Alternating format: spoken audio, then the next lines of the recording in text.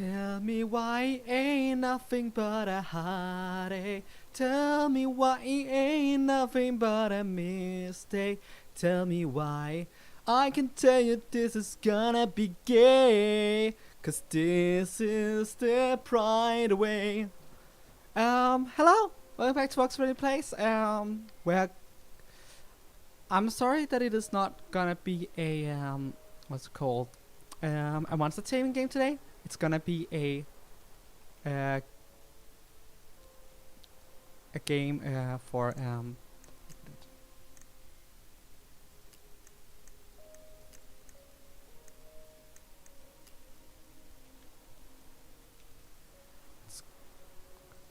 game. It's gonna be a inclusive game that has some LGBT plus LGBTQIA plus representation in it. So that's wonderful. Okay.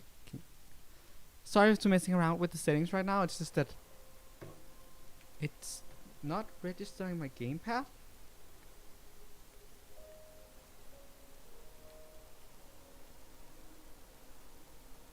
And I needed to register my gamepad.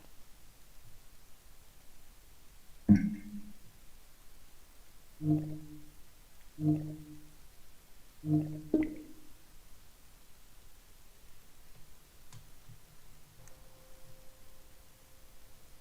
why?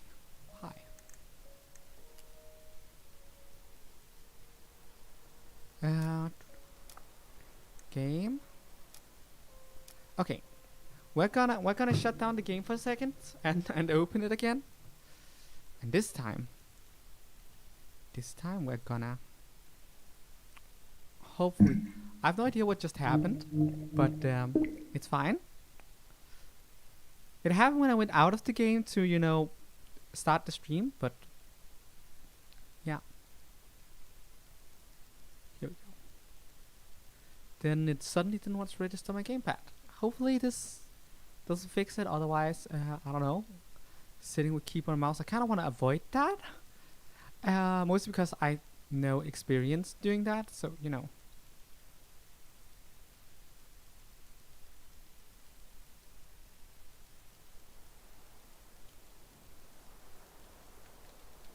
Press any button and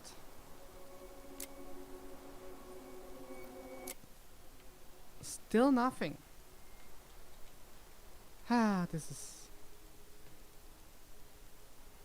a wonderful start. Okay. Why though? Why?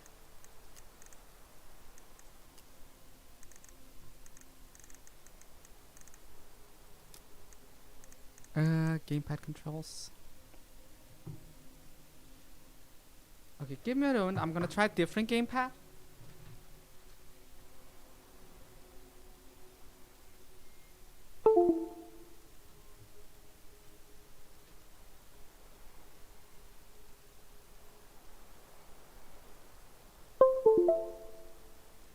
I swear, this worked like 5 minutes ago. I don't get it.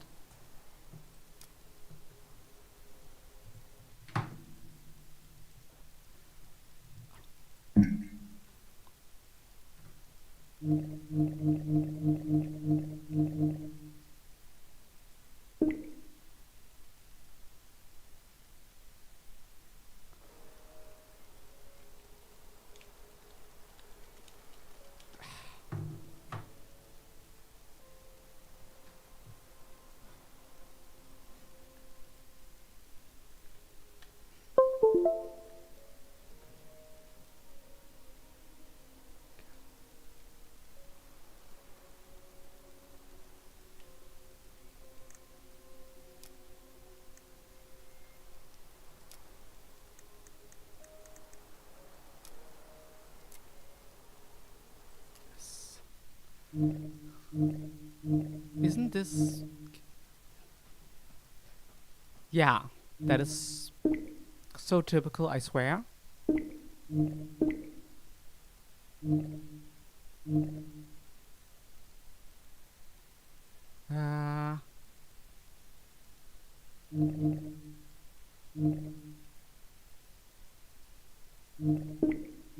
Okay.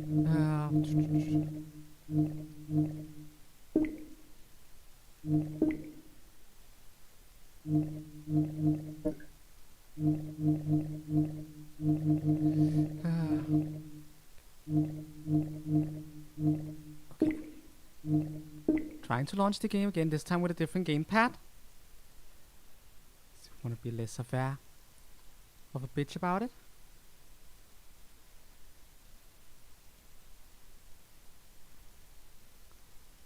Game is opening. Unreal Engine. Cool. So I was developed by guidance from cultural, mental health and transgender advocates. The game portrays intense situations related to family violence and emotional. Didn't get to read the whole thing. The controller works. Annoying that I had to use my PlayStation 4 gamepad and not my Switch gamepad, but that's how it is.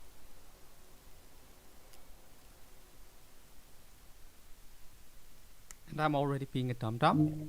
So I'm gonna exit the game again.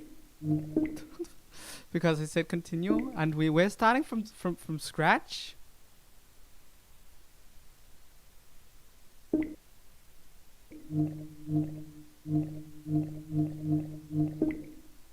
So just I don't know, I could probably just have exited the scene, but I panicked, so I ended up just being like, force quit. So yeah. Hopefully this won't have too much of an impact on our playtime. I'm thinking like it's around an 11-hour long game, and I want to finish it today. We're gonna do this in one stretch. So yeah.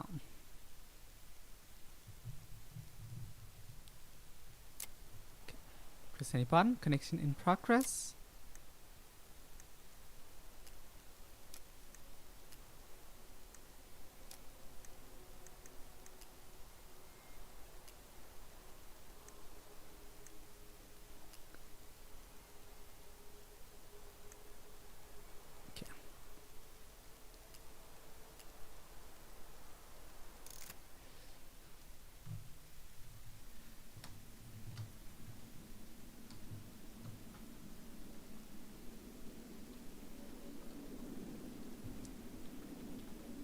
By Don't Not Entertainment. Good company. Good games. Delos Crossing Alaska, March 1st, 2005.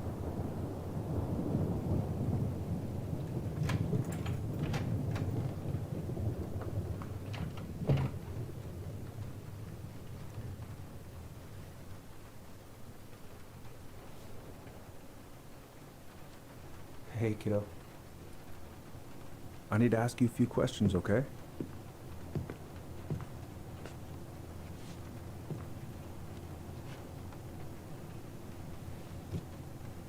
Can you tell me what happened tonight?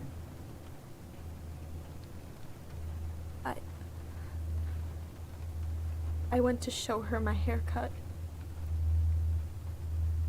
She had a gun. Take your time. She freaked out. It's okay. No, it's not. It's not okay. My mom tried to kill me, so I stabbed her. I killed my mother.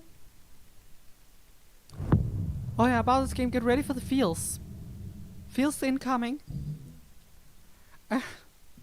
Just be forewarned. Feels will be happening in this game. It's a Don't Not Entertainment game. What are you expecting? Fireweed Residential Center, November 2nd, 2015.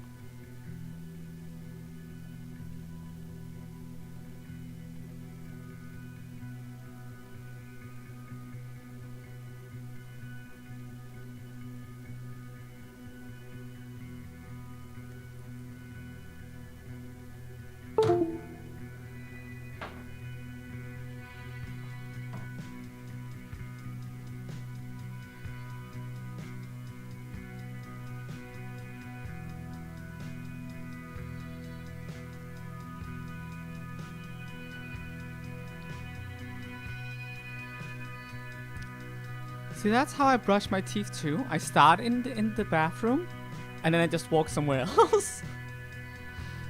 Oh.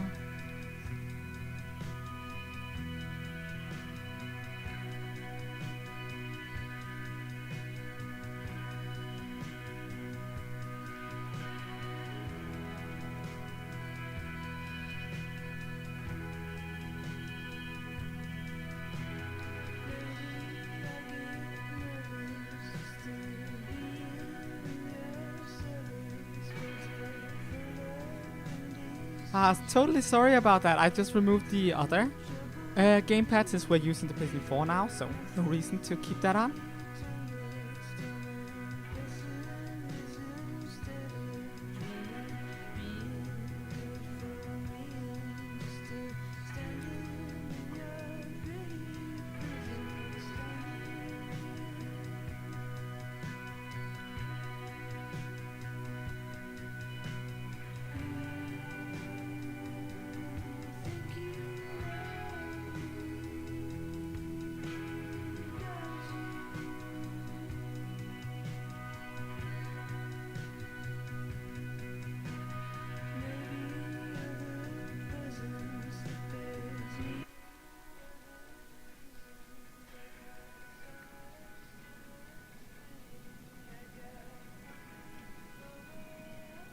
Okay, first, I'm gonna find the keys to the old house.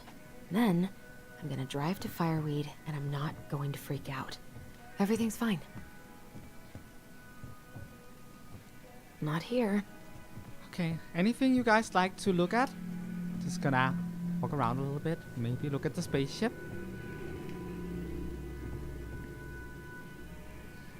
That insightful dialogue, Alyssa. Insightful dialogue.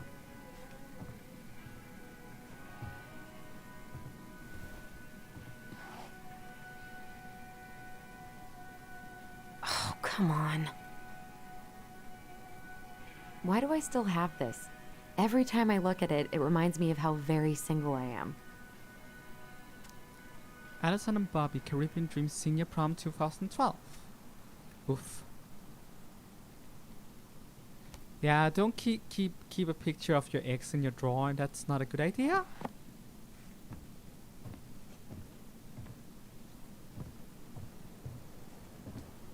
Mars.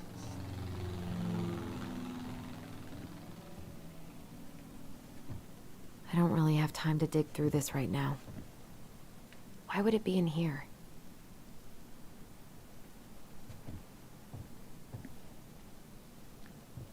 Oh, right. I stashed them down here. So about the stream, just whenever you see something I could interact with, and if you wanna have a look at it, just say so, and we'll take a look at it.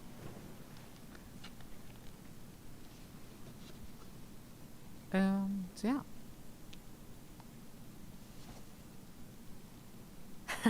So that's where you've been hiding.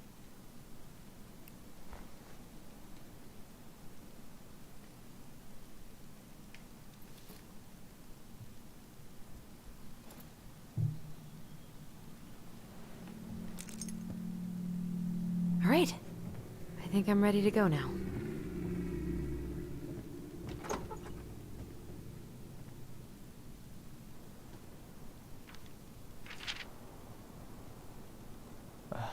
Allie, she's gonna be so awkward.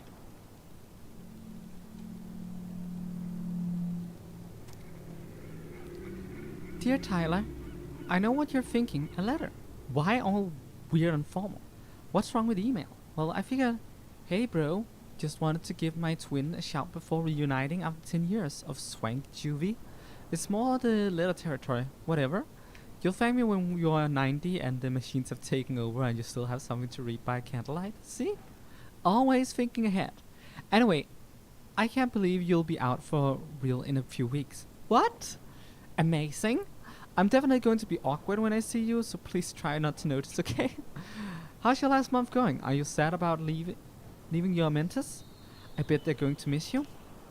I got my tires replaced, so I'm all good to pick you up, and you can save the snark when you see my ride. She's been through a lot, and we can't all be car guys. Anyway, the veggies let me take the day off, so we can go straight to the old house and get it ready for the sale and everything. Can't wait to never think about that place again. I really can't wait to see you. I don't know if I made that clear. Love you, Allison. Can't believe I'm about to leave this room for the last time. Okay, I'm pretty much done here. I just need to grab my goblin and I'm off.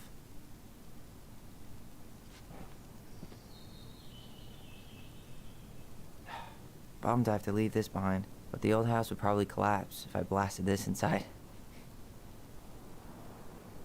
At the point? Man, the soundtrack to my angsty teen years. I'll leave it for the next rebel. They're gonna need it more than I do.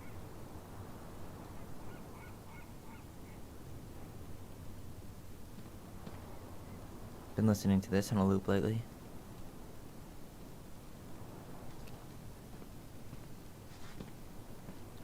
Something I do want to show off on stream is this here. Celebrate Educate Unite Transvisibility March on Juno, March 31st, 2014, 5:30 p.m. late. Brought to you by Juno Coalition for Equality. I absolutely love this poster. It's very good, very great.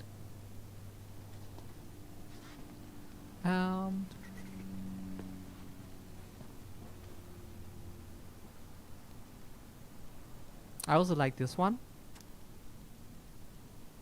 Testosterone refill TRX. You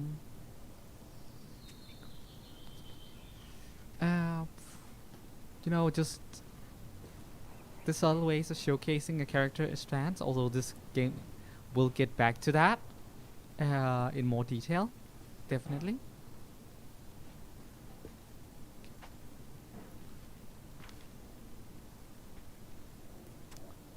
Hey Aaron, you know I'm bad at this, but just want to say you've been the best counselor on at risk yet redeemable youth could want.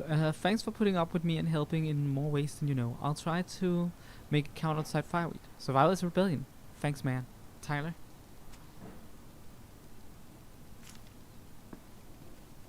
Okay. Need to get the goblin. Hey, little guy.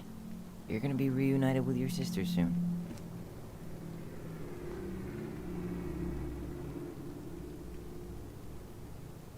Cool. I guess I'm totally ready to go now. I guess we found the first game collectible.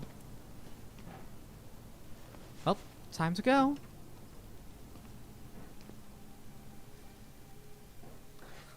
Whenever the game is like press the A button, I'm like, oh yeah, where's the A button on my Nintendo console? And I press the circle button on the PlayStation controller and it's like, not the confirm button? Oh, this is gonna be a long game if I'm gonna keep pressing the wrong button.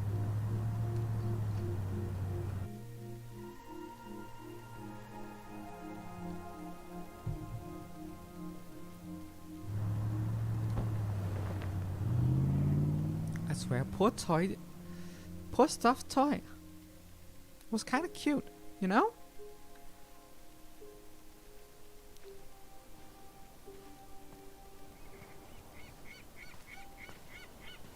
Hi, Tyler. Hi. First time we see each other in 10 years, and it's hi, Tyler. Oh, sorry, It's fine, Allison. Hi's a good place to start. God, it's good to see you. Likewise. You have anything else you need to get? Nope. This is it. My last 10 years in a bag. Then we should get going. We just have time to make the morning ferry. You look good in that. Thanks. One of my mentees designed it. It's really good. Yeah, he's so incredibly talented. I got a couple of local coffee shops to hang his art. Tyler Ronan, shaping the leaders of tomorrow. Yep. We're screwed. So, are you gonna miss anything about this place?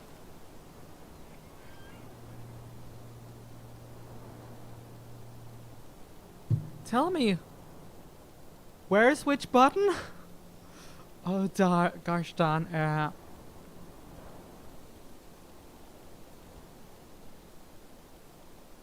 So if X is A and that's B, then that's X and Y.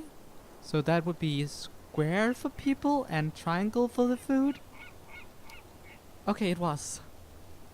Honestly, people. The other residents, my mentees, my counselor Aaron. It took me a while to fit in, but once I did, it felt like home. They made me feel safe. Safe enough to be me. That's so great. I'm really happy for you. We planning to drive to Delos Crossing or push? You are welcome to walk. Nah, I'll take my chances. Need one last look or anything? Looked. Let's go.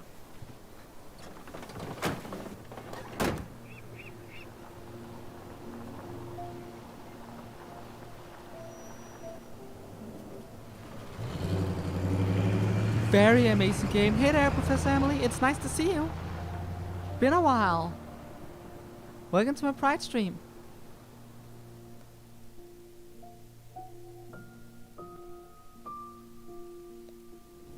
No, really. I am 100% not creative enough to make that stuff up. Oh, and just last week, they had to turn the ferry around because a bear was on board. No way. Someone heard a commotion in the back of a delivery truck, so they opened it up. And there was the bear, fat and happy on a literal mountain of empty chip bags. You go where the food is. Oh, I can relate to that. So then what happened? I'm not sure. I think they couldn't get him to leave, so they tranked him. Oh, poor buddy. Shot in the ass just for getting the munchies. Yeah, well, you know what they say. Safety first in bear country. Yeah, but prevention is best. Common sense goes a long way in keeping them from getting shot. The bear is fine, Tyler. For now. You hear they've been talking about loosening up regulations on trophy hunting again? Higher bag limits, inhumane ground traps, even bringing back hibernation hunting. What kind of asshole gets off on killing a sleeping animal? I'm not against hunting, but predators play a vital role in the health of our natural parks. What? Why are you smiling? I'm being serious. Oh, I can tell, Ranger Tyler. Not yet. But at least I got the school part out of the way. I can't believe you've got a bachelor's already. While I boast a half-completed certificate in accounting from an online college that may have stolen my credit card number. You'll figure out what you want. You have time.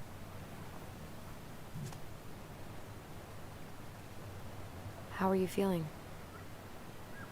Like I'm about to drive straight into a whiteout and my fog lights are dead.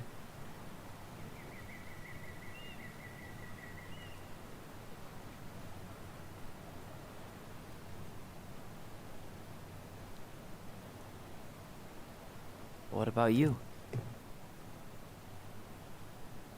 Allison? Whoa. Zoned out there for a second. Sorry. What's up? I'm sorry, I'm just trying to wrap my head around the fact that you're right here, standing beside me, on our way to Delos. You don't have to apologize. It's a lot.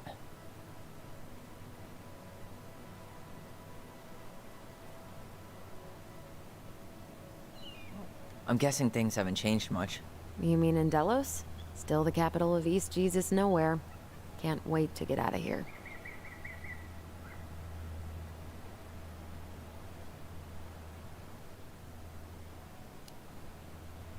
Guess that normal life you wanted didn't live up to your expectations, huh? I mean, having cable and full-time electricity was definitely a plus, but no one ever forgets anything in a small town. You get marked a weirdo and that's it. That's your life. At least you had Michael. Yeah. I don't think I'd have survived high school without him.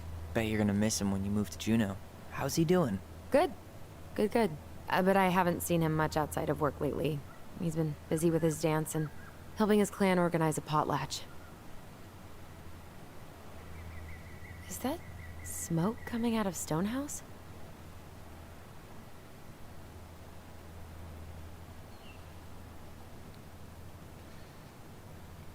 That one over there? No, the one just beyond it. You know, the one the elders say is haunted to spook little kids. Oh, right. Oh, a whole group of us were drinking at a bonfire down at the point, got dared to go inside. We didn't make it past the garden. Sounds fun. It was.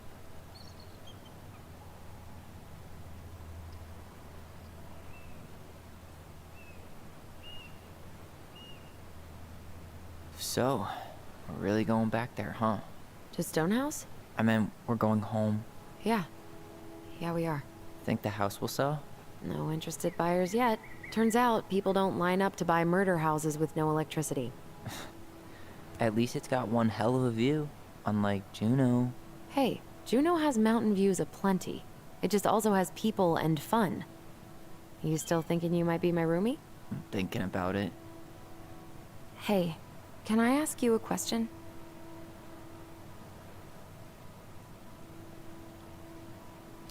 Sure. Shoot. I was told... I mean, after you, well, graduated, I guess, and became a mentor 3 years ago, you still basically spent all your time at Fireweed, right? Pretty much. There were a few times I tried to go to these meetups for trans people in Juneau, but something always came up. I probably should have put myself out there more, but it was better to be around in case the residents needed me. So you were free to come and go as you pleased? Yeah. Why do you ask? Oh, nothing. Just being an overly invested sister. Curious how you spent your time. She seems like a nice sister, to be honest. I like Allison. She's cool.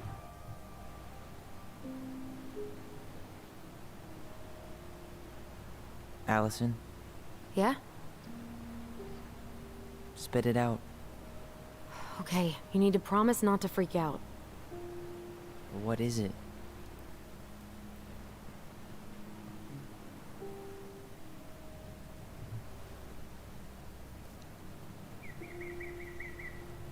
It's a gift. From Eddie. I know he's not your favorite person, but I'm sorry. When you said Eddie, I thought you meant Chief Brown, as in the police officer who arrested me. come on, Ty, don't... And your adopted father, the man who didn't let you visit me for 7 years. The Fireweed administration backed him up, Tyler. They thought it was best for both of us.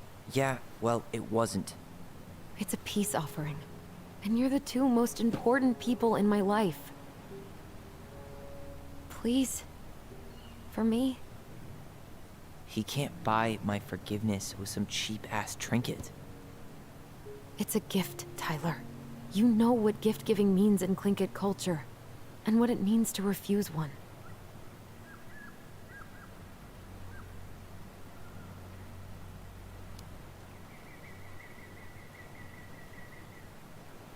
I can't accept this. I'm just not there yet.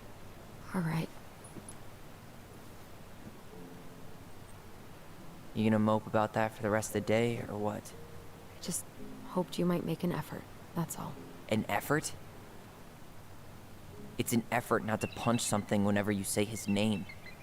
Can't you just cut him a break? He was doing the best he could with a truly shitty situation.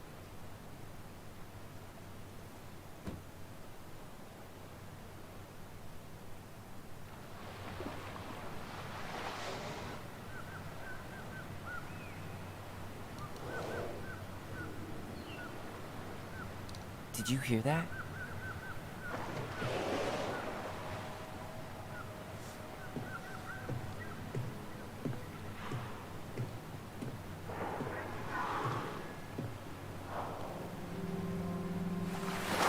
Whoa!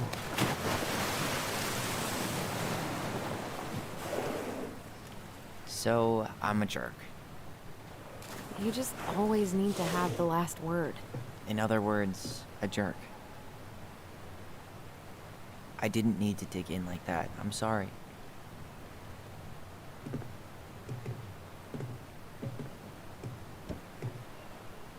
I'm sorry too. I just hoped we could wrap everything up with a grand gesture and move on to our perfectly normal lives. What? This isn't normal?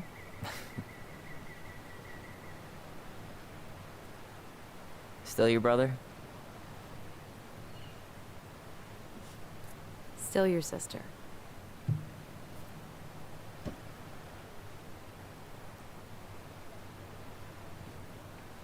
Would it ruin the moment if I said I needed to call home? Yes. Completely. Sorry. Go ahead. And stop apologizing all the time. Okay, sorry. Thanks. Ooh, control! I It's so can weird walk being now. back on this boat. Again, if there's anything you guys want me to look at, just say it and we'll take a look. A Way of Life. Introduction to Making Devil's Club Tea.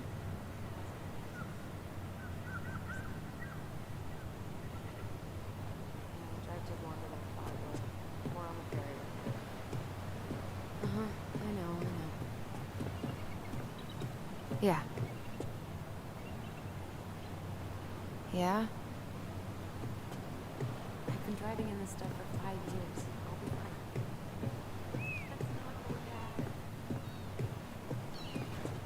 Okay, see you soon. Oh, there's a sign. I didn't see the sign. I was like, can I walk up here?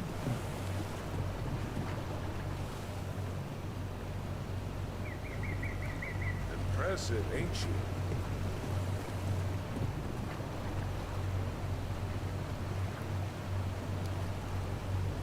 If you say so. I know some folks think an odd six is old and boring, but I've dropped moose from the thump with this one for years. You hunt?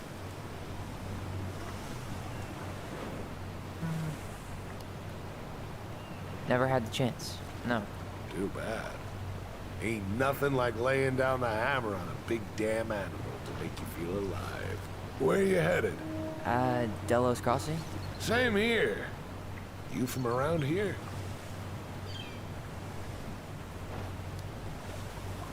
Born and bred. Ah, you don't say. I moved to Anchorage around your age. Delos was mostly Alaska natives then. Clay Kid, hideout. Haven't been home in 5 years.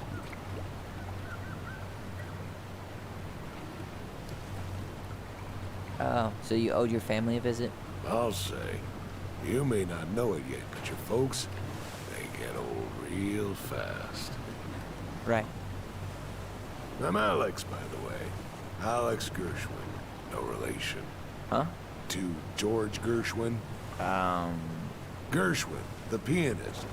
Folks are always asking if we're related, so I try to head it off with the pass. Oh. What'd you say your name was? I didn't. I'm Tyler. Tyler Ronan. Ronan, huh? Ronan as in the Ronans? Uh-huh. So, I never knew those girls had a brother. We didn't.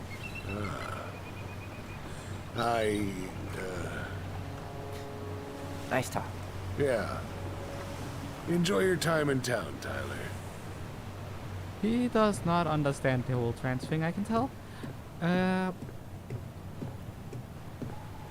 Oh, this combo about the hunting? Yeah, it could probably gone wrong. I like, he got real awkward about that.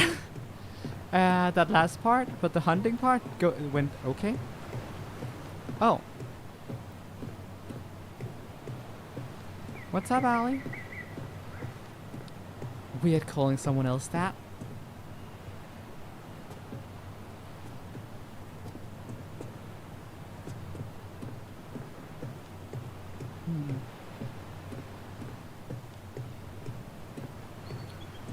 Hey, Allison. Can we take the scenic route instead of the highway? Allison? Don't think she can hear you. Guess not. I'll see you around town.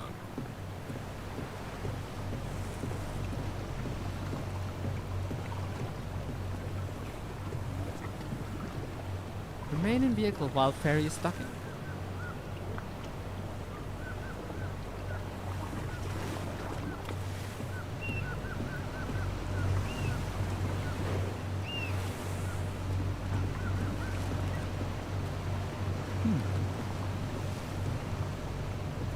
What a waste of a good pun.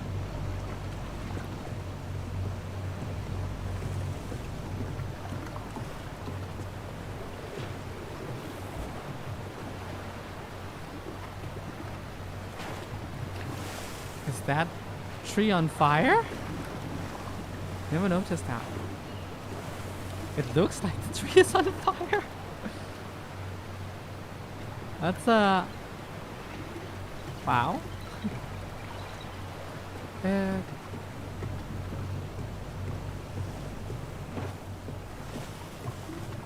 Oh, we're here. Let's go. Cool. Back to the car, Roman.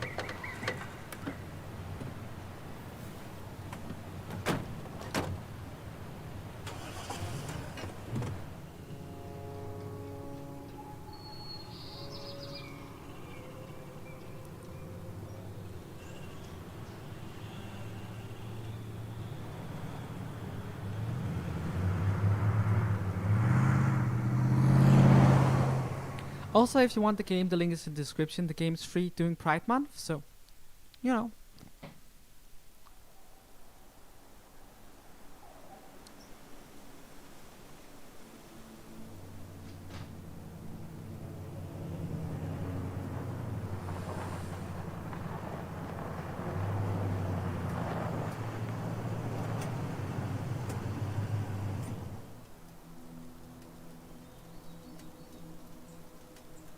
Like, Allison is truly driving a rust bucket.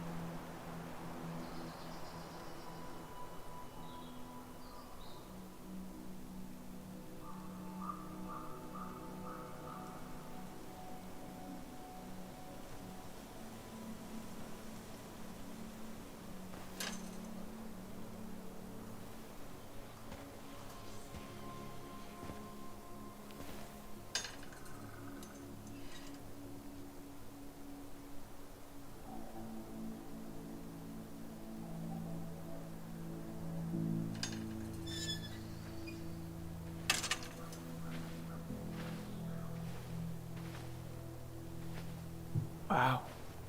It's basically exactly like I remember it. Only faded. Like a Polaroid left on a windowsill. From the outside, it almost looks charming.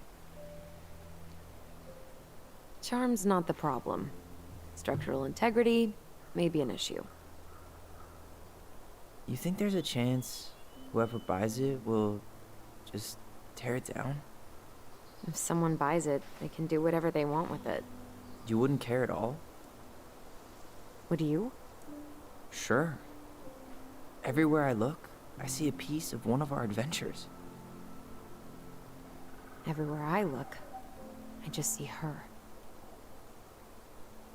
Allison, we could go grab a bite. Start this tomorrow? No. The only way to get this done is to do it. Oof. After you. Well done, Allison. I guess we're going in. Don't you have the key? Ah.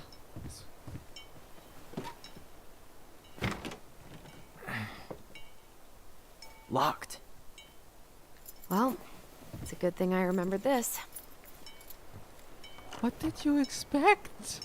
You sure Why that's the would right I? key? Yes. Maybe someone changed the lock. Who would change the lock on us? I don't know. We're screwed. You got a plan B? Yeah, we find another way in. I never knew a locked door that could keep the crafty goblins out. Yeah, we had a million ways in and out of this old house. At least one of them's gotta work. See, I find that relatable. My old childhood home. I know how to get into that place without a key. The crafty goblins. I haven't thought about them in forever. Or should I say, us. We almost spent more time as goblins than we did as kids. Oh, do you remember all the other characters? The Moon Hag, the Ice King, the Old Bear. Most of them, I think. But the details are fuzzy. Hey, do you know what happened to the book with all the stories? No, no idea. But I'm sure it'll turn up when we clean this place out. I don't, not because of anything, what's it called? Going back to what I said before, not because of anything particularly bad, it's just fun to climb, fun to find ways into your own house. It's just, I think it's just being a child and playing around. Remember how mad she'd get if we didn't use the compost? And she always knew when we were lying. Waste not, or kiss the planet goodbye. No way. I can't believe it's still there. You need a hand with that? No, it should be fine. Okay. If we just get this board out of the way, I could probably squeeze through. So we need something to pry it off. It's screwed in pretty good. We need a screwdriver. Well, time to find a screwdriver. There's nothing like breaking into your own house.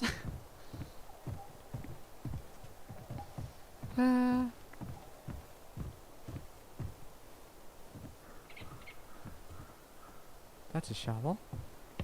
At least we don't have any use for this right now. Luckily. Remember the snowstorm in 2004? Marianne had us digging for hours.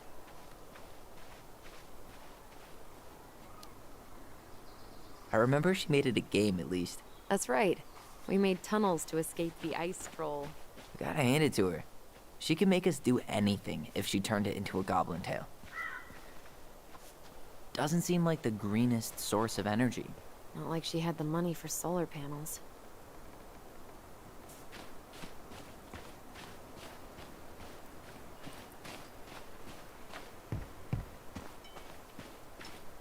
Now would I find a screwdriver? The garage. At least the shed's still standing. Yep. I don't want to think about what might be living inside it, though. Well, better alive than dead. Ugh, yes. Let's deal with that later. Plenty else to do first. I can't believe these are still here. Yeah.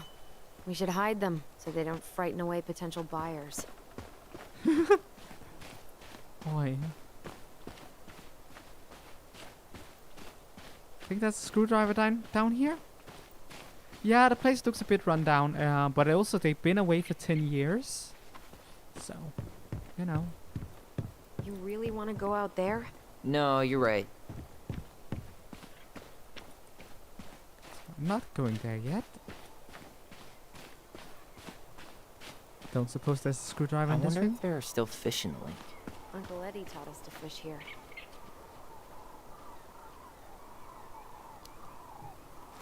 You still fish? Nope. You? Every Sunday morning. Once I could leave fireweed, of course. Alone? Totally. At first, it kind of made me crazy. And then I started to really like it. It was relaxing. Really? Yeah, you know. The lake, the water, the sky. Me, just a speck in the middle of it all. A speck with a split? Always. What are you lolling at? The time delay. I don't... now I'm just looking at the chat confused. The wonders of streaming.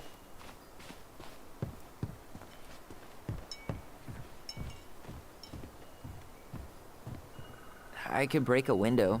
You know civilized people don't do that, right? Oh, so we're civilized now? Well, maybe not. But we are trying to sell this place, and broken windows aren't exactly amenities.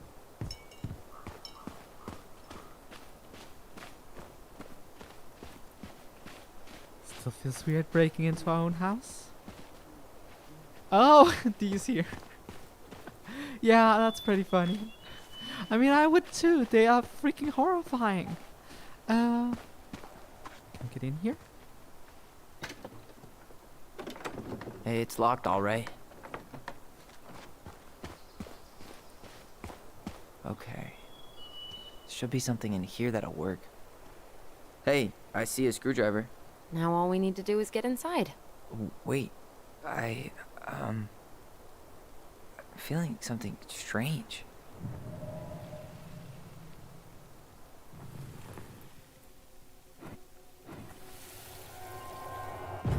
And don't leave this room until everything looks as clean as a whistle. Ugh.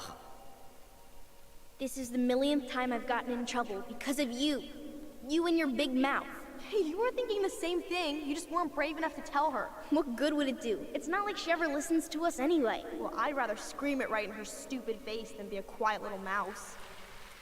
Oh, we forgot the key. We need to put it back. Maybe we could hide it somewhere. You know, for fun.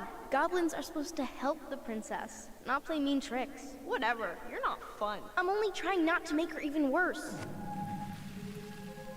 Whoa, did that just happen? I don't know, but I saw it too. It felt like it did when we used to share thoughts with our voice. It did. But that was a memory of us 10 years ago, right? I vaguely remember it happening. I think so. And, that's new, right? Yeah. We could share thoughts and feelings, but we never replayed memories like that. Why would it happen? And why that memory? I don't know.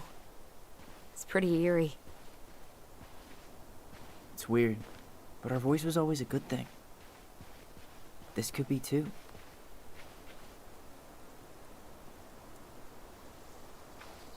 I swear, Donut Entertainment cannot I'm write feeling about. something again. Near the Can- barn. Yeah, me too. They cannot write about young adults without giving them superpowers.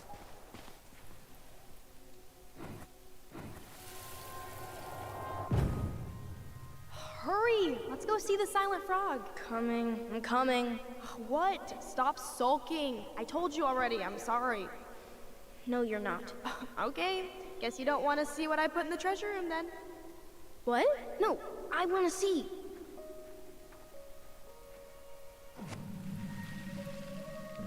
Guess we know where to search now. We just have to remember which one is the silent frog. Damn, where's the key? Seriously? Kidding. Oh, come on. Okay, sorry. Nice job keeping a secret, buddy.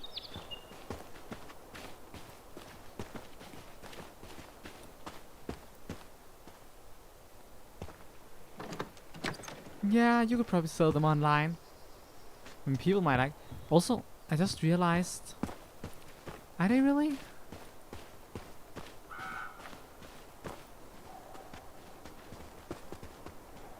Okay, no. They're not. I'm just being dumb. I thought something, but I was wrong, so never mind. Let's just grab the screwdriver and move on. Got it. All this for a screwdriver?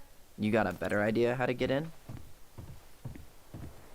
You know, video game logic? We just need a screwdriver. Any screwdriver would do. We found a screwdriver. It's not like there is a million different types of screws with magic screwdrivers. Nope. Just the first screwdriver we find. Whatever.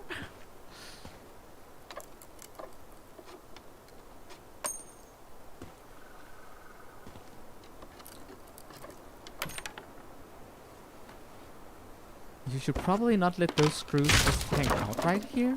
Could be dangerous. You sure you want to go in there? This was our very first den, remember? Who knows what lives down there now?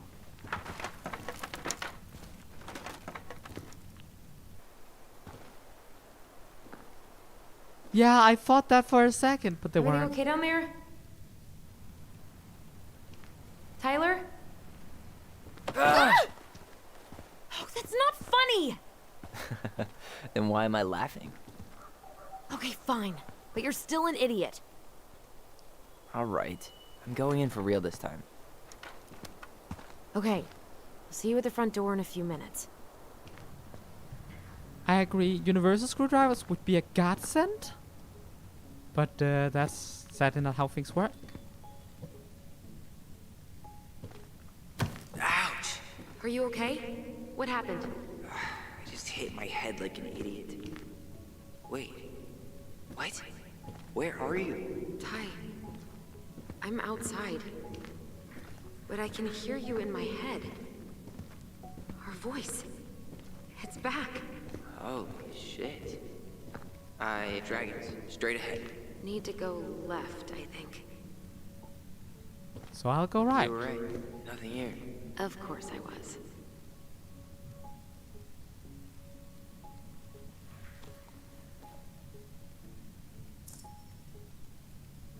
I would have taken the gold. Not even in your dreams.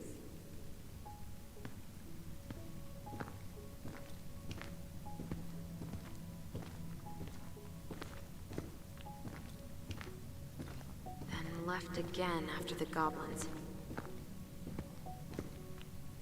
Oh yeah, the caring, craving goblins. Yes, we are.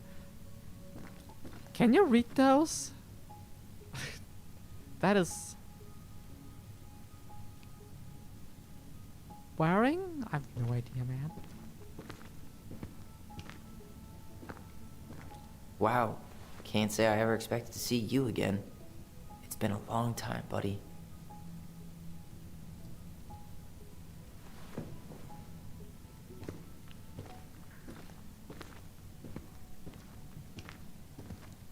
Nope. It was on the right. My bad.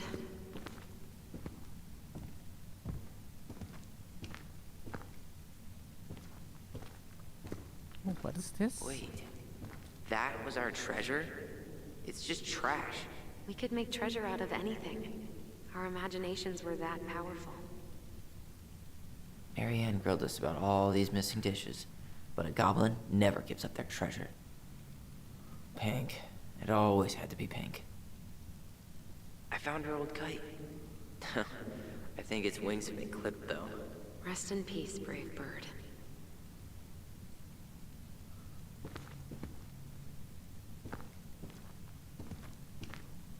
Past the treasure. Straight ahead. You know, I almost convinced myself our voice was just another childhood fantasy. Me too. But we really are connected. Huh, the crafty goblins. Yeah, that was not easy to read. Beware the Mad Hunter. The Mad Hunter. Why am I still afraid to say his name? He was Mary Ann's creation. She made all the creepy characters.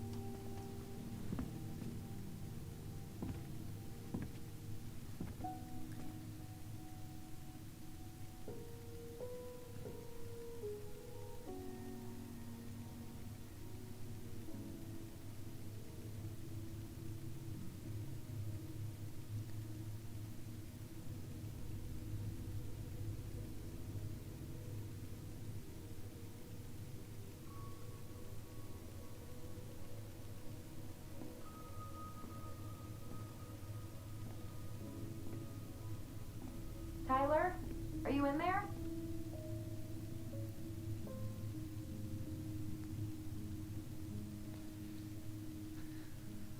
Tyler! Coming!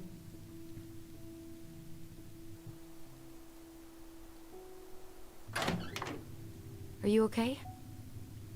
I'll live. Good to hear your voice again. Yeah. Same here. So, coming in or what? Just working up to it.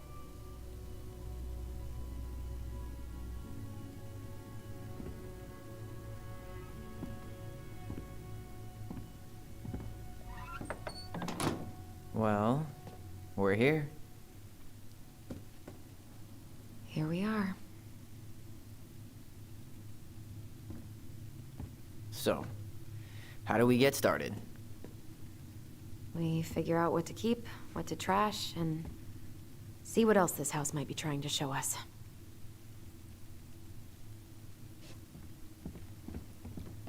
Again, If anyone sees anything they want me to inspect, I'll inspect it.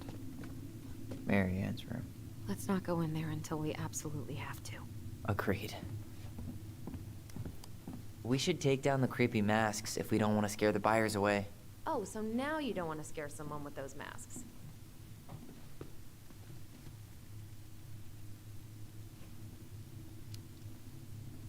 Hey, I just put on the mask and pretended to be a warrior.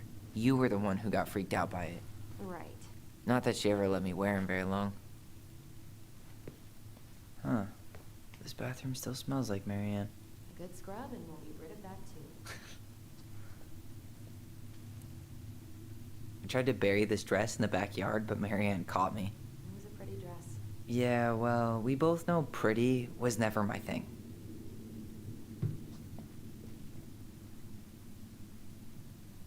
What are we gonna do with all her jewelry?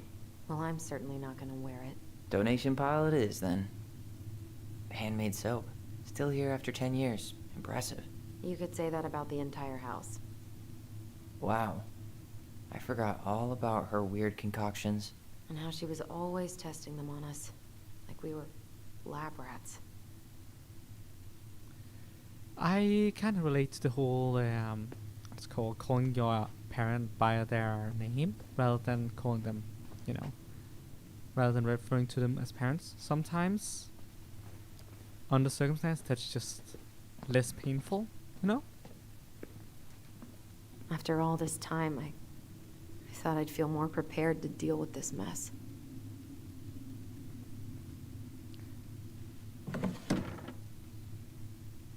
Duct tape, woohoo! String, glue, duct tape. The holy trinity of house repair. Marianne loved having something to fix.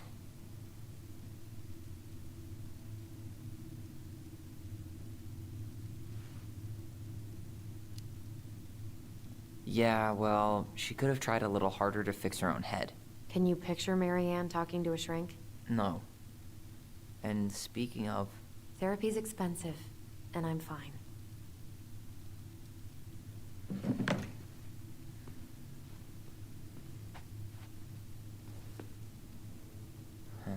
What was she hoping to do with all these jars? She used to barter for our clothes with homemade jam. She tried everything to make ends meet. Well, not everything. 2005. Of course.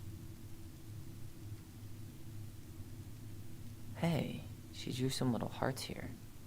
Oh, What? March 7th. Oh.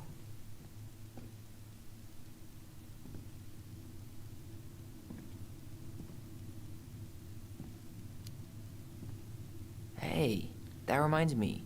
I owe you like 10 birthday gifts. I think we can let that slide.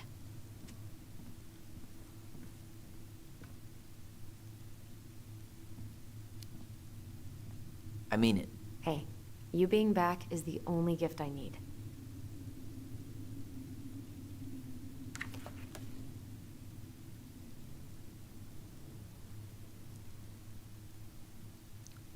Yeah, it sounds like it's taking really hard on both of them, to be honest. The last few months are almost all blank. Only a few appointments. Most of them canceled. What kind of appointments? Hairdressing, I think. Oh yeah, she did that for a while.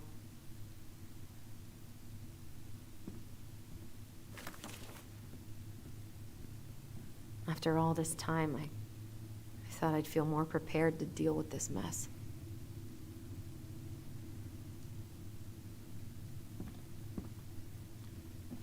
Yeah, but you're never quite prepared enough for revisiting emotional trauma like that?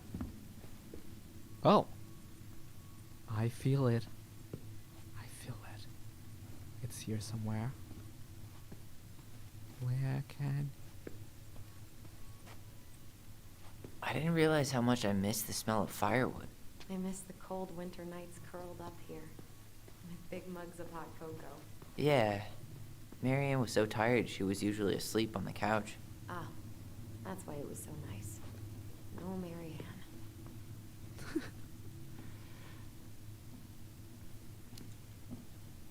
That was the one time we were ever quiet. We knew she needed the sleep. We all needed her to sleep. She was trying to save the planet way before Al Gore made it cool. Has Al Gore ever made anything cool? Nah. I guess she was right about one thing, but you can't really blame anyone for not listening to crazy Marianne Ronan.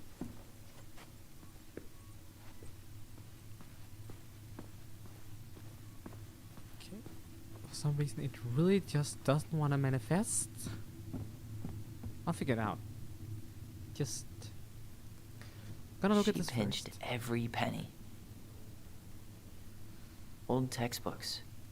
Tessa gave them to us, right? Yeah, she thought we were gifted.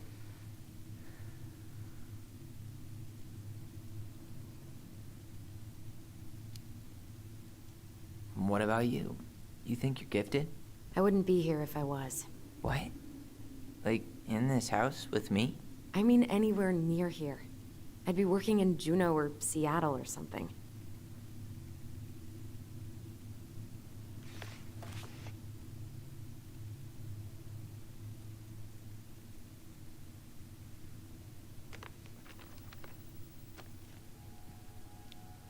Hi Mom, we're sorry the vase got broke. We didn't know you loved it so much. We need to be careful not act up in the window room. Next time we will try and use good judgment. Please forgive us for doing bad things. I'm sorry too, we should be more careful. I'm very sad we made you cry so much. We should play outside instead. I will tell Ollie not to be wild all the time. We aren't going to do it anymore. We're sorry. Ooh, we got a dead name. What are you reading?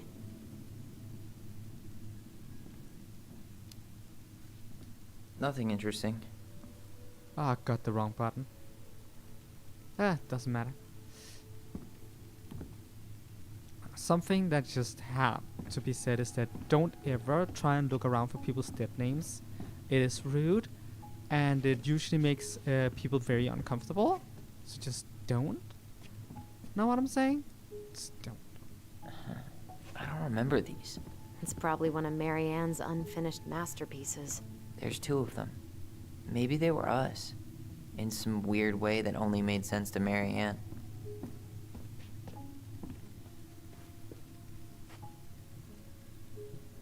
She took so many pictures. Yeah. Like she had to document every second of our lives.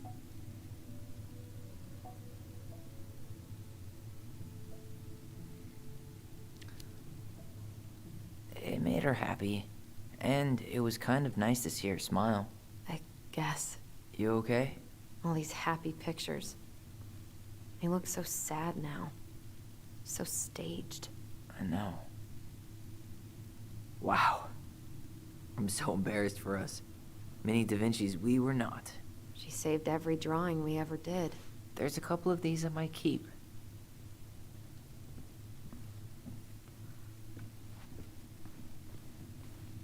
Okay, we need to figure out where that thing is, because I don't think we can proceed the story until I activate it. So it's not as strong in this direction, it's stronger in behind me. It looks really wild over here. Less so here, so it's like here. Is it up? It's not up.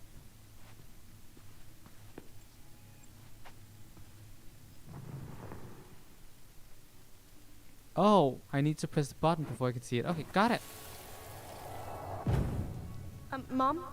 About me joining the hockey team? Mom! Sorry, what? Not now. Maybe next year. But you promised! Keep whining, and my next year will become never. Can you cut my hair? Your hair is fine.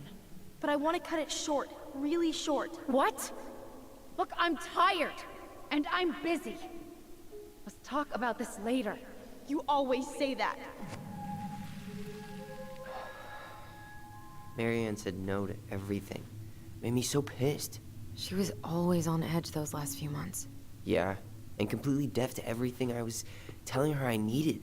She pretty much always said no to me too. True, but it felt personal with me. How you feeling about being back? I thought I knew what to expect, but everything keeps catching me by surprise. My nerves are completely raw. I get it. How about you? You okay?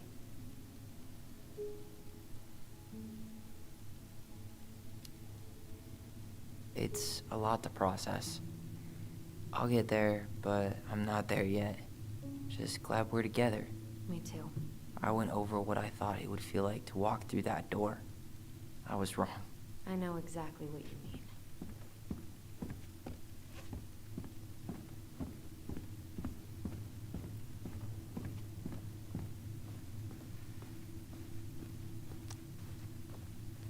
It is a pretty big house. I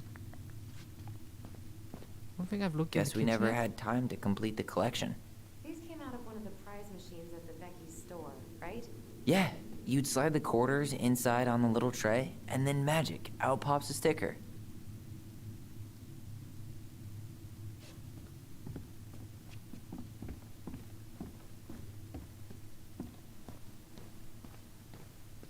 Huh. What was she hoping to do with all these jars? She used to barter for our... Best mom. You think we ever really believed that, or were we just trying to make her happy? Either way, it wasn't true. Yeah. Yeah.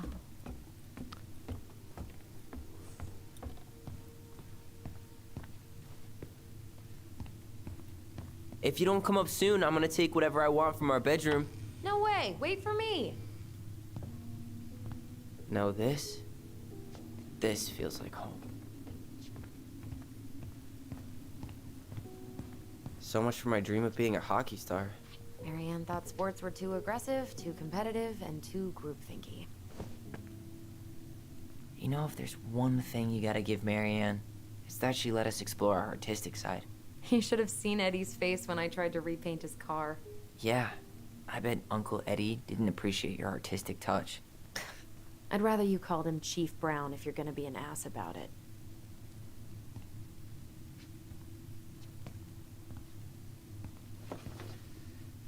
Look what I found! What? Only our greatest creation, the Book of Goblins. Seriously? It was in that chest the whole time? Not that button. All these stories. I had ideas for so many more. Marianne wrote a lot of them. Yeah. It's one of the only times I remember her being at peace. I'm not gonna read these right now. I'm not sure we have time for reading all of them. And there's a lot here. We might go into reading some of them because some of them are necessary for unlocking, solving puzzles. But yeah, that's... or maybe we should read them because a lot of them also has like symbolism and references to the character. We'll see. If you guys want me to read them at some point, we might do it. But Where is it? You looking for something in it's a particular? lot. My diary. You never told me about it. Yeah. With the way Marianne was, I tried extra hard to keep it a secret. Marianne. Yeah, that day she found out about it.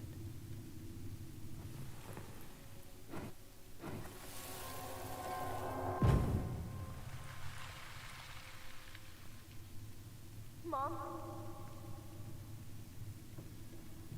Mom!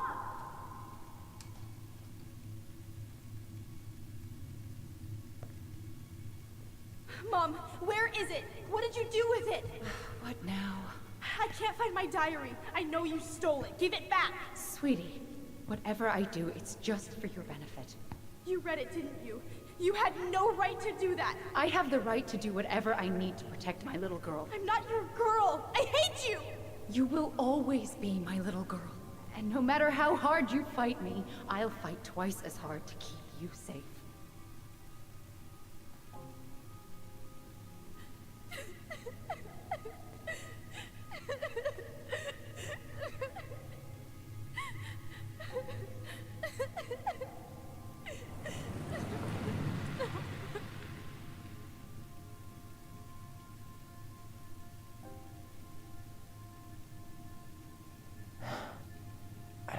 I never saw it coming. She told me right to my face she was willing to hurt me to keep me from transitioning.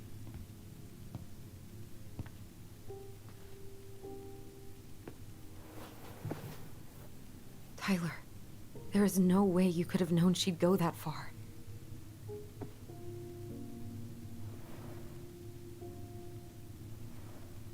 I want my diary back.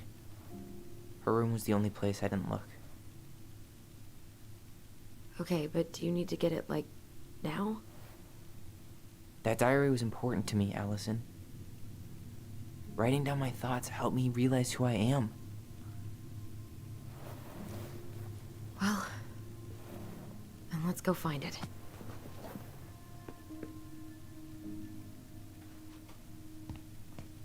I just think, yeah, we're gonna read You think those. her room is still locked? It always was. We're gonna read those I'm stories. not looking forward to going in there. I know, but we'll have to eventually, and I need it back. We're gonna do it later when we know a bit more characters, so that we better can understand the context for those stories. I think that might be the best way to go about it. And maybe not all Ice at King once. finally caught the hag. His furious voice could be heard throughout the forest. For your wickedness, you will be eternally bound to the lake. What? No way. Quiet, let me finish. You will no longer be allowed to leave. Not even under a full moon.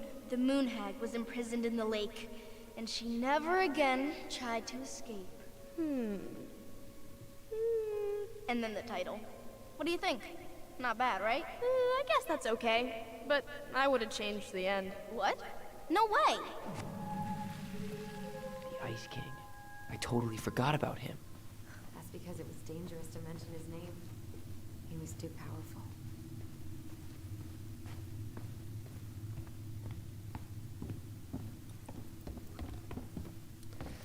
I did warn everyone that this is this game feels all the feels.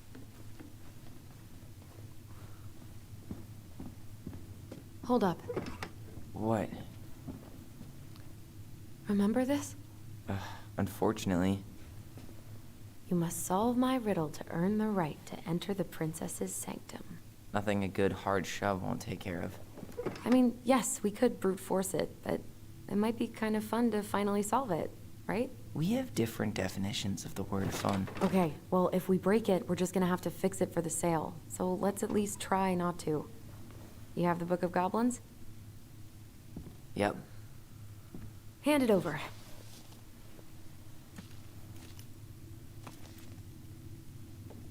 What are you looking for? The image on the door. It's making me think of a story from the book. One that Marianne wrote. You have a way better memory than me. Well, the Book of Goblins was my creation. And you'll never let anyone forget it. Here it is. The one about the princess's party.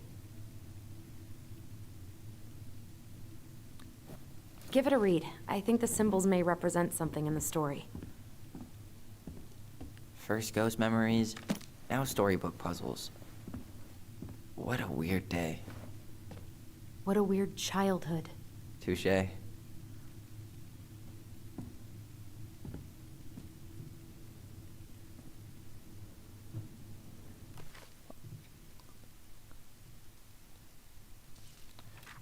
So let's see here. What do you have? The frog earns the right to speak, the bear and the princess, the beaver fixes the house, the princess's party. Page 15. The princess's party. Once upon a time, in a deep and ancient forest, the princess was melancholy because it was the 1-year anniversary of when she had run away from home. Sensing her sadness, her forest friends showed up at her door. They were headed by the pelican, pious and attentive, and organized by the moose, stalwart and farsighted.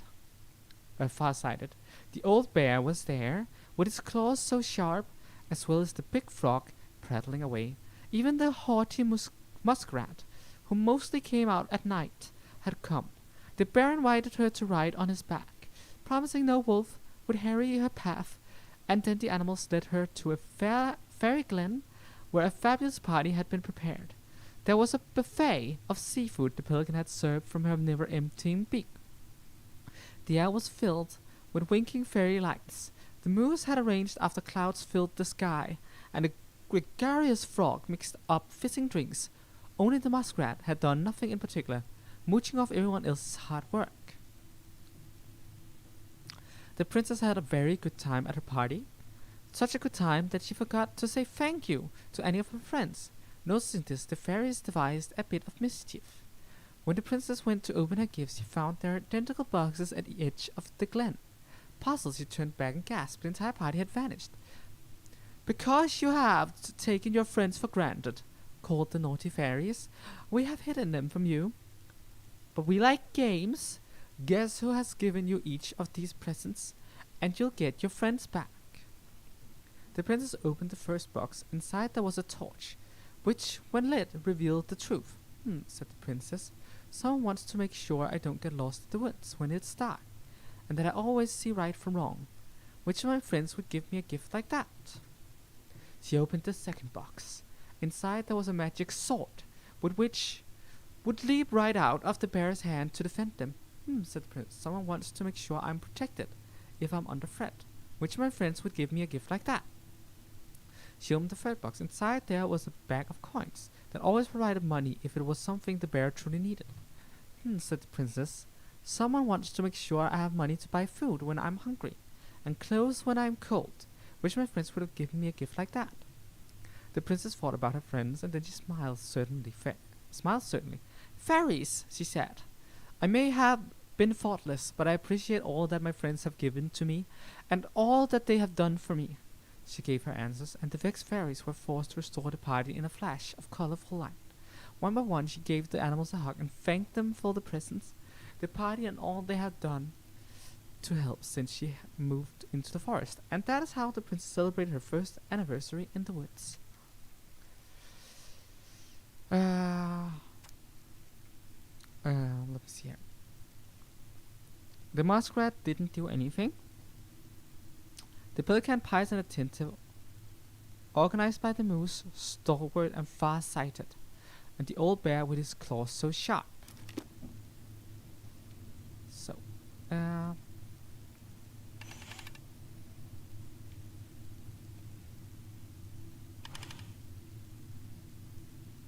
if the second gift was given by the bear, who wanted to protect her, with claws so sharp, first gift was given by the moose, stalwart and far-sighted, and then the third one was given by the pelican,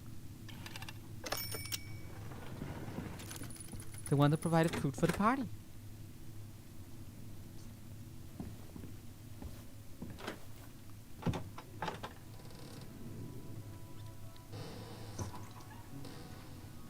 And boom, we're in. Automatic light in a house like this? That's weird.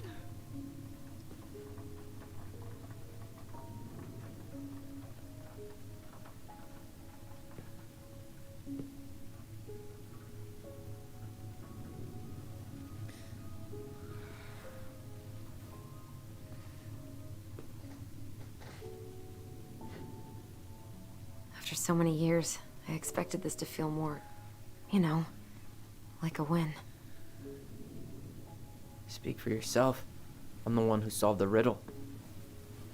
Why do I feel like you're not gonna let me forget that?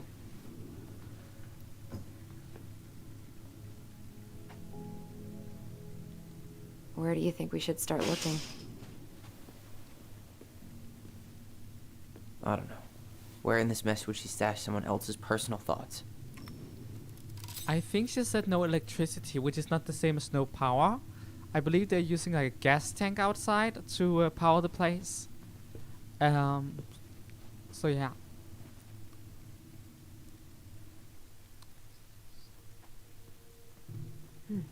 So she was standing here, spying through the window, drawing us while we played. She always had her eye on us. My entire body just shivered.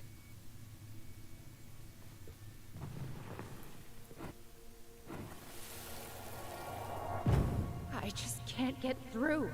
Whatever's going on, they won't let me in.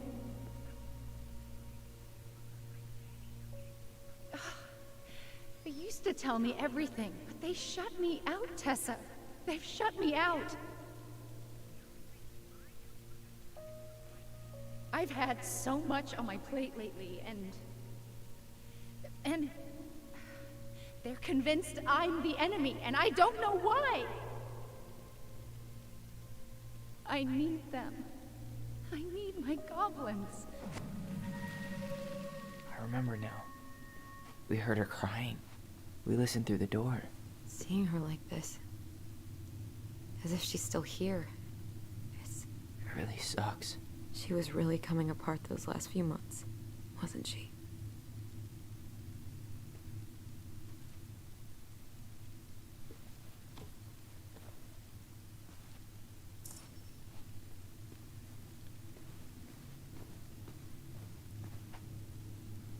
She always had to have a picture of us close by. Why this picture, though? I mean, do you see the expression on our faces? Oh, this explains a lot. They're mostly full. She was too stubborn to take medication.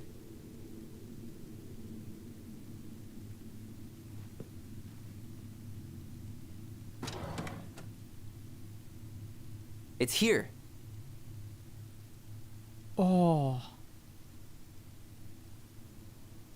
She crossed out the name to write the dead name on the diary. Oh, that hurts. I knew it. I fucking knew it. Do you think she read it? Of course. She was nosy as hell.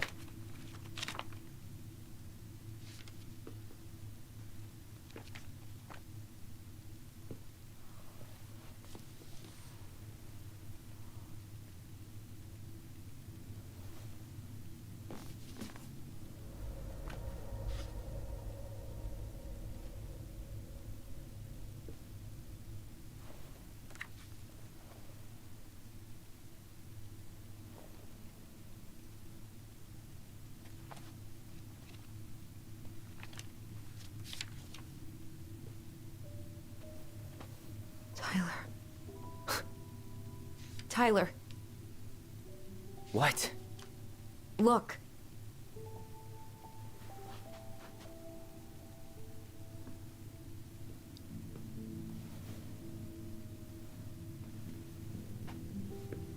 What? Where did you find that? It was on her desk with her papers. Seriously? Are you fucking kidding me? Look, we gotta be really careful not to overthink this. But it doesn't make any sense. She was mad, right? She was mad I cut my hair. She attacked me because I cut my hair. She was mad and she attacked you. We both saw it. Then what is this shit? I don't know. I don't know. Tyler, come here. She can't do this to me. Not now. When I've finally made sense of a few things.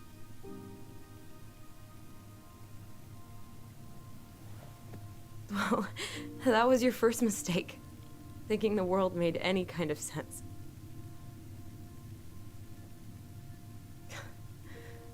"10 years in the grave, and she's still finding new ways to piss us off." Yeah.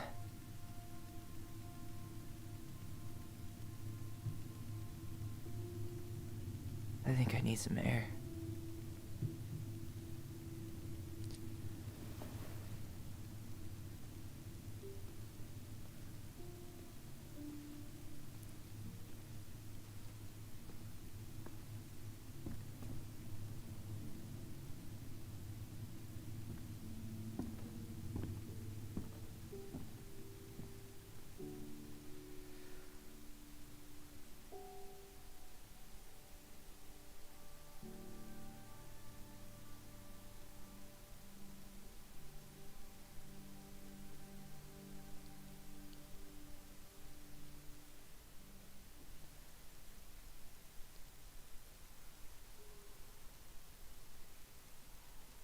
Are you really, really sure?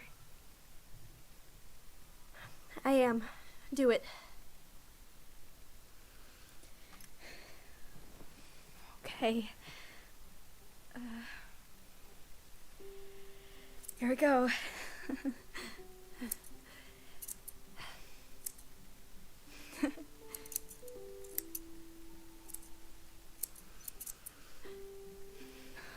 Whoa. Is it all gone? Yeah. It looks amazing. Really? Yeah. I can't wait to show Mom. She's been so sad lately. More than sad. She's been scary. Yeah, but not tonight, though. It was almost like a party. Thank you, Allison. You don't have to thank me. You're my sister. I feel more like your brother. Brother, sister, we look out for each other. But I'm pretty sure I just gave you a really bad haircut.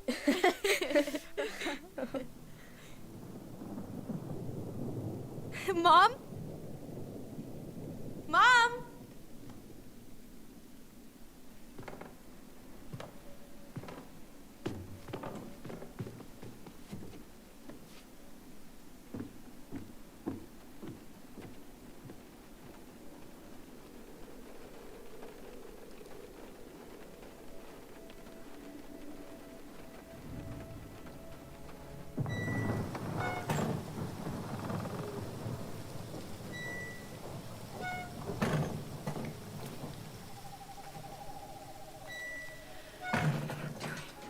God. Ugh. Okay, but it's okay. It's okay. I'm just gonna okay. Just okay. Oh. Mom? Oh no. No, no, no, no, no, no. This is wrong. This is all wrong. Wait! Stop!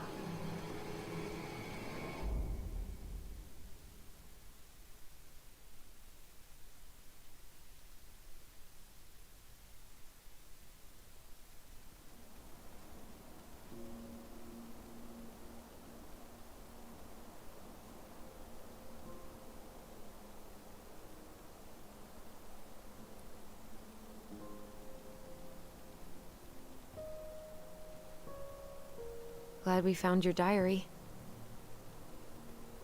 Me too. I guess she was trying to figure out where you were at. Yeah, well, she should have asked. I wasn't some goddamn research project. I was her child.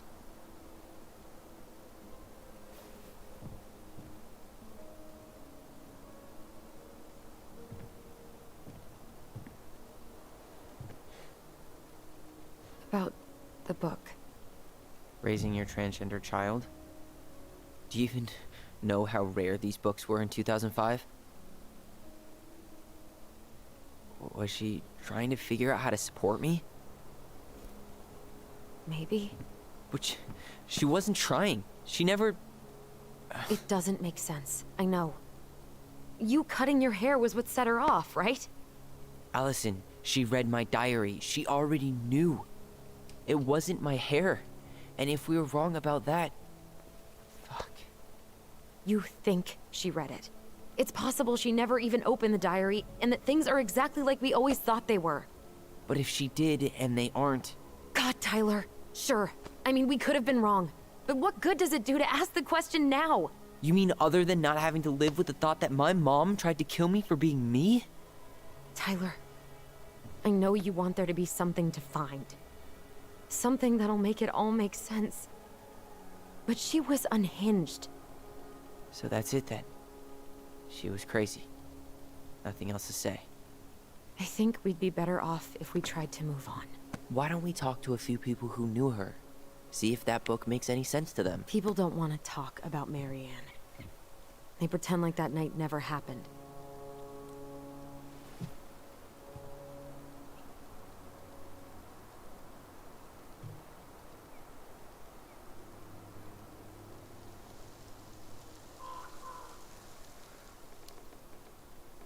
Must be nice to be able to forget.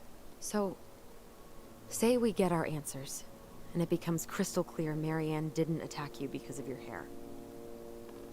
What then? We deal with it when we get there. But knowing that would mean everything to me. I get it. What about Tessa? She was Marianne's closest friend.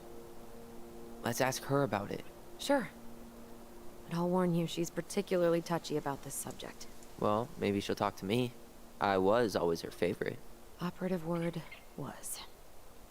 But we need to go by the store anyway, to get a few things for the repairs. Great.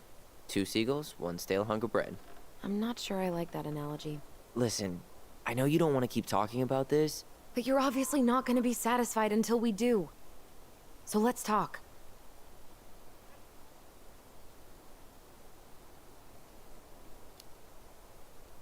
You've been on edge all day. Is there something more going on with you? It's nothing. Pretty sure it's not nothing. And I'd like us to be on the same page. I thought we were on the same page. Sell this place as quick as possible and move on.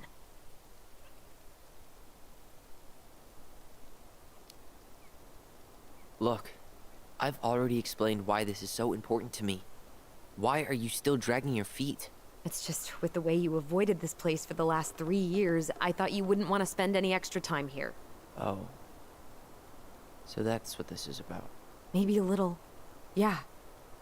It's just... You graduated 3 years ago. And this is the first time we've seen each other in person.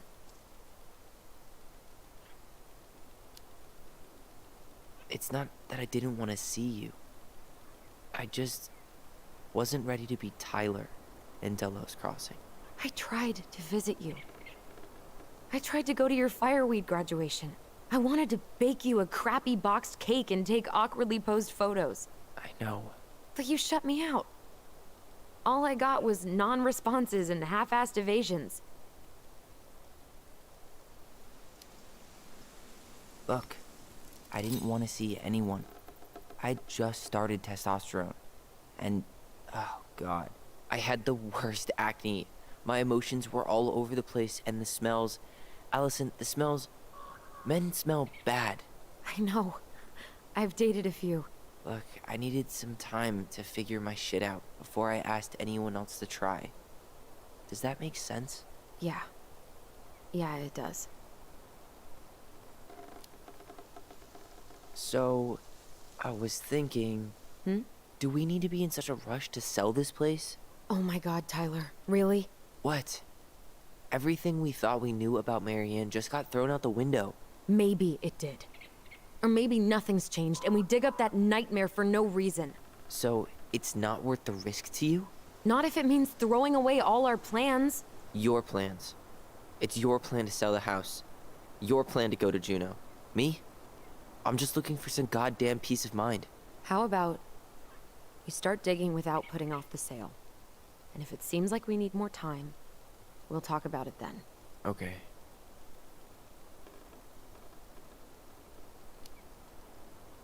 So, we have a plan? Yep. We ask around about Marianne, but we also stick to our repair schedule. Sounds good to me. Ollie's Diary. It's been a long time since I heard that name. Was I the only one who ever called you that? Actually, no. I used it at Fireweed for a while, until I settled on Tyler. Most people were pretty chill about the switch. Not everyone, though. What do you mean? I had a mentee who refused to call me Tyler. He didn't want my help. He didn't want anyone's help. I'm sorry. I like the name Tyler, by the way. Thanks. Oh, it's not scratched out. That was my first impression. It's just a it's just a drawing of a bird. That's less horrendous. Yeah.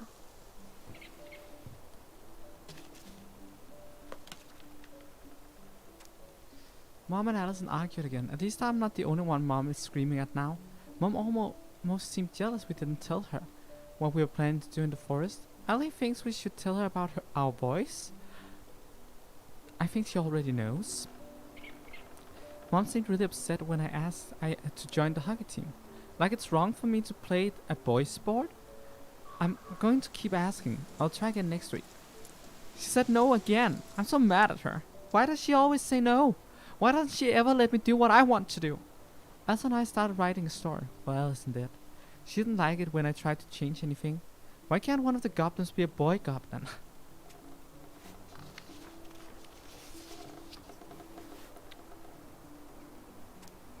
Saw Star Wars yesterday at Bobby's place. Luke was so great.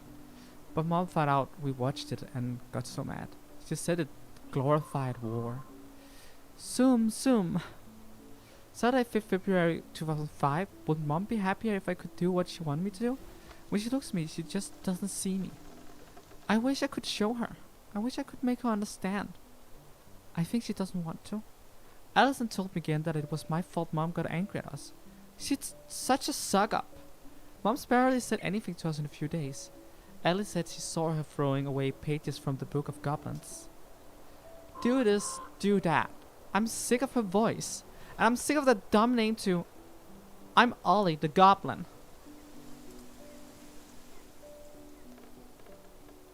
Since Ollie is not the dead name, it was a temporary name in the transition, I guess? I'm not sure. Like, it looks like you do this, do that. I'm sick of her voice, and I'm sick of that dumb name too. So I guess this is where he is talking about the actual dead name. To be fair, Ollie can't be unisex, so you know.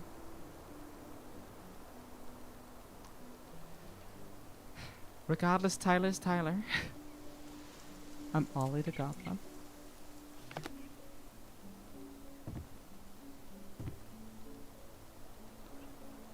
I think we should head out right away. Already tired of the view? Just finding it hard to relax and enjoy it with so much on my mind. Go ahead. I'll catch up. Need to respond to a message. My sister, the social butterfly.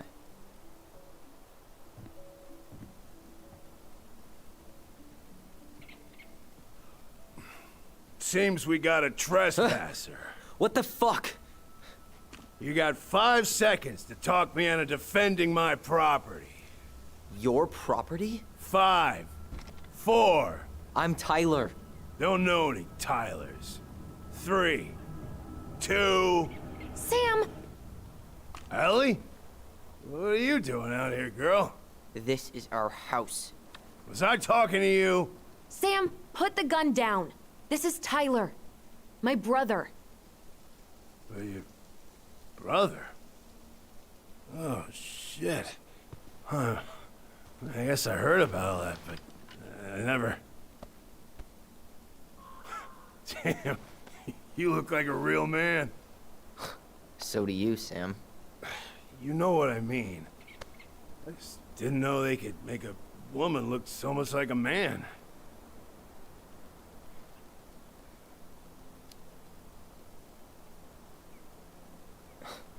Not a woman who looks like a man, Sam. A man. A real man, just like you. Oh, shit. Guess I'm the asshole again. You gotta excuse us old guys. I really don't. Come on. You kids keep changing the rules. You can't expect us to keep up. Just respect the people are who they say they are. It's not hard. No, it ain't hard, but it just takes some getting used to. We'll get used to it, because we aren't going anywhere. So, what are you doing here exactly? Oh, well, I've been kind of keeping an eye on this place for you, you know? It's like patching the roof, checking pipes, and all that stuff. Thank you, Sam. Oh, yeah, that's no big deal. I just... You know, your mama, she was a special lady. She deserved much better than, you know,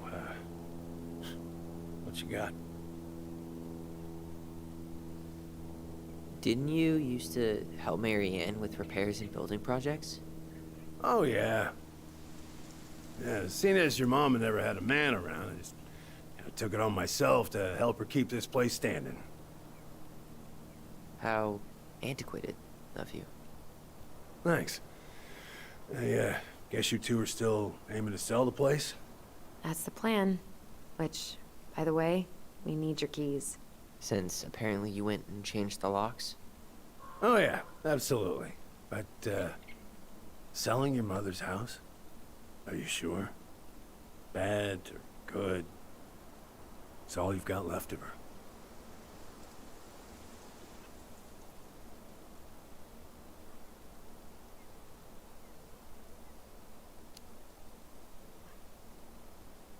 Not all.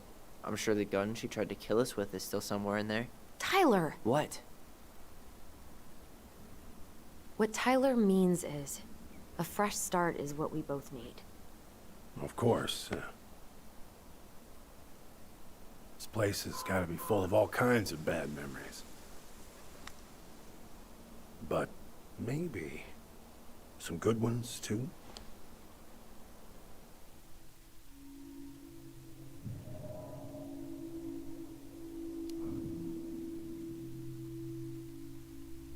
Allie, can you hear me? Ty, we can't do this when we're in the middle of talking to someone. But this is pointless. He's hammered. He's always hammered. And who knows? Maybe it'll make him chatty. Now come on. People think our family is weird enough. Everything okay with you two? Yes. No. Oh. All right. Agreement then.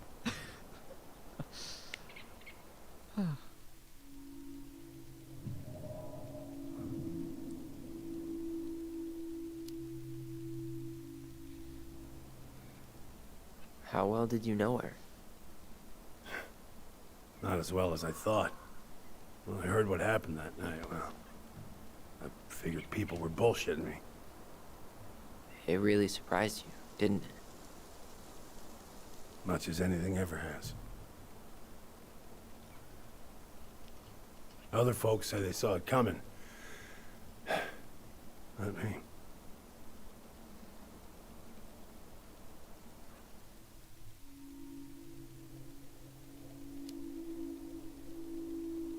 Did you help with her door? Her door? The puzzle on her bedroom door. Oh. Oh, yeah. Yeah, you two kept sneaking in, giving her no privacy, huh? You ever solve it? Yep. Better late than never, I guess. Never solved it myself. I mean, not that I wanted to. Guess you know all your mama's secrets now, huh? Well, she may have one or two left.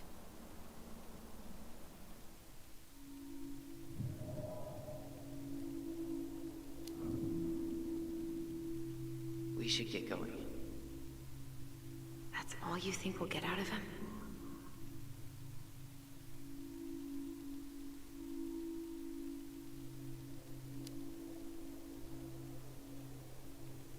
He's too wasted to be of any more help. I'll tell him to get a move on then. Well, we've got a supply run to make, and Uncle Eddie's expecting a visit. So. Right. Yeah, of course. Get going, you two. Sam? We all gotta get going. Oh. Of course. Of course, yeah, I got lots to do myself. Lots of to-dos on old Sam's list. And you don't want to keep Brown waiting, you know? Thanks for looking out for this place.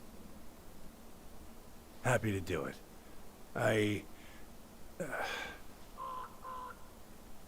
Don't hesitate to reach out if you need anything. Anything at all. You hear?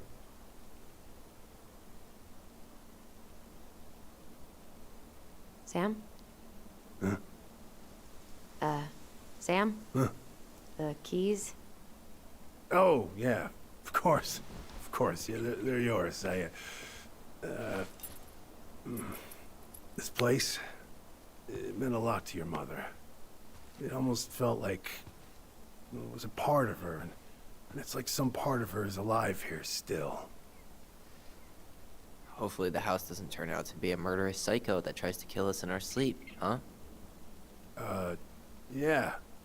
Well, take care of yourself, both of you.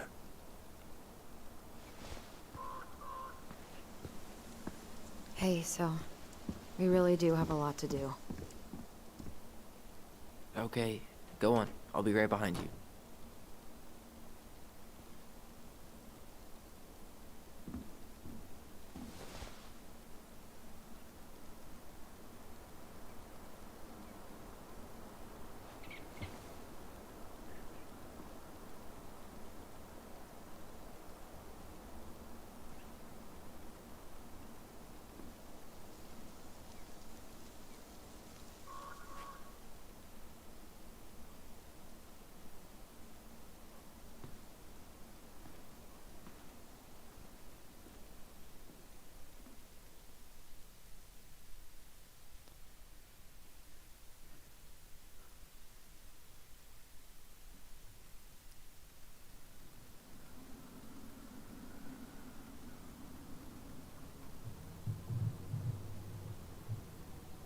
Yeah, he doesn't mean any harm, but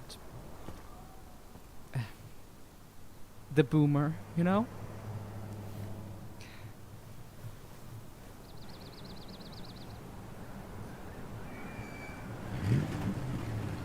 Like, I really can't take the excuse as old guys excuse anymore.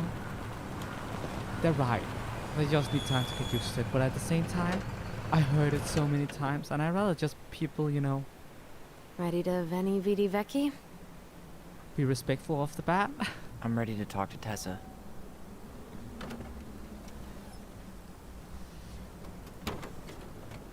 Just try to keep in mind that your memory of her is 10 years out of date. Yeah, well, it wouldn't be if she reached out to me while I was in Fireweed, which she didn't. There's also the So I'm guessing this is Michael? fact that he tried to, you know, shoot Tyler on sight. I know he thought he was a trespasser, but I really, how do I put it? I really don't like violence, nor guns, so that also just way to leave a good first impression, Sam.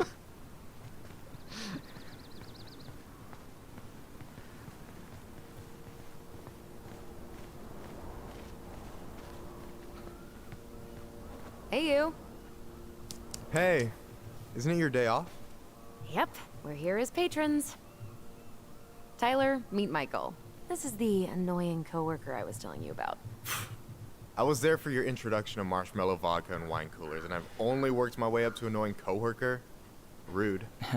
Don't worry, she told me exactly how miserable she'd be in this town without you. It's so good to finally meet you. The Tyler talk goes on 24/7, so I feel like I already know you. So, you here to grab some stuff for the homestead, or? Yeah, we decided it'd be easiest if we just stayed out there. We'll get it cleaned up faster if we literally cannot escape it. Hey, I'm all for efficiency. Cannot wait for us to get out of here. What's that?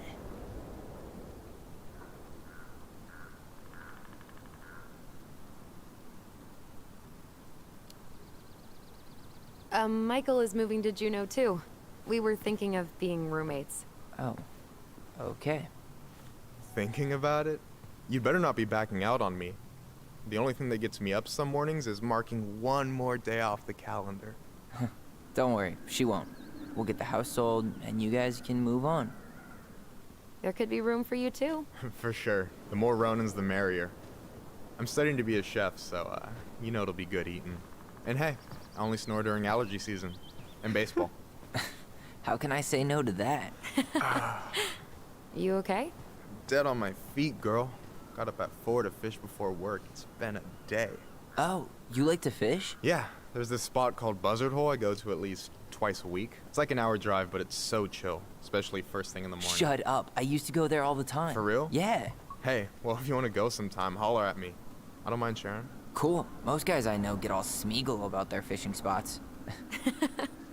Oh, look at you two. Bonding over the most slow and boring way to kill an animal. She's just jealous because she couldn't catch a fish, even if she filled the lake with cyanide I'm first. not... Ugh, never mind. Tyler, we better get started with our shopping. Yeah, I'll be around if you need anything. I really like Michael. Well, while you're right that guns more normal in America, and there are the stand your ground laws, but I honestly just feel like that makes it worse.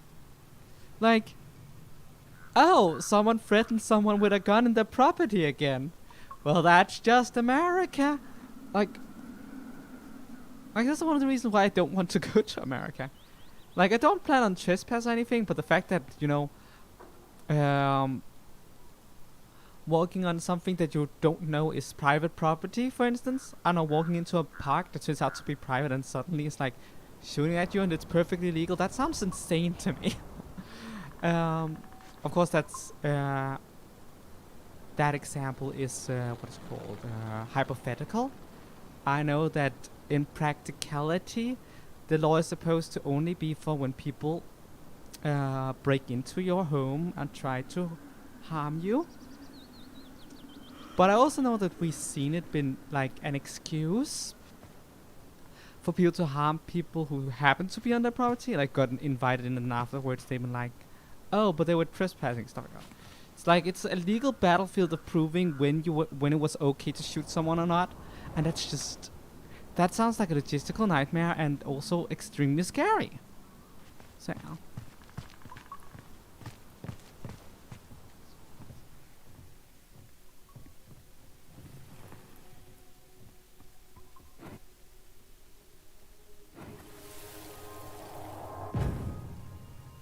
I want to have the crispy tocino, and noodles and spring rolls. And can we get the coconut cake for dessert? Easy, easy, my hungry goblins. We have to leave some food for the other customers. But Auntie Tessa said we can have whatever we want.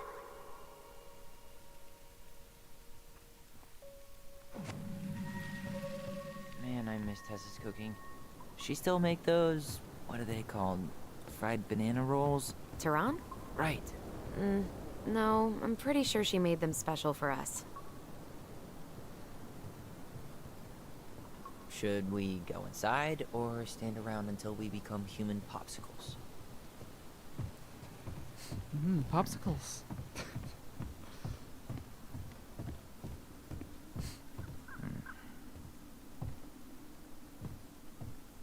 I realized that my talk of guns right now probably turned off some Republicans, but well, American Republicans specifically, and you know what? I'm slightly fine with that.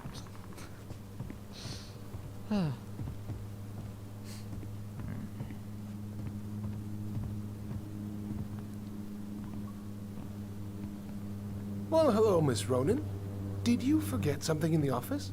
No, just doing some shopping. You remember my brother, Tyler? Your brother? Oh, right, Tyler. What a pleasant surprise. Didn't Allison tell you I'd be by today? Yes, I think she did. I just didn't expect to see such a dapper young man. Well, I did shower this morning. Did you just get back into town, or? More or less. We've been working out at the old house, but surprise, surprise, after 10 years of sitting empty, it was missing a few things, hence the supply run. Ah, right. Well, we'll get you set right up. It must be nice to be home. I'm not sure nice is the word for it. Oh, of course. I assume being there feels complicated. That's one way to describe it. Well, don't let me keep you any longer. I'll be here if you need anything. Oh, hey, is Tessa around today? The wife's not in at the moment. I'm sure she'll be around later, though. Okay, so we need candles and an all-purpose cleaner.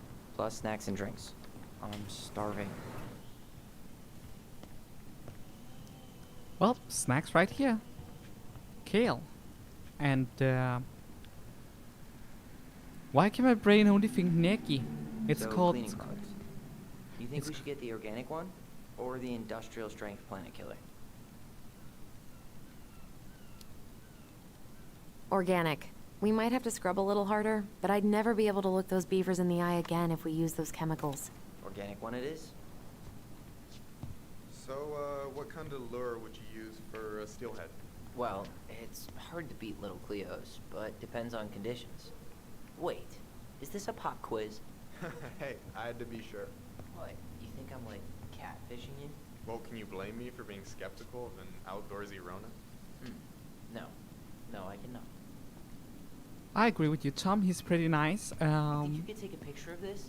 Look, all the good fishing spots are marked. It's one of those things I keep saying. I don't have my phone on me. And you know you could just Google all this later, right? Are you kidding, Allison?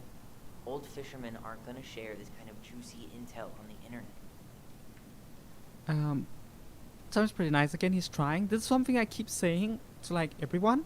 It's that it's never really about getting it right all the time. It's about the fact that you're trying. So, Like- what are you thinking snack-wise?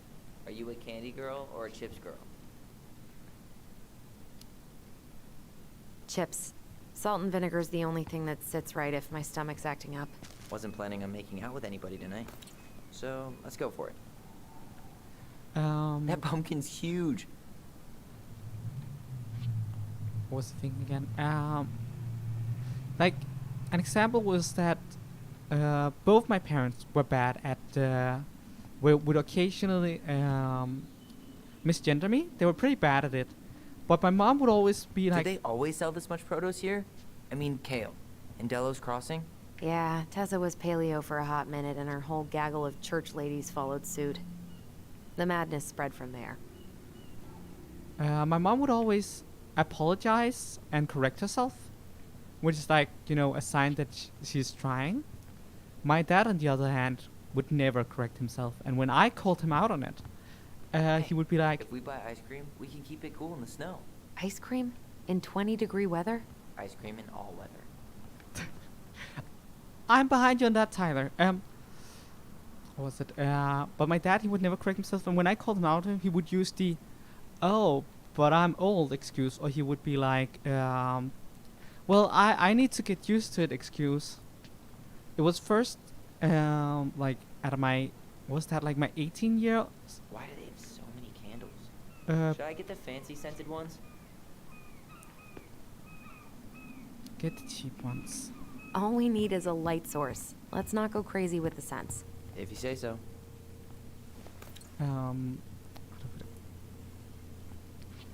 He would, it Man, was, they really upped their interior design game.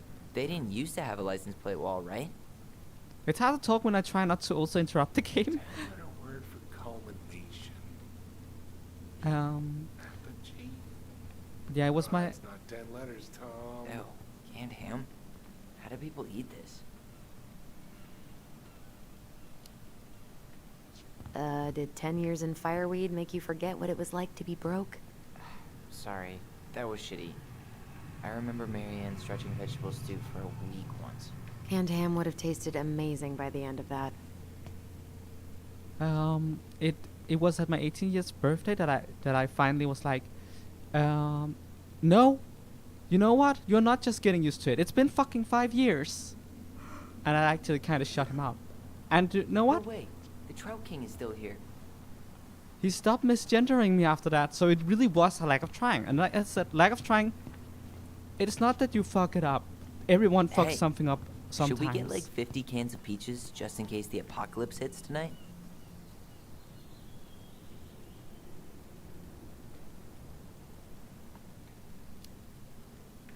Nah, I think we'll be okay. Apparently someone hasn't been keeping up with the news.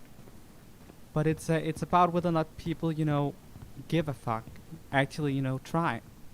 That hurts more when people are just like, who cares? Who cares if I hurt your feelings, you know? It doesn't matter. Like, when people give you that kind of attitude and doesn't even want to apologize, it's just hurtful. And that's not even about being trans as much as it's just in general, you know? If someone steps on your toe and so they say, sorry, I stepped on your toe, that's like, okay, fine, you stepped on my toe. We're good. But if someone steps on your toe and you're like, hey, dude, you stepped on your toe, and they're like, well, excuse me for stepping on your toe. I'm just trying to walk here. Well, that's a shitty thing to do. It's just shitty.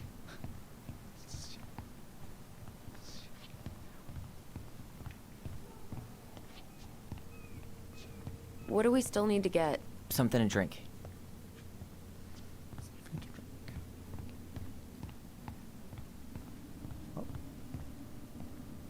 What about mustard? I know Starfire drinks mustard. Tyler, you want water, soda, juice? Whatever you want. I'm not picky. Wish any of it sounded good. Strawberries in November. Think Grape I'm gonna soda take it grape is. soda. Ooh, getting wild. Okay, I think we're done here. Tom will ring us up at the counter.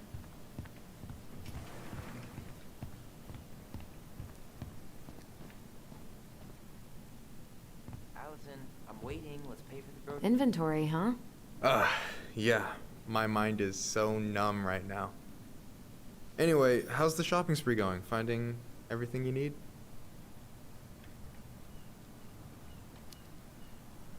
I don't know who arranged all the shelves today, but they're a total mess. Are you coming for me, Ronan? Do I have to remind you of the great spreadsheet disaster of 2014, huh? We don't talk about that. I just made one tiny function mistake. Which wound up in the store almost ordering $10,000 worth of tampons. You really saved my ass when you caught that. Yep, and you still owe me for it. Anyway, how's your day going? We found some stuff in Marianne's room that really threw us for a loop. Do you want to talk about it? I do, but not here. And I think it also might not be my story to tell. But maybe all of us can hang out later and you can get the whole messy story. All right, well, I'll be here if you need me.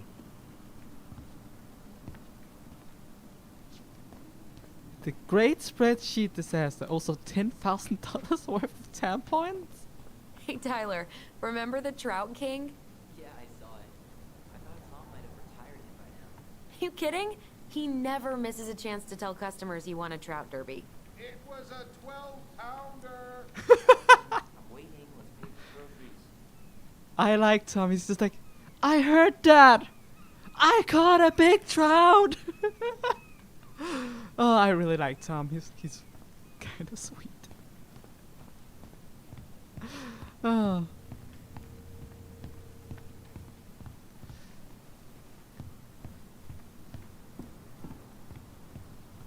Aren't you running for more gun control? My platform calls for sensible regulations, but folks around here need guns for safety. And as you know, we run extensive background checks before each and every sale. I can respect that. I can respect that. Proper background checks, very important.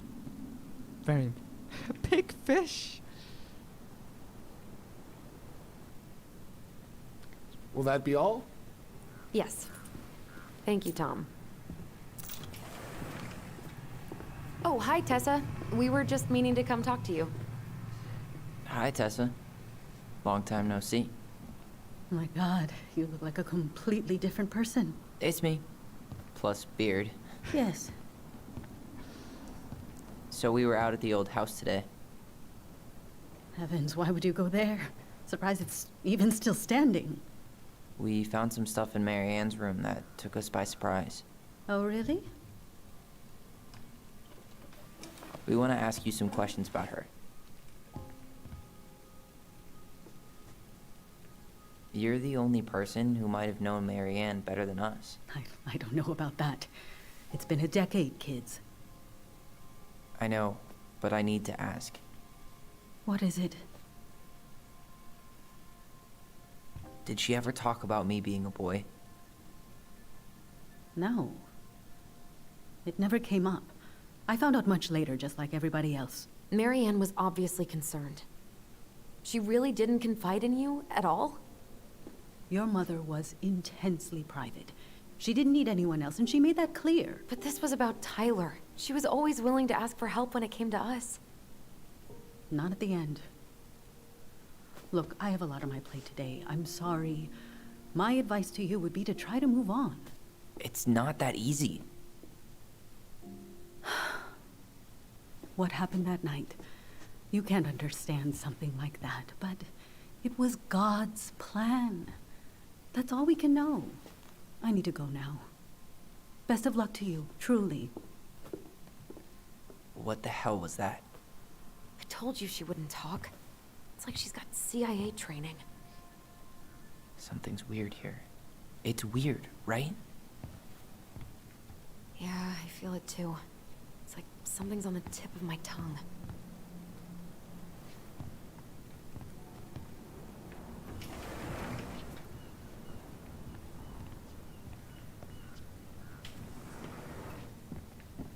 Can you believe Tessa and Tom were ever young? I heard that. I may have a little less going on in the hair department, but you should see the rest of Delos High, class of '81. Fair enough.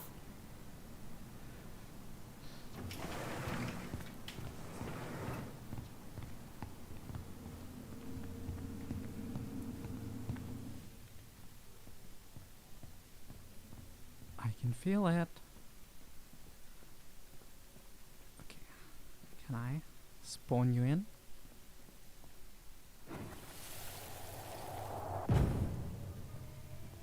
Hey guys, you all done yet?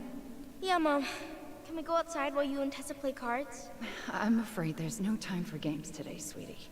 Now let's go. Marianne, can you come here? Sorry, Tessa, I'm in a bit of a hurry. Oh, what's your excuse this time? Emergency repairs for the beaver dam? Tessa, look. No, I don't want to hear it. I want to talk to you now. Or do I need to start calling in your debts? Huh. I'd completely forgotten about that. I remember it, but not exactly like that. Here, let's see if we can call up my version, okay?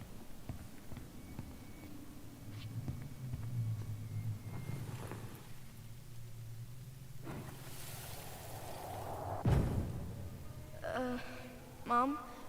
Can we go outside while you and Tessa play cards? No, there's no time for games today. Marianne, can we talk? No, we can't. Just leave the groceries, kids. Let's go. Don't. Please, let's just talk for a few minutes. Okay? Okay, we remember that slightly differently. I guess that makes sense. Rashomon, you know? But whatever happened, after that they walked to the counter, and then Marianne lashed out at Tessa, right? No. Marianne defended us because Tessa got all preachy. Which is it going to be? I want to talk to you now. Or do I need to start calling in your debts? Which version do you want, Maddie? Since you're the only one active in chat right now. Please, let's just talk for a few minutes.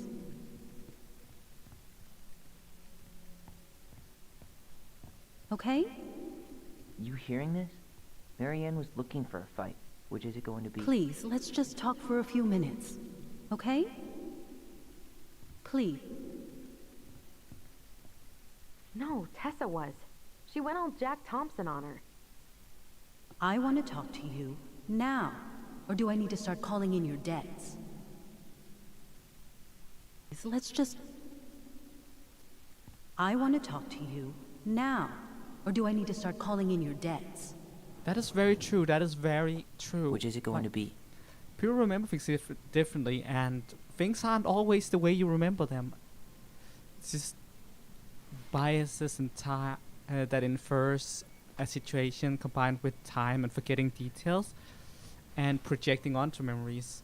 So yeah, memories are complicated, you know?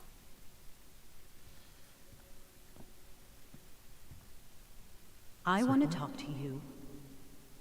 Please, let's just... Which is it going to be? Now. Talk for a few minutes. It's a good question. Which is it going to be?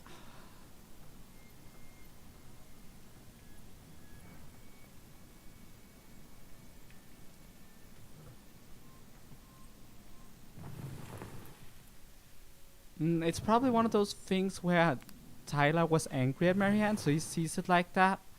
And Please. Which is it going to be? I want to talk to Allison you. might have a better memory of.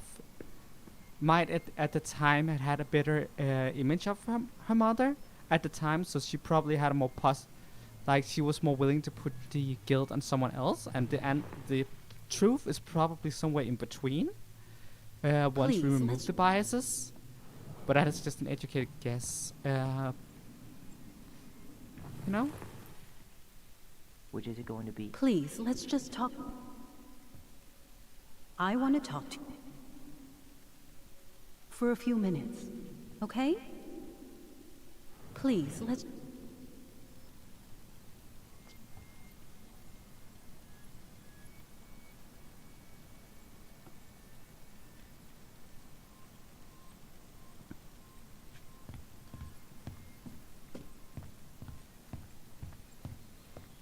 Which is it going to be?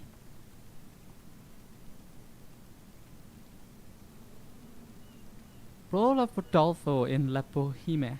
21 to 31 years old, male, aesthetic, graceful, and spirited. All background singing ability a must. That sounds like fun.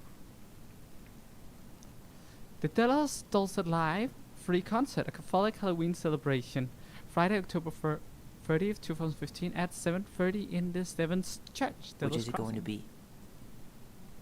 Okay, I'm gonna pick now. I think I waited long enough to give the chat a chance to say something. So, I'm gonna pick Please, let's Tyler's just memory talk for a few minutes. because I'm Allison, and Allison already knows how her memory went, so it makes Okay. sense to listen to Tyler. Please, let's just talk for a few minutes, okay? Please, Marianne, I'm just trying. Stay away from my children. They don't need your guidance. I'm just trying to help. I don't need help. Not from you, not from anyone else in this fucking town. I'm done with all of you. You're done with the food I give you? The fuel? Maybe you are, but the kids Are my children, Tessa. Mine, not yours. Please, let's not do this here. Let's go into my office. Fine. Okay. I got that message like literally You two, wait here. a split second after I What's chose. wrong with you?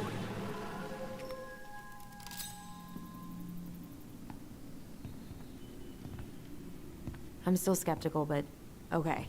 For now, let's say Marianne was being Marianne. But once they got into the office, they both went at it. Hard.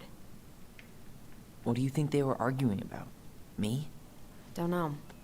It was impossible to hear anything after she cranked up the music. But hey, now that we know she was lying to our faces, let's ask her.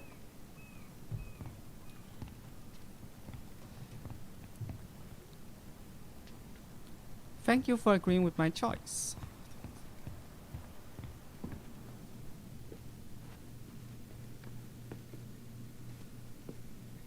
Is there something I can do for you?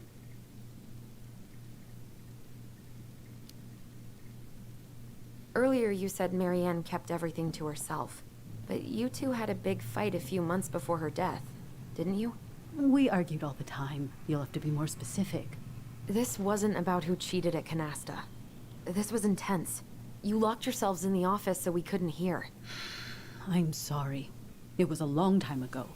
Now, I was in the middle of something. Okay. We'll leave you to it. Damn it. I think she knows more than she's letting on. Duh. But there's no way to nail her down when we don't even know what we mean. If we could pinpoint what it was about, she'd be out of excuses. Sure, but how do we do that? The music was too loud to make out what they were saying. Marianne and Tessa were obsessed with that song. It was on all the time. What are you thinking? We've been getting these visions whenever we see or hear something really emotional. Maybe listening to it will trigger something. You may be onto something here, Ronan. We can't go back to her with anything half-assed. We should go talk to Tom. Make sure we build as strong of a case as possible. Okay. Let's see if we can figure out what song it was.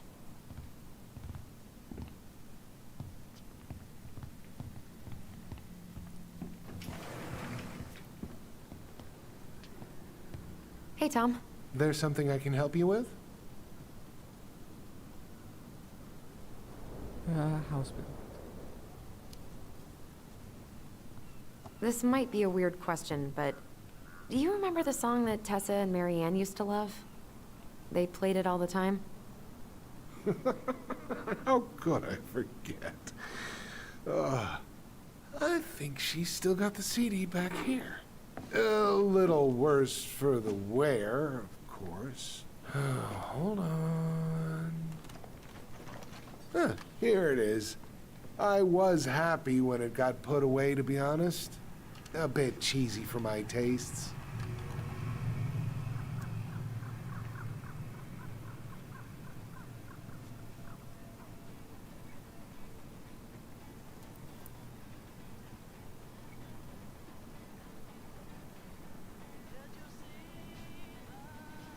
This is it, right? Think so.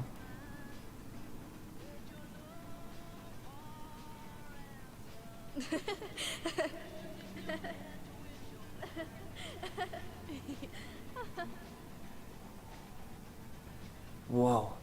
I just got hit with a flood of memories. You seeing what I'm seeing? Yeah. Should we check this one out? In terms of you wanting to believe Marianne wasn't as bad as they remember, I think there might be some truth to that, but I also don't think it's worth trying to redeem her. Because what she did was pretty darn horrible. So no. One of those things where it's nuanced and it's not really about whether or not she was a good or a bad mom as much as it is about We should go check out those memories now. she fucked up and there's no going back from that, regardless of what her intention was. If that makes sense. But yeah, things are complicated. Usually more complicated than how we want to portray them. And that's one thing I love about Donut Entertainment. They often try to, you know, go with the... try to show the nuances of situations. Mom, stop! That's so embarrassing! Oh, yeah? Tessa, come join me. I know you love this song. No, I couldn't possibly. Some of us are actually trying to get work done here. I forgot how carefree she could be. Yeah. What the hell happened? Yeah. You think there's more memories lurking around? I don't know. Let's see. Yeah, I agree with that. I agree with you on that wholeheartedly. As I just said, it's not about whether or not she was a good or bad person as much as it is to try and figure out how the nuances actually were. You know, the complexity of life.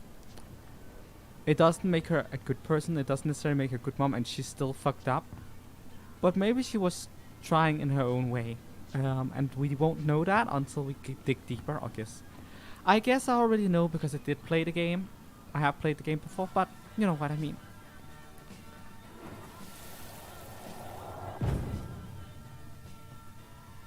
The kids keep pestering me for these candies, but they're so expensive. Oh, just grab a bag. It's fine. Oh, no, I can't, Tessa. It's nothing. Okay. But write it down in your little notebook. Okay, okay. Whatever you want. There. Happy? Yes. And I'll be by on Wednesday to help you close, like I promised. Tessa acted like she was Marianne's mom sometimes. I think you mean Tessa was self-righteous and treated Marianne like a charity case. She was trying to help. We should see if we can find that notebook she was holding. I know Tessa still keeps a bunch of them in here somewhere. Damn it. The song stopped again. Yep. Let's start it back up so we can see all the memories. Actually, it seems like Allison has a very negative impression of Tessa. So that might be a part of the biases as well.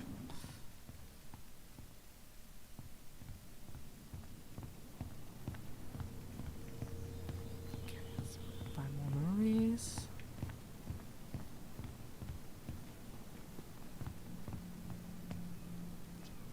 Ooh, this looks good.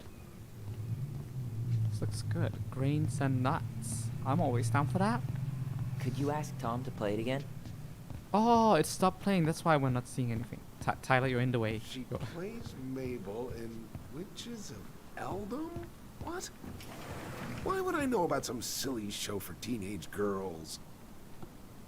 Sorry, can you put the song back on? Huh, here it is.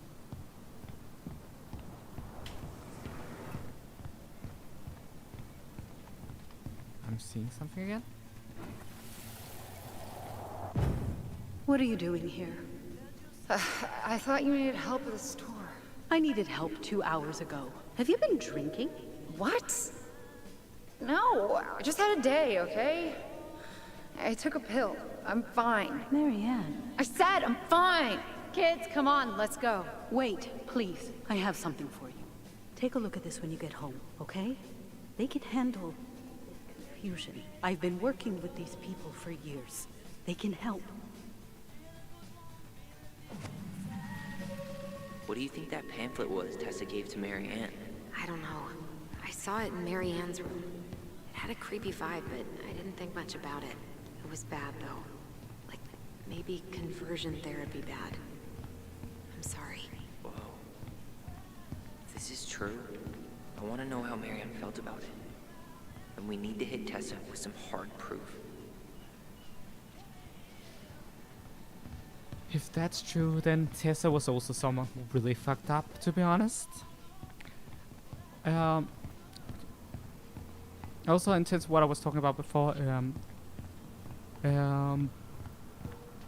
if you fuck up like that as a parent, you're a bad parent. So, like, I know it's not that black and white and there's nuances to it, but also like, if you traumatize your child, you fucked up and you need to take responsibility for that and you need to do better. I don't care how hard you were trying or what the circumstances were. And I'm not saying that makes you a bad person, but it does make you a bad parent. We should see if we can find that notebook she was holding. Yeah. I think they're all piled up in Tessa's office somewhere. Children are impressionable and stuff like that can, like, you know, follow them for the rest of their life, so you really need to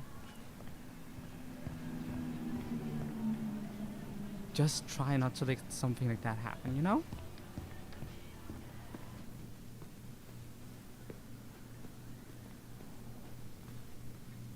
Can I help you, Allison? Oh, no thanks. I'm good. I'm just looking for something that I forgot. Ah, 2004. Anything interesting?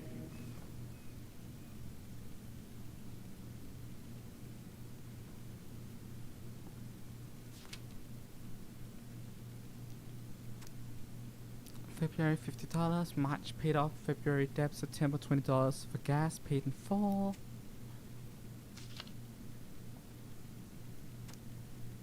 June 24 for meal at the restaurant paid off, September $11 for the kid.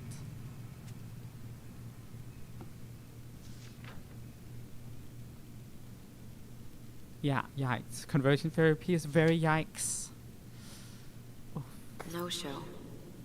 It looks like Mary Ann started flaking on her debt in October 2004. 5 months before that night.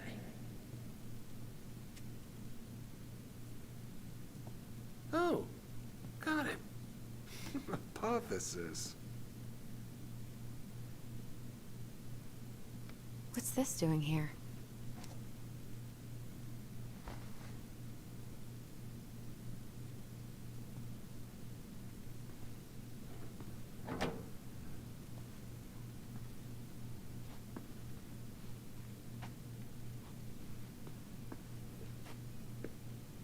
Is there something I can do for you?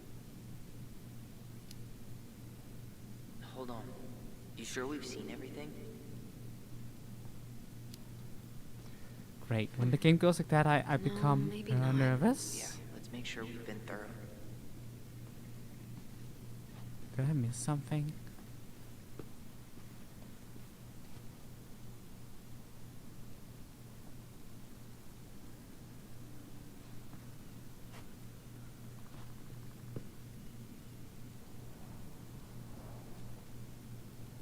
Yeah. It straight up sounds evil as hell like that. Tessa? Is it okay if I run a quick Google search? My phone's dead. Sure, but make it quick. I'm going to need the computer. Okay, Delvin. I know you all don't want to have this conversation, but Lisa has flaked on her rehearsals again. She hasn't shown up in weeks. I know we were all moved beyond words by a performance of Danny Boy at Carl's funeral, but what good is a beautiful voice if you can't show up on time every week like everybody else? I should stop planning the winter gala without her. Hey Tessie, I just got back from work. work Asian and found the girls in bed sleeping like happy logs. Adrian said they were riding high when he picked them up from the place, and apparently you got both of them to eat kare kare. Please let me know what saint you prayed to pull that off, lol. All morning they've been going on about their camping trip with Auntie Tessa and all the s'mores they ate and bugs they caught. I can't remember the last time they were both this happy. At the same time, usually it's one happy, the other one crying. I know you're busy with the store and getting ready for the First Lady, so thanks for making time for them, and so sorry about the last minute drop off. You know how work have been.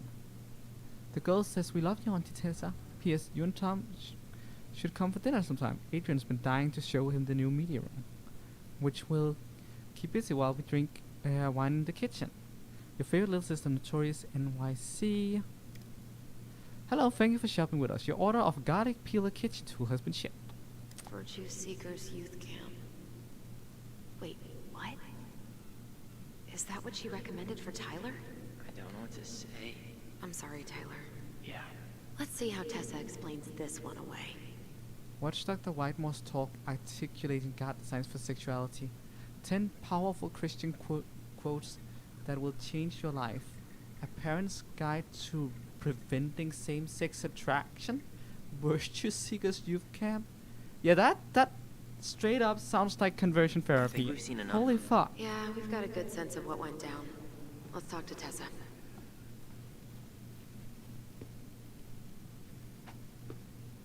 Is there something I can do for you? We're back, with details that should help your memory. Oh, really? Yes, really. Marianne was having one of her days. You were trying to talk, but she wasn't cooperating. The two of you started arguing, and you went in the office and cranked up that song you both loved.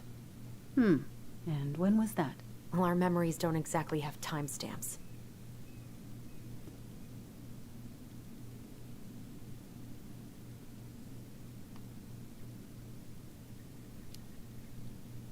October 2004. That was when she stopped trying to pay her debts, right? Yes.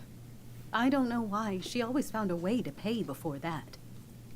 But we never argued about money. I was frustrated, but you can't squeeze blood from a stone. Yeah, we didn't think you guys were arguing about money.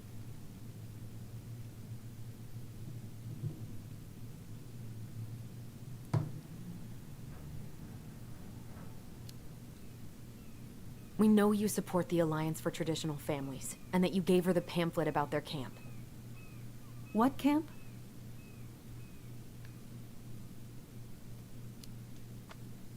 The Virtue Seekers Youth Camp. It was conversion therapy. You told her that Tyler should go there. Look, your mother was in a bad place. It was clear she was coming apart at the seams. She told me she'd been struggling with you, and I'd heard such good things about that camp. Your answer to my mother's bad moods was to send me to conversion therapy? It's what I thought would help. Both of you, at the time. Tyler, it was worse than bad moods. She was not well. Not well at all. Do you know what they do to kids in those places? I do. Now. And how did Marianne take your helpful suggestion? Badly. She wanted to let you be whatever perfect little butterfly was in that cocoon. And yes, we argued about it.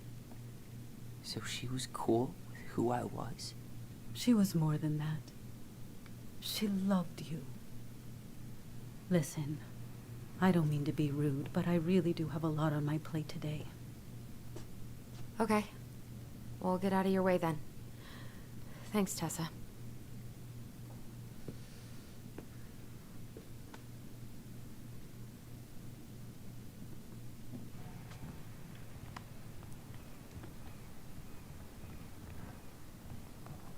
Can we grab our groceries?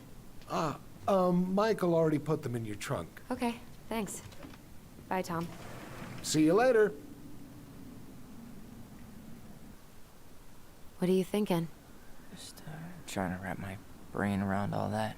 I can't believe you got Tessa Vecchi to talk about the past. Bravo. Yeah. Marianne, she had my back.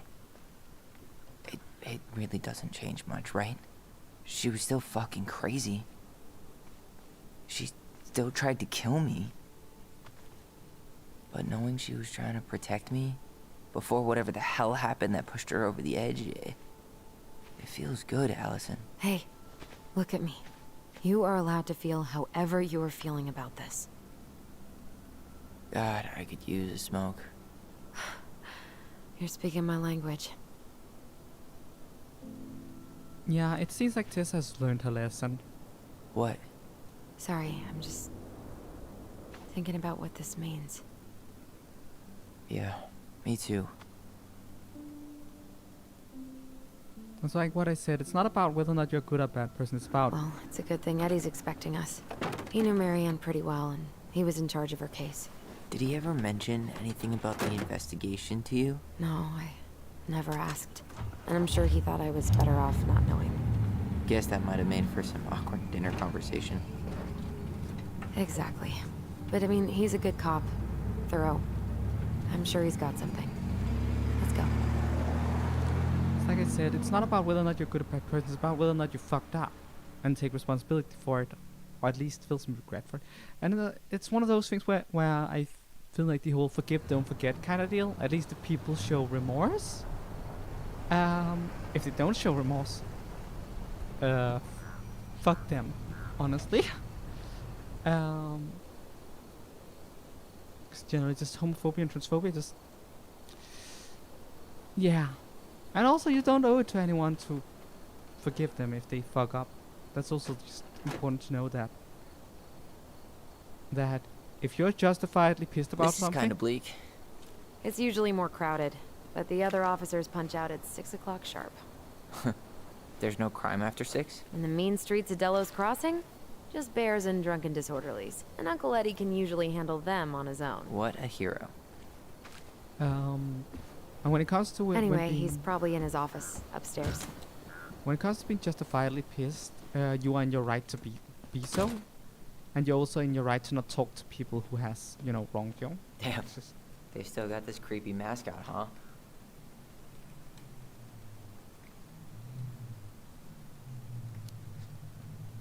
Yeah, I keep telling Eddie to get rid of it. He terrifies all the kids that come through here.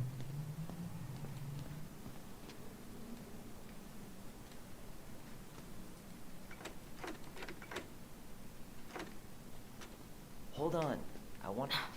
Of course. It's locked.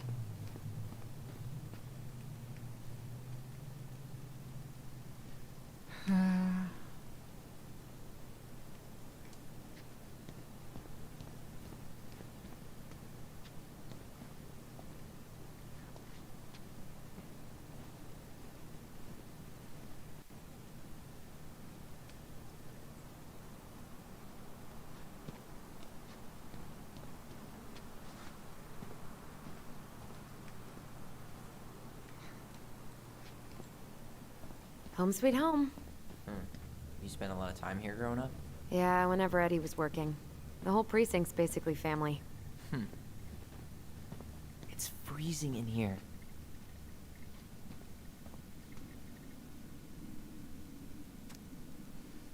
All police department personnel from Pleasant Bay Mental Health Institute, October 16, 2015, subject patient transfer. To all Delos Crossing Police Department officers, please be advised. Claire Brown went missing on a snowmobile trip? Yeah. Oh, Greg's.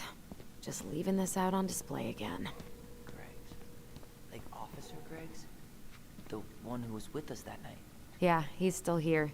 He became a bit of a local celebrity after nabbing a murderer from Juneau.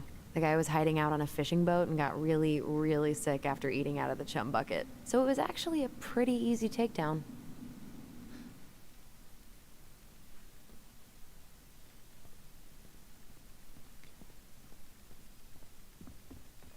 I can feel it. Is it Tyler, upstairs? you coming? Doesn't seem like it's... Must be here somewhere, right?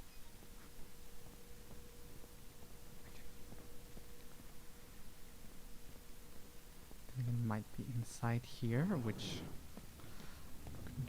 Oh, it might be upstairs if the...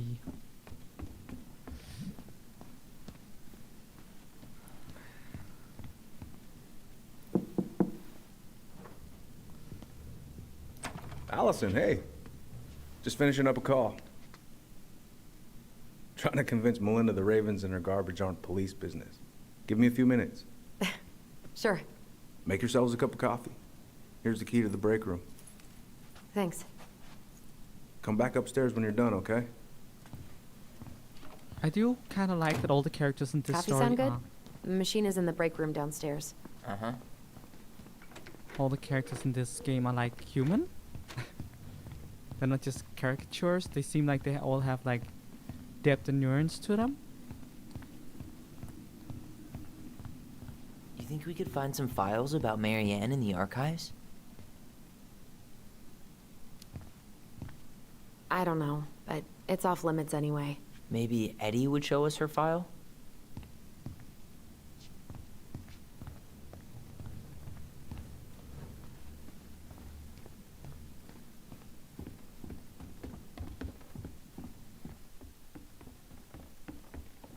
It's still here. This is just freaking where? I didn't notice. But I mean, he's probably feeling awkward since, you know, you didn't take his gift. Great.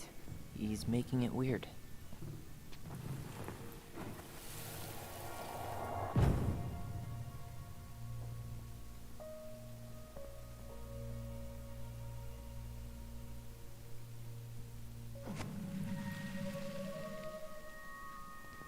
Here we go again. God, not here too. I'm not ready. Me neither.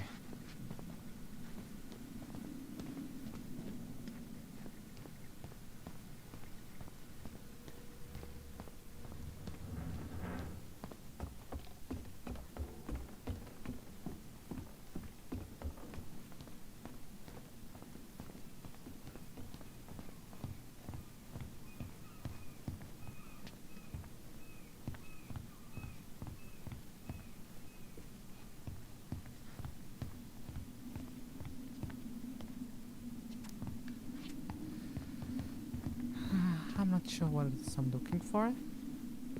Already did try to knock on his door.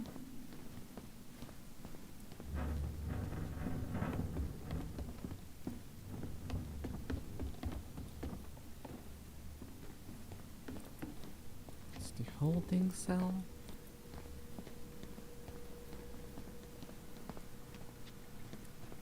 I can't believe they're going to prison for nothing. Will be transferred to Finland Creek Correlation Center, SPU, on Monday, October 26, 2015.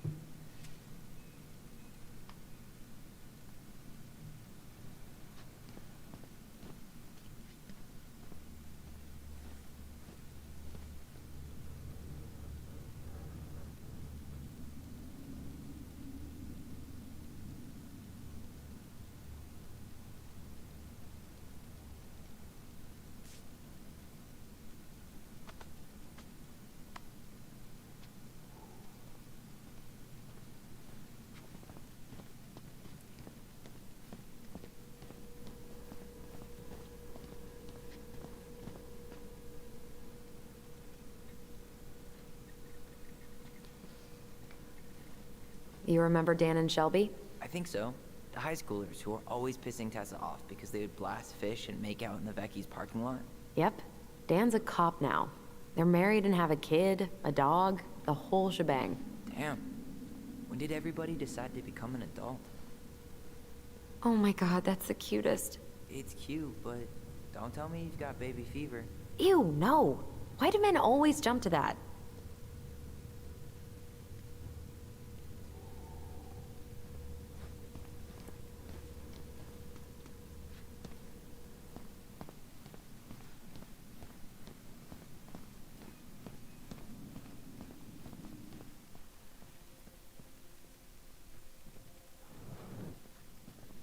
Definitely something around here.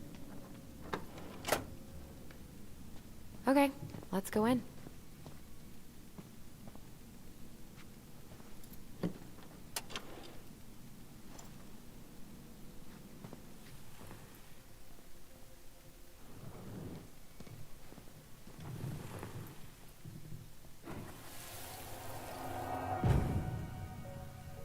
Where are we going? We're just gonna sit down in here, and I'm gonna ask you a few questions, okay? Okay.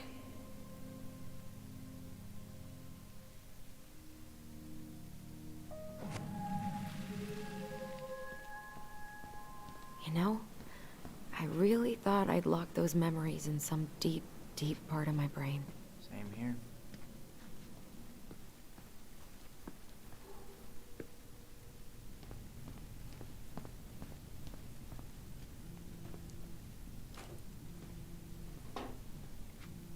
Yes, she just Yep, it's locked. she just affirmed Tyler's gender with an insult. It's absolutely beautiful.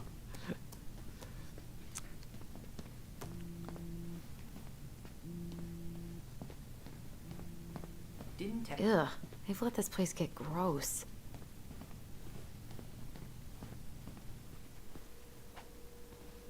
You okay? I'm just feeling a little nauseous.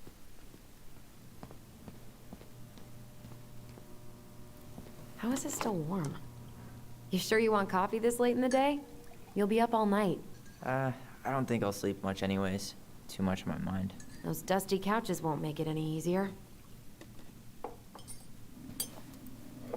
Hey, you okay?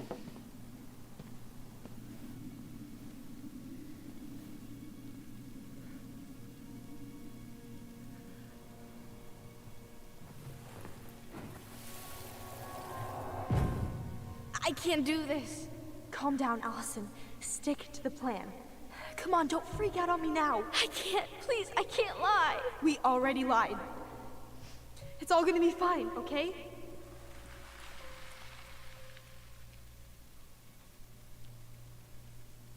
You okay?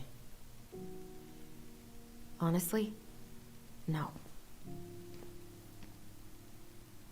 Do you ever regret? No. No way. Well, maybe once or twice early on, but now, no way. I mean, look where we're at. Look where I'm at. Uncle Eddie's probably done by now. We should go find him. Do you mind if I go inside that room for a second? You sure? Ooh, cookies. Wow. It's the first time I've been in here since that night. Eddie was so uncomfortable, he dropped a vase.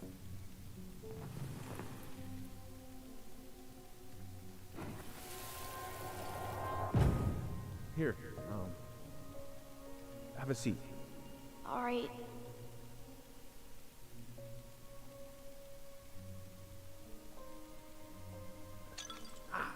Damn it. Sorry. Huh, they kept this? What? It's that vase. They glued it back together. That's hilarious. It even has a little bit of tape on it.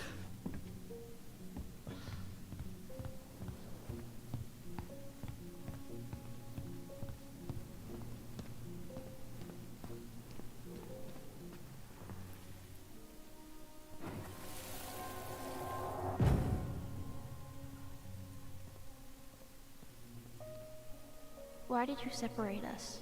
Is Ollie okay? Ollie's just fine, honey. They're all in the other room having cocoa. Everything's gonna be okay. I need to ask you a few questions now. Come with me.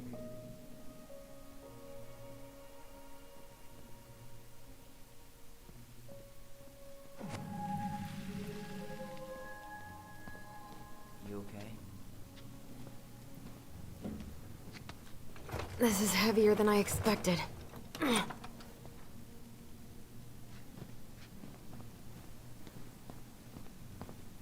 Well, that's a shortcut back.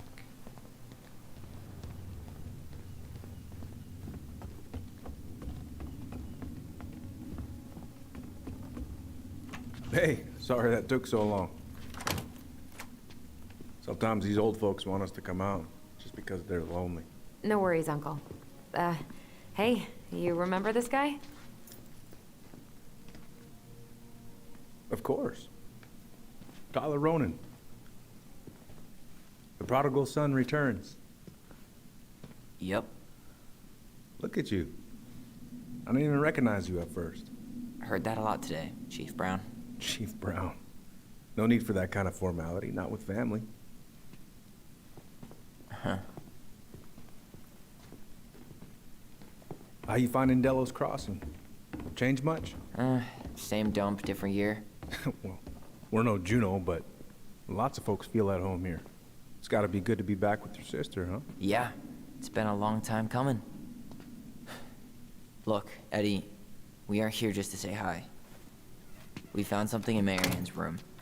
Things aren't really adding up anymore, and we've got questions. Oh, yeah?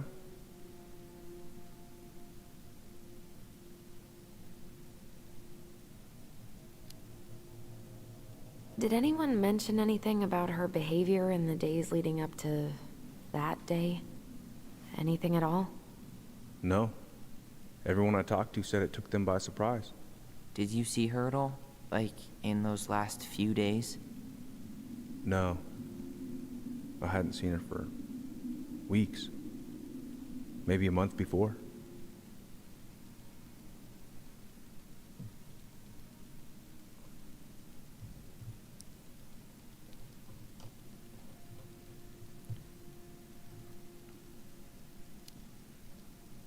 Did she mention anything about us that might have been worrying her? About Tyler in particular? No. She dealt with those kind of worries all on her own. Kept the rest of us at arm's length. I see. I will tell you one thing, though. Your mom. Never knew her to hate anyone for being unconventional. Usually, it's the other way around.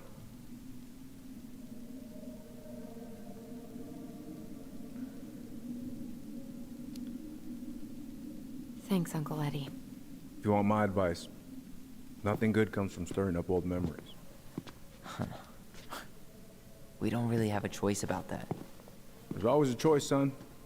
I know sometimes it doesn't seem like it, but there is. Can we take a look at her file? Maybe we'd see something you didn't. Her file? Her case file, or police file, whatever you call it. You keep those pretty much forever, right? We do, but I can't just pull it out right here, right now. There are procedures. But you're the chief. Which makes it even more important that I follow procedures. Look, Chief Brown, are you gonna help us, or are you gonna be a cop about Tyler! this? No, it's fine. Tyler, I know you resent me, but fireweed was the best deal I could get you. I'm not mad about fireweed, but I may be a little salty you kept my sister away for 7 fucking years. That's what this is about? Look, that was the court's recommendation. They're the experts. I just went along. Yeah, sure you did. Trust me, son. We all believed that what happened that night was self-defense, but we couldn't be sure. I can't believe this. Look, we couldn't be sure, okay? I was trying to protect you both. So you still not sure?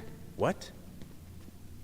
You still think keeping us apart was the right call? She was traumatized. We needed each other to heal, and you took that away from us. So why didn't you let your sister visit when you turned 18 Uncle, then, huh? please. Let's move on. She's never gonna tell you how much that hurt her, but it did. That was about me. It wasn't about her. Allison gets that. And 3 years is nothing compared to 7. Right, Allie?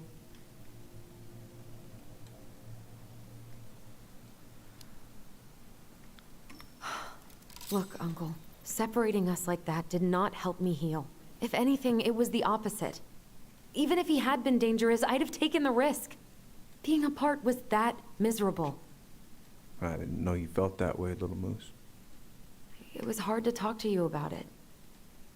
I didn't want to seem ungrateful. Look, we've all fucked up. And we've all hurt each other. But isn't that what family's for? Can't we just move on? Sounds like the right call. Times like this, I wonder who raised who. We're gonna stay the night at the old house. We better get going. You wanna grab a bite first? It's on me.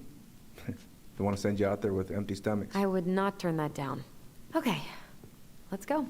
I actually kind of like Chief Brown, but I totally get why Tyler is apprehensive about him. Considering everything that happened.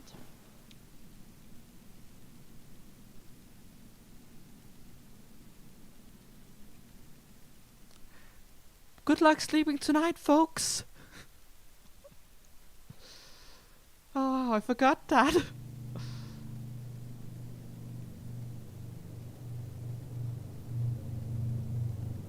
Stop!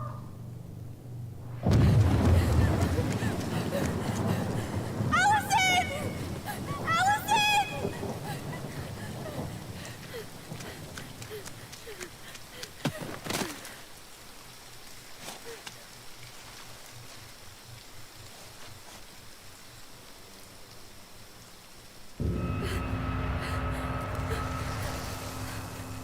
Mad Hunter.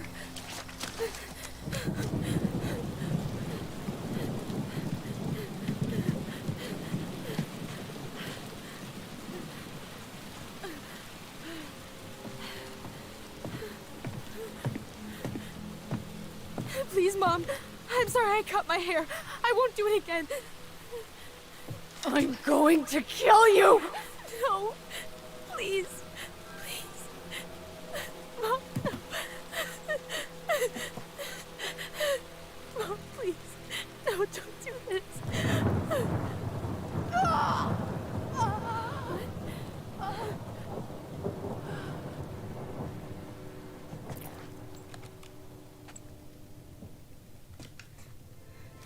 Allison.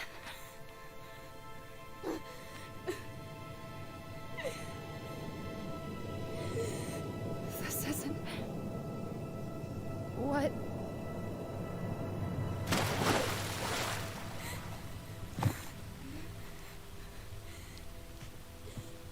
Allison. I killed her. I killed her. Allison, we need to call for help. I killed her. No, you didn't. I killed her. And when they come, that's what we're gonna tell them. No, no. Yes. We look out for each other. That's what goblins do. And brothers and sisters. It's gonna be okay. We're gonna be okay.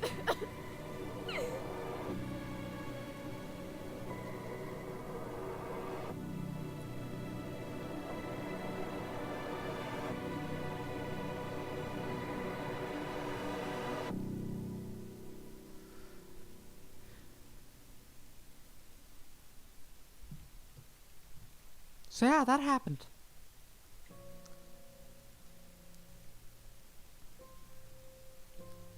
Well, that was a good game. Thank you all so much for watching. I guess I will be spawning out. Bye!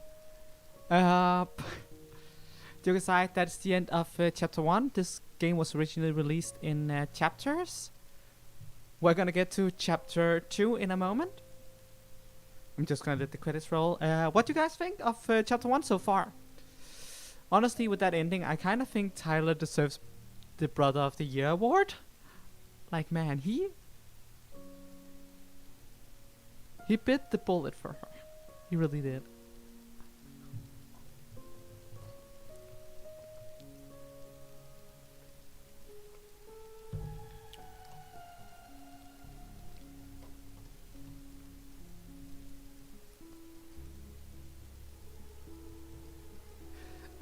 Probably. I believe this game has 3 chapters. So we're like a third of the way through. At 3 o'clock. So that's everything is on schedule. That's wonderful.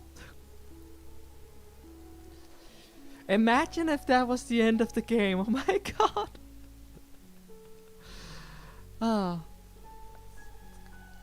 It's a good game though. It's a really good game. Basically, in a lot of ways, this feels like Life is Strange.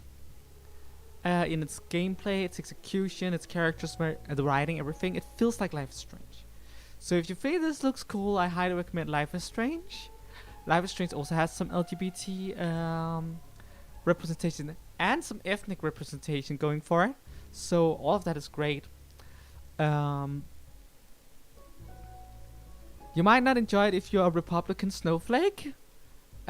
Because, you know, proper representation of minorities, and calling out bigotry and hatred and racism where it stands. That's just Donut Entertainment's prerogative. So yeah.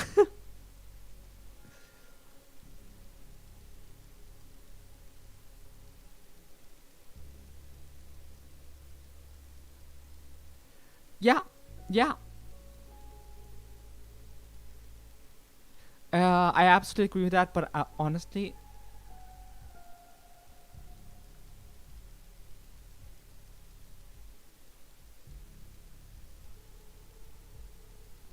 they both have much healing to do, and yes, it does mean she doesn't get closure, and that she probably feels very guilty about everything. But man, her brother, he really, really loves his sister. Like, man, it's very it's very heartfelt. As I said, the feels. This game is the feels.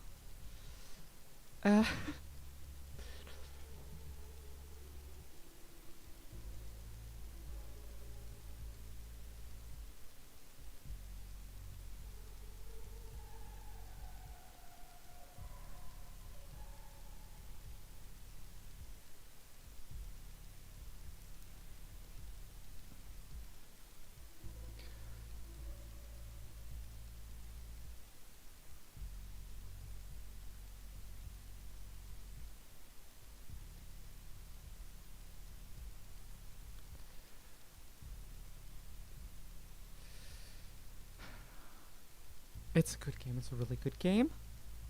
Honest.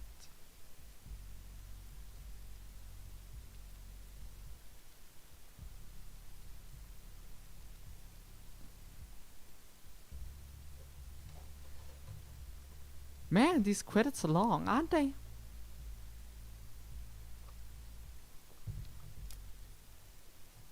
I skipped the credits, sorry. I was like, just gonna let the credits I lost patience. Actually, I just wanted to see if I could speed them up, but I guess I accidentally skipped them. Allison was disappointed Tyler didn't accept Eddie's peace offering. Most people accept the ring. I refused it. Didn't throw the ring in the water. It's 11%. Interesting.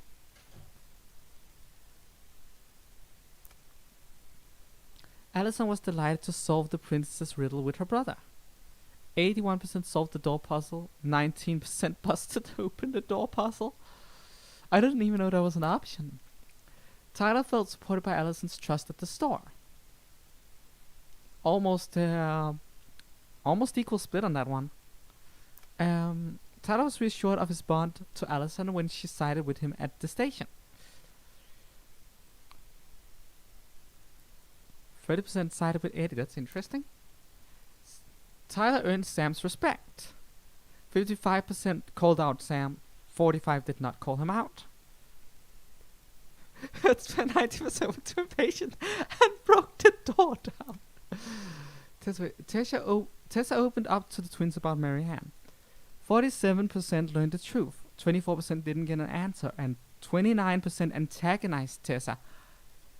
I do wonder how it would look like if you antagonize her. That's interesting. That might result in an entirely different conversation, I could imagine. Eddie felt rejected by Allison when she didn't side with him at the station. Makes sense. So yeah. Moving on to chapter 2. So what now? Well, he's obviously not going to give us the truth. So I say we go get it ourselves. Wait, you're not seriously thinking of breaking and entering a police archive? Go big or go home.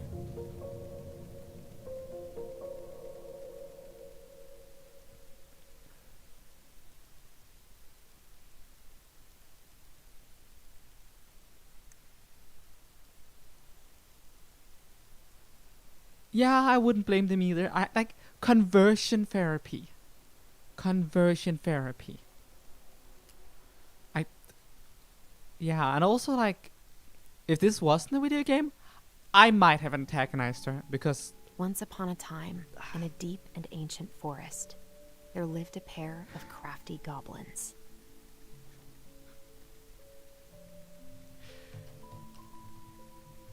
The crafty goblins did everything together, until one day, when darkness overwhelmed the big wooden house in which they lived.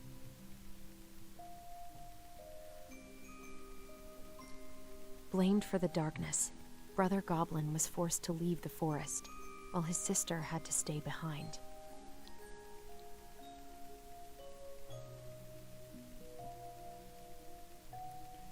Ten years later, they were finally reunited, and together, they decided to confront the darkness in the big wooden house.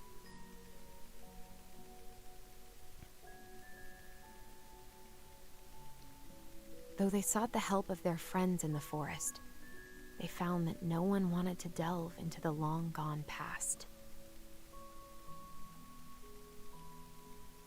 This is how the goblins found themselves alone in the woods, trying to discover why darkness had submerged the big wooden house.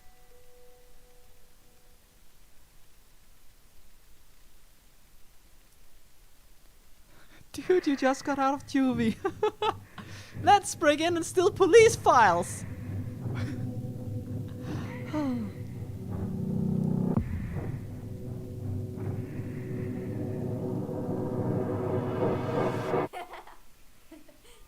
Tomorrow we should play Compass and North Star in the woods.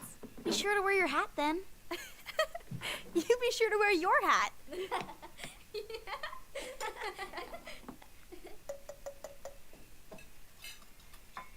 All right, who wants ice cream? Me! Eat up. First cookies, now ice cream? Man, I need Without a snacks. word, she went out and buried the tiara in the ground beneath the sapling. And as the final scoop of dirt fell, the tiara felt truly gone, and with it, the final link to her old self.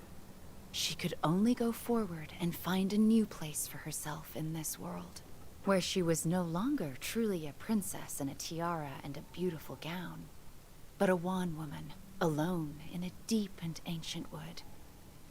And that was how the princess lost her most precious treasure, and her title. I don't like that story.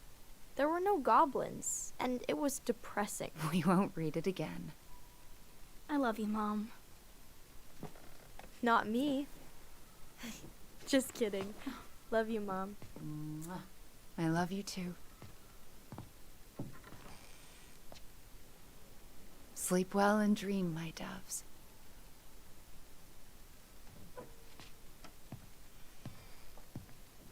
You know what? I think Tyler was right about the dove statue. Probably them. Ollie?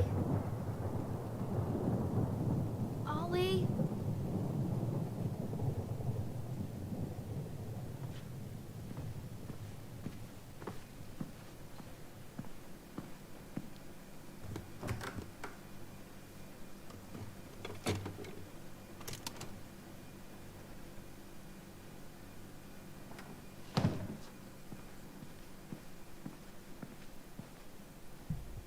What a waste.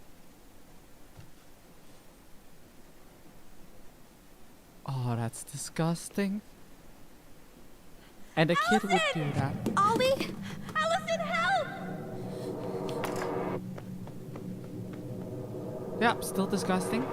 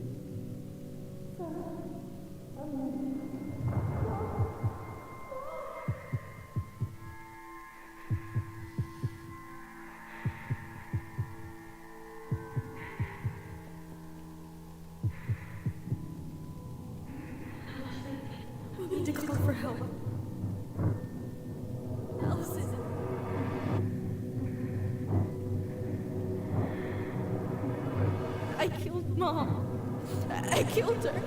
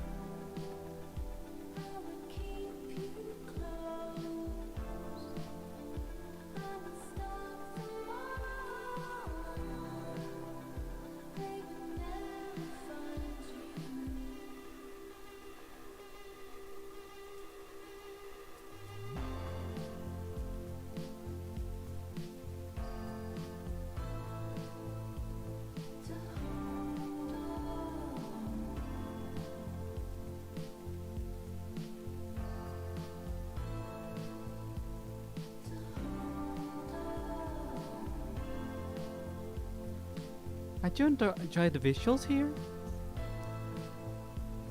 Like, it's the same 3D models and environments we've been looking at this whole time, but like the video itself is really well done. I like the whole shifting between the twins as kids and the twins as young adults, you know?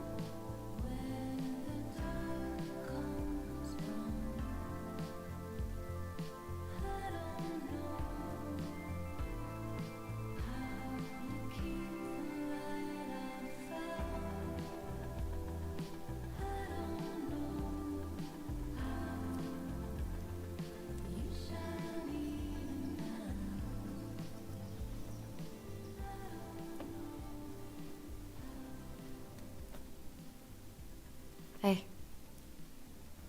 You doing all right?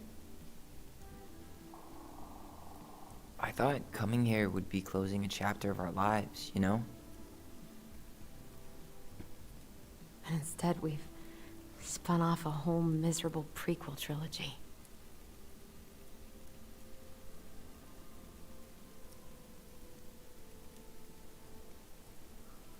Okay. No. We're not letting ourselves do this again. Come on, up. Mind-numbing labor's a great way to forget your troubles. Can't we just have coffee instead? No. On your feet, soldier.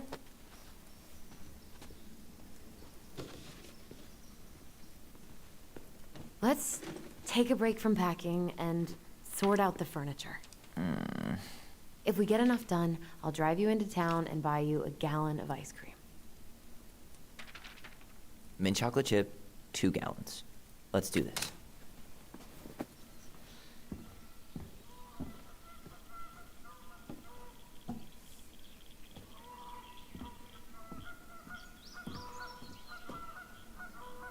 Goblin face is keep, $sign is donate or sell, and trash can is, well, trash.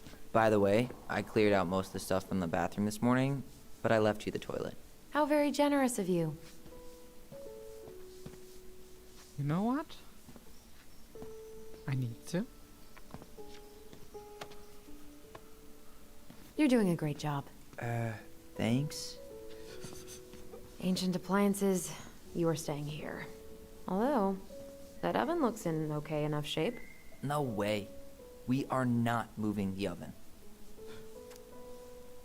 dumping cake ingredients. 1 can of well, that's just a cake recipe. I wonder if that cake recipe actually works. That's one of those kind of dumb things that I can imagine a YouTuber testing out. Like be like, okay, let's take these ingredients and see if that actually makes a cake. I might do that sometime. Oh. And what do you know? More stuff. Will this ever stop feeling so weird?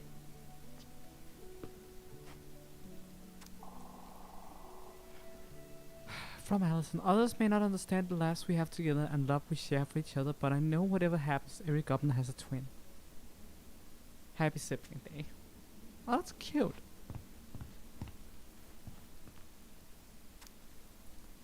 Just how are you? I'm in the boathouse and everything's going well. I'm writing this letter to formally invite you to my tea party.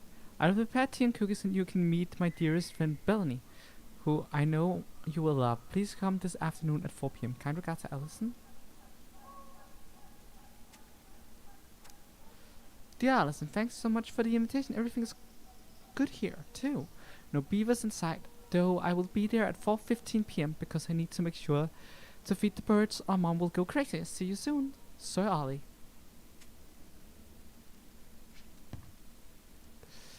I mean, yeah, but I'm in one of those baking channels.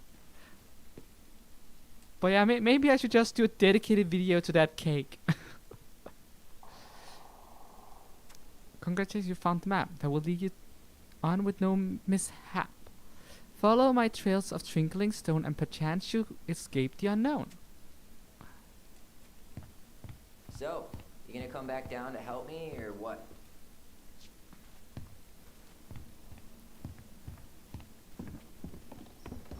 Hey, did you finish packing upstairs? Nope. There's way too much junk to sort through. Thanks for clearing out those cabinets. Not my pleasure. We don't really want to keep anything in here, right? Oh, ew, ew, ew. Raven Sarah. Oh, God. I can still taste it. Put it away. Ugh. Say ah.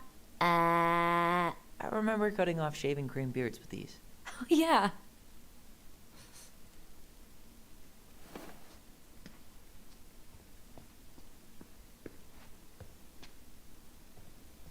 What about that dresser?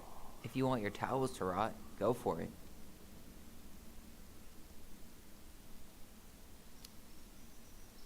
Maybe someone could clean it up? It's well made. Your call. Junkyard.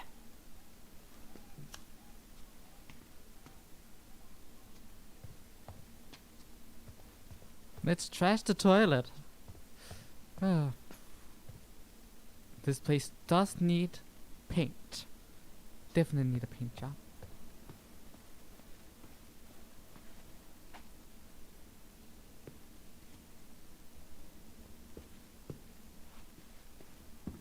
Everywhere I look, there's just stuff, stuff, and more stuff. Hello, ancient broken down machines that will be the future owner's problem.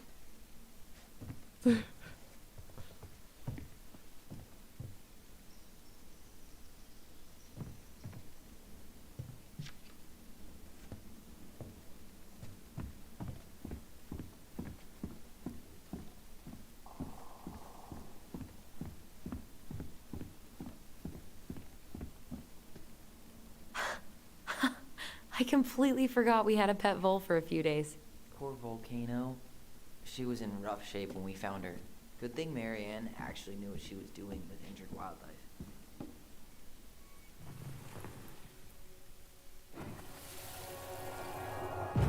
Lasagna! Lasagna! Finish your salad first. Thank you, Tessa. You're a lifesaver. No, don't worry about it. They're just leftovers from the restaurant. What about Volcano? She needs to eat her lunch too. Oh, quite right, love. She can have my corn. Here you go, little one. You must be hungry too. Tessa really did keep us all fed. She always tried to take care of everyone. Still does, I guess.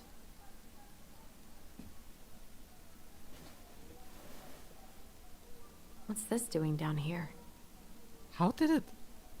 I have questions. Is that gum?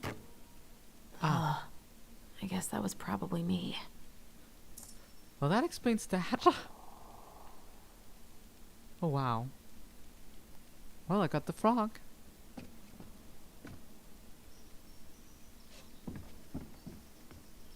What to do with this?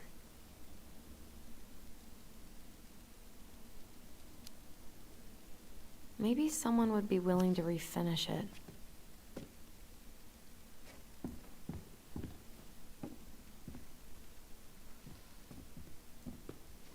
I guess it's finally time to take these pictures down. Yeah. Still deciding what to do with them.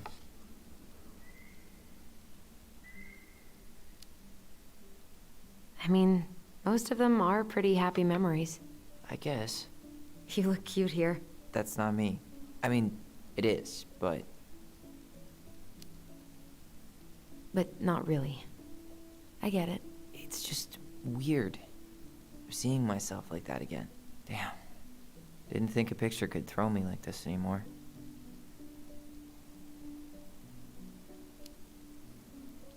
I'm sorry. That sounds really rough. Yeah. I mean, don't get me wrong. I'm like 1,000 times better. But I've got a ways to go before I'm comfortable taking my shirt off. Which is why I'm scheduling my top surgery as soon as we sell this house. No more putting a binder on every morning. God, that sounds fucking amazing. Yeah, totally. Just so you know, I'll be there to help out when you do. Whatever you need. Thanks. All right. What's your verdict, Ronan? You know what? I'll keep a few. To remind us how far we've come.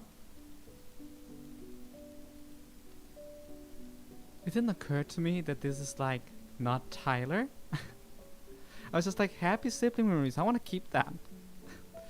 Yeah, I totally know. Pictures of the kid I was are not really pictures of me either, and I don't like looking at them. So I totally get it.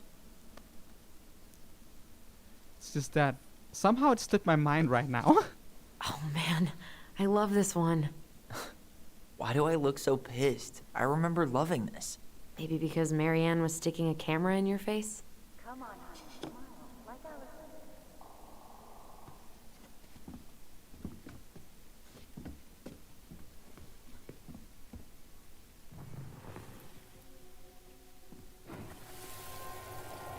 Come on, honey, smile, like Allison. Hold up your fish. It's not my fish anymore. Allison stole it.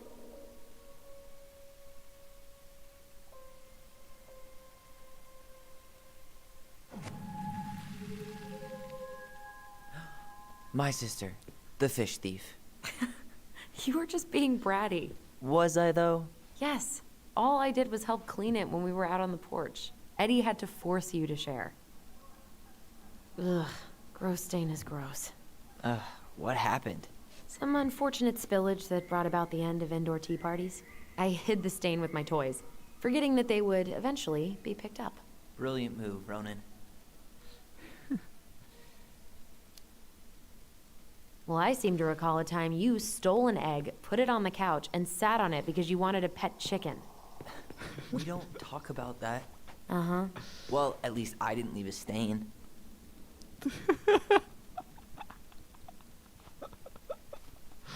Oh, that's such child logic right there. Oh, that's hilarious.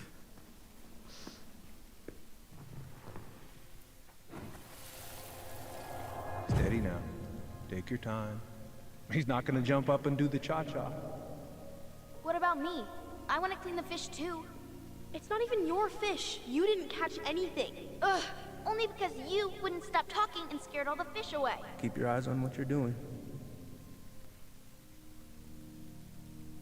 Allison, when we're done with this half, you can take over and do the other one. That sound fair? Yes. You're right. I was kind of being a brat.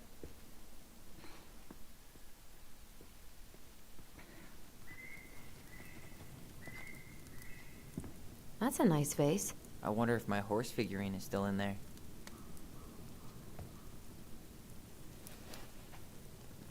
You're what now? You know, my blue toy horse. With the kind of melted face. The one you stole from me. What? That never happened. Yeah, it did. I won it at that little Halloween carnival they had at the school every year. You grabbed it and hid it in the pot. Then when I tried to get it back, you said there was a snake inside too.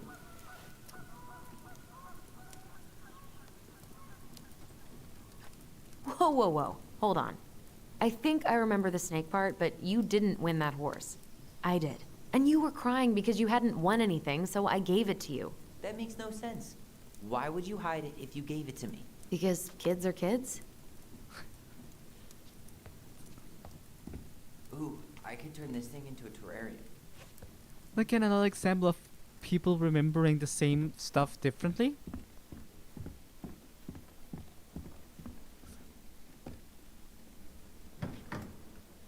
You hungry?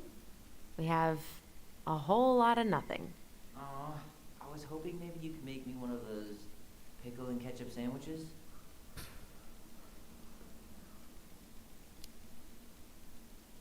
I'm sorry, sir. We are all out of pickles today. Could I interest you in a ketchup-only sandwich? Looks like there's still a bottle back here. Ew. Says the guy who used to eat peanut butter with ranch. So good. That's weird. But okay.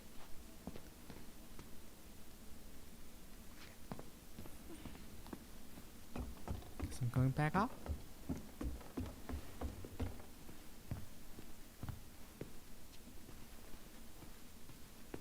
Five little monkeys jumping on the bed. Hey, Tyler. How does five little monkeys go again? Five little monkeys jumping on the bed. One fell down and bumped his head. Mama called the doctor. The doctor said, no more monkeys jumping on the bed.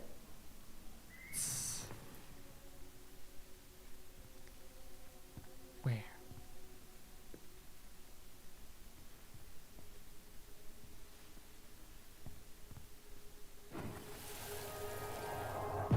No more monkeys jumping on the bed. Or out of a tree. Don't say that. Mama's gonna be so mad you had to go to the hospital. She worries way too much about what people think. Everything okay up there? Yeah. When's Mom coming She'll home? be here soon. Is anyone hungry? No, I'm okay. Thank you.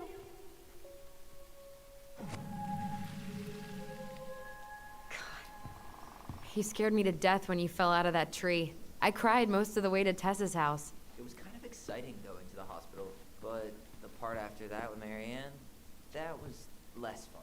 I remember the look that Tessa gave her when she finally came home. If looks could kill, right? Yeah.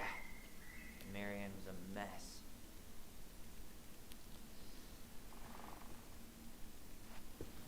Baloney. Guess who I found? Baloney. Alley Belly Baloney? Why, yes. I would love to have a tea party with you. Again. For the third time today.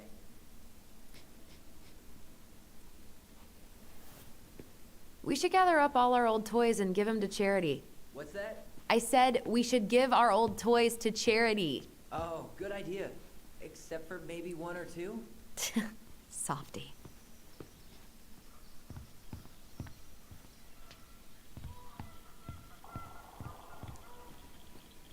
So long, trusty bunk beds. Already read this. Whatever's outside is very annoying to listen to.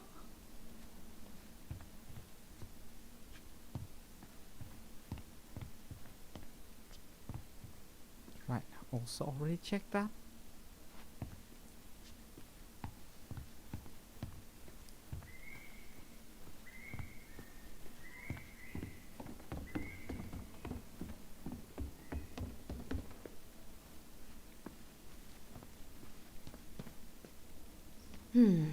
Crummy table and wobbly chairs. We could make some pretty good money if we sell this. And I know I'd end up eating on the couch most of the time anyway. Yep, that is definitely. Oh god, what's that smell? What's that smell? Definitely a bird with its own concert, yeah. Ooh, what's that smell? Smells like delicious garbage. Ooh, yes, delicious indeed. Or could it be Stinky Pants Sam? Oh, Stinky Pants Sam! Come on now. Sam got that smell getting a skunk out of our barn. Be nice. A skunk? What did you do to her? Is she okay? Sure is. She just went hunting for food and couldn't get back out. All she needed was a little nudge to get her on her way. Sam Kansky, hero of skunk kind. I remember being super impressed by him, and it made me want to be a wild animal superhero too. That explains why you becoming a ranger. Cool. Allison, I asked you to clean up the coffee table 3 times already. Oops, I forgot. All right, I'll clean it up. Thanks. While you do that, I'll check out the furniture. I'm guessing you want to keep the coffee table? If there's anything you want, speak now. I'm not really planning on bringing furniture to Denali. And if I need a base in Juneau, you'll have all the furniture I need. How very non-committal of you. All right, I'll keep it.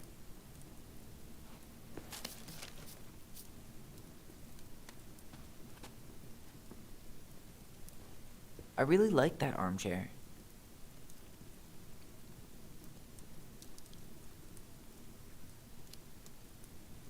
It'll look sharp next to your tree stump nightstand. I'll be the most stylish mountain man ever. But I was actually thinking it should go in your library. Library? We may not even have a living room. I have faith in you. Another one for the landfill.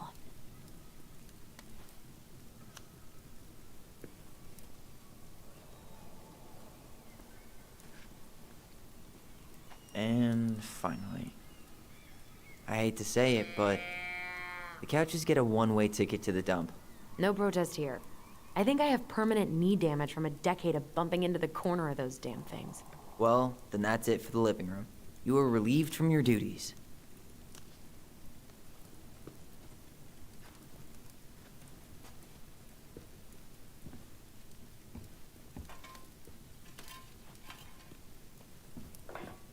Starting the fire again? Yeah, I'm gonna boil some water. You want something to drink?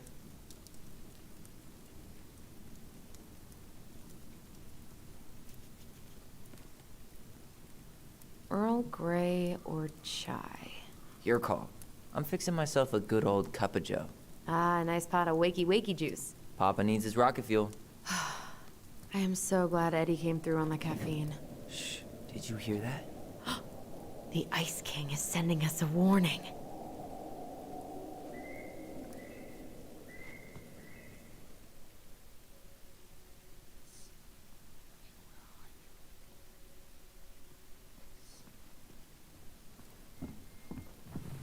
Here.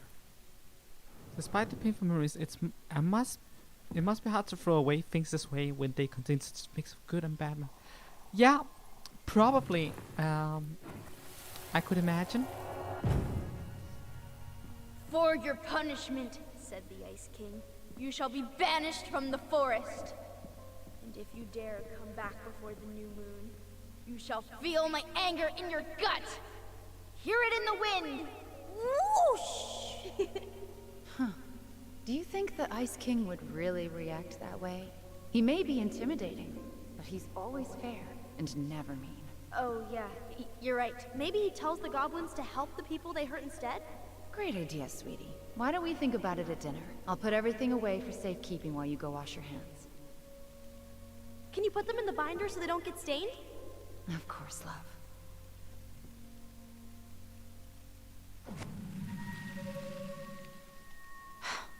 I still think my dark and twisty version was better. We put so many hours into that book. Yeah. Our binder was full of extra drawings and incomplete stories. Think they're all still in the kitchen drawer? We should go take a look.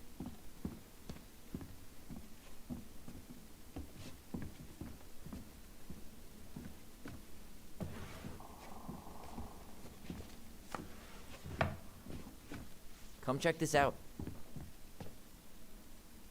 Allison's first drafts. Right. Because I didn't contribute at all. Come on. I know you did. I can't believe she kept all these. You'd think putting them on the fridge for a couple of weeks would have been enough. You know how we thought of ourselves as the goblins? Did you ever get the sense that maybe Marianne was the princess in the stories? Yeah. She called her bedroom the princess's sanctum, and she was all alone in the woods, in this house, until we showed up. She was. Alone, but with a few friends who helped her along the way. What are you doing? Research. So, if Marianne was the princess, then who were all the rest? And here we go. Oh, come on. Humor me.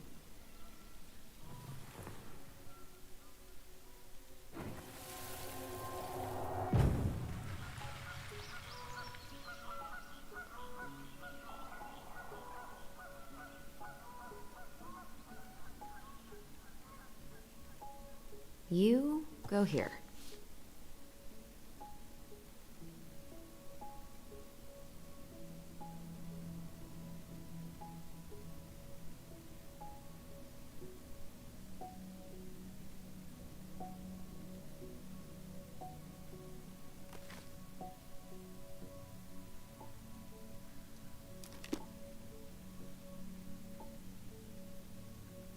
Guess we're reading a little bit of the Book of Goblins now, I guess.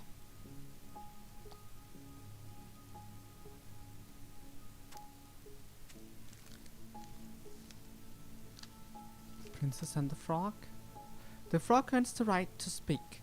Once upon a time, in an ancient and deep forest, there lived a big frog in a small pond.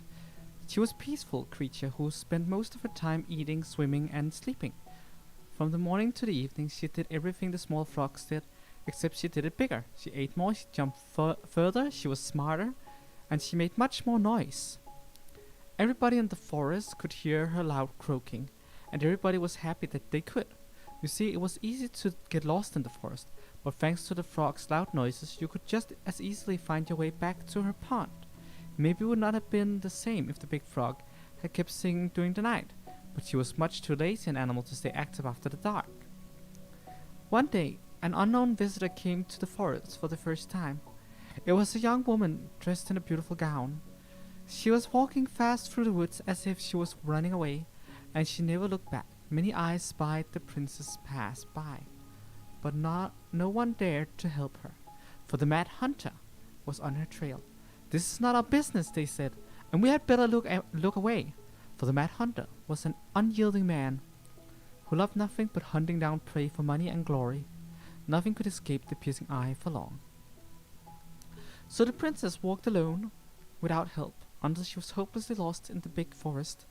Exhausted, she pressed on with no idea where she was heading. As the hunter drew ever closer, dogged in his pursuit, she continued this way until she heard a heavy croaking, far off to her left, so clear and loud that the princess immediately made for the source of the noise. A few minutes later, she reached the big frog in the small pond, and the frog looked at her with a gentle smile. "Help me, please! I need a place to rest and hide." Rabbit. "Hunter is after me." "Rabbit," said the frog again, so loud that the princess had to cover her ears. The creature began to jump every which way. "What are you doing?" asked the princess.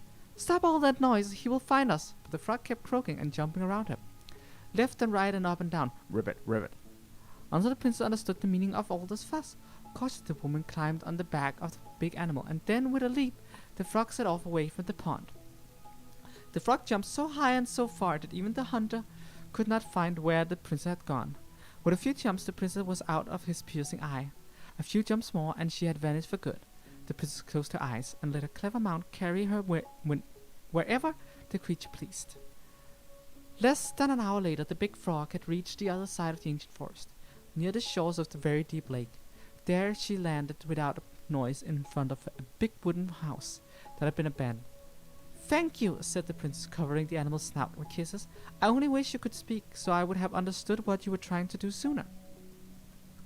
As she pronounced those words, something incredible happened. The big frog was suddenly able to speak. Her first words startled the princess. "The mad hunter is always at my heels. Now you're safe, and I've had my revenge. You can stay in this house. It has been abandoned for a long time, and no one will look for you here." And then, without looking back, the big frog jumped back to the pond. And this is how the big frog saved the princess, and how she earned the right to speak.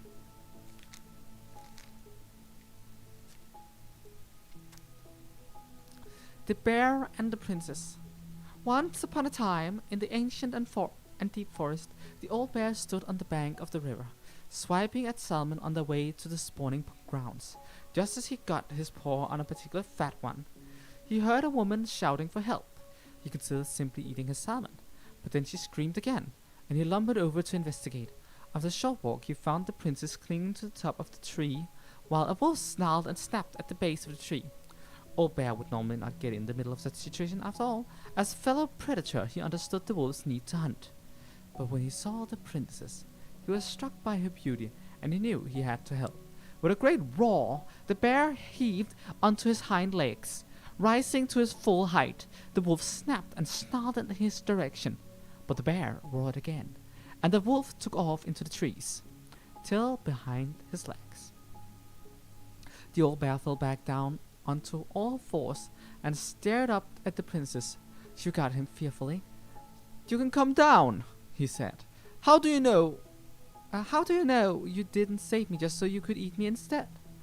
asked the princess. "I suppose this is a fair question," admitted the old bear, "but I promise I won't eat you." The princess had no reason to trust the old bear, except that he had kind eyes, and so she slowly made her way down the tree. When she reached the ground, the bear only watched her, and as she supposed she was not going to be eaten today. "Thank you," she told the old bear. "Of course," he said. "Can I walk with you back to your home?" "Of course," she said. And so the princess and the old bear walked together through the forest, back to the big wooden house. After that day, the princess would occasionally find gifts from the bear: a fresh caught salmon, a handful of ripe berries, a newly bloomed bluebell. One spring, when a sudden thaw flooded the path out of the princess' home, the old bear was there, and she rode his back across the river. The old bear began to think that the princess should be his mate. After all, she had no mate, and she needed one, and he could keep her warm and provide her a much more suitable den, and catch fish for her, and protect her from wolves. She in turn would brush out his fur and pick berries without smooshing half of them, and scratch that one part of his back he couldn't reach. And with how she took care of the goblins, she would be an excellent mother for his cubs. One day the old bear came with the rings of spruce and asked the princess to be his bride. "I'm sorry," said the princess. "You are a very good friend, and I appreciate all that you have done for me, but I cannot marry you. You are a bear. I'm a princess. It would never work." The old bear was crushed. "Can we still be friends?" he asked. "We will always be friends," said the princess, "but I will never marry you."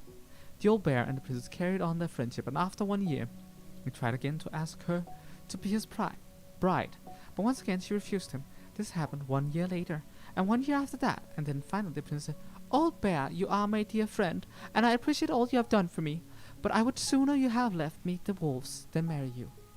And that is how it will always be. I have my hands full with the 2 goblins who live under my house, and they are all I need."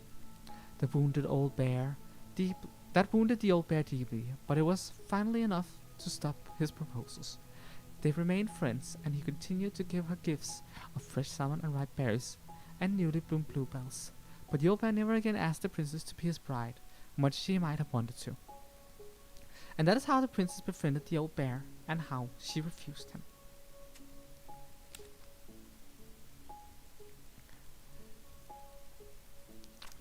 The beaver fixes the house. Once upon a time, in an ancient and deep forest, there lived a wise princess in a big wooden house. One night, a particularly violent storm shook the house. It took the shingles on the roof and the planks on the walls. It even shook the beams on which the house stood, blowing the whole thing near the ground. The princess hid in a closet, fearing the house would come down on her as she slept. In the morning, the house was still standing, but it was badly damaged. The storm had blown shingles off the roof and planks off the walls, and even bent a post upon which the house stood. The first two things she could fix, but last concerned her. What will I do? Despaired the wise princess, for though she knew many things, she didn't know how to fix the big wooden house. Just then the old bear came by to see if the princess had any trouble in the storm.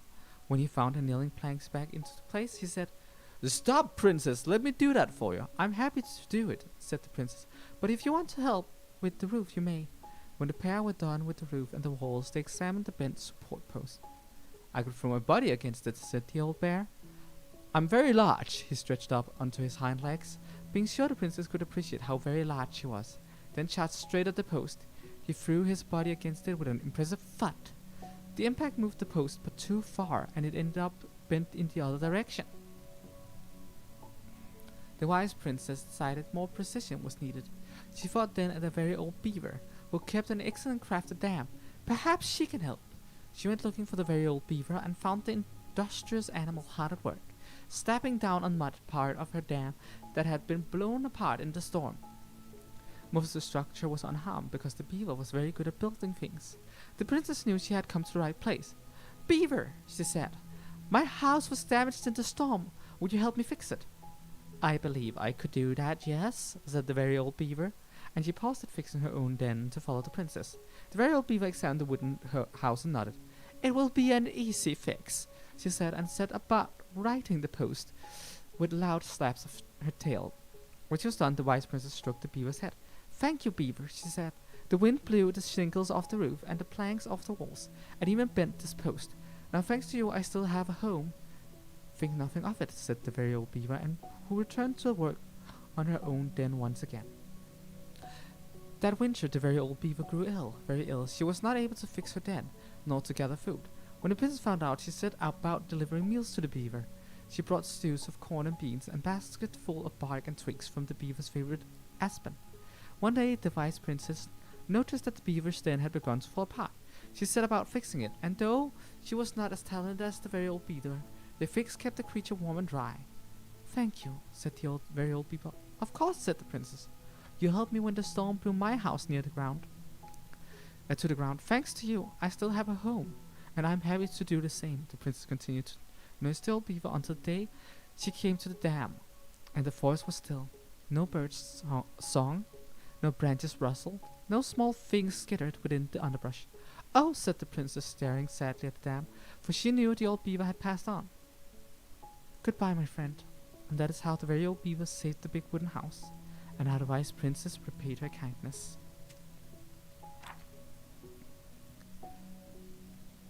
We already read that. The goblins and the ice cave.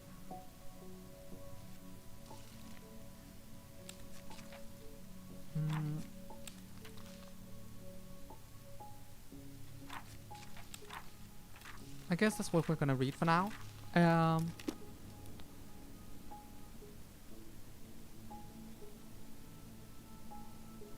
The bear was the most helpful one.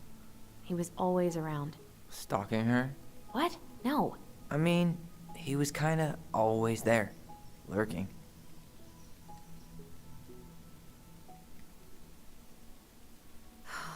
Poor Moose.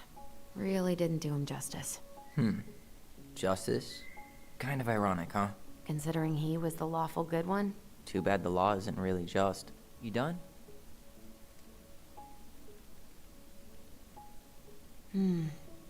Pelican. She was the most generous one. Yeah, but there was always a catch.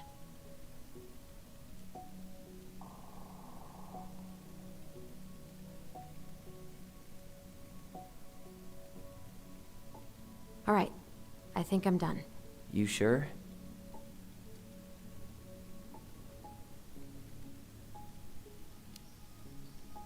How do you like them apples? You know, I think you might be onto something. What about these guys? I don't see them being real-life people, or this one.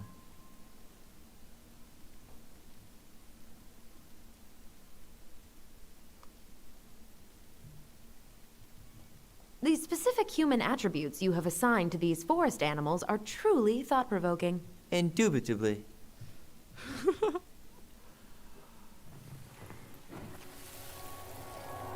You better hurry, or the Mad Hunter will catch us! We need to hide.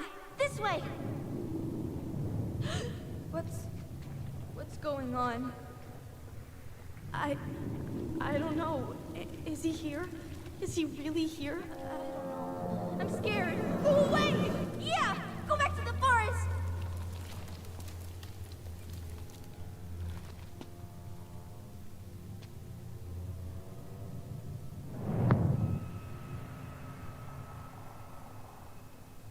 I forgot about that.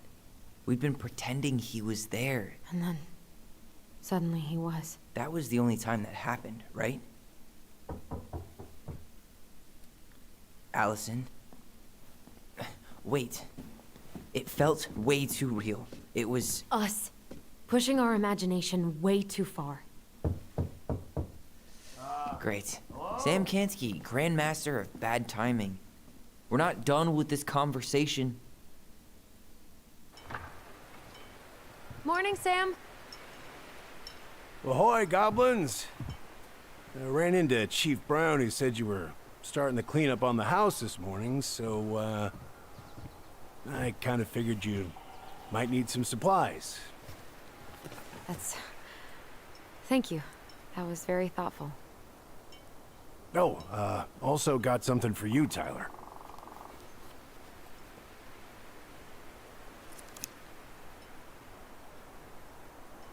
Every man needs a good knife. There you are. Thanks, Sam. Good. Good, yeah. Oh, and before I forget, for the lady of the house.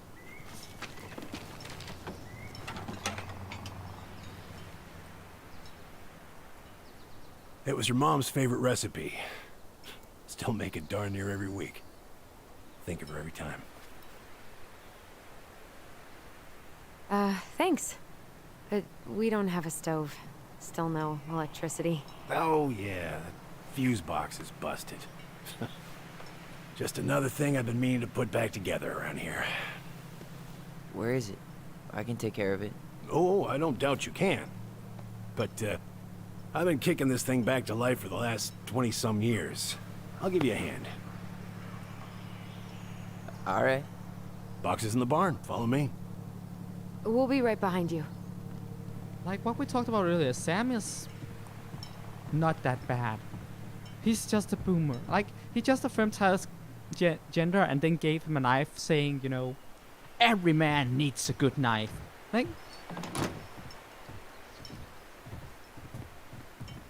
Well, I guess old bears can learn new tricks. Yep. Come on. Let's go get our electricity back on. I think it also helped him to see Tyler the way he is now. Because there are always that stereotype that people think that trans people will never be the gender they say they are. But seeing, you know, a trans person who looks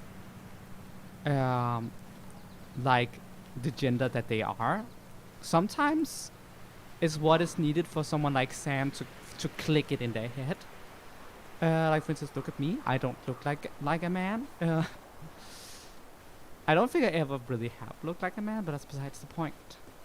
When people see me, they often give me these backhanded compliments like, "You look very feminine for a trans person," which, like, yeah. But I also think it makes the gears in their head turning, you know. Make them reassess their biases. At least I hope so. I like to believe that, at least. Yeah, Sam is trying. That's exact. I said that earlier, and I happily say it again. Trying makes such huge difference. If you're earnestly trying, it's okay if you fuck it up, as long as you keep trying. I As long as graduated already. Outdoor studies. Oh, outdoor studies, huh? Well, it's a good thing I came along when I did. You know, I built this here barn for your mama.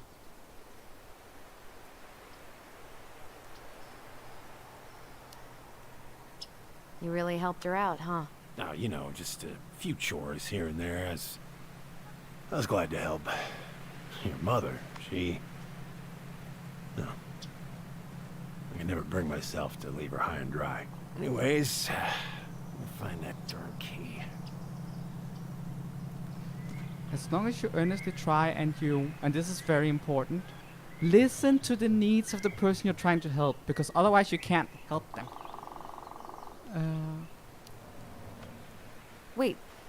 Wait, Sam. You have more of our keys? Yeah. The one for the barn's called a railroad key. See, it's got this special tip that you can... Fascinating. I'll take that off your hands now.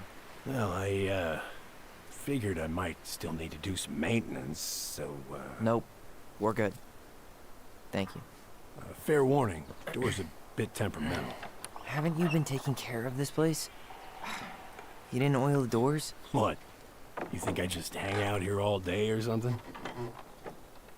Here, son, give me a try. Good. Okay, when you twist it as far as you can to the left, give it a nice little jerk. Damn it. No shit.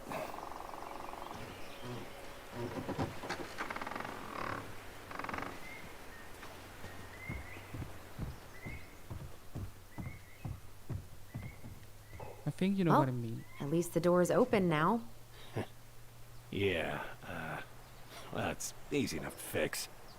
Now, that fuse box. Oh no. You and you are going to clean up your mess. I'll take care of the fuse box. But I didn't do it. I'm not asking. Go on. All right. Fuses go into plugs. Should be easy enough. Like people who don't try to understand and don't Take a look. help Look at what? affirming The whole jam needs to be replaced. gender. Just need to sand that part down. You could refinish the whole thing, but... Basically assholes. As you said, he's trying, and that's more than most people do. Let's see. Water heater, kitchen outlet lights, garage and generator of heat. Pass me that handle. Yeah, sure. Thank you. Oh, shit. Oh.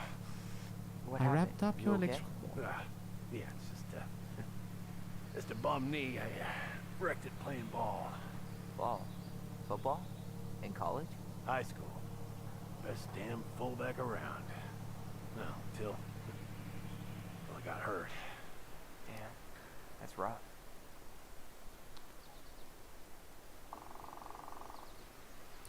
I wrapped up the electrical board. I got to run, but in case you want to check it out, careful not to overload the circuit. You'll have to use 15 amp fuses for the garage, amps total up to 120 for the whole house. Sam.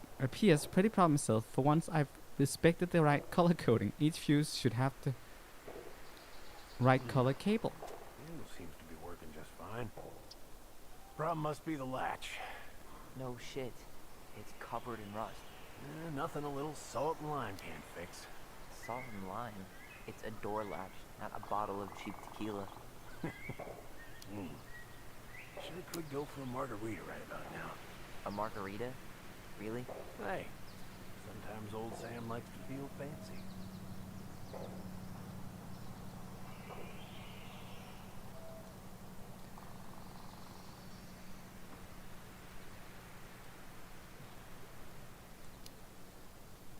Let's try this one.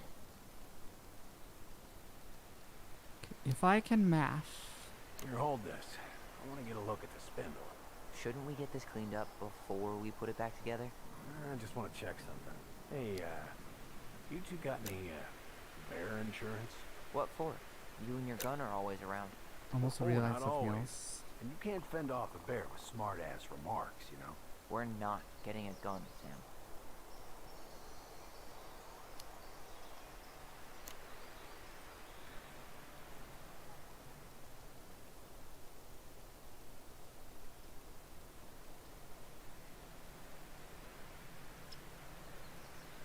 Ah, there's mold everywhere. Well, don't stick your nose in there. Like it's a goddamn bouquet. Mildew's always a problem with these doors. They're on the north side, so no sunlight. Sounds like the builder really screwed that up, huh? Hey now, watch yourself. We just need to clean it with turpentine, right? And borax? Mm-hmm. Probably ought to blow dry it, too. I usually air out the barn. Wait, that's not right. You sure you don't need a hand? Hey, I'm moving at my own pace. I need to know this stuff. All right. Women, huh? Don't do that, Sam. Did you read the note next to the box? I did. I'm just being silly. It said color coding, so that confused me, but I think it's just 30 in all of them for 120. It's just that.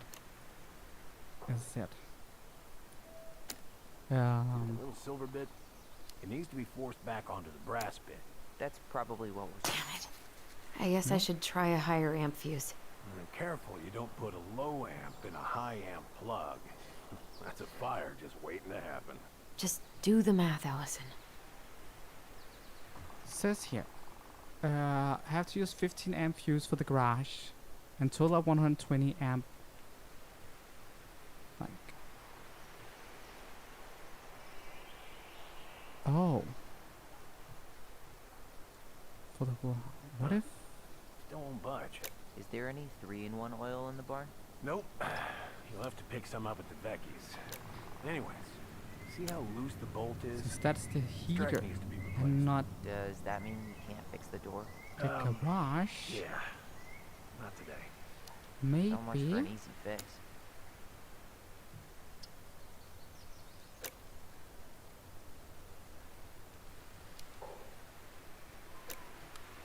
Don't worry about me being bad at this puzzle. Because then that one would be the one that's wrong. And then we would go like, that's 30, 60, that's 120. Seems good. Cool. It's because I assumed the heat generator was also the garage. Silly me.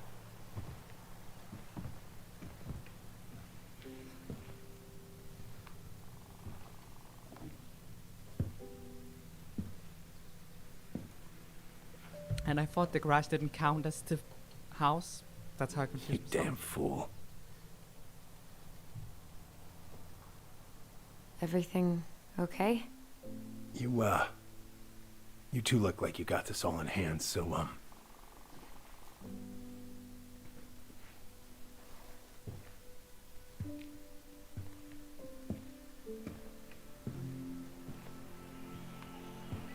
bye.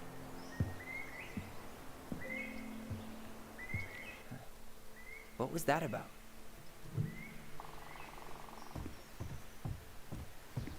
Well, he wanted to feel useful and... Well... Wow, he's fast.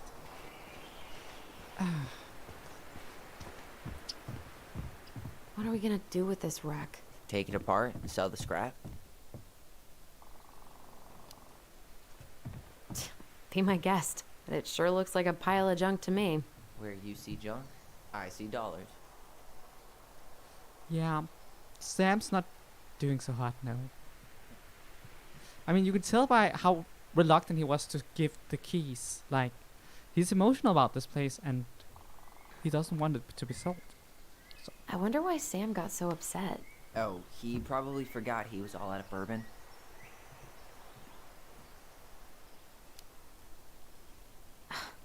Well, something about it really got to him. I don't think any of us are exactly happy to see that gun rack. Remind me to take it down later. Hey there, little buddy. If we end up living together, you should know my house has a no spiders rule. Well, in my house, we don't kill them. Ugh. You can take them outside then.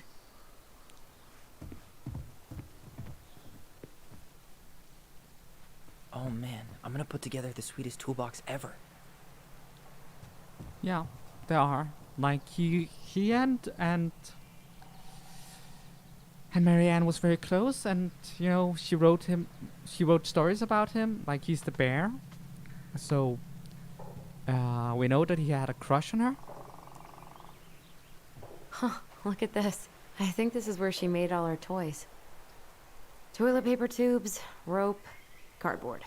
Wonderful. She was so crafty. And she could draw and write and take pictures. She could have been an artist instead of just locking herself up out here. Allison, do you know who this is?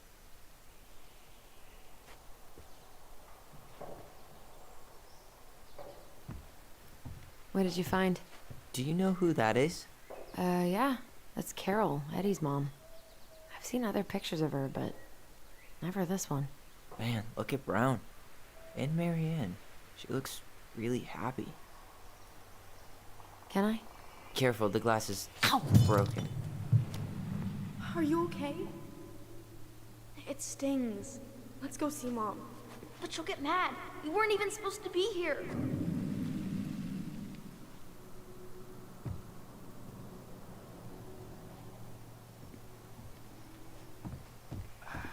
I feel something strong. It's making my teeth tingle. Your teeth tinkle? That's a weird thing.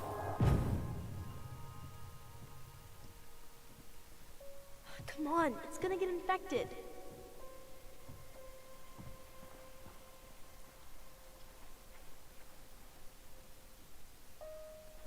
I don't want to. She said not to disturb her and Eddie. Where are you going? Things were different when she was around. We were family, Eddie. How could you do this to me? Shh. Look, I had to make that call.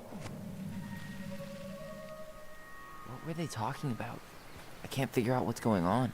I don't know, but I remember that whatever Eddie had to do, whatever that call was about, it was tearing him up. Tearing him up? He was being a total cop, and Marianne got pissed and threw him out. Here, I'm gonna show you what I remember. There's more. I can feel it.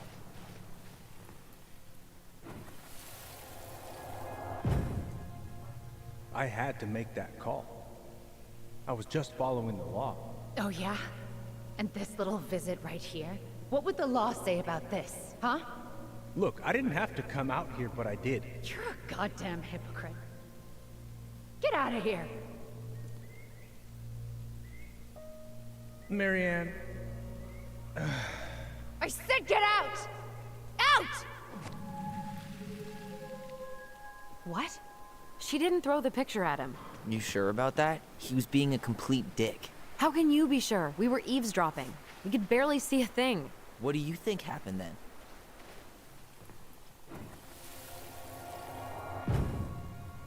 Look,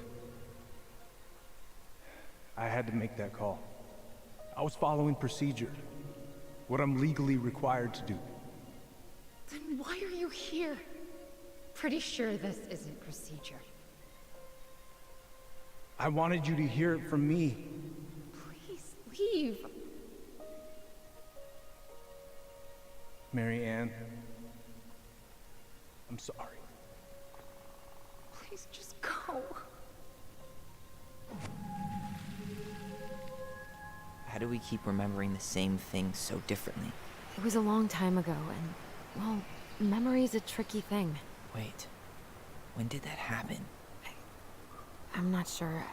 I think it was the exact same day she attacked you. That's what I thought. But Uncle Eddie said he hadn't seen Marianne for weeks. Yeah, that was bullshit. And what was all that about following the law? What was he doing here exactly? He must have had his reasons for not telling us. Look, I know he took care of you, but that doesn't make him incapable of lying. I can't see him being that cold with Marianne, even if he was being a cop. I mean, I can, but who knows? I guess memory's a tricky thing, huh?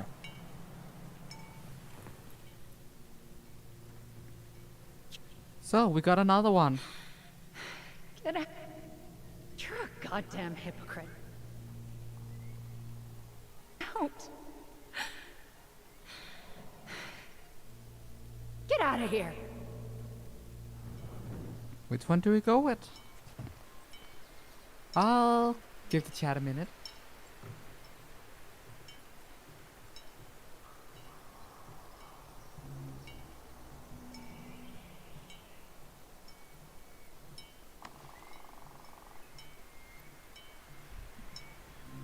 Oh yeah, this one is a tough one. Because it's really hard to know what happened. It's also a question about, you know, this one. You're a goddamn hypocrite. Get out.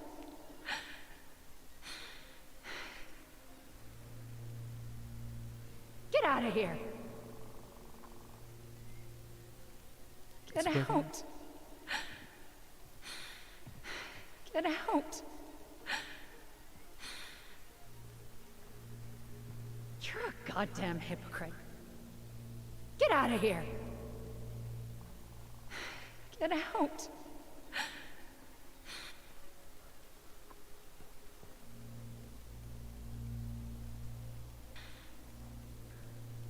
You're a goddamn hypocrite. Get out.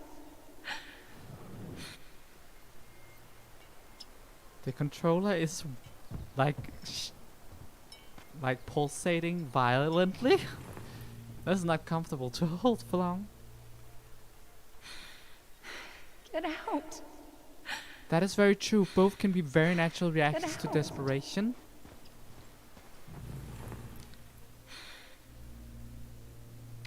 I also think Tyler's memory probably paints Eddie more antagonistically than Get out. Allison's memory, if I have to make a Get guess. out. Goddamn hypocrite. Get out of here. You're a Yeah. goddamn hypocrite. That is a likely situation. She was in a very desperate and very emotional state for a long time. 5 months, right? This was the day things were going south.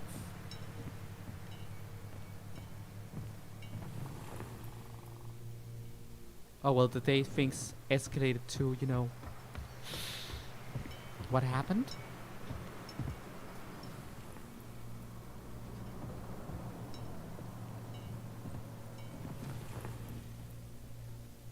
Let's try Alice's memory then.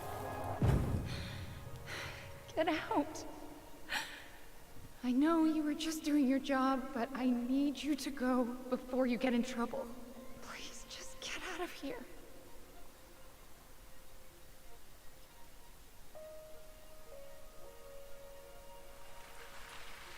Alright. Say Brown really felt bad about whatever he came out to tell her. It was still the day she attacked us. He still lied. Now what? We go and get a straight answer from him. Right now?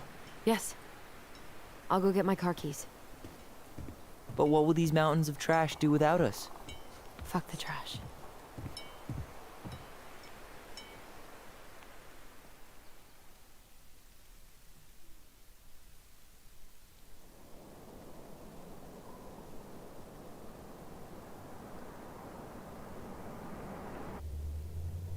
Man, I can't believe Brown lied.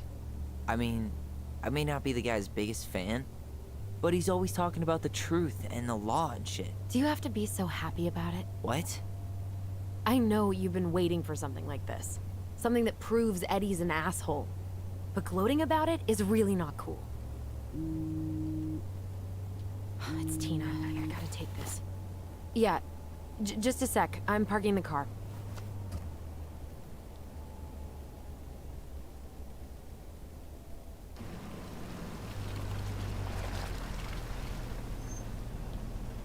Guess I'll just go stretch my legs then. No, just give me a sec.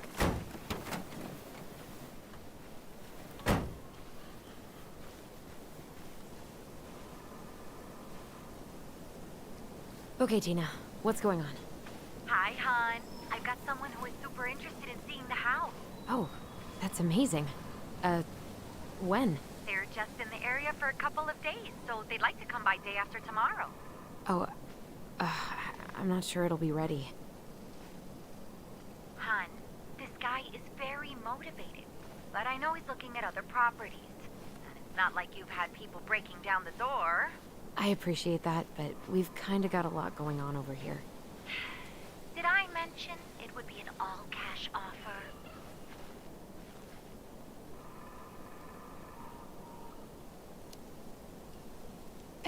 it's not the right time. A cash offer, Allison. I'm sorry, but it'll be a total mess. I don't want to waste anyone's time. Okay, well, you tell me when you're ready. Huh.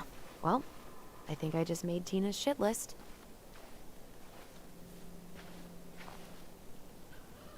Dee and I did that trail a couple years ago. We drank ice-cold beers when we reached the summit. Whose votes are you looking to win out here, Tom? The Bears? Tina's annoying you? Really? Can you elaborate on that? Tina felt like such a non-entity right now. If you ask me, just... That sure was a conversation. Looks like you found a nice spot. We've been here before, right? So, Tina? Tina West, our realtor. Oh, that Tina. What'd she need? She had someone who wanted to see the house, but he could only come by day after tomorrow. And you told her no? Yeah. We need more time than that, to get things cleaned up and, Thanks. But what if it's the only call we get? And I guess we just grow old and lose our minds in that fucking house. Sounds like a plan. So, before Tina called, we were talking. Yeah? I'm not happy your foster father fucked up. Oh yeah? Because you sure sounded like it. He hid information about Marianne. I know! You just don't have to rub it in. I get it. You're always gonna side with him over me. Come on, that's not fair. Then why do you keep doing it? This town, these people, they're just memories to you. But it's my home, Tyler. My friends, my family.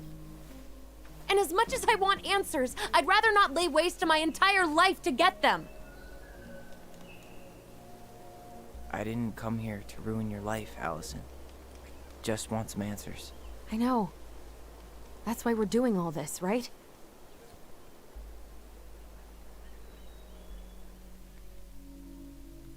Ah, yeah, she is a bit pushy, yeah. Ah.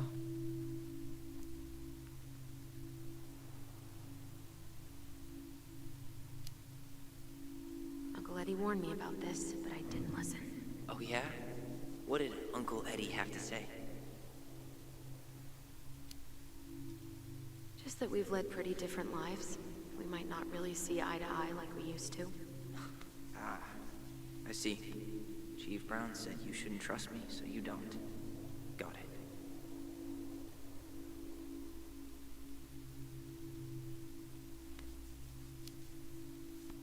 Oh, come on. I didn't say that. Is that really what you think? I don't know. It's just that ever since I got back, I felt like I was crashing your party. Well, that's all in your head, Ty. I'm not sure what else to say.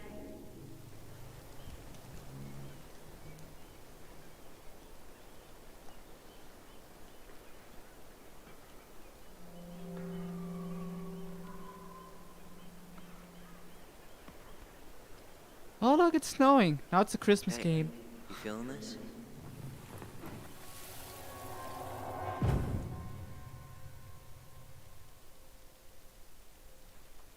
Found you! North Star! Okay, now you're the star and I'm the compass.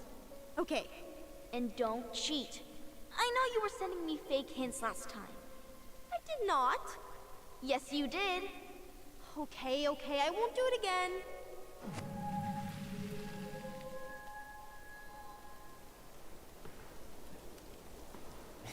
You were always accusing me of cheating. Because you totally did. It was a cool game. Guessing where you were just by feeling what you felt.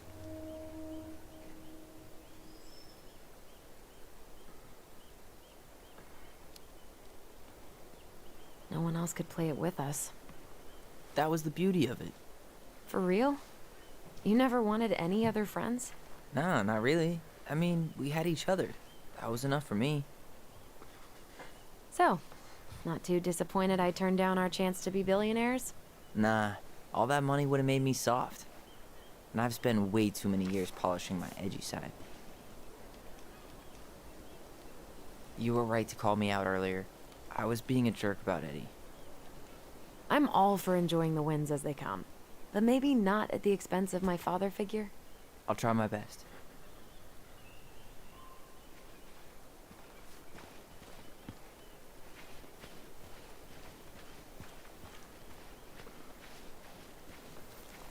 We dip in the lake, but that's not a lake. That's a river. River.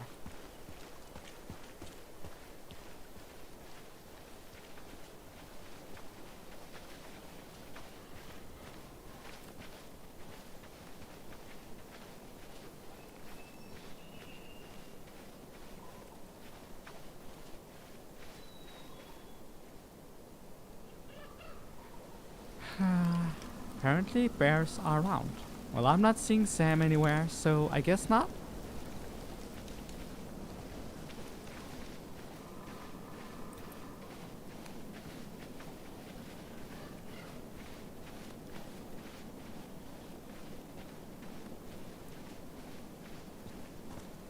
Hey, look what I found.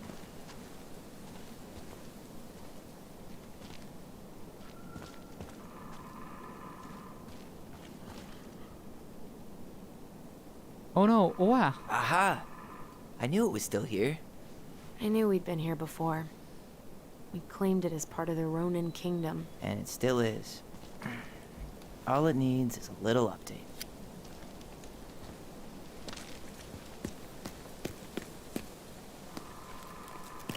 What are you doing? What I wanted to do back then, but I didn't have the guts.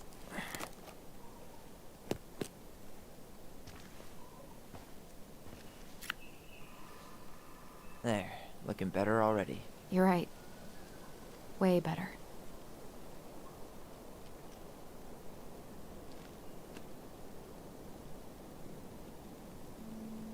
Yeah, looks better.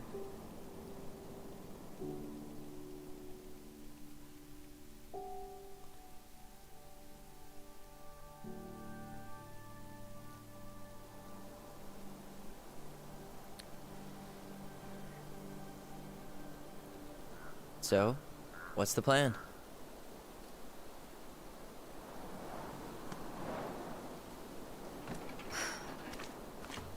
We go inside and calmly ask Eddie why he was there that day. All right. Let's try to let him get his side of the story out, okay? Uh-huh. Oh, yeah. I understand, Mr. Barrow. I'll be sure to let him know. Yes, I have it all written down. Have a good day, Mr. Barrow. Morning, Missy. How'd you get stuck working reception? Rose called in sick this morning. I'm covering for her while I try to get my paperwork done. What are you doing here?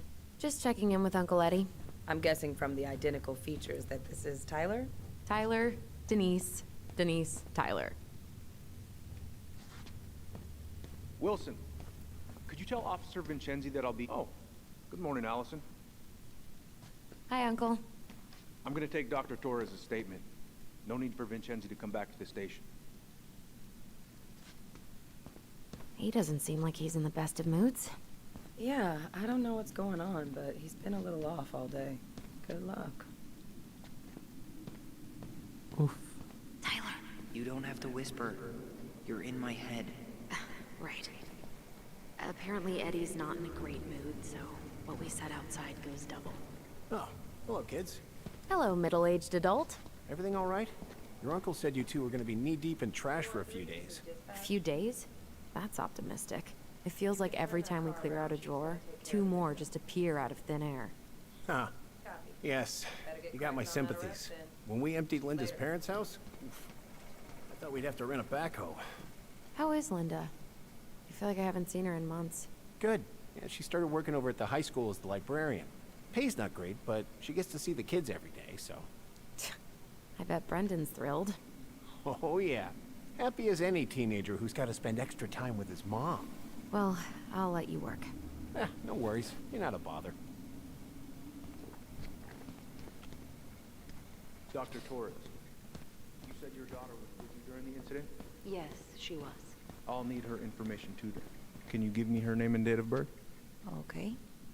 Isabella Henderson, July 16th, 2009. Henderson. Different last name? Yes, her father's. My ex-husband. Does she live with you most of the time? No, her father has primary custody. Because of my hours. She stays with me on the weekends. What's that look for? I'm sorry. I got so wrapped up in Tyler coming that it totally slipped my mind. I'll make it up to you, I promise.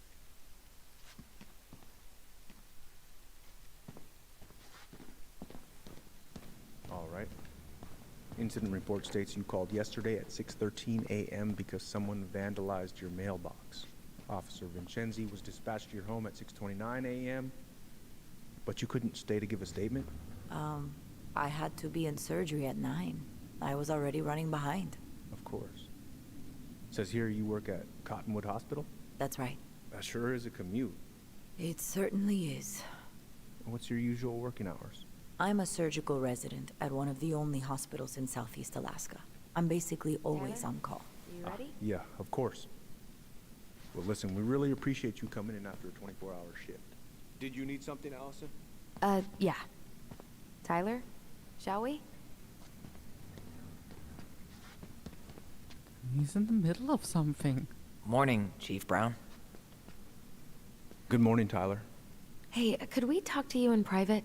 It's a little urgent. Can you excuse me for a second, Dr. Torres? What's going on, you two? We had a few more questions about our mother. Look, now's not the best time. Well, maybe we can come back later then? Excuse me. Come on. Guys, I'm understaffed today. I've got a receptionist out sick, an officer dealing with personal issues. I need to finish taking this woman's statement, and I don't have time to chat right now. We were just hoping for some answers. Well, I don't know what more you think I'm going to say. I already told you everything. I need to get back to this complaint. Sorry, guys.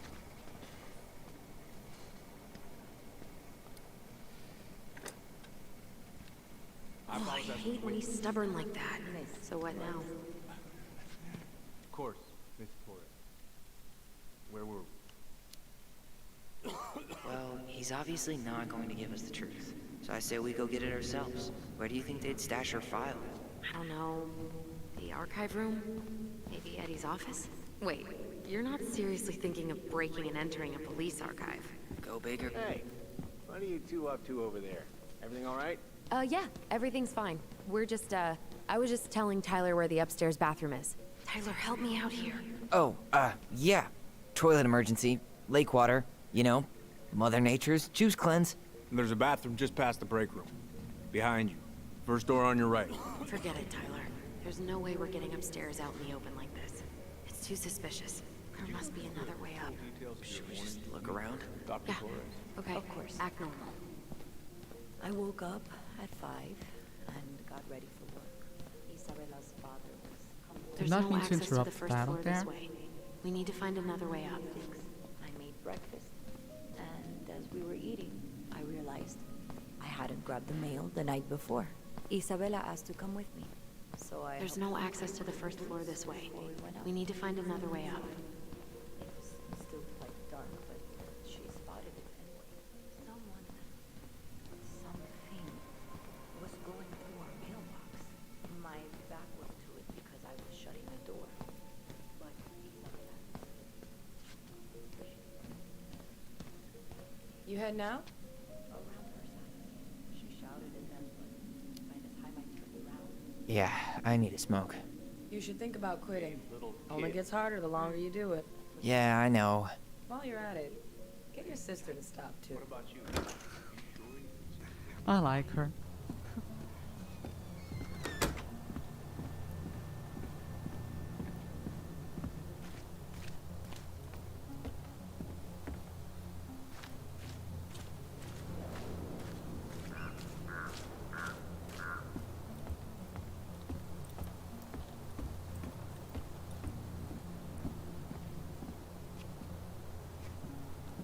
There. Fire exit. It opens up to a staircase on the side of the building, but it'll definitely be locked from the inside. If one of us were to create a diversion, the other could slip upstairs and open the door. And since you're the troublemaker, I nominate you as the one to make a scene.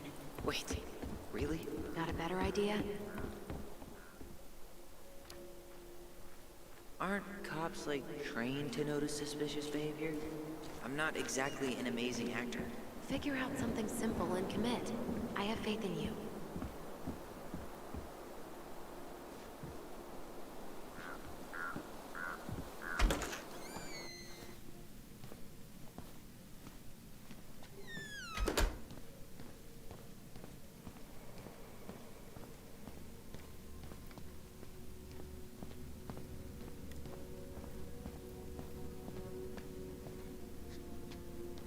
Something simple and commit.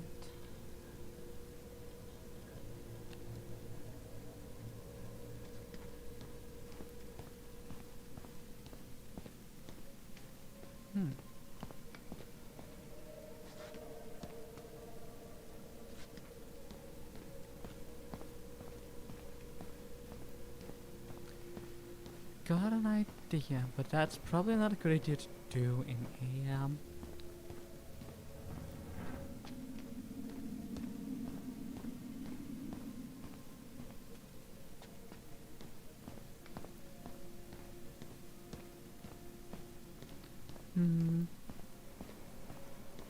I swear this game is so good.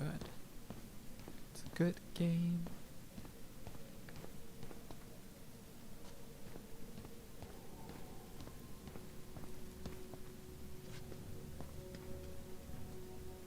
That pile of paperwork? What about it? I could tip it over? Kinda messy, but I mean, sure.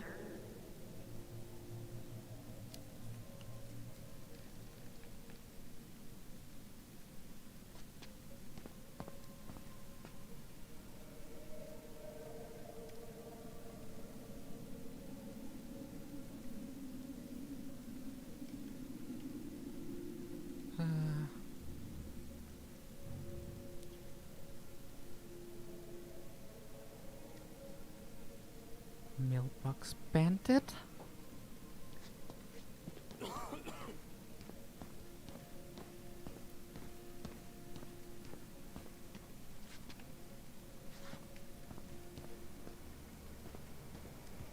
Guess I probably can't trick the circuit breaker, but I could turn the lights off.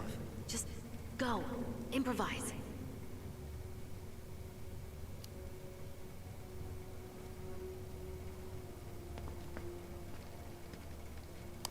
Oh, oops. Tyler.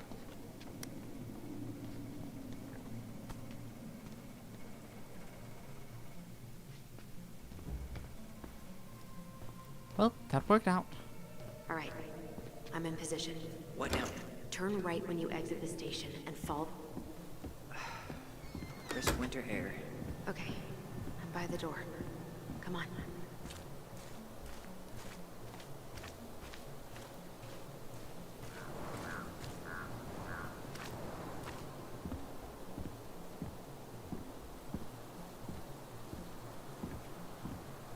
Quick, get in. Oh God, what did I just do? You took control of your destiny. Own it.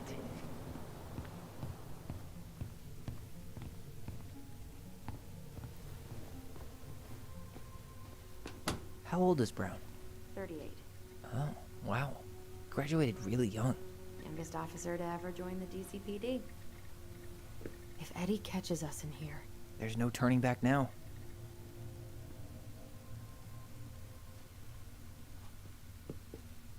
Personnel files... Looks like this is where Brown keeps all his personal mail. But 0 case files. Looks like he's working with the Office of Child Services on the case. None of our business.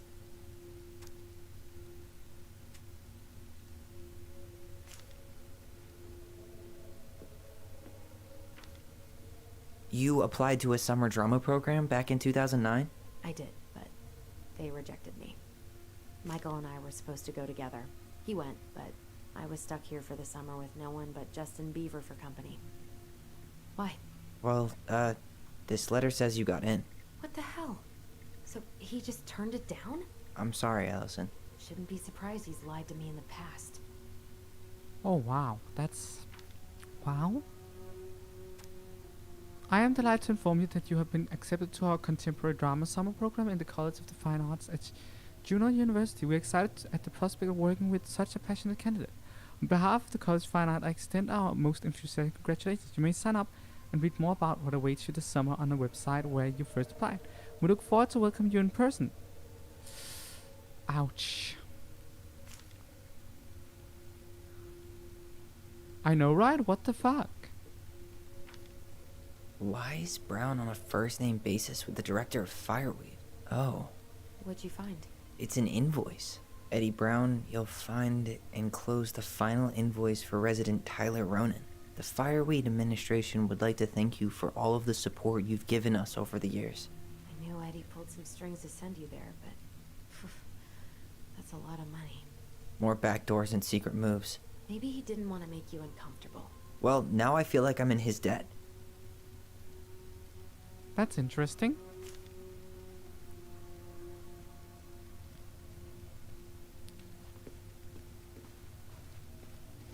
Brown really wants everyone to know what a fine, upstanding citizen he is, doesn't he? He's a genuinely good person. And saying that here makes me feel even worse.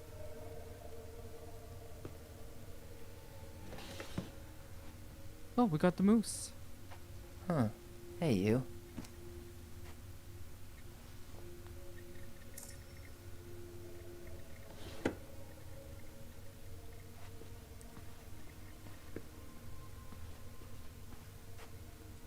Huh. The Delos police force is getting a new officer. Finally.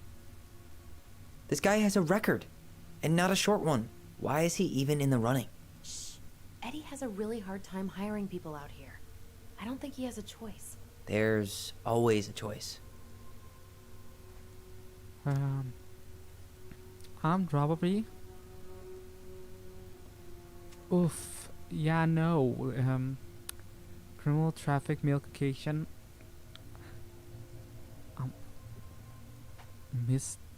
Misdemeanor. Guilty.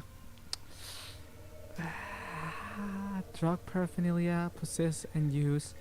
Yeah, this guy should not be a cop. No. Oof. U.S. Army military. Are you sure you checked all the emails?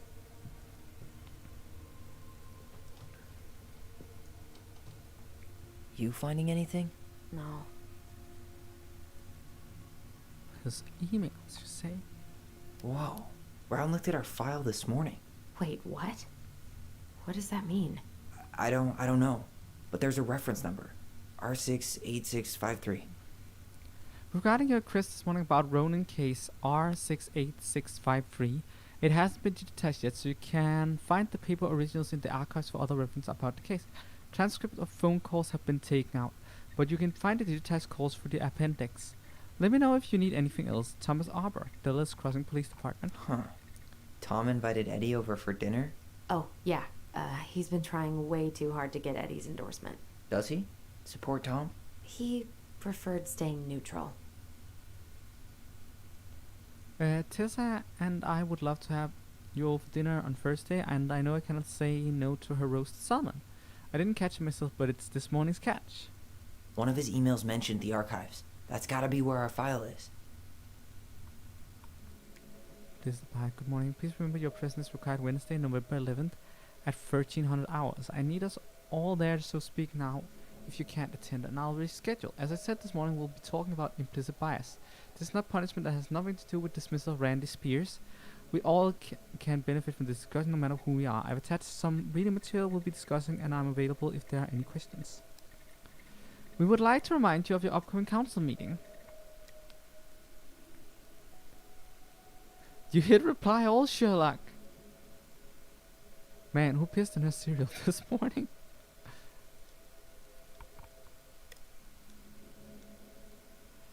Do we all adults here, whoever keeps leaving dirty dishes in the sink better learn to clean after themselves. I will personally stuff said Goblin into the water so they can see how it works.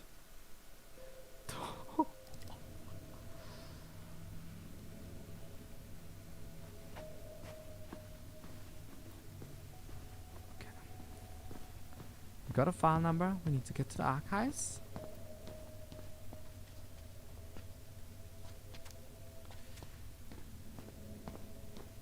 Of course, that door is locked. So, yeah. The police chief of Delos Crossing hosts charity events? Huh? Oh, yeah. The community social. He volunteered to help. And since he pretty much knows everyone, and more importantly, who's called the cops on who, he's in charge of the shooting charge. Makes sense, makes sense.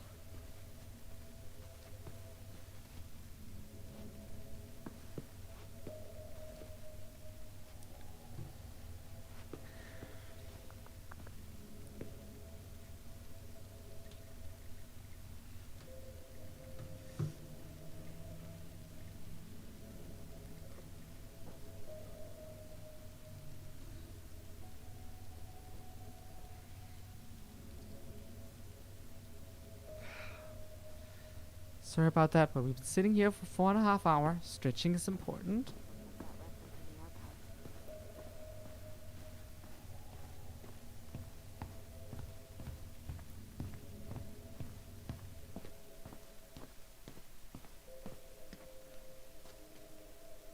Please tell me you know what the code is. To the highly confidential police archive? Then, how am I supposed to open the door? I spent hours playing next to this room. I'd see people go inside all the time. The keypad does this little tune. Dum-da-dee-doo. Seriously? Go on, try.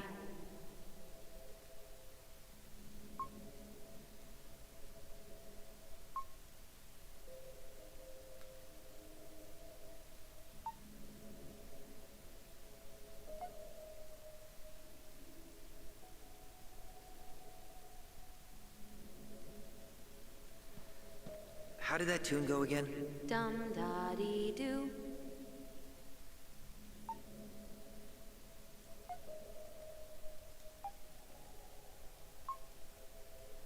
I swear, this is. They did that with credit card machines back in the day. They had to change that. Yes. For some reason. Can't imagine why.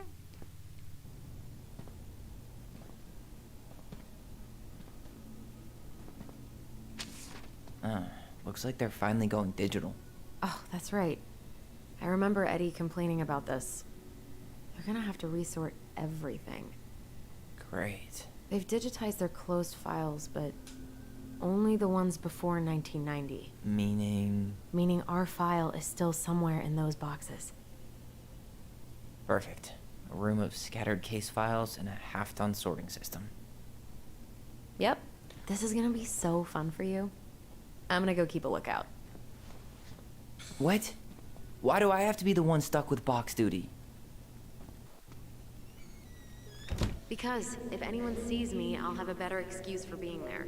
Reach out if you need anything. R68653.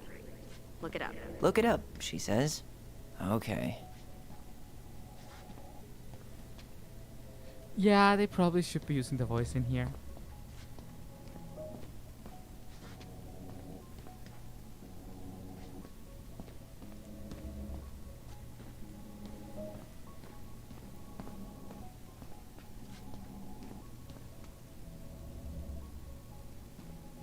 Here we go.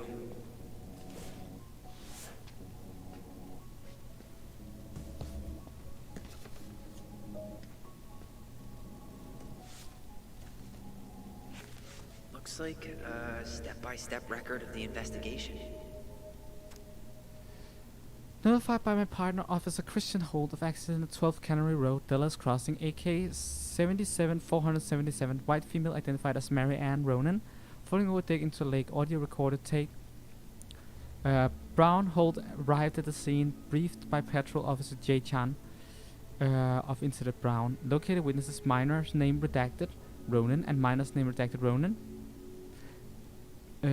Children of Mary Ann Ronan couldn't get a statement from them as they were under dire stress and shot. The children were taken under care of police officer J. Chan Brown. Coroner investigator T. Dixon arrived at the scene, rolled prints of victim crime lab tech O'Tully, completed photographs of scene, and recovered an unlicensed raster 3121 shotgun. Bullets recovered from location barn. Brown. Okay. Well? So far, I'm not seeing anything we didn't know already. It does reference some other files and audio recordings, though. You might be able to look those up on the computer. Even if our file hasn't been digitized yet, they may already have it in the appendix. Coroner took possession of body, cleared scene. Brown interviewed children as they stated that after Ronan's hair was cut short by sister, Ronan, Mary Ann Ronan threatened Ronan with a gun. When Ronan fled from her, she pursued child to the docks. Ronan stabbed Mary Ann Ronan, who was still threatening the child before falling over into the water. Witnesses state they called 911 shortly after. Brown canvassed crime scene, did not recover pair of scissors claimed by minors named redacted. Ronan. Brown presented to the case. Ronan homicide. Brown.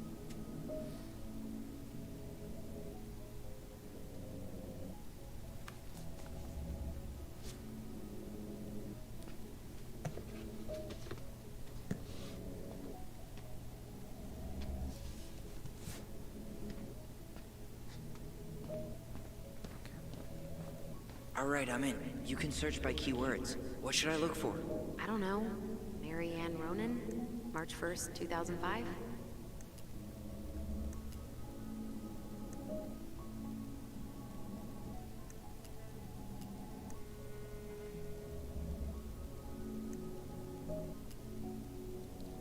"24-hour homicide report, victim information,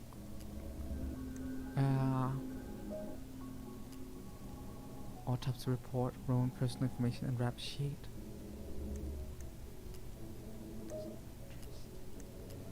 R61 and R62. References 05, R62, 766.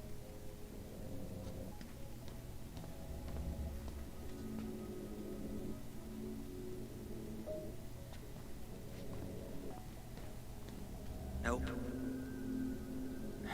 Not this one either. Where's the damn box? Well...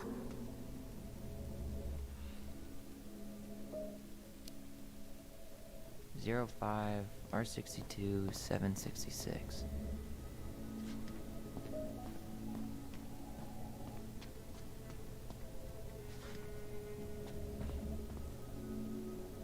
No, that's not it.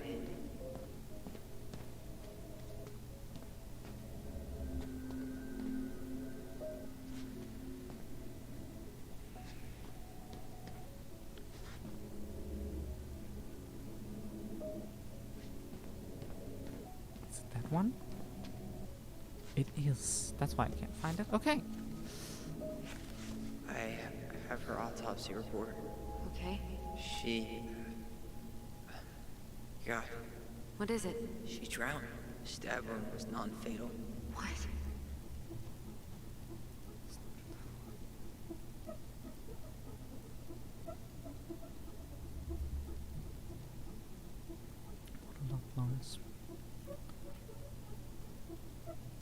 I mean, that makes sense. The stab wound was not in any vital organs, but she did fall into the water.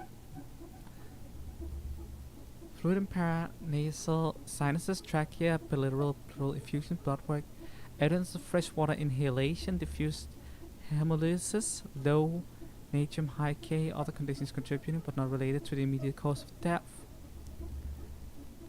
Homicide could not be determined. For the natural cause, how did injury occur? With scissors, victim fell over dog into freezing lake. So arrangement performed for any condition stated above. No. Organ procurement technician is Silva. Witness to autopsy DCPD. Dead Eddie Brown. Evidence recovered at autopsy. 50 cm stab wound. Death by drowning. Approximation reviewed by DME. But attack.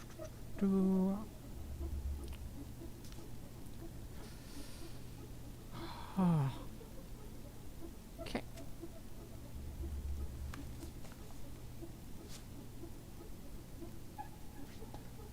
for the other one.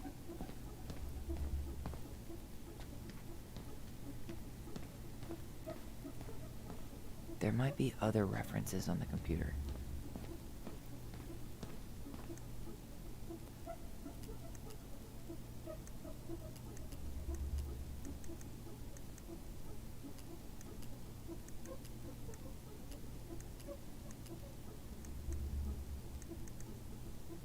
Delos Crossing Police Department.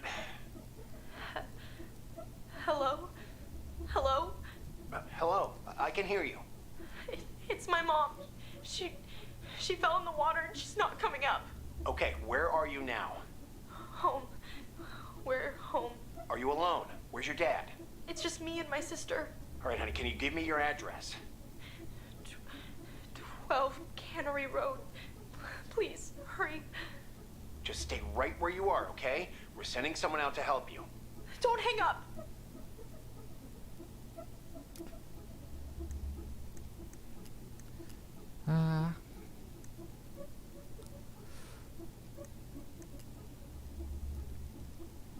R63.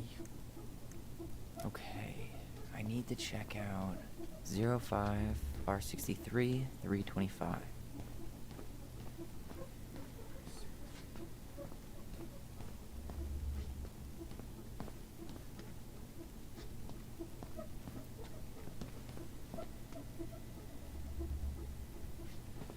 Ah, where the fudge? There. There.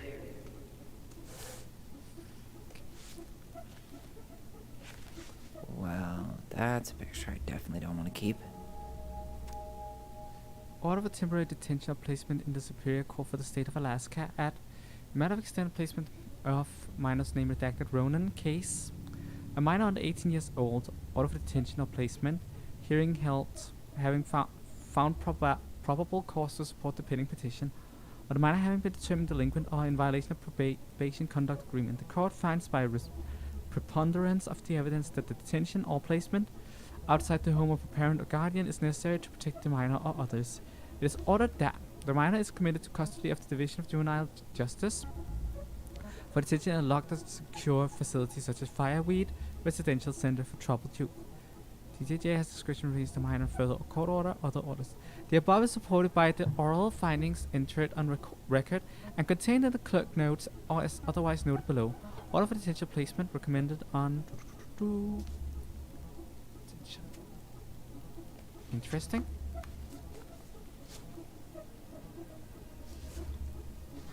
Shit. Eddie's coming up the stairs. What do I do? What do I do?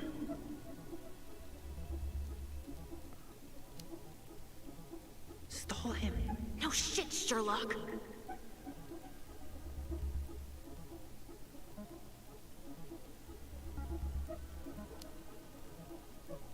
Say I went for a smoke.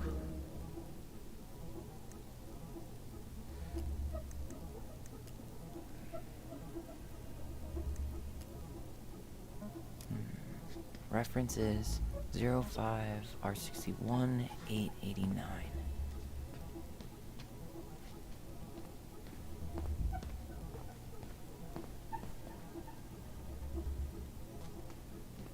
I don't like how little time we have. I definitely feel the pressure of this situation.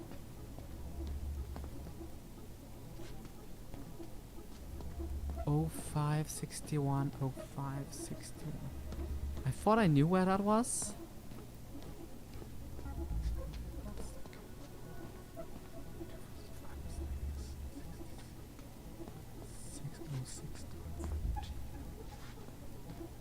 Oh 0560. There it is. Okay, here it is.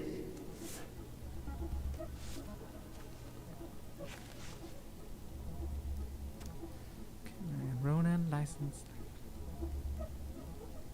Undocked lakeside threatened her child with a gun. Child stabbed with a pair of scissors, subsequently fell into lake. Ronan White.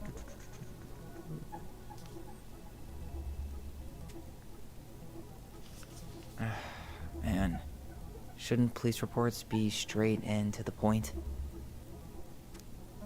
Narrative crime summary. On March 1st, 2015, around 2200, The victim, Marianne Ronan, a 41-year-old white female, exited her home and entered her garage to start loading a Raster 3121 9mm shotgun. Shortly after, her child, Ronan, 11 years old, entered the garage to display a new haircut given by sister. According to witnesses, Ronan's statement when she saw the child's haircut, Marianne became enraged and threatened Ronan with a shotgun. Ronan fled the garage towards the lake, calling for help. Marianne followed, still armed, out onto the dock on the southern side of the property. Hearing the noise, Ronan also came out of the house toward the dock, where she observed minors Ronan under threat from Marianne defend themselves by stabbing the mother with a pair of scissors.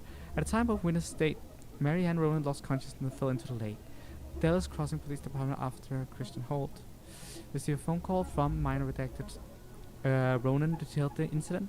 Patrol officer Jay Chan was dispatched to the scene.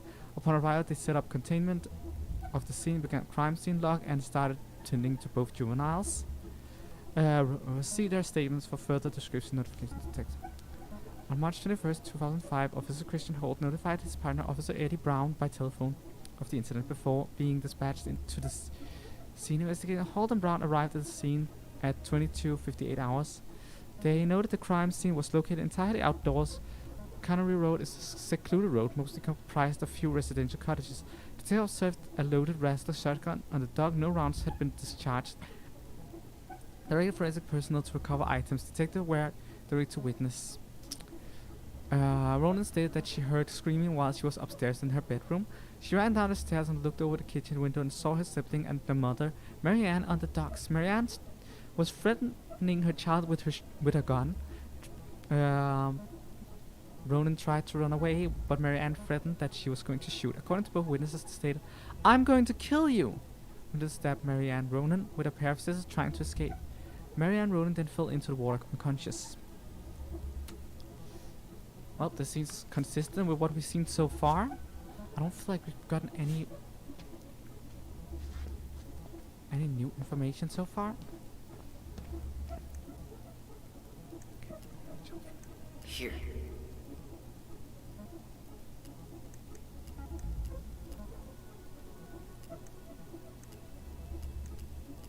Bingo. Okay. Got something. 2005. Interesting. 2015. Okay. I need to check out 2005 201 546. 2005, 2015. 2005, 2015.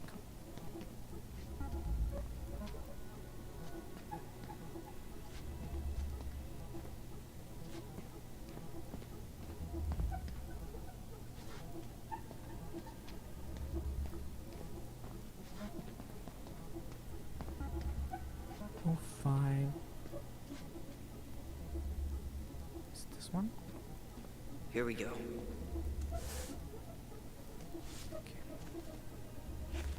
Wait, what the hell?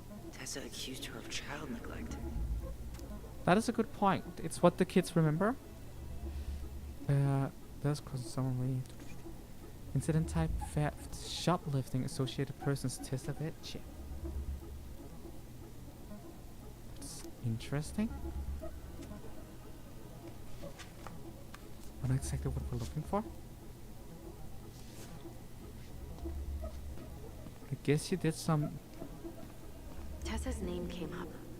Search for her?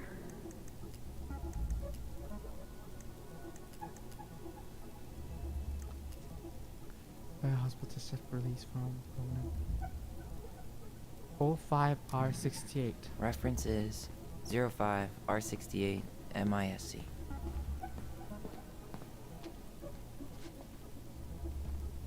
There.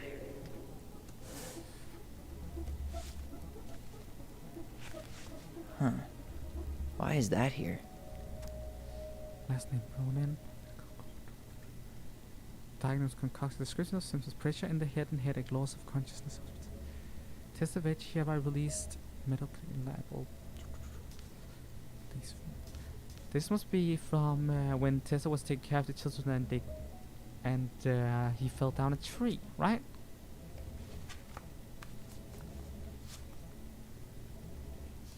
Not exactly about Marianne.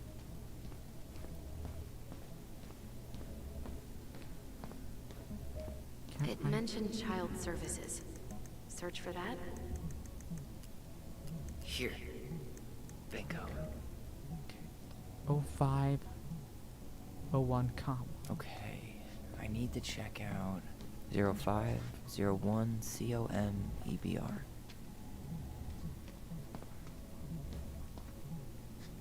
501 com. Not that one. Not this one either. Okay, here it Is is. the right one? Police department. Jesus. Unbelievable. Allie, Tessa called fucking social services on us. And Eddie went along with it. What? Where are you? What's going on? Child services.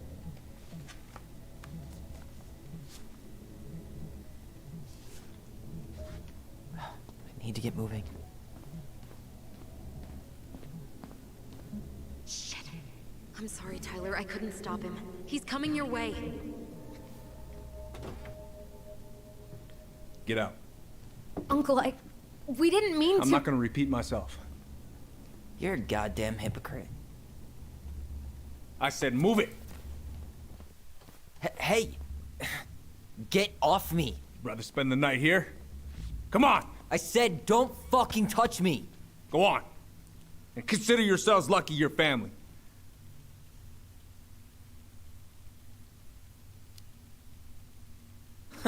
You wanna talk about family, Eddie? I guess family calls social services when you're having a hard time, huh? And then breaks the law to gloat that you're gonna lose your fucking kids.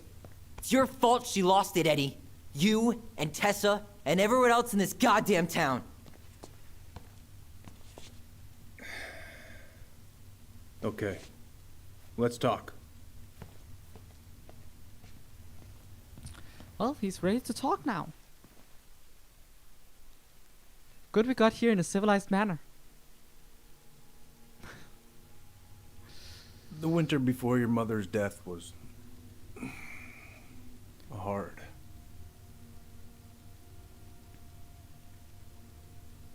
Delos Crossing was snowed in for months. Most roads were closed and plane supplies were scarce.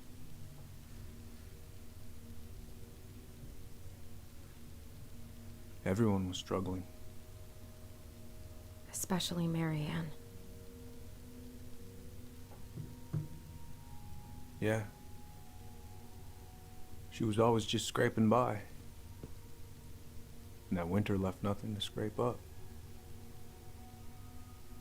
Even if locals had found time to help her. I'm not sure your mother would have accepted.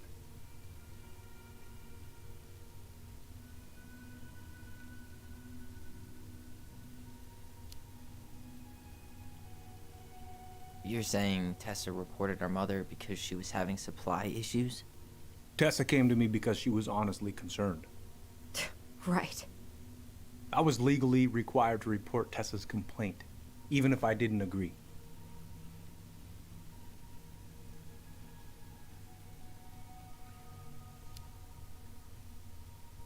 So you took her word for it and called child services?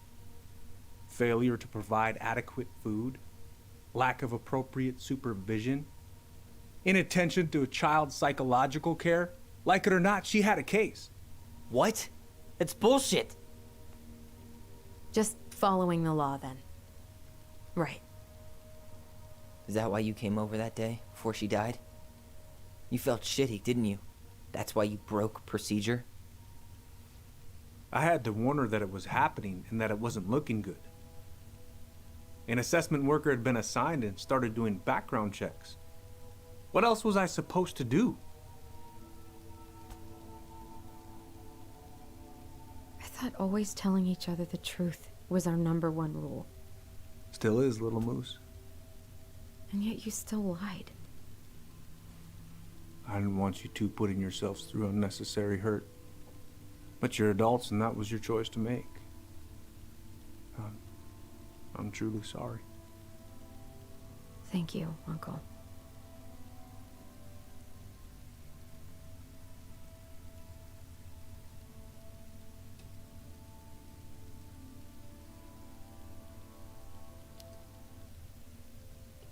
Just like that, huh? Must be nice to have a daughter who lets you off the hook that easy. Eddie, you keep trying to point your finger at Tessa, but you have to take responsibility for your part in our mother's death. I've asked myself over and over for the past 10 years what I could have done different. I know I made a big mistake with you two here. And you've got every right to be angry. Being a father, well, it's a pretty tough job. I've tried my best. And I'd like to try my best with you too, Tyler, if you want it.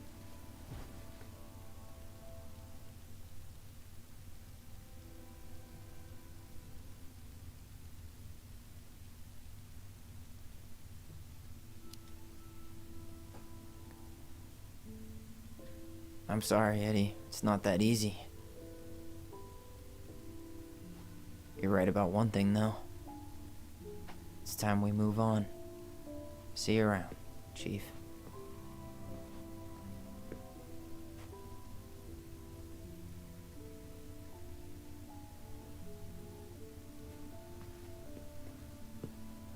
Uncle, It's all good, Allison. Let's have a talk later. Just us, okay? All right. I'll see you later. So that was the scene. Can we go? I need to get out of here.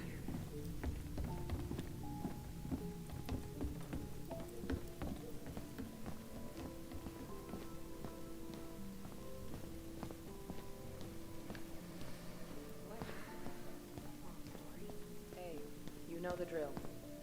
Chin up. Yeah. Chin up, stand tall. Atta girl. I could use a beer. Me too. Bernie's? That's a no for me. Only you have the necessary germ resistance for Bernie's. Are we still on for lunch tomorrow? Yeah, sure. I'll text you.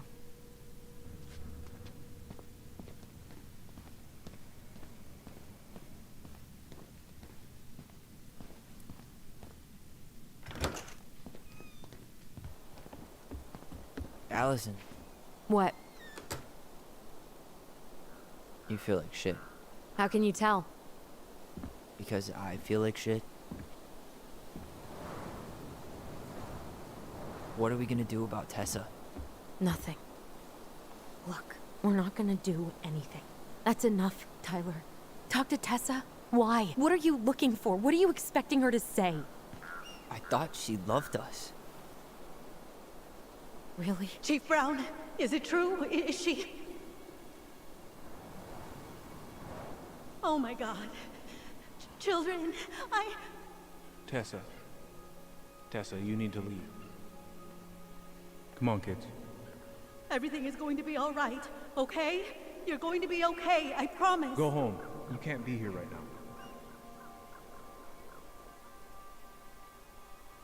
Oh God.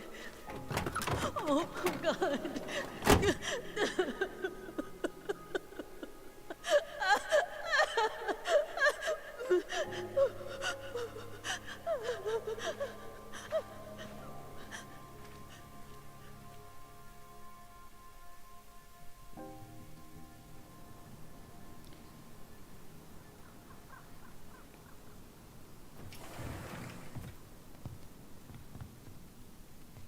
Where is everybody?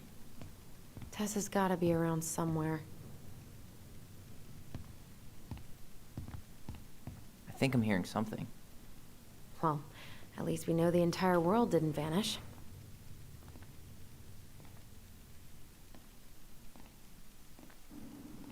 But given who is here, we can't count out the rapture quite yet. I need to take a breather. I'm gonna do a bit of shopping. You look for Tessa, okay? On it. I honestly like that joke. Just as I was finishing up, what do I see? A big old bull moose staring me down. So, what do? I grab my odd six from the trunk. Hey guys, I hope I'm not interrupting. Not at all. Oh, hey, Tyler Ronan. Huh. We keep bumping into each other, don't we? What were you guys talking about? I don't think you'd be interested.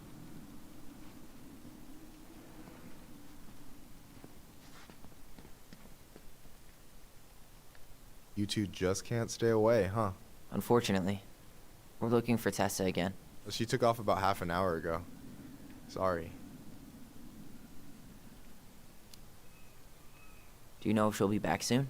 I don't know if she's even coming back. No one tells me anything. Okay, thanks.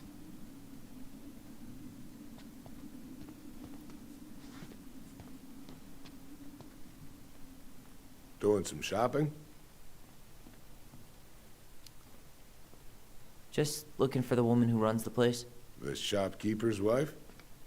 Can't say I've seen her around. Have a nice day, sir.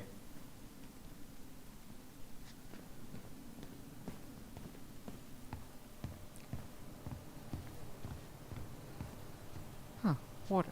I was wondering where it was.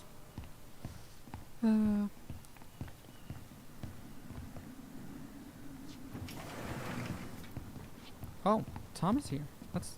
Oh, sorry, Allie. Let me to walk into you.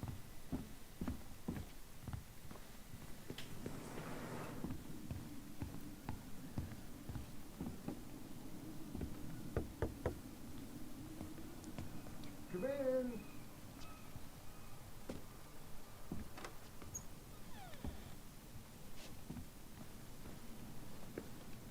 What do you mean?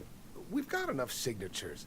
It should have at least been enough to stall construction while we figure out our next move. Well, why don't we schedule a meeting with the Alaska Wildlife Foundation? Try to get their support. Look, Harold, I have to go. We can pick this up at the meeting. I should be on my way over soon. Hello, Tyler. Can I help you? Maybe.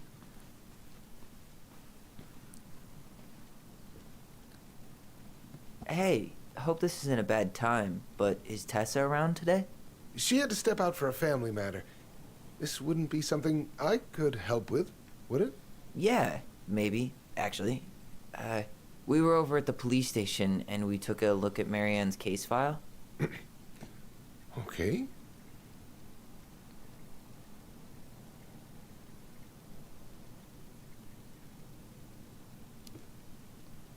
Tessa reported Marianne to social services. Did you know? Vaguely. But I didn't get involved. I didn't think I really had anything to add. You never thought to mention it? Well, now, I'm not sure how a thing like that would have come up. And I didn't want to rub salt in any wounds. Huh. How about when we were in the store yesterday asking about it point blank? That was between you and Tessa. I try to stay out of other people's affairs.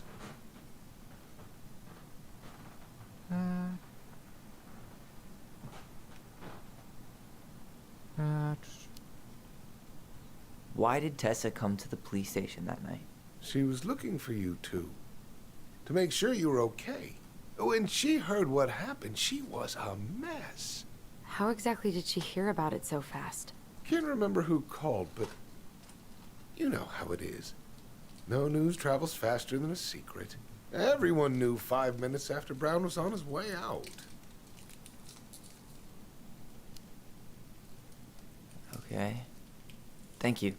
Look, I'm sorry if you felt resistance from people around here. To put it mildly. Allison, you know this better than anybody. But your mother's death left a scar on this community. Now, I won't claim we went through anything close to what you did, but it was a cruel reminder of the limits of trust.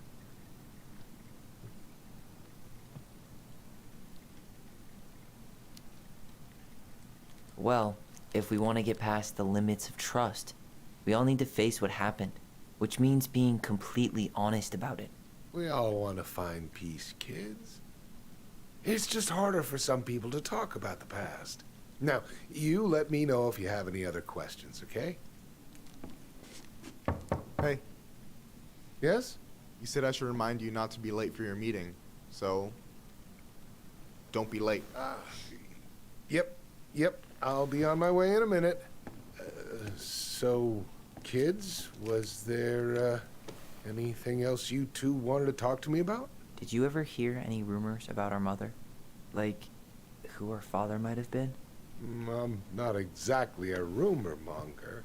Your mother was close to a few men, but whether they were your father, I couldn't say.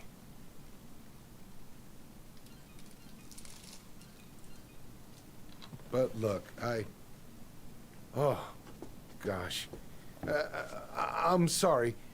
I really have to go. Michael, could you finish up the storage room and then just close up? Yeah, sure thing, boss man. See you later. I like that. Sure thing, boss man. You two want to help a brother out, spend the afternoon here working for free? Why not? We came here to talk to Tessa, and she's not here. She's at the cemetery, visiting her parents. Oh. Hey, tell you what. Why don't you guys help me close the store, and then we can drive over together. I've been meaning to pay my uncle a visit. Can't we just wait for her to come back here?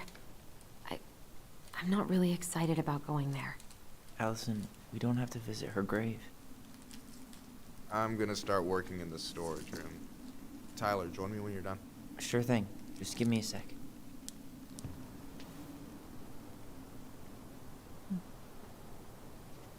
Where'd that question about our father come from?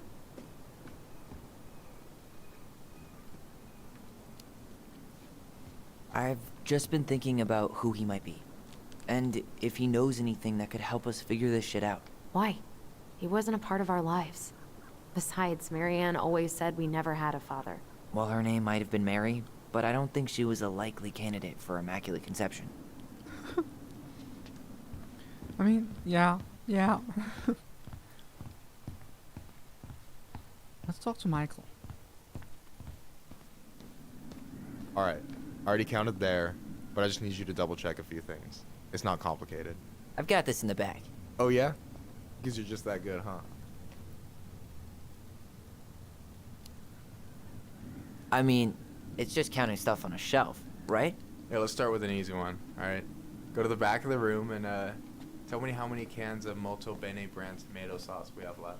Aye aye.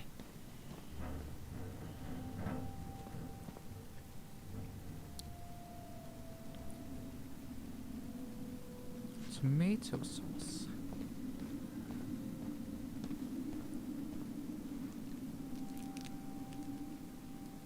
Hold on. Let me count this.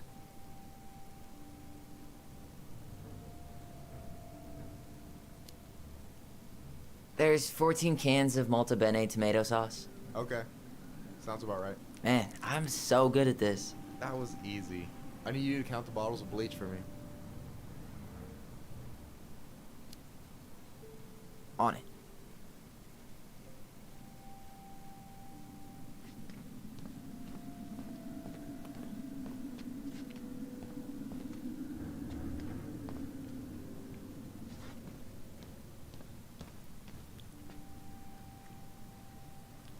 Maybe I should pick up some for Allison?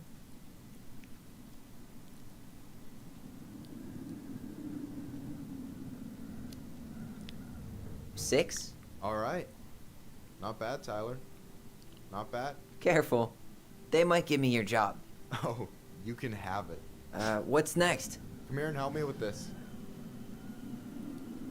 They might give me your job. You can have it. Is that relatable or what?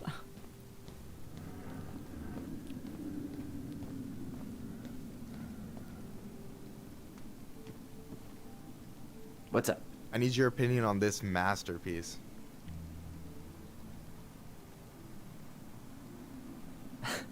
Is that supposed to be me? Yeah, come on. Look at the hair. Nailed it, right? Honestly, it's beautiful. Hey, don't make fun of me. I'm not. Oh, maybe a little bit, but I like it. For real. Well, it helps to have a good model. So, this is what you're up to while I was out there doing your work? What can I say? I'm a multitasker. Hey, multitasker? I think you made a mistake here. Total amount should be 36. Oh, how dare you, sir? What? I just don't want you to get in trouble. Yeah, you're right. You know, I'm off my game today. Alright, anything else you wanted me to check? Yep, one last thing, and then we should be free from this purgatory. Hit me. Can you count how many plushies we have in that box over there? Okay. This is what I say. There's like all these really, really nice small things for queer folks. This is a good game for Pride Month. Juno Coalition for Equality Potluck. And look at it, all the details are written in gay.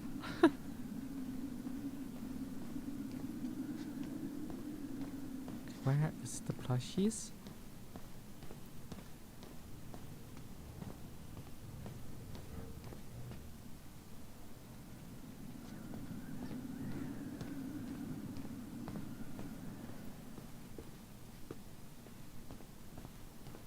He did say plushies, right? Yeah, fudge. Am I blind? Is that it?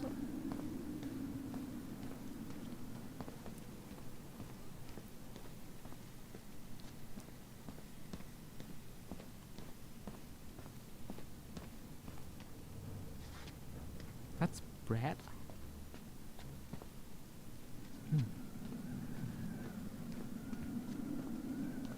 Oh. So...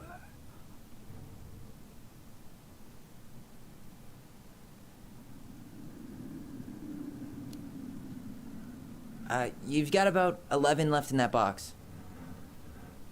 Did I get it wrong? Michael? Ouch, what the fuck? Hey, sorry. It was just too tempting.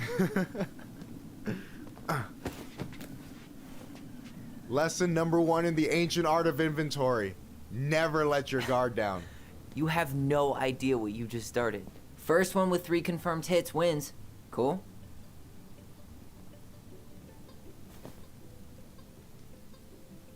Oh, damn it.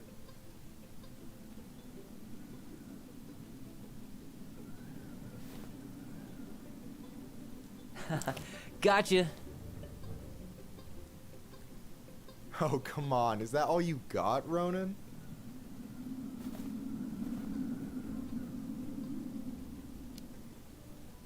Just you wait. I've got a strategy. Oh, yeah? We'll see.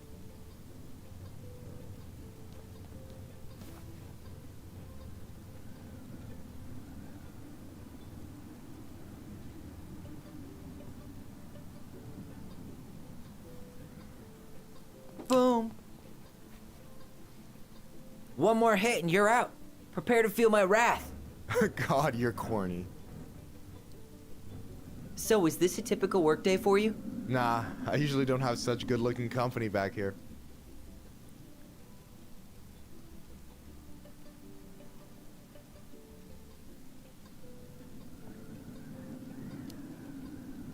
Oh, so I'm good-looking company, huh? Yeah, well, don't let it get to your head. I'm still destroying you.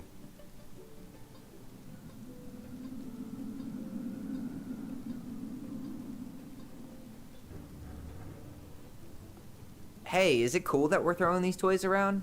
Aren't you guys gonna, like, sell them? Nah, supplier made a typo on Becky. Can't sell any of them. Cool. No harm, no foul, then.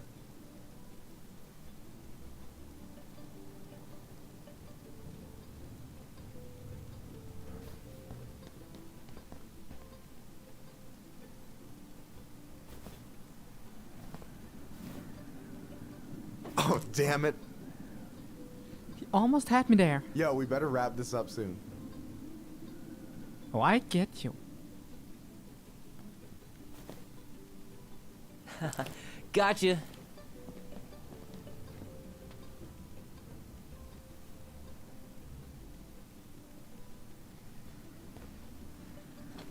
Oh, man, you're good. I told you not to doubt the golden arm. Well, we'll never make that mistake again. Okay. I'll need to finish this inventory thing real quick. Your sister's probably done already. Here. Let's hit the bitch's grotto. The what? Fancy name for the couch where Allison and I sit during breaks. Ah, alright, cool. Let me see what you've done with the place.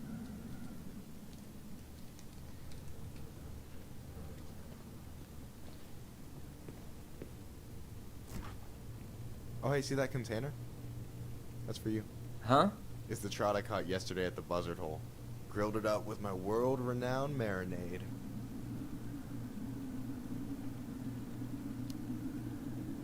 That's actually super thoughtful. Thank you. You sound surprised. No, sorry. I'm just not used to people randomly doing nice things for me. Oh, we'll have to fix that.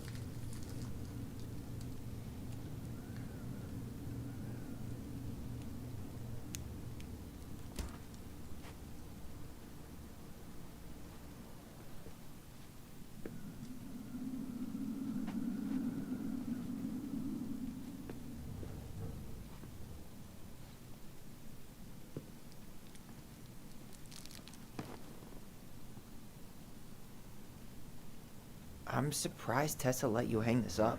Yeah, she hates it. But as long as I don't promote my lifestyle in front of the customers, she doesn't say anything. Man, must be exhausting to spend your days educating these people. Here's the thing, I don't. Opening the mines of this town will be a full-time fucking job. And emotional labor pays shit.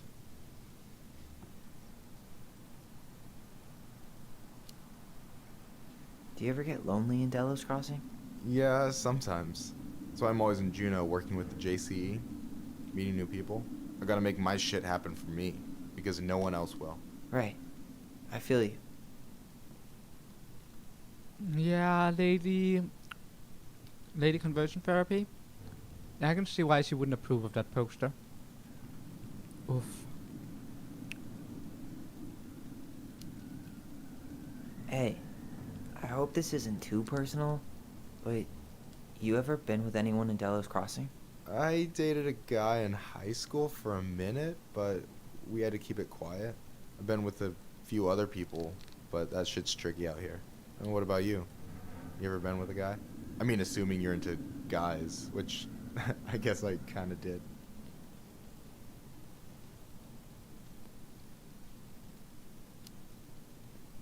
I've never really been with anybody. Guess I was too busy processing trauma or whatever. But if I met a guy I was into, who knows? Anyway.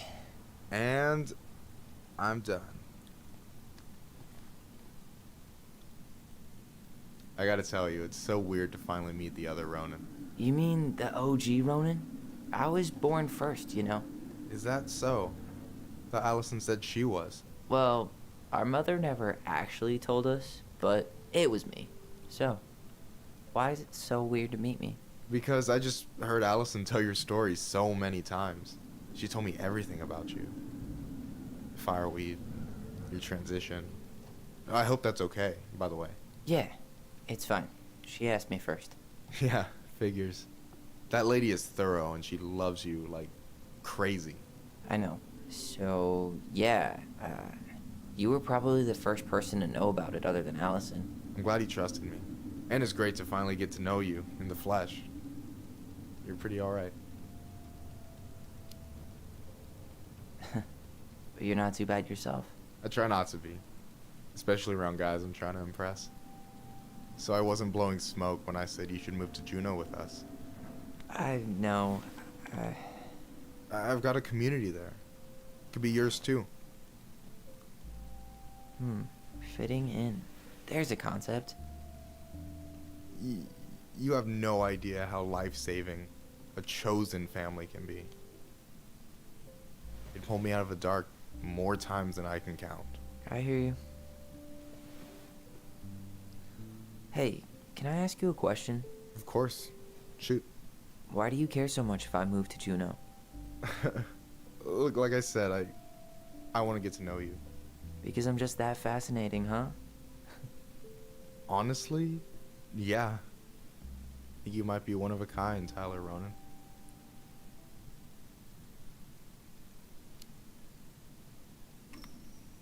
Well, golly gee, Michael. I think you're swell too. You're the cat's pajamas. Shut up. I've got way better compliments than that. But I can't open with my best, right? It's cool. So, I'll get more of those if I get to know you better? For sure. If that's something you'd be interested in. I might be. Yeah. Oh, hey. I've been standing at that counter for an hour waiting for you two dum-dums to come back. Are you guys ready to go? Mm-hmm. I think we've done about as much damage as we can back here. Yeah. Let's go. Only an hour? He took inventory. You had a freaking pillow fight with the with the candidate plushies, and a heart-to-heart about the LGBT stuff. Just an Here hour. we are.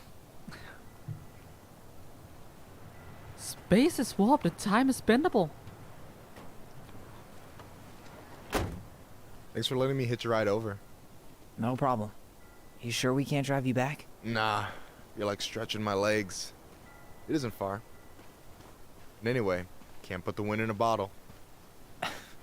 Alright.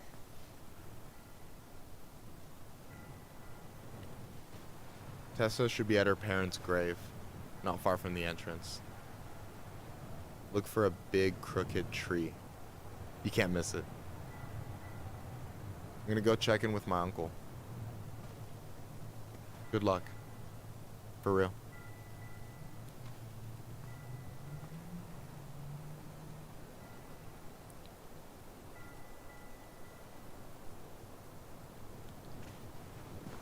You look pretty spooked. I've never been a big fan of cemeteries. Especially after, you know. I promise after this we can chill at the house. Cool? Probably sounds like a good idea to just chill at the house after this. So, do you ever come back? Shh, keep it down. Better? Much. Why do people always feel like they have to whisper in cemeteries? I don't know. Probably just a mirror neuron thing. Oh, what? Monkey see, monkey do. Yeah. Anyway, have you been back here at all? Since the funeral? No. I've never had a reason to. Thankfully. Our mother made us come here all the time. It was so weird. Yeah, I can't blame her either. Mom, why do we always come here? Does it bother you? No. It's just weird because we don't know any of these people. I mean, except Eddie's mom. It never hurts to say hello. Because they're very lonely. That's right. And sometimes, even if you can't see them, they stay with you. In here. Always here. Mom? Always. She loved us. A lot, but sometimes it was like loving us hurt her. Do you think she was just really scared of losing us? Maybe. Yeah. But Well, here's the crooked tree, but no Tessa. let's check around for her parents' grave. Just to make sure this is the right spot. You think it's possible Michael remembered it wrong? Well, I've done inventory with him before, so yes. Oof. De Leon. That's the one. Don't tell me we missed her.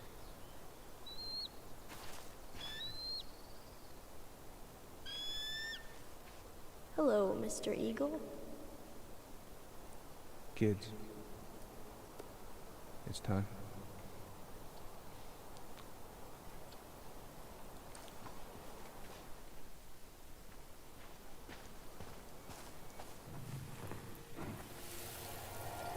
Do we really have to go, Eddie? You can hold my hand if you want. I can walk fine on my own. It'll be quick, okay?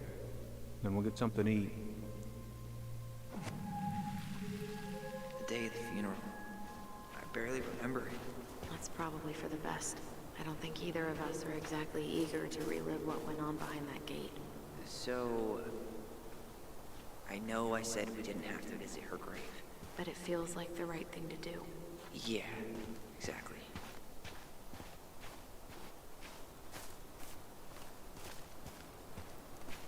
When did Michael's uncle die? Last year. It was really hard on him. He's still feeling it. Long time no see. Do you want some company? Come on over. Make yourselves comfortable.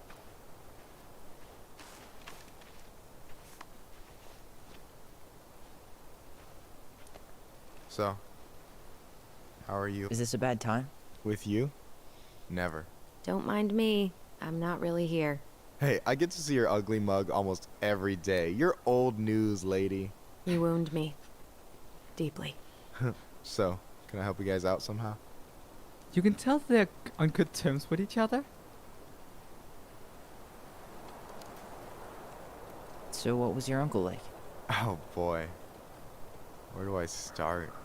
You know that one grumpy grandpa in all the sitcoms? The one that types like a T-Rex and never leaves his recliner?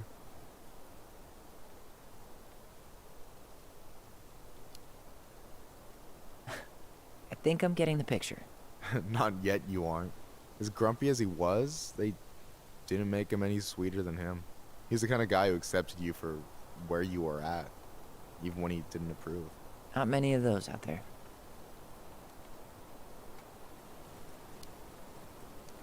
You and your uncle were really close, huh? Definitely. I could push his buttons without even trying. My family's old school Clinkit. Spent more time with my uncle than my dad.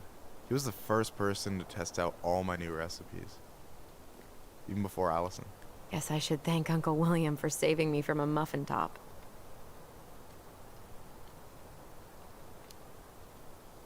If you need a new taste tester, sign me up. As if you had a choice. I plan to hit you both up for feedback my whole way through school. I'm in. As long as there's nothing as adventurous as that Clinkit-style salmon with pepper and saffron. No way I'm promising that. Fortune favors the bold, goes double for food. That is very true.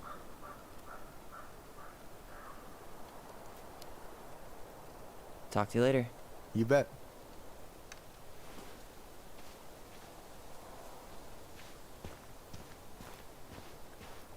So, how are you, holding up? The sooner this is all over, the better. So far, it seems like everyone in town's got an ugly secret. Please don't let me find yours. I'm way too good at disposing of bodies.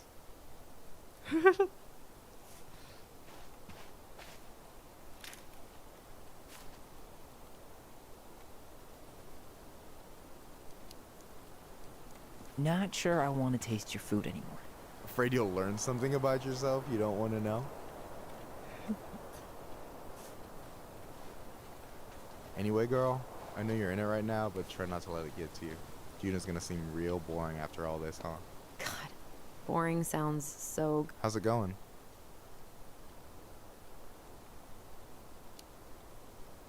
Talk to you later. You bet. Okay, don't sit down because that interrupts the conversation. Good to know. Anyway, girl, I know you're in it right now, but try not to let it get to you. Juna's gonna seem real boring after all this, huh? God, boring sounds so good right now.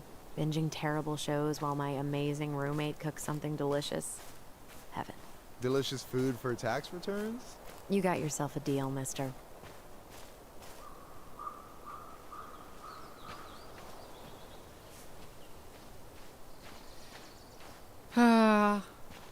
America's way of doing taxes is stupid.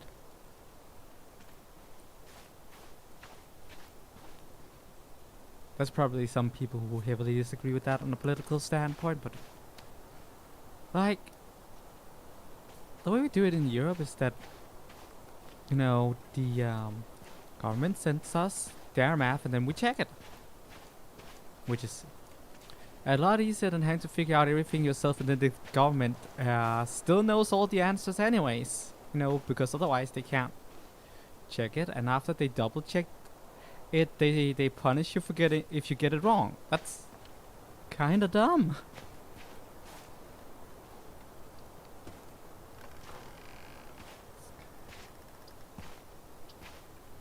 Do you remember where she is? No. I For what it's worth, I remember staring at the water during the funeral. Allison, please. I'm not going. Allison, come back! Yeah. Any hope that this would be easier than last time? Totally gone. At least this time no one's sending me away. I'm holding you to that. Afterwards, you and I had a moment over there by the totem, right? I wonder if we could see that. Doesn't hurt to check.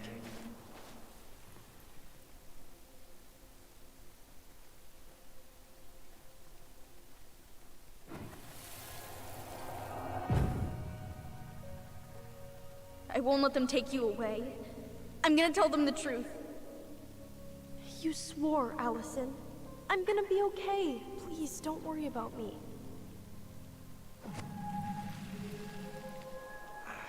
I know I'm supposed to get over this Brown thing, but I really wish you'd been able to come visit that much.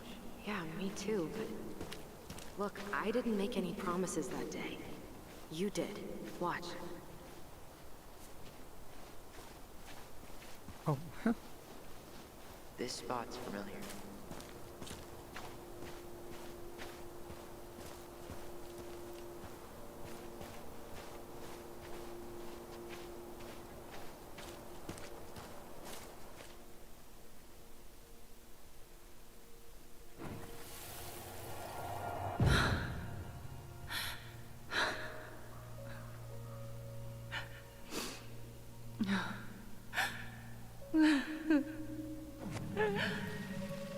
Man, I forgot how hard Marianne took it when Brown's mom died. Well, we were only 4, but... Yeah. She lost one of her only friends. She was always saying how she never would have found a place in Delos Crossing without Carol. You think her death kicked off Marianne's... you know... It definitely didn't help, but... No. It was years later. Let's see if I can stamp down all the snow. Woo! That might be something stupid I might have done. Like, I remember just inking everything in the solo campaign platforming area of Splatoon and taking a dumb picture of it. And then the zone reloaded. Dana ice skating on Wednesday. I wish you could have seen her. She took off across that ice like she was born to do it. She is your child, that's for sure. Got an offer for a real job, Meech. Teaching music and history. Oh, hi. I didn't see you there. I'm sorry. We didn't mean to eavesdrop. No harm done. Hey, you're that nice gal from the Vecchi store. Allison, right? Yes. And you're... It starts with a K, right? Kendra. Don't worry. Don't expect you to keep track of everyone who passes through. And you would be... Her brother. I'm Tyler. Pleased to meet you, Tyler.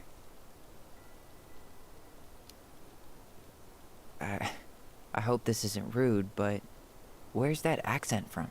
Georgia. Born and raised. Landed in Delos about 2 years ago. From Georgia to the middle of nowhere, Alaska. There's gotta be a story there. Well, I wasn't planning to stay for more than a few months. We came up for the fishing season, just like we'd done twice before. My husband, Meech, he always tried to convince me to stay on longer, but I wasn't having it. But then...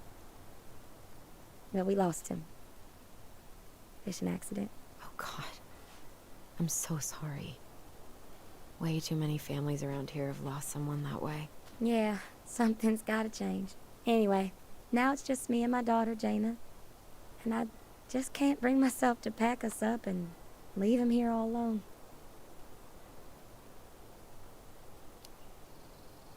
Do you want to go back to Georgia? Well, that's the real question, ain't it? I never used to like it here. Too cold, too quiet, like a frozen desert. Thousands of miles from family. But these days, I finally started to see it the way Meech did. All of the beauty. Are you okay? Yeah, I just wish it hadn't taken losing him to get me to come around. I'm realizing now I fought him more out of stubbornness than anything else. That's gotta be hard. Yeah. Don't ever let your own sense of what is come between you and the people you love. It's a real easy way to squander precious time. Do you think you might stay then? Well, my mama's been making the case that Jaina deserves to grow up with family. And she's probably right. But if I'm honest, the solitude here is a bit of a relief. I don't have to worry what 100 other people are up to, just, me and my girl. No matter which way I look at it, there just ain't a clear choice.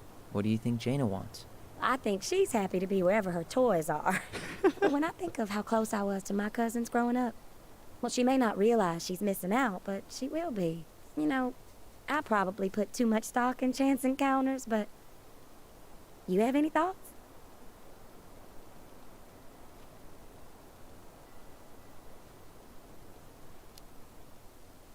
Sorry, but I am so not capable of making that call. Yeah, sorry.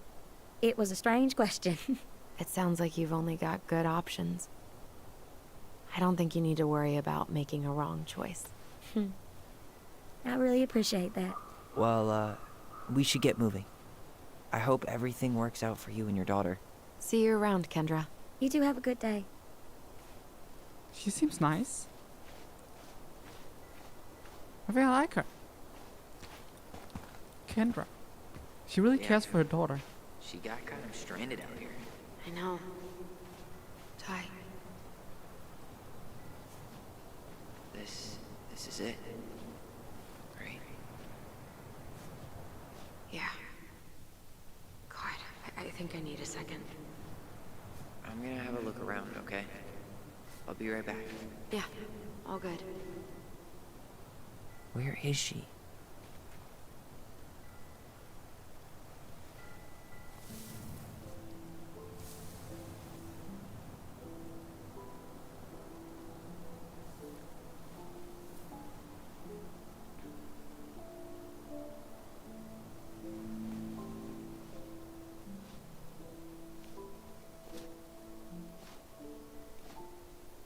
Allison.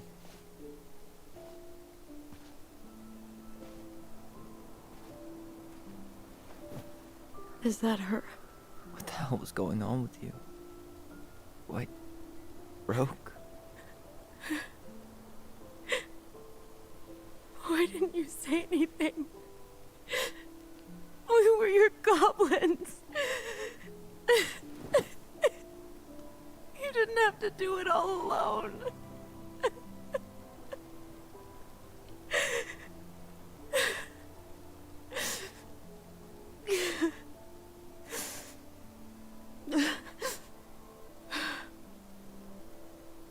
Tessa?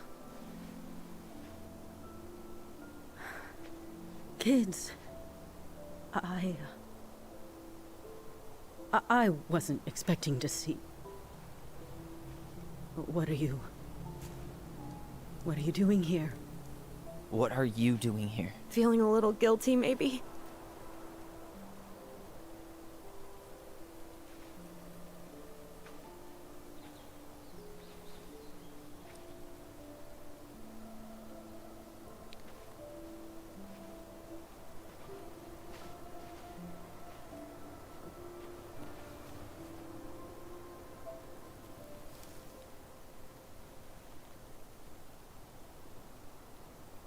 When we pass on, our graves are all anyone has to remember us by.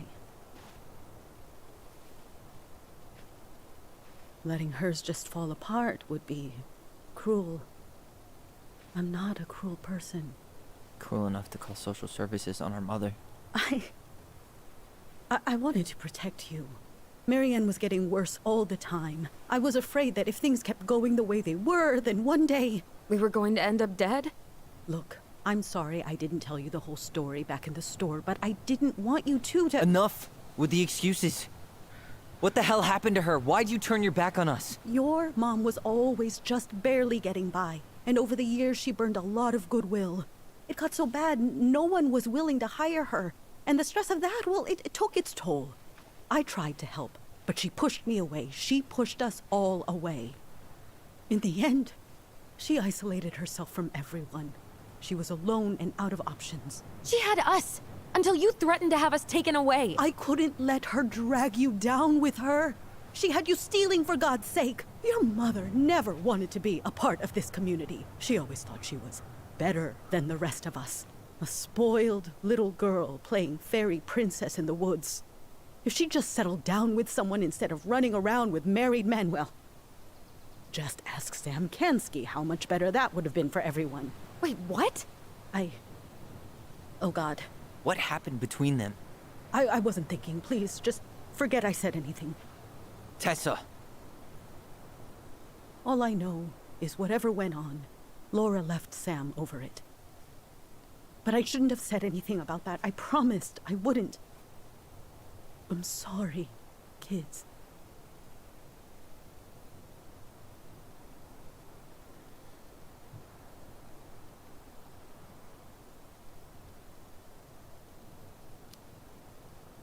I get that Marianne wouldn't let you help her. But there had to be a better way to deal with it. Especially if she was having some kind of crisis. Yes, you're right. There were other things I could have done. Better things. I know I've made mistakes. All I can do now is say that I'm sorry. If I could give you back your mother, I would. I don't deserve your forgiveness, especially yours, Tyler. But if there's a place for me in your lives, I'd like to be there. I have to know something first.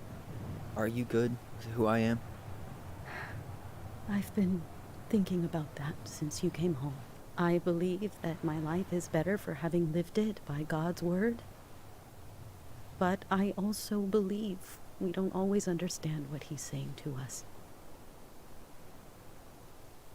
I prayed for guidance, and seeing you standing here in front of me, such a strong and thoughtful young man, I think I have his answer. That means a lot to me. Thank you. Tessa, I know the last couple of days have been heated. I'm up for a fresh start if you are, but it's not really up to me. Tyler?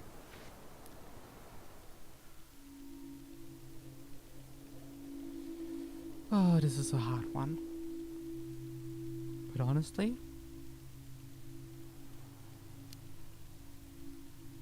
I'm done losing people. And if we can't let people grow, then what the hell kind of chance do we have? Thank you. Both of you. Kids, I never knew your mother's whole story, but it was obviously very painful. She always said you two were the only good luck she'd ever had. I'm going to try harder to forgive her. I hope you can as well. If you two are in town tomorrow, come by the cafe. Lunch is on me. There gonna be coconut cake on the menu? You know, I think there just might be. I'll see you two tomorrow then. We'll be there. Come on.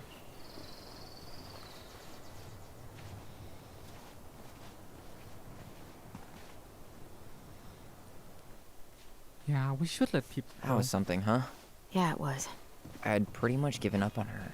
But I guess sometimes people change. I know. I feel like a total ass right now.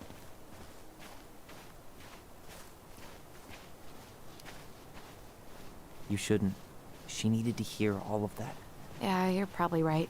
Still, I might bring in a peace offering my first day back. Any ideas? Jesus stuff? Maybe I'll just finally bring back that book I borrowed 6 months ago. Yeah, it's tough. As Tyler said, we should give people room to grow, and I think that's very important. But there's also something about people who fucked up with you personally. If it's too emotional, too painful, you don't have to keep them in your life. You don't have to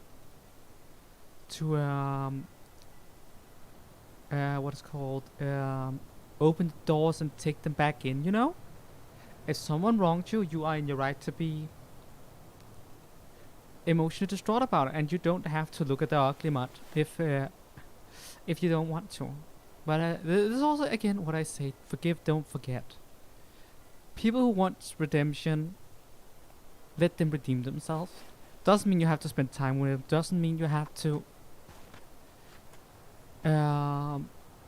but give them a chance to change, because if we don't, then if we don't give people a chance to change, then maybe no one will. And considering how ugly how ugly racism, transphobia, homophobia, all that jazz is, or just generalist fucked up situation can be. We need as much change as we can get, because this world is effed.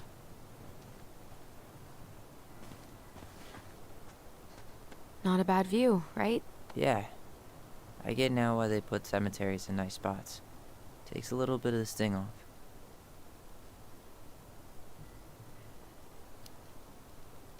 Listen, I know this has been hard. I'm really grateful you saw it through with me. Fireweed was great, but there was no one really there for me like that, you know? You're the only one. Hey, brothers and sisters, right? But it's been way more brothers than sisters lately, which is why I'm trying to say thank you. You really don't have to. You saved my life, Allison. Only for you to end up locked up in fireweed for the rest of your childhood. Wait, are you still blaming yourself for that? Don't. It was my choice. It's just... I stole your life, Tyler. And then I totally wasted it. That's not true. You're on your way to Denali. Michael's gonna be a famous chef, and what am I doing? Nothing. You were just dealing with what happened the way that you needed to, alright? As soon as we figure this shit out, we're gonna sell the house, and you're gonna go to Juneau. You're gonna kick ass. You make it sound so easy. No. We never had a shot at easy.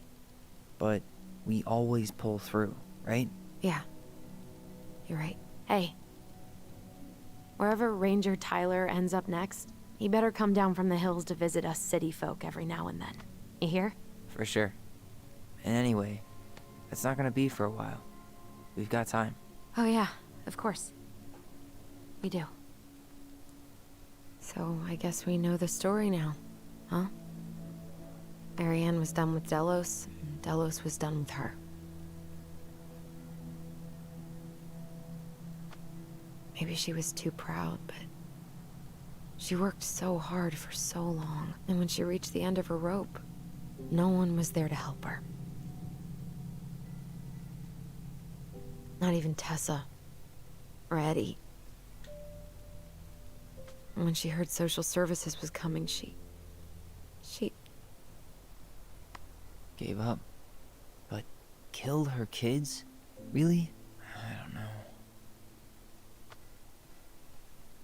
It still feels like there's something missing, right?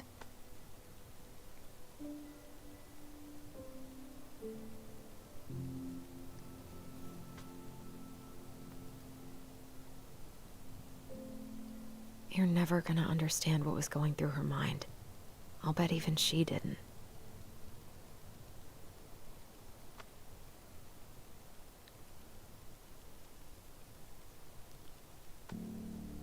It's probably always gonna feel that way.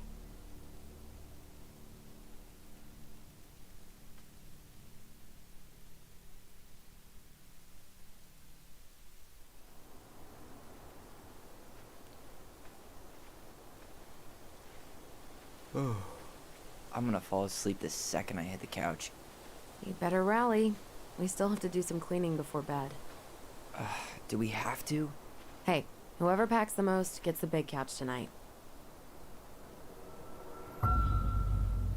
Shit. Allison.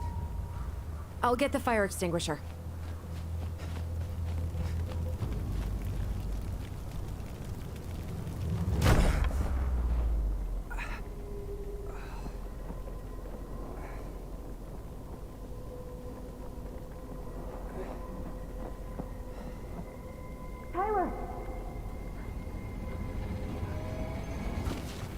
Tyler, are you all right?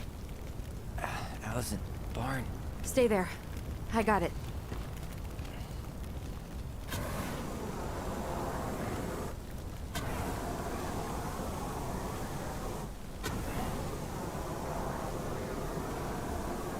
We didn't start the fire.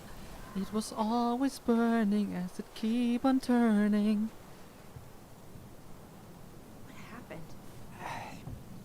There was a guy. He smashed me in the face with the door. What guy? What did he look like? I'm not sure. I couldn't see straight, and he was all in black. Why would someone try to burn down our barn? I don't know. But I'm going to find out. Hey, come check this out. Is that a box under the barn? Yeah, what the hell? I think this is where the fire started. So he was trying to burn whatever's inside? We should check it out. I'm gonna need to remove a few more planks to get to it. Where could we possibly find a tool to do that? Huh. These planks look newer than the rest. That corner used to be all dirt for chickens. She was always saying how she was gonna make this place a real homestead. Little house on the tundra. God, he really turned this place upside down.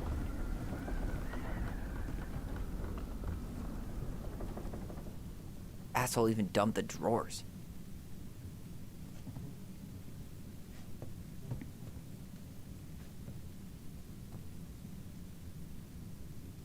Huh. At least you were spared. Got the moon hack? None of the valuable stuff's missing. Wonder if I'm gonna get all the figures this time.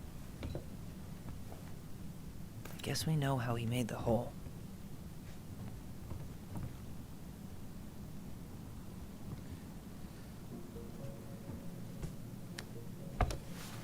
Yeah, someone really wants some evidence gone. Step back. I'll be fine. We have been digging around for a couple of days, so I can see why someone might be a little bit nervous.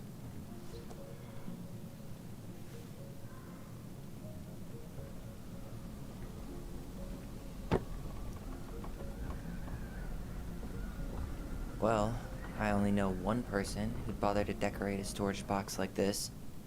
Marianne. Let's open it. What's that there? Some kind of carving. Not sure what it is, though. Wrong button. Finding anything? Just give me a sec. We wrote a shit ton of stories.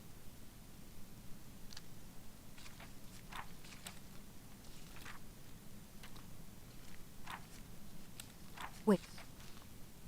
This one, right? The goblins earned our voice. Okay. I think I'm gonna read everything we have gotten up to that point. So that's gonna be a few pages of this.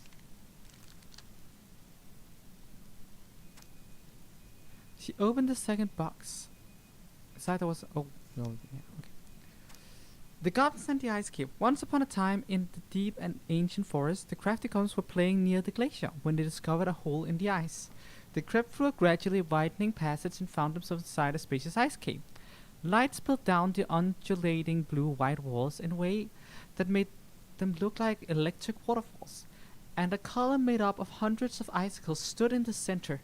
This was a time before the goblins had settled beneath the old wooden house, and they had nowhere to live. Perhaps you could live here, they said excitedly. Moments later, the sound of stomping feet interrupted their play, and they realized that perhaps someone already lived there. They hid behind a boulder to wait and see who was coming. The old bear sauntered into the cave, shaking powdery snow from his coat. He let out a giant yawn, and lay down in the corner on a pile of trees, boughs snoring with seconds. When they were sure he was deep asleep, the goblins conspired to claim the cave for themselves. They chipped away at the glacier until they had filled a basket full of ice, then hid once more behind the boulder, and started tossing chunks of it on the sleeping bear. Now, Old Bear was not the smartest creature in the forest, so when he woke up covered in ice, he roared, "My cave is collapsing!" Then he lumbered to his feet and ran outside before the whole thing could come down on top of him. The goblins crept out after him and did a loop before coming back to find him sitting outside. "What happened?" they asked. "My cave! It's collapsing!" bemoaned the old bear. "And it's time for me to hibernate. Where will I stay for the winter?" It had not occurred to the goblins that the old bear had settled in for the winter, and they felt a little bad. But they did not want the old bear to know what they had done. so instead they offered to help him find a new den. Together they searched. They inspected cavernous stone and hollow trees and deeply pocketed knolls. Nothing they found was as beautiful as the ice cave, but the old bear settled on a packed earthen hollow that would keep him warm and dry for his long sleep. Good night, he yawned, and the goblins gleefully returned to their new home. In the spring, the old bear woke up and went for a nice long walk to stretch his leg.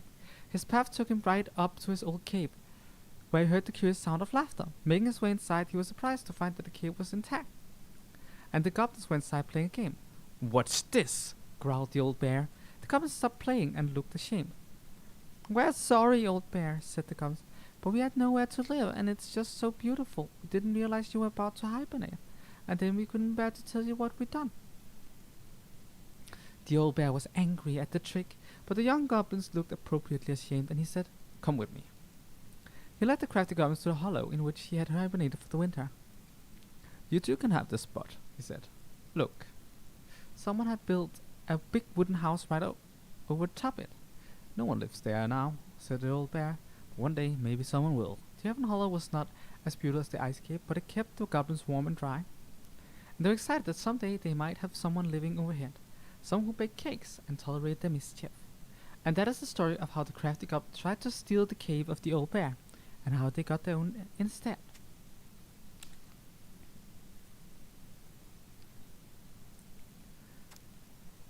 The Princess and the Two Thieves. Once upon a time, in an ancient and deep forest, there lived a wise princess in a big wooden house. The house was built from the strong wood of the forest, and it kept the princess warm and safe. The princess was not a native of the forest, but she never spoke about where she had come from, for it made her cry. She did not have many friends, but that was how she liked it. The forest was big and deep, and many paths led to her house, but not many visitors passed by. The princess was happy to be left alone in the big house in the deep forest. She knew that the forest would provide for her, but that its generosity had to be respected, so she only took what she needed. And for a long time, life was just fine for the princess in the big wooden house. One winter day, when snow blanketed the earth and ice bent the trees low, the wise princess realized that food was disappearing from her house. It was not much at first. Only a few fruits and nuts and eggs vanished during night. "Maybe it's the birds," she said, or the mice." And for a time the princess was okay with losing some food. For the winter was long and little creatures needed to eat too. But then small items started disappearing as well. Spoons and plates, forks and knives, and blankets. It was as if every time she was in one part of the house, something disappeared in another room. "That can't be the birds or the mice," said the princess. "I think I have a little thief."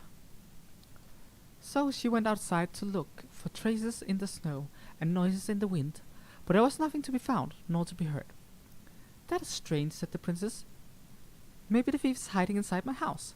For many days she hunted, looking behind curtains and under the bed, in the attic and in the chimney, behind the poles and under the carpets, but she found nothing. And as she searched, food kept on disappearing, night after night. "I will make a cake," frowned the princess. "A big cake with every egg and fruit and nut I still have, so that I only have one thing to keep my eye on." She spent the whole day making the cake and using everything she had left. The cake she made was so big she could hardly carry it. "If I manage to protect the cake, I'll be able to survive the long winter," she said. So she added a log to the oven and she kept the big cake safe inside. But the next morning the log had been opened and the cake had disappeared. At first the princess cried, because the cake was the last of her food, until the snow melted. But then she noticed 2 trails of tiny feet in the spilled flour, and she followed the tracks to the hidden hatch in the floorboards. This is how the princess realized the 2 tiny feet were living under the wooden house right below her feet.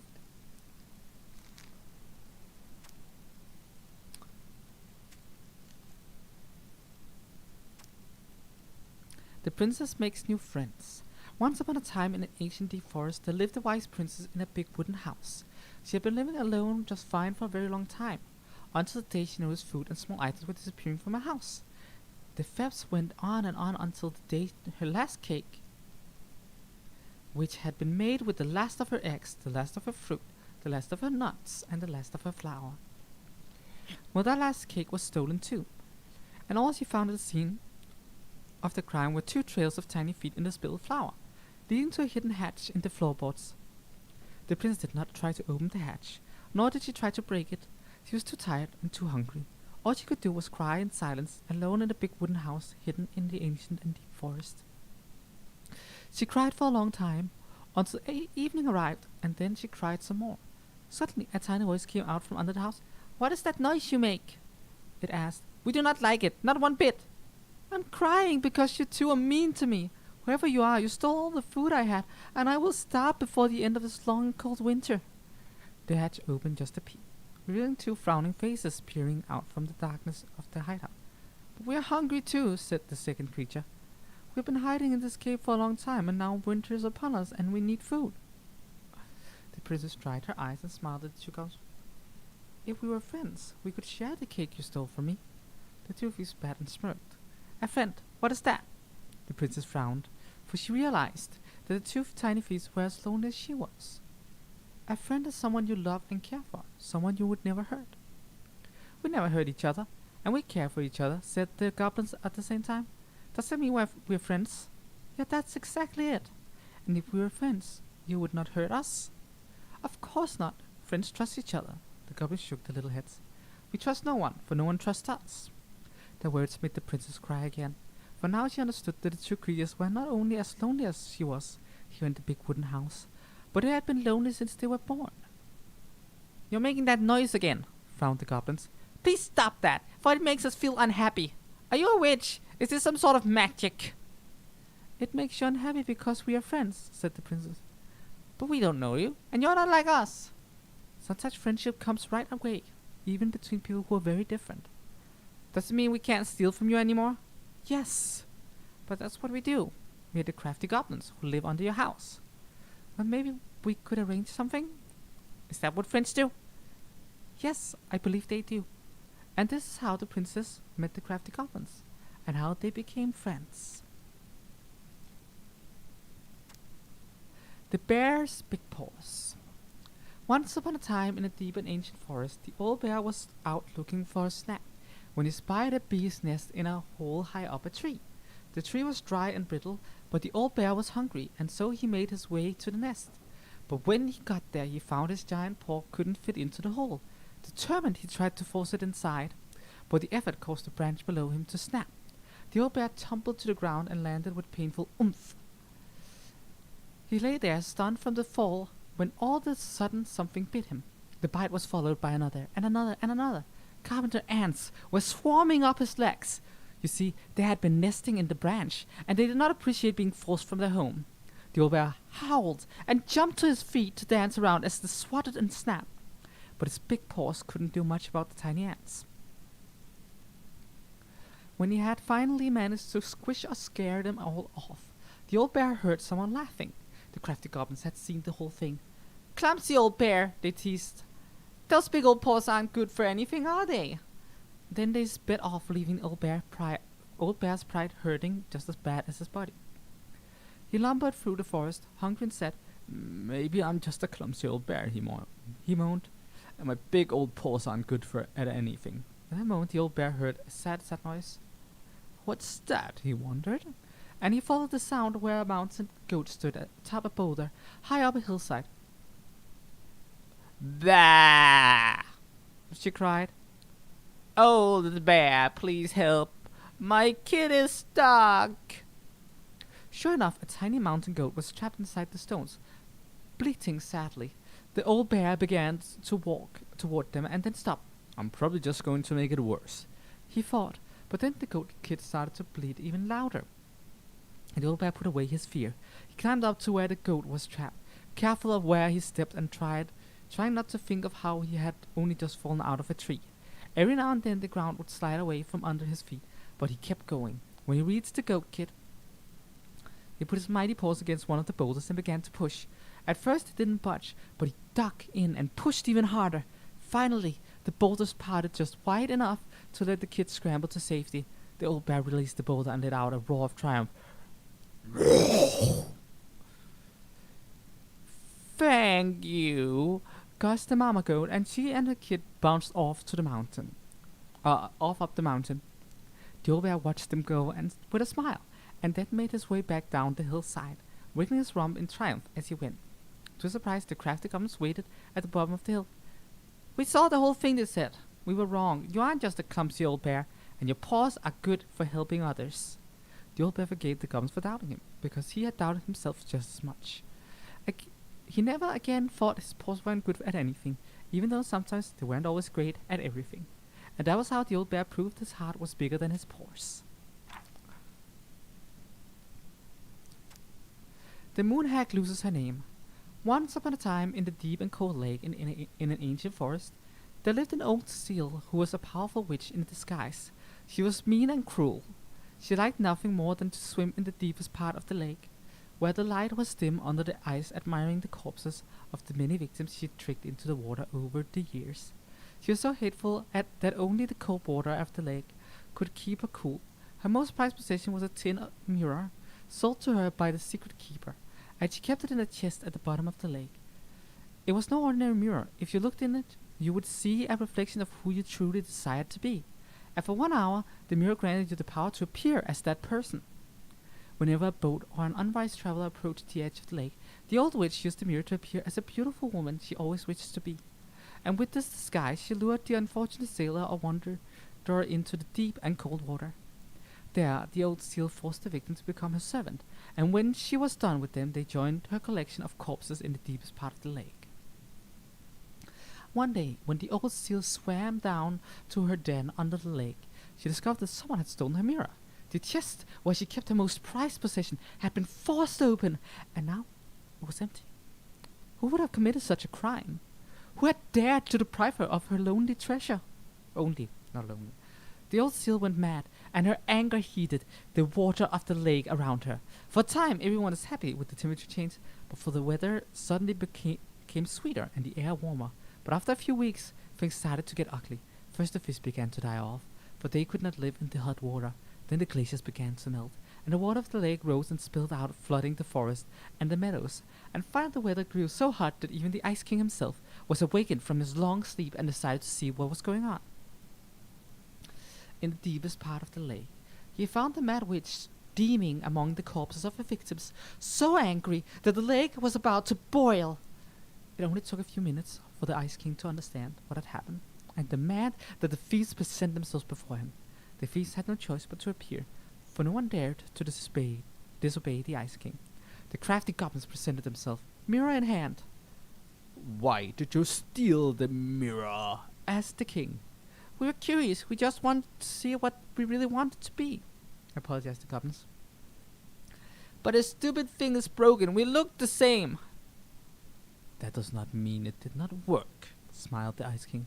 "Now apologize and give the mirror to me, for it is too powerful to be used by thieves or a mean old hag." The goblins apologized and gave the mirror to the Ice King, where the old seal was still angry. "And what about me?" she asked. "I have been deprived of my treasure, and I demand compensation." The Ice King frowned as he spoke. "Old hag, you are mean and cruel, but I concede you have been wronged. For now you will be allowed to leave the lake and walk the earth as the hag you really are, but only when the moon is full. And you goblins, you had better stay away from the lake, for I won't protect you from the moon hag's wrath." And this is how the two goblins forced the moon hag to change her name. The goblins tricked the Mad Hunter. Once upon a time, in a castle just beyond the ancient and deep forest, the Mad Hunter was punished by the Gold Lady for failing to return with the wise princess. "For your failure," said the Gold Lady, "I will take your left hand. You will return to the ancient and deep forest and hunt the wise princess, and if you bring her back, I will return your hand but fail again, and I will take your right hand." The Mad Hunter could not hunt with just his right hand, but if he lost both his hands, he would never be able to hunt again, and would no longer be a Mad Hunter, but only a madman. So the Mad Hunter returned to the ancient and deep forest, searching with his piercing eye for the wise princess. The crafty goblins were out searching for mischief when they saw the Mad Hunter on the prowl. "We cannot let him find the princess," said the goblins, and so they devised a plan. It was wash day, and the princess had hung her beautiful gown out to dry. They stole it from the lion and stuffed it full of straw, and then returned to where the Mad Hunters were scouring the paths of the forest. As the Mad Hunter turned down a path that would have led him to the big wooden house, the goblins danced the straw princess in and out of view in the opposite direction. The ruse worked. The hunter fixed his piercing eye on them and followed. Through the day and into the night, they led him away from the true princess. As night fell, the crafty goblins realized the error in their plan. The Mad Hunter was now hunting them. If he caught them, he would not be kind. So they put their heads together to come up with a plan. It did not take them long to realize where they should go. They led the Mad Hunter to the edge of the deep and icy lake, and when he came into view, they weighed the fake princess down with stone and dropped her into the frigid water, careful not to plunge into the depth themselves, lest the moon hag take her revenge on them. The Mad Hunter removed his clothing and dove in after the fake princess. He followed the shape of the sinking princess deep into the chilly water. Down below, where the ice covered the lake's surface, finally caught her, but when he spun her toward him, he realized she had no head, and that her body was stuffed with straw. And then he felt a slippery fin brush his shoulder as the moon hag loomed overhead. The next morning, the princess went to retrieve her gown from the clothing line and found that it was gone. She immediately suspected the goblins of mischief and called, "Goblins! Did you take my gown?" The goblins emerged from their cave and nodded, sadly. "Now what would I wear?" asked the princess, sad and angry that she had lost her own dress. "Let us explain," said the goblins. So they told the princess the story of the Mad Hunter, and then they produced his clothing, which was a bit large for the princess but much warmer than her beautiful gown. She immediately forgave them. "Thank you, my friends," she said, "for rescuing me and for this clothing, which will keep me much warmer in the winter than my beautiful gown." The Mad Hunter was forced to remain below the lake with the moon hag, but she did not kill him, because even reduced to just one hand, he was too useful as servant. Lo, he plotted the day he would emerge to once again hunt the wise princess and earn back his left hand. And that is the story of how the crafty goblins rescued the princess from the Mad Hunter.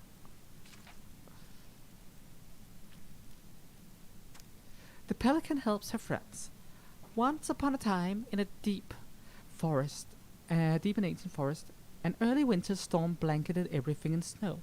It was so early in the year that the creatures of the forest were not yet ready for an ordinary winter, much less a bad one, and everyone agreed the storm was a sign the Ice King had plans for a long cold winter. The princess had grown up in a kingdom where it was sunny all year long, and the goblins were very young, so no one in the big wooden house knew how to prepare for such a winter. The house was not well insulated, and they did not have enough fuel or food. Only the pious pelican noticed their plight, and when it came time to fly south with the other birds, her heart was heavy with sadness. "What can I do?" she thought. "I am a migratory bird, and if I were to stay, who would look after my flock?" The time came to go, and the pelican struggled to take flight. It felt as though leaden weight was stuck right in the center of the chest. "What can I do?" she thought. "I'm a migratory bird, and if I were to stay, who would look after my flock?" She managed to take off, but only just barely, flapping fiercely to catch up with the other birds. As the pious pelican began her journey, the storm picked up, battering her to and fro. She had fallen well behind the flock, and she was already growing tired. Before all her challenges in the air, she could tell things were much worse on the ground. A deep freeze had settled over the forest. The leaden weight in her chest grew heavier as she thought of the princess and the goblins. "What can I do?" she thought. "I am a migratory bird, and if I were to stay, who would look after my flock?" The storm intensified, and the pelican was in total whiteout. She knew she should have despaired, but all she could feel was the weight, which had grown and grown until she thought she might drop out of the sky. She had felt called to help the princess and the goblins, but she had ignored it. "I should have stayed," she thought. "It was the right thing to do, and now I'm lost with no way to make it right." Suddenly, she was plucked from the sky and deposited into the hall of the ice cream. "Pelican," he said, "you were flying in circles around my mountain." "I was lost," she said, weighted down by the weight of the guilt in my heart. The Ice King stared at her sagely. "Is it guilt, or is it something else? Open your beak." He reached down the side of her, pulling out a glowing stone. The pious pelican was surprised at how it filled her with warmth, chasing away cold and her doubt. "You know what you must do," said the Ice King. The pious pelican flew straight to the big wooden house. Snow had already blown in through its many cracks, and ice crept across the floorboards. She found the princess and the goblins huddled in front of the quiet earth, nearly frozen solid. "No!" she cried, and then she placed the stone in the princess's lap. The warmth of it spread through the whole of the house, melting all that had frozen. The princess threw her arms around the pelican's chest, and the goblins clung to her legs. "Thank you," they cried. "You're welcome," said the pelican, smiling in deep satisfaction. "What is that?" asked the princess, staring at the wonderful stone. "At first," said the pelican, "I thought it was my guilt, but when the Ice King pulled it out of me, I realized it was something much more powerful." Just then the storm broke, and the skies cleared. The pelican filled the big wooden house larder with food from her beak, and then she took to the skies, lightened by the knowledge that through her charity everyone in the big wooden house would be warm and fed until spring. And that is the story of how the pious pelican saved the wise prince and the crafty goblins from a long winter. And this is the story that apparently is related to the puzzle. The goblins earned a voice. Once upon a time in the deep and ancient forest, the crafty goblin spied on the secret keeper as she made her rounds, gathering up secrets that the animals of the forest had for sale. "How," said the first goblin, "does she get people's secrets? Do you suppose she peels open their heads?" "Let's find out," said the second one. And so, the goblins watched the secret keeper. They watched her until the stalwart moose came to her, head hanging low. "It was my fault. I chose the uneven trail. I can't bear to remember." The secret keeper nodded and gazed into the stalwart moose's eyes. Though the goblins couldn't hear anything, they knew she was speaking to the moose, for the secret keeper spoke in people's minds with the gift of the voice. After a few minutes, the stalwart moose blinked. "I feel lighter," said the moose. "Did I just give you something?" The secret keeper nodded, handing him a coin. The stalwart moose nodded and plodded along down the trail. He spied the goblins hiding in the woods, and narrowed his eyes, for he knew the goblins were often up to mischief. The two goblins whistled innocently, and the moose was forced to carry on, because they were not doing anything obviously bad. "I need to know what the secret was," said one of the goblins. "Let's go buy it."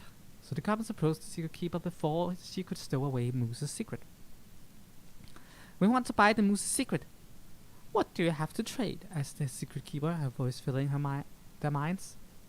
The goblins produced a silver-handled hairbrush they had stolen from the princess, and the secret keeper nodded. And that is how the goblins came to know the moose's mate had tumbled down a cliffside to her death. The secret keeper moved on. The first of the goblins said, "I want to know more." So the goblins followed the secret keeper, hoping to find where she hid the secrets. They followed her to the peak of a nearby ridge, and watched as she stowed the rest of the day's secrets high in the cloud. When she had gone, they climbed a high spruce tree that disappeared into the misty sky. They reached out and just managed to dip their hands into the clouds. Their heads were filled with memories, and they snatched their hands back out, as if they had just thrust them in boiling water. Tears poured down their cheeks. That was how the secret keeper found them, crying in the tree. "You stole my secrets," seethed the secret keeper. "Give them back!" The crafty goblins stopped crying because they saw an opportunity. "What would you give us in exchange?" they said. "I will give you back the silver-handled hairbrush," offered the secret keeper. For so many secrets? Psst. You have to offer more than that."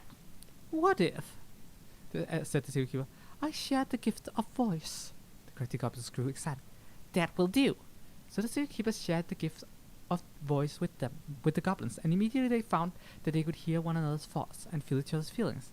The crafty goblins gave back the secrets they had taken and ran back to the big wooden house. There they found the princess preparing food. They tried to peer into her mind, but they found it was a blank. They tried to speak to her using only their own minds, but she could not hear them. It seems the secret keeper was craftier than the crafty goblins, for she had only shared enough of her power to let the goblins use the gift of voice with each other, and not with the whole of the forest. And that is how the goblins stole the gift of voice from the secret keeper. But why? They could only use it with each other. One, 2, 3, 4, 5, 6, 7, 8 stories left. Get around to it. 3 digits. Any ideas? Marianne was never really a numbers kind of person. Hey, doesn't that carving look like the secret keeper from the Book of Goblins? That's it. Look, it's the same symbol, the secret keeper. Well, let's see if we can find any numbers. There's a one on that page.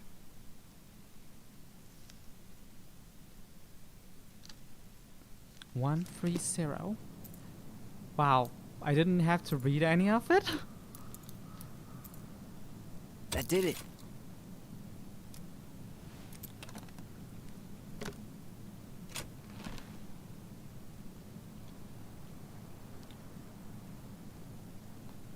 Guessing she didn't know how much of an ass he'd turn out to be. Dear Marianne, I need to see you again. I know how that sounds and I don't want you to think I chase after all the new girls in Delos Crossing. I always taken my vows seriously, but something changed when I met you. When we're together, I feel like I'm doing 80 down the highway with my lights off and I never want to stop. I know it isn't right, and we both have a lot to lose, but I need to be with you again. I hope you feel the same. P.S. I bought you a little something for next time. I can't wait to see how it looks on you. Fuck. That's rough. Marianne, I'm sorry you're in this situation. I know you feel like you'll make a great mother. This guy tried to push Marianne to get an abortion, even though she wanted to keep us. Great. I know you feel like you'll make a great mother, and I don't doubt you will someday. But right now, we have to be sure we don't ruin 3 lives. My marriage hasn't been happy for some time, but she doesn't deserve this. But mostly I'm worried about you. People here talk and don't want you to have to go through that. I know money has been tight, but I'll do what I can to help you do the right thing. Just let me know how much you need. Ugh. Yeah, don't force someone to get an abortion. But also, if someone wants to get an abortion, don't force them to not. Let people make their own choices, you know? That's everything.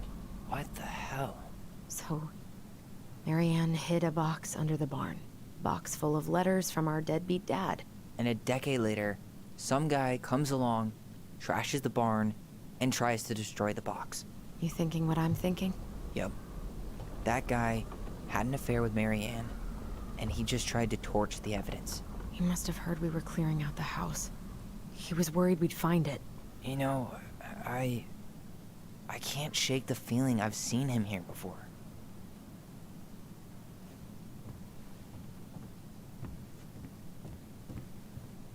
They can be, yeah. But also, he should not have been having an affair in the first place. That is such a breach of trust, to be honest.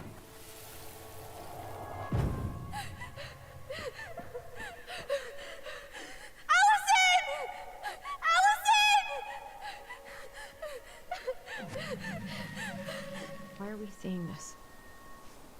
I don't know about you, but I haven't forgotten anything about that night. I would have said the same thing, but something felt different. I need to see the rest. But you know what happens down there. That's the thing. I'm not sure I do. All right, let's go.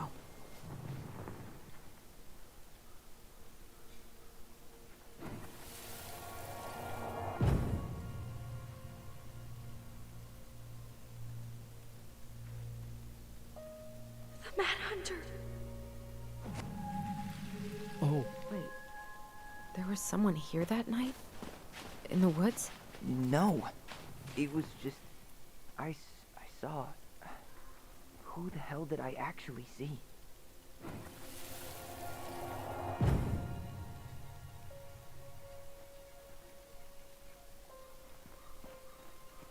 The Mad Hunter. What? No. That was the Mad Hunter. What? What are you talking about? That night, I thought I saw the Mad Hunter in the woods, but I guess it was just some asshole. Some asshole who just fucking stood there and watched while our mother chased me with a shotgun. Do you think it was the same guy? Maybe. I mean, it had to be him, right? They were wearing the same fishing gear. Yeah, unless everyone who wants to mess with us is coordinating outfits. And wait, he was here once before, wasn't he? A few days before Marianne died? Maybe? Hold on. Do you feel that?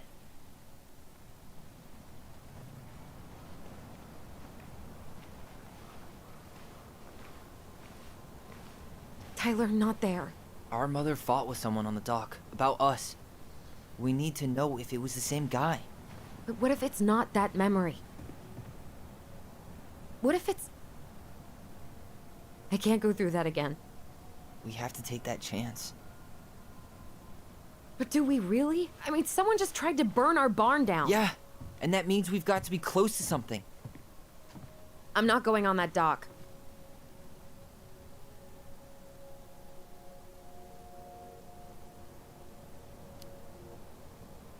After what I did for you, you're really gonna say no to this? No, but I just can't keep doing this. Every time we think we understand, something new pops up. This might be our only shot to figure out who our father is. Who gives a shit about that asshole? I have a father, and I almost lost him because you won't stop. Don't blame me because Chief Brown fucked Marianne over. We need to know the truth. What if I don't want to know the truth, huh? Did you ever consider that? No. You just push and push and... You have to take responsibility for your part in Marianne's death. What? How can you say that to me? I didn't. But I did, right? Earlier, to Eddie. But I swear I didn't just say that to you. So we can't even trust our own voices now? God, I don't know. Allison. I'll do it. Let's go. I forgot about the juvie thing for a second when I made the choice. That was way more guilt-trippy a choice than I would have wanted. I had probably picked the other one if I had realized. That said, oof, that scene, oof. I don't like guilt-tripping people, and that entire scene just felt, ah.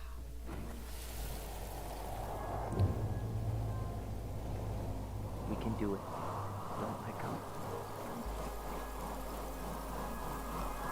Oh, this one was, wow. Ouch! Watch it! You're stepping on my foot! Can you hear what they're saying? Quiet! We don't want Mom to catch us out of bed.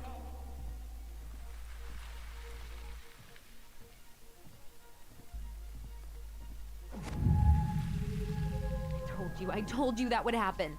We almost had it, though. That was us watching Marianne fight with that guy. Try to focus on him, all right? Don't think about anything else. I'll try. I would normally make the choice. I made a mistake in interpreting the vague statement because I basically brain farted. I would not have picked something like that under normal circumstances. As I said, I'm highly opposed to guilt tripping, and also I don't feel like Tyler would if the player isn't a dumb fuck, because that's just not a thing you say to your sister. I guess that can happen like in a moment of passion maybe, but otherwise, you know, just, yeah, you know what I mean.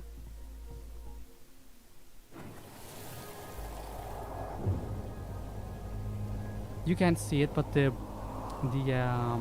what's called, the rumble in the controller is freaking out while doing this, so I can really feel it, and I think that's really works for the whole, this is hard to remember, this is scary,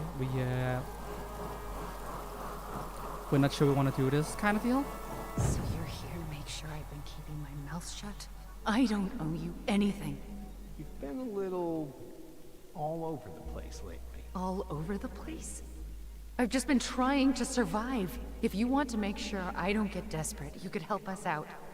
Lend me some money. What happened? Why did it stop? I can't, Tyler.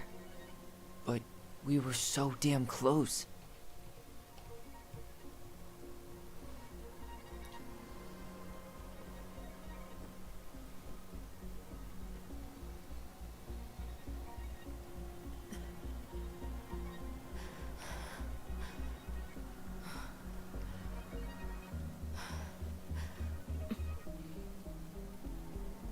I'm sorry. But I'm done. That's it? You're just giving up, just like that. You can't do this. We owe her. Marianne is gone, Tyler. And nothing we do is gonna change that. Don't go, please. You can't keep running from this alley, or it's only gonna get worse.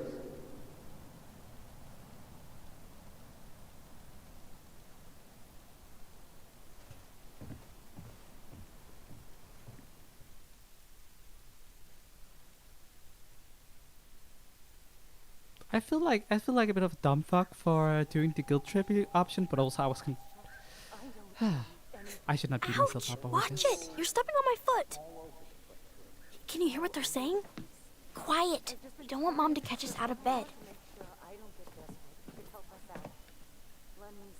There's no money. I've never asked you for anything, but right now they need you. It's not gonna happen. I've got everything I need to nail your ass in that barn. And just what do you think happens after that? What do you mean? Well, if those kids have a father, you really think there's a court out there that'll let you keep them? No! You have no claim to my children. Get the hell off my property, now! If you ever come back here, I'm going to kill you! Allison?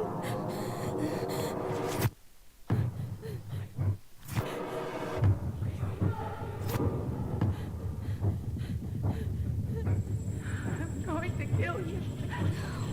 No. No, no. I'm going to kill you.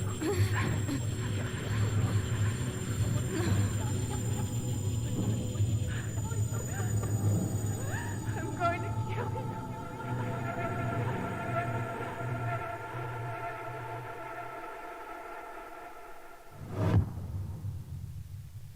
Normally I reload over such a mistake, but I didn't feel like replaying stuff right now. Also, I'm streaming right now, so it didn't feel appropriate to do that. But yeah, normally if I make a mistake like that where I misinterpret something or I brain fart like that, I like to reload because I like to do choices that feel me. It also doesn't help that the game was like, and pling, this was a choice that mattered. Internal screaming. But yeah, it's fine. I got to see some dialogue I didn't see the first time I played through it because my personality is relatively strong. I realized that like I just pick what I feel is right in the moment for the most part. After the fact, I also realized I've seen this dialogue before, so I got to see something new. Whoops.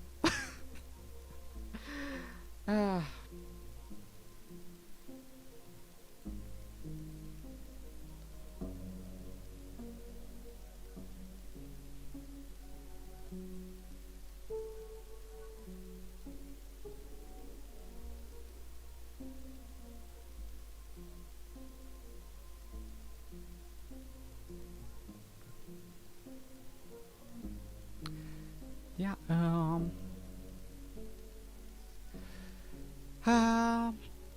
I'm gonna go now. This is the end of chapter 2. We still have chapter 3 waiting, but it's dinner time. I'm gonna go eat, then I'll be right back. So there's gonna be a little break here. I hope that is alright.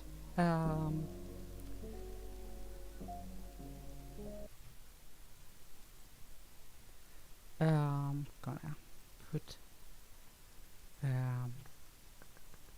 okay,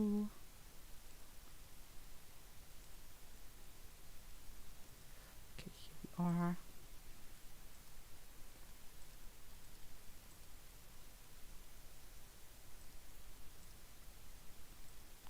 Here we go. Haven't had this thing on the scene yet. Okay. I'll just let the credits roll so you can hear the music.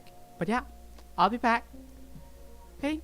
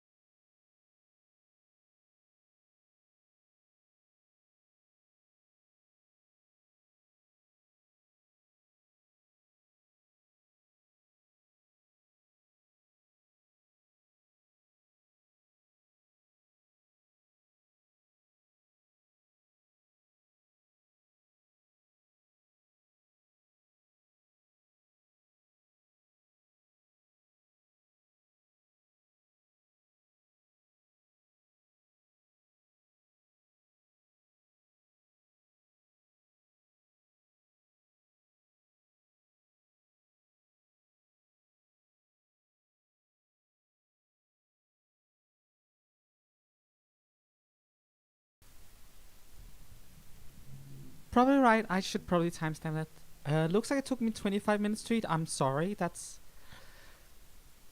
probably longer than usual. Let's get this thing out of the way.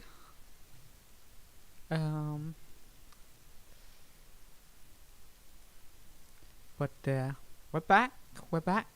Definitely back.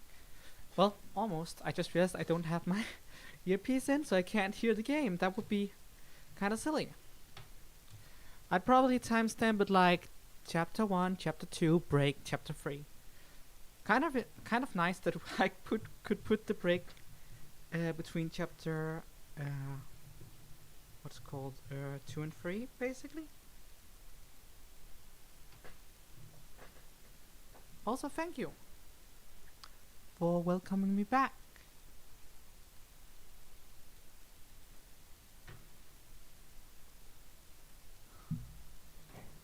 Let's resume. Tyler felt Allison discarded his feelings when choosing her memory at the house. Tyler felt hurt about needing time when Allison refused the house showing. Allison felt let down when Tyler couldn't forgive Eddie. Eddie was sorry that Tyler couldn't forgive him. Michael was hardened by Tyler's compliment. Tessa felt grateful the twins kept her in their lives.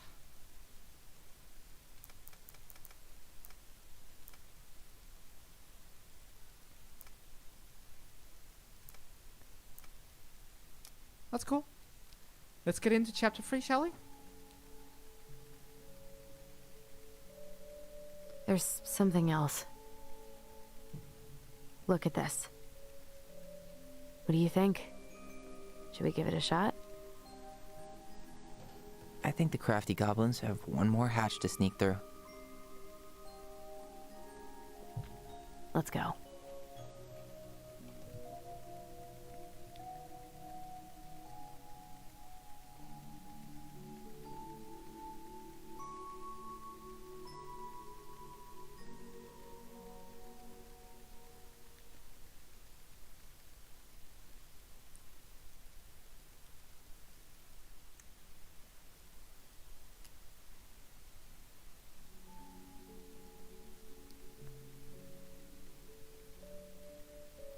Once upon a time, in a deep and ancient forest, crafty goblins faced the truth about the darkness in the big wooden house.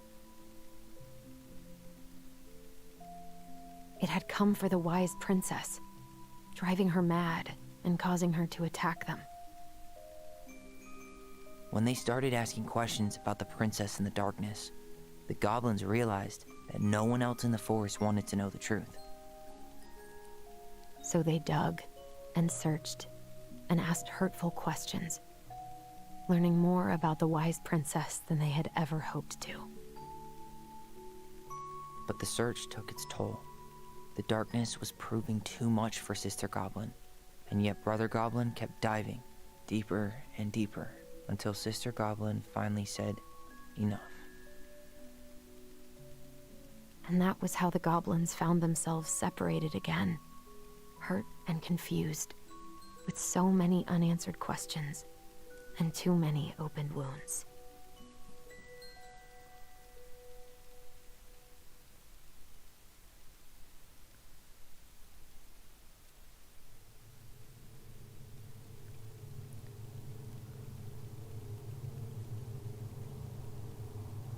Allison, wake up.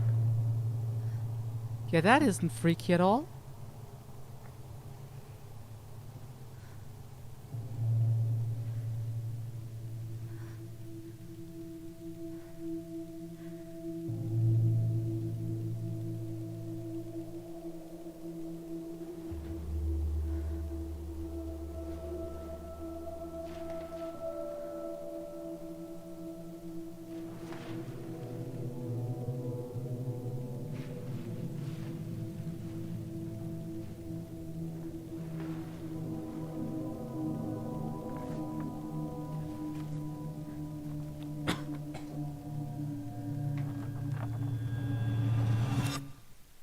Killed me.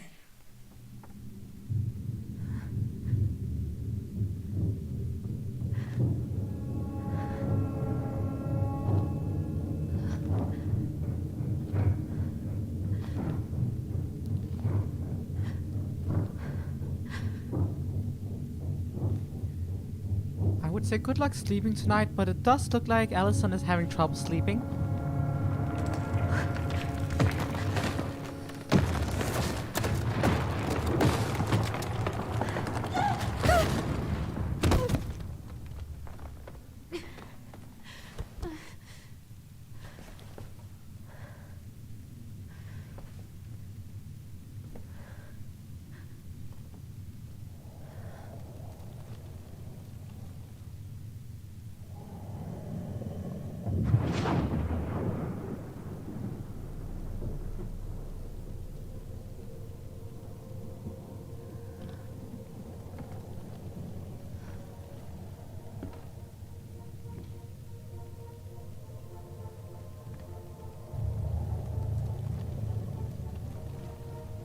She could only go forward and find a new place for herself in this world, where she was no longer truly a princess in a tiara and a beautiful gown, but a wan woman, alone in a deep and ancient wood.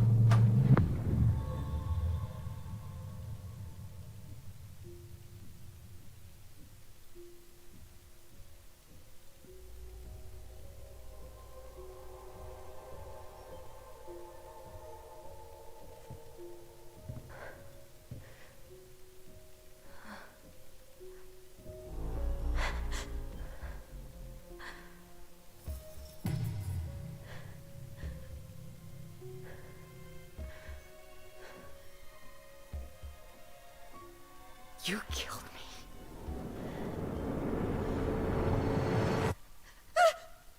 You killed me!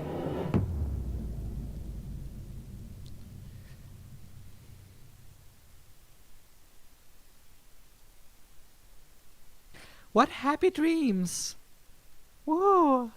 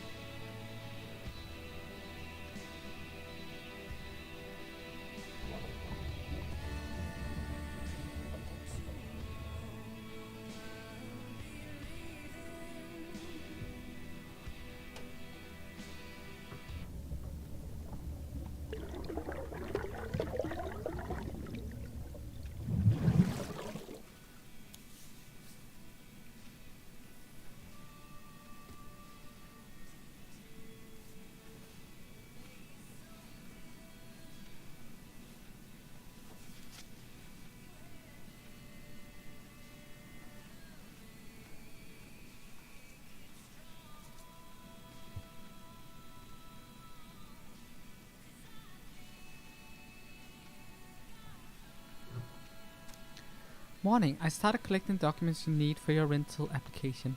Left the file for you downstairs in the kitchen counter. If you're still coming to meet Dee for lunch, you can drop off the documents and I'll make some copies for you.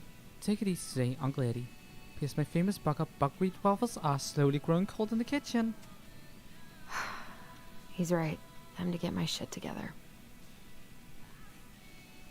That's kinda nice.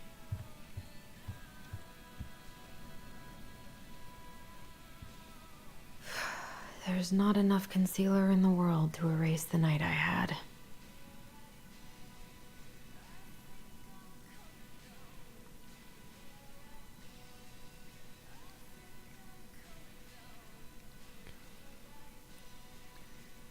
Get out this. Okay. I could do my laundry. Ugh. Maybe later. Yeah, maybe later. Okay. Let's see here. Wish I could just book a one-way ticket to the other side of the world. Okay. In the store.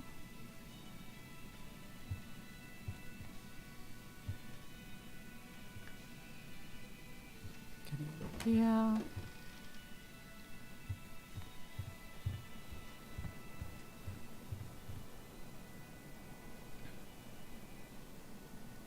I miss the slopes.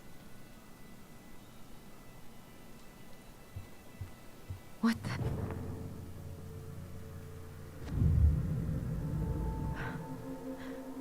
I should probably eat something. God, I feel so weak. I need to get all that paperwork together. Maybe that'll help me focus and clear my head.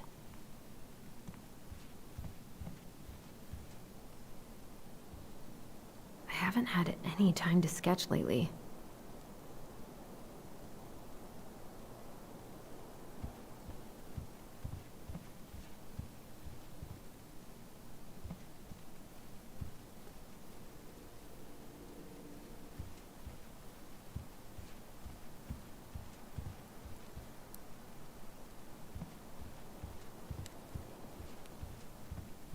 Where was the waffles?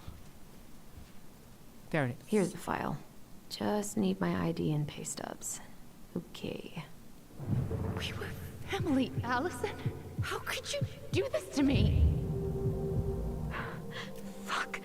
I've got to think about something else. Focus. ID and pay stubs.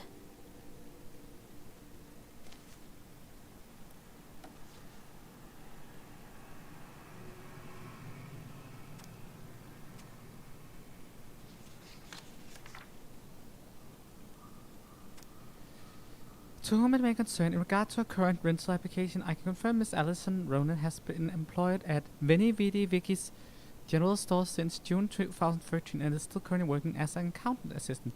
This position entails data entry, processing and recording transactions, bookkeeping, preparing budget and reports. Miss Ronan is working full-time in this role and earns a yearly salary of $24,000 plus bonuses. She has no disciplinary record. For any additional information, don't hesitate to contact me at Vicky Tessa dmail.com. Sincerely, Tessa Vicky Storna.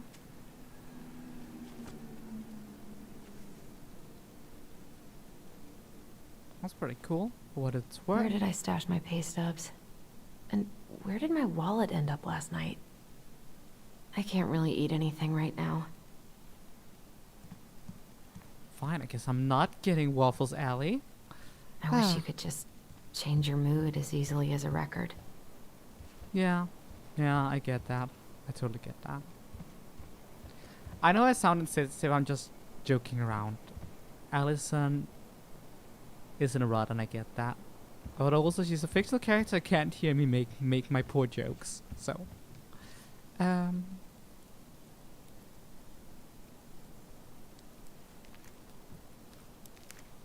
Ah, here's my ID.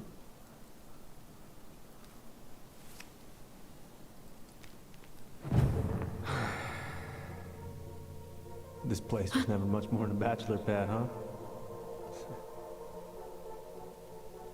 There was so much I planned to do. All those sacrifices I made. And how do you repay me? Lying to my face? You're not my child. My clan deserves better. Oof. Oh, stop it, Allison. You have to stop torturing yourself. Just grab your pay stubs so you can get the hell out of here.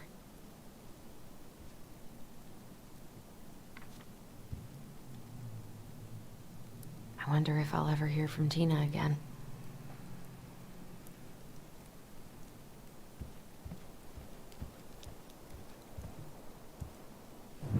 Allison, please. No, Nope. damn Nope. Come on, Allison. Don't start. All my recent pay stubs should be in that folder in my room. She really does, but she said she, you know, she said that, she couldn't afford it.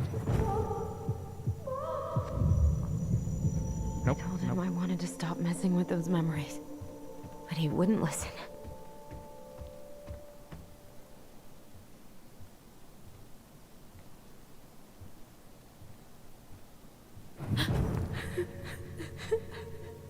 Brother, sister, we look out for each other. That's what you said. But you don't mean what you say, do you? They're just words. You left me, Allison, all alone and scared. Yeah, these are not memories. These are insecurities. What the hell is wrong with me?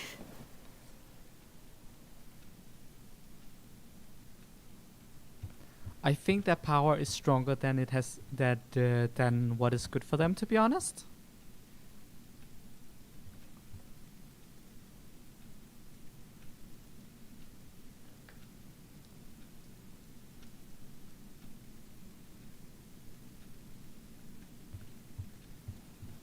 Wish I could just book a one-way ticket to the other side of the world.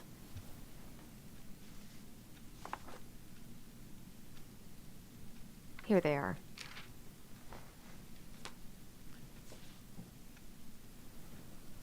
Yep, insecurities and trauma. Okay.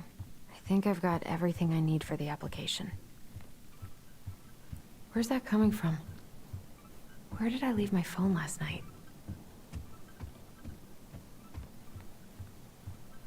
Phone's definitely not up here. Ringing got quieter.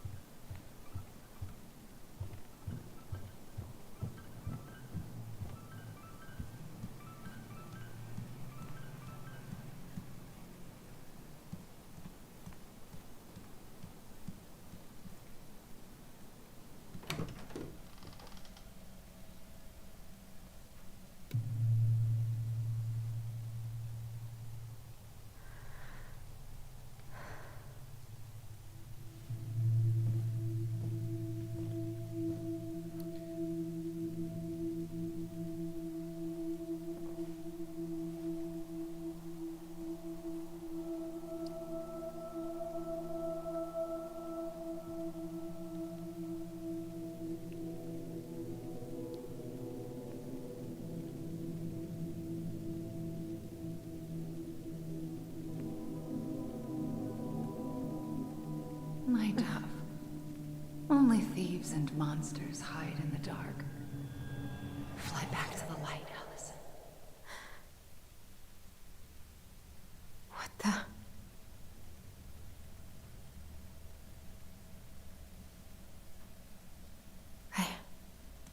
No. I cannot deal with you right now.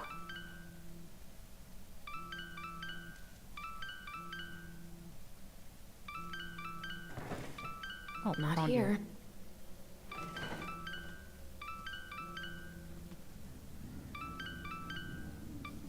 What's it doing here?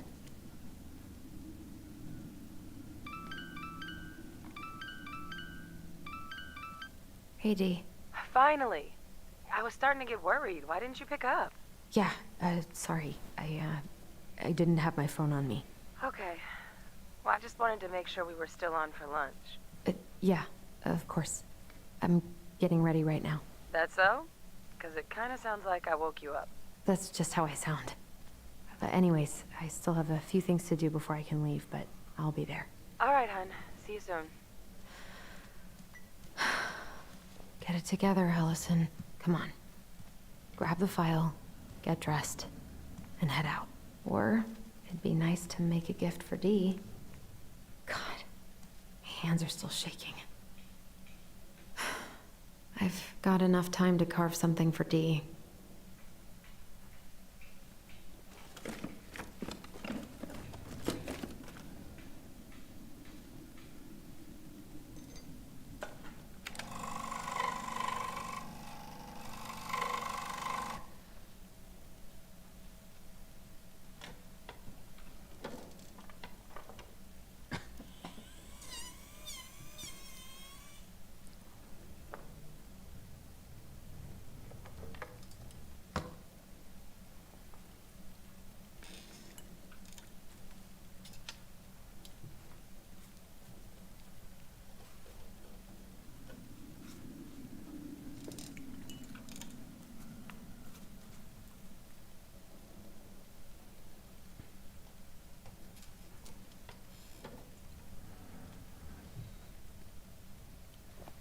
Okay.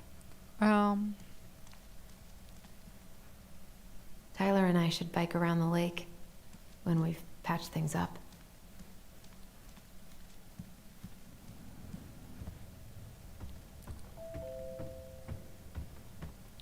Oh, who could that be?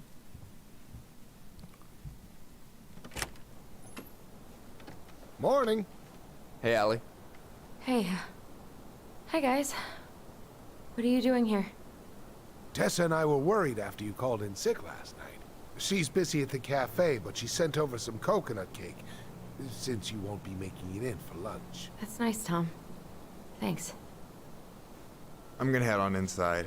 Freezing my butt off out here. Okay, thanks. Is Tyler not around today?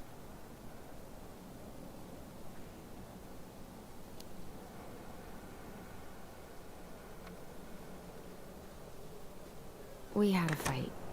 I think we just needed to get out of each other's hair for a little bit. I'm sorry to hear that. You were so happy he was coming home. Oh, it's okay. We'll get over it. I really hope so. So, Tessa told me a little bit about what happened at the cemetery. Yeah, I'm sorry it got so intense. It's just, we really needed to understand why Marianne did what she did. Especially Tyler. Oh, of course, of course. She gets that. You two didn't say anything she wasn't already thinking.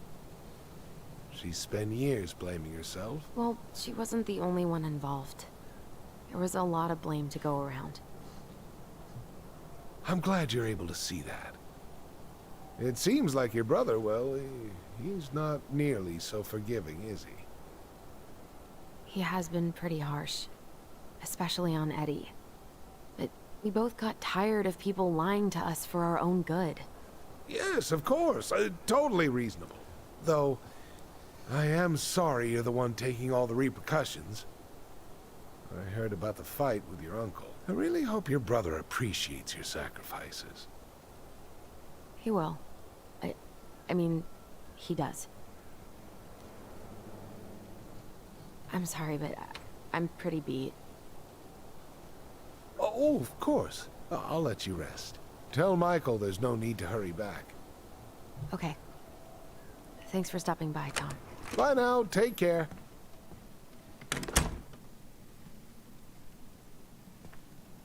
Sorry for abandoning you out there. Pro tip? Avoid catching a ride with Tom at all cost. Did he talk about the new spicy chocolate bars? Yep.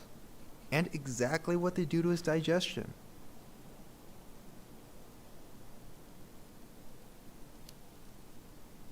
Well, he said you don't have to rush back to the store. Good. Because I did not plan to. I've been overdoing it on double shifts this week. I'm beat. I know the feeling.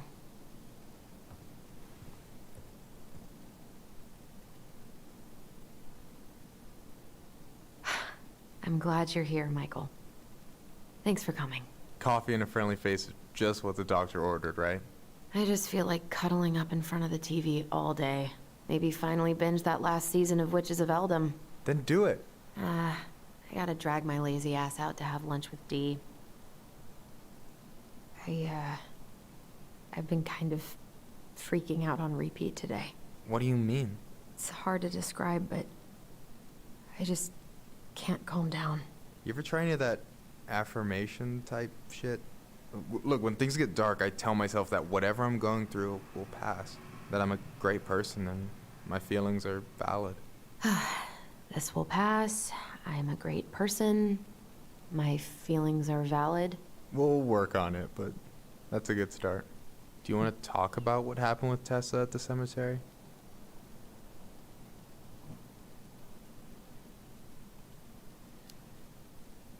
We just asked her some questions. What kind of questions? Tough ones. Let me guess, she did not appreciate that.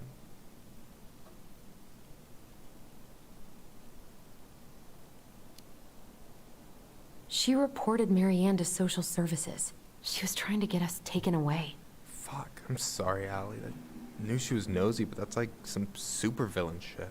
Hey, what's eating at you, Allie?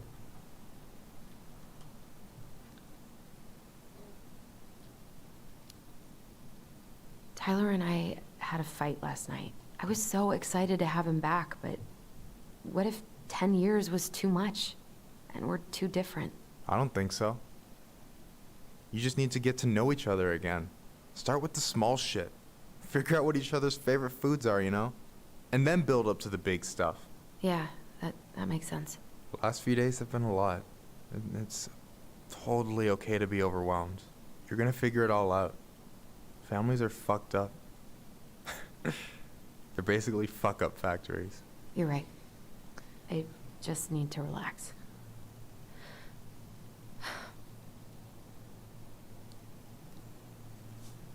So, maybe this will cheer you up. I think I found the perfect place. Check it out. It's pretty cool, right? Deposit's a bit high, but it's got 2 large bedrooms and a view of the channel. Honey, you're really going to give up our home to live in this ugly box? Oh, God. Allison? Allison, look at me. You okay? I'm just... I need to... I just need to sit down.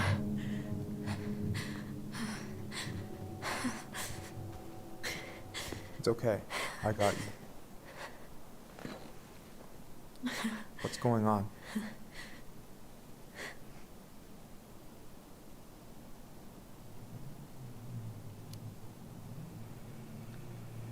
God, everything?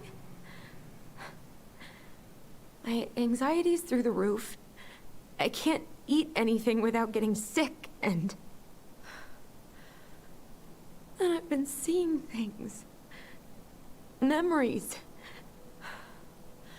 Of Marianne, and me, and Tyler when we were kids, and Eddie, and... It used to just be stuff I'm pretty sure really happened, but... Now I see them everywhere. Shouting every shitty thought I've ever had about myself. I don't know how much more of it I can take. That's intense. I'm sorry, has...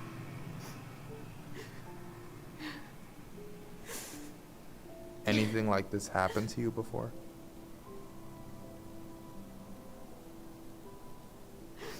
Right after Marianne died, I had a lot of panic attacks, but nothing exactly like this. Come here, Allie. I hear you. Okay? I hear you.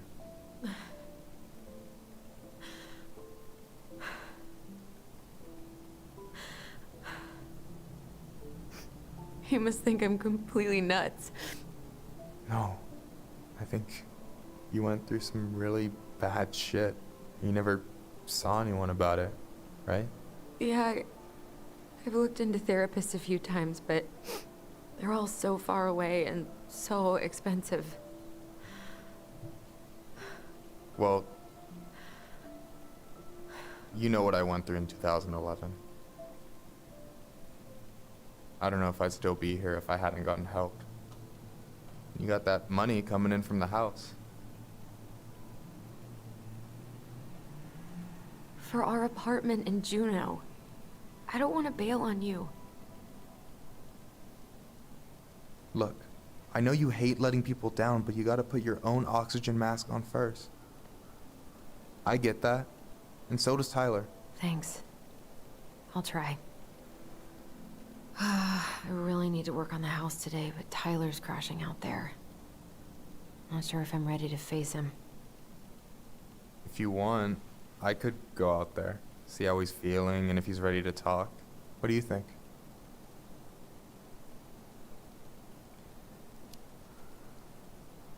Yeah, maybe that could work.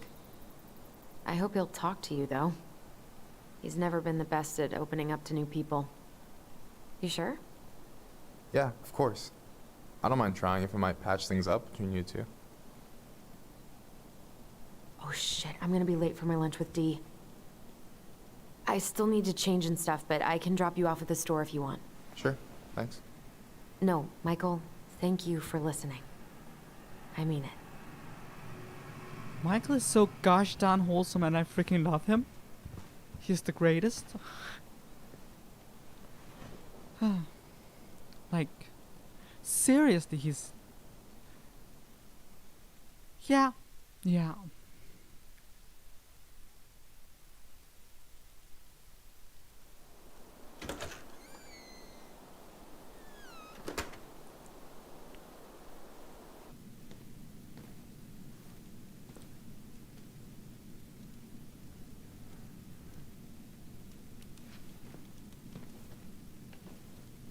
Hi, Dee. Hey, beautiful.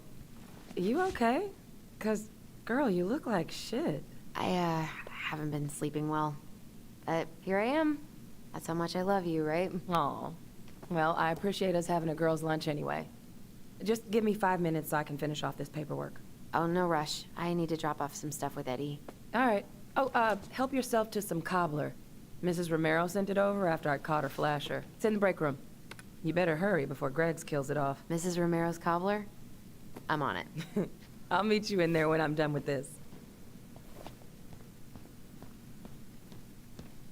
Morning. Hola, Miss Ronan. Ooh, these look like wild berries. Mrs. Romero must have frozen them over the summer. Oh yes, she takes her cooking seriously. Very seriously. Agreed. I very much agreed. If you're having trouble, you need to take care of yourself first. And this is like one of those things that I preach, but I'm kind of bad at executing. Something I've been getting better at over the years. Sometimes it's hard to admit that you're not doing well, and hard not to take a bullet for someone else when you know they're in need. But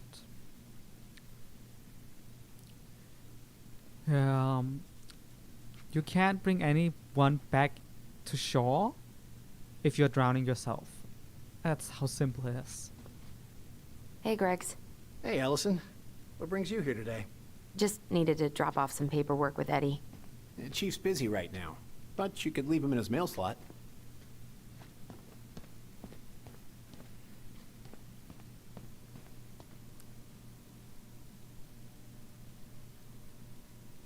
I'm so glad I got some chocolate here, because otherwise I would be craving it. Oh. Does he have a mailbox? Where is it? It's like upstairs? At his office? Probably. Try not to hang out upstairs too long. Chief's orders. Sorry. I mean, after what we did yesterday, I can see why. Sounds like Eddie's busy. It shouldn't bother him. 1712 East 8th Street, Anchorage, Alaska. 99501. I should probably drop the paperwork here. Eddie's gonna be busy for a while. Just visiting family. My folks and younger brother live here. I wonder how Uncle's feeling about me moving away. We haven't really talked about it. Wise words, Maddie. Very wise words.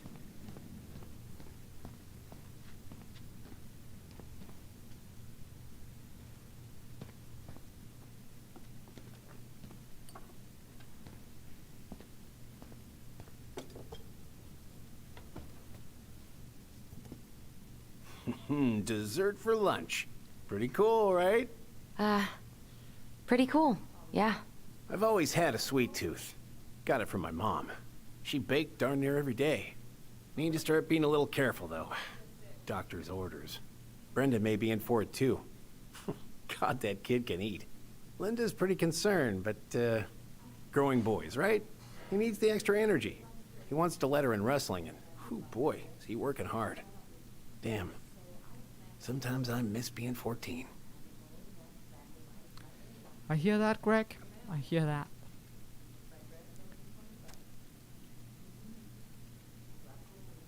Hey, Gregs. Huh. So, what's the criminal underbelly of Delos Crossing been up to lately? Poachers, vandalism, a few memorable cases of public indecency. Nothing too serious, which is fine by me. Boring is good. Not like Juneau. My daughter's always begging to move there, but that is not happening. Why? Juneau's awesome. There's like actual things to do there. Drugs, that's why. Property crime's double the national average. People coming in all the time from God knows where. Oh, I didn't know that. Hey, Gregs. Got any big vacation plans coming up? We'll probably go up to Anchorage for Thanksgiving. Linda's sister lives up that way. But I'm also secretly planning a family trip to New York City for New Year's. Been saving for 2 years, and I got it all arranged under a fake email. That's really cool. I'd love to go there someday. It's probably our last big trip before Lauren's off to college, so I wanted to make it count. I'm sure everyone will have a great time. Well, it's a military haircut. Not really my kind of thing, but...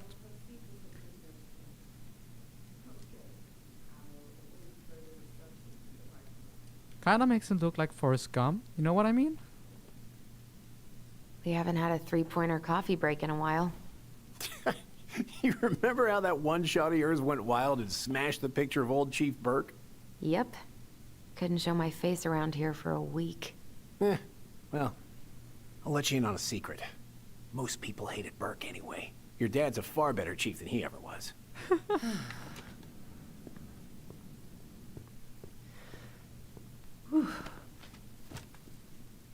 Hey, sorry I kept you waiting. No worries. You'll never believe it. We caught the mailbox bandit. And guess who it was? An animal? Like a raccoon, maybe? Have you been eavesdropping in on official police business? Anyway, yeah, it's a raccoon. Delos Crossing's most wanted turned out to be some trash panda stowaway. And this is how legends begin. Anyway, I'm so sorry to bail, but I gotta run this little guy to animal control now. Probably best I take a rain check. Oh, it's okay. Totally, I understand. Duty calls. Thanks. Oh, I brought you a little something to make up for missing your birthday.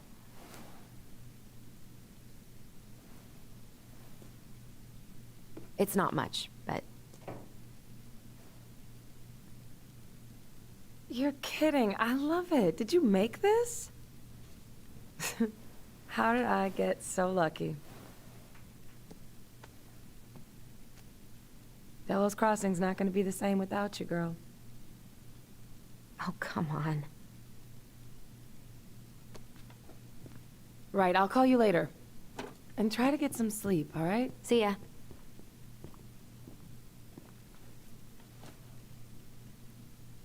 Well, there go my lunch plans. Hey, your brother didn't tag along today? No, He didn't really want to show his face around here after the mess he made yesterday, huh? What do you mean? Well, you know, how he went and broke into the archive room, then pretty much assaulted your uncle. Look, we're all worried about you. This isn't the Allison we know. The Allison you know? Yeah, the sweet, smart girl who'd never hurt anyone on purpose. The chief works hard for all of us. He doesn't deserve to be treated that way.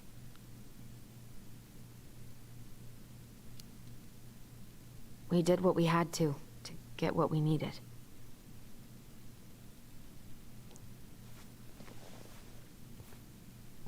All right. I just want you to be careful. I've been doing this for a long time. And people, they mostly don't change. Even when we really want them to. Look, I'm really tired. Can we not do this? Allison, I like you. I really do. I've known you since you were a kid. You're honest, stable. You're not a troublemaker. Tyler, I mean, if he goes down, don't let him take you with him, okay? I can't.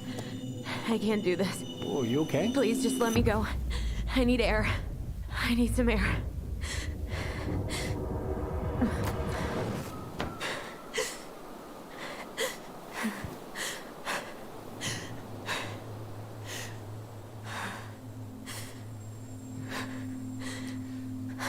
Does Greg have a way with words? Ty, are you there? Tyler?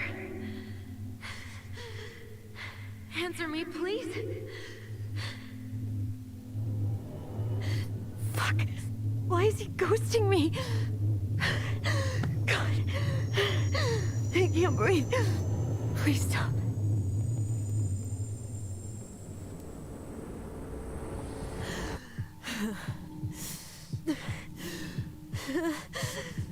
Okay. Okay. I've been here before. This will pass.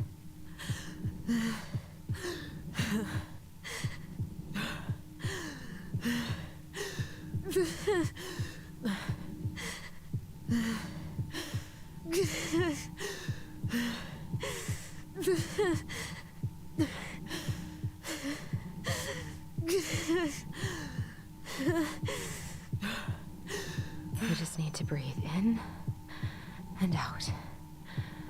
Follow the circles.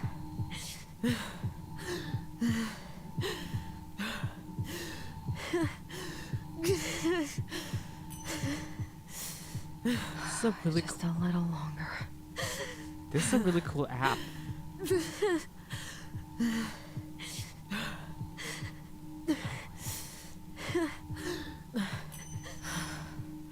Just keep going. In and out.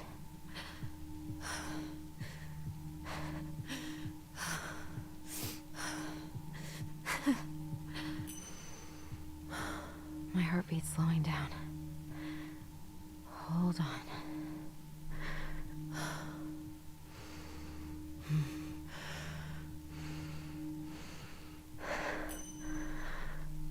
You're getting there, Allison. You're getting there.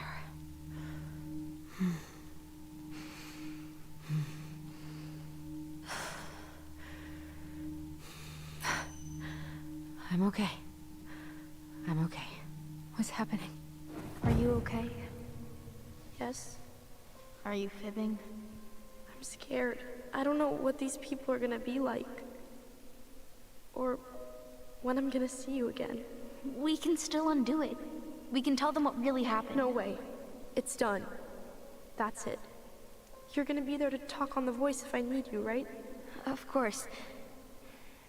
It'll almost be like we're still together. It's time to get going now. Come on. Wait, Chief. Just a sec. Hey, kids. I went back to the house and got a few things for you. I know how much he's meant to you. Thank you. Thank you, Sam. Oh, kids, this is just goodbye till next time, okay?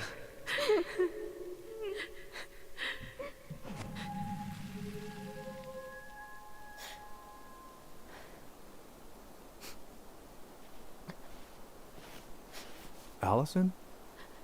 What are you doing out here? It's freezing.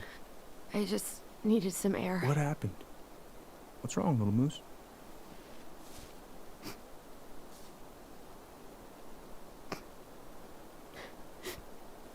I think I had a panic attack.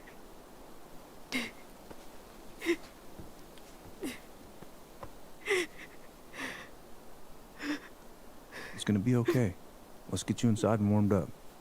Then we can talk about what happened.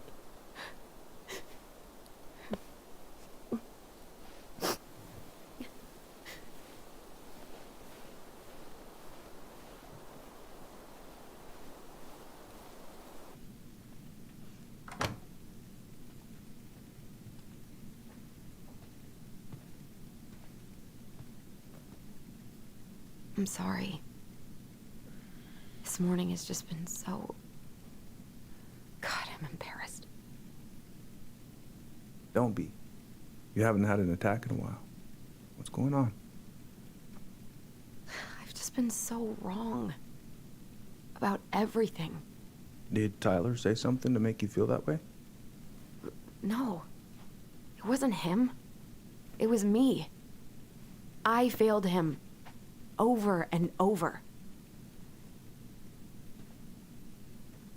From here, it looks like you've been busting your ass to help him. You don't understand. Allie, you've got so much weight on your shoulders.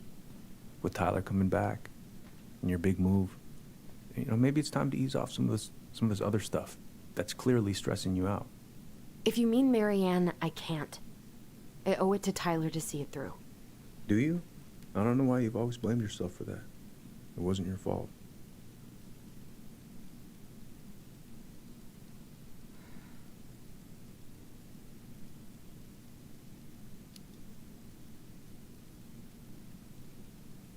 I just wish I could forget about it all. Never think about it again, ever. I understand. Trust me, I do. But there are ways to make peace with it. You can't go on letting it haunt your every waking moment.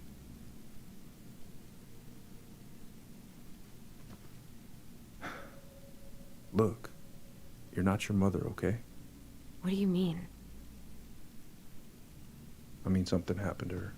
Something bad. I don't know what it was, but it never left her. You can't make that same mistake. You gotta tell those ghosts to move on.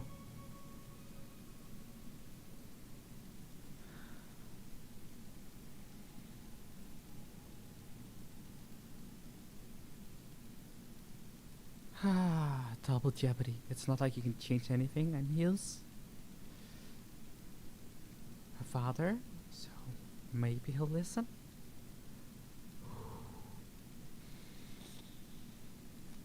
Oh, I don't like pressing this button.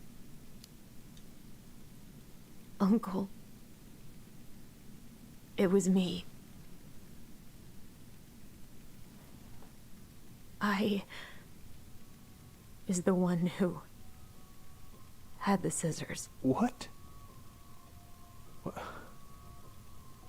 What are you saying?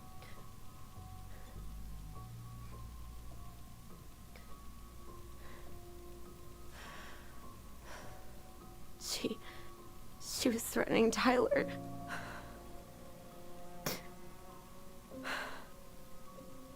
So I stabbed her.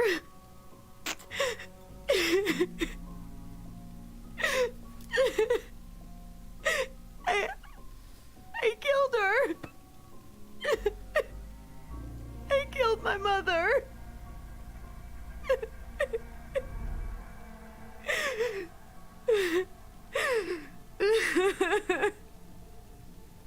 But Tyler confessed. He went to Fireweed. We lied. We lied to everyone.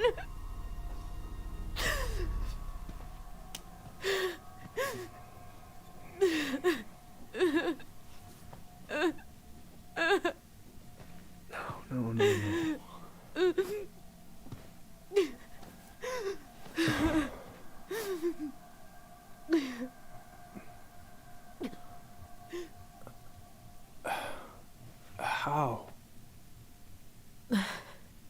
could you let him take the blame? It was a mistake. I know. But we were in shock. Tyler wanted to take the blame. And I let him. But we should have told the truth. Must have really hurt. Keeping that inside all these years. They pretty much just bottled it up. And now it's all I can think about. Everywhere I look, she's there. I can't take it anymore.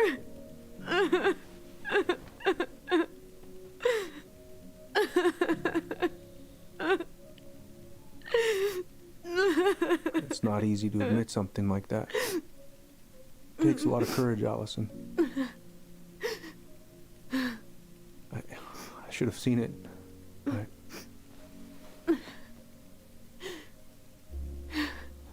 so sorry. None of this was fair to you two.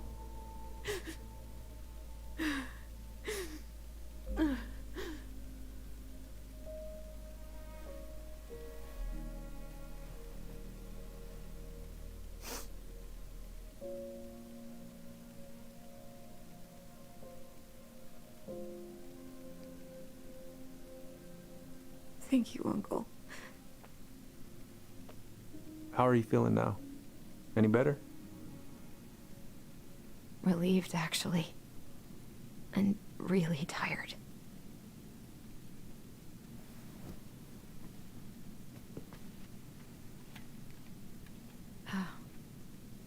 I was remembering something earlier. I don't know if it even really happened. The day Tyler left for Fireweed, did Sam come by with some of our stuff? Yeah. Yeah, that's right. He did.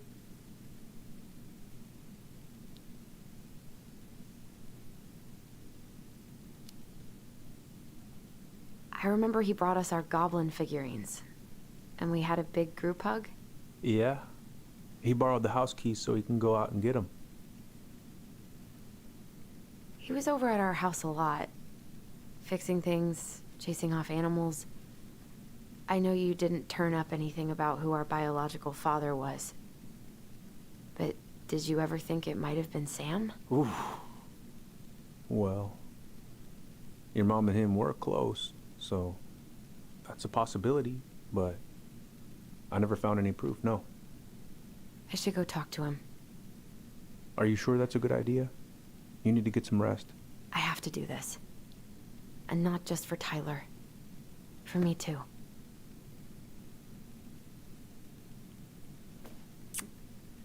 I love you, Uncle. Thank you for everything. I'll call you later.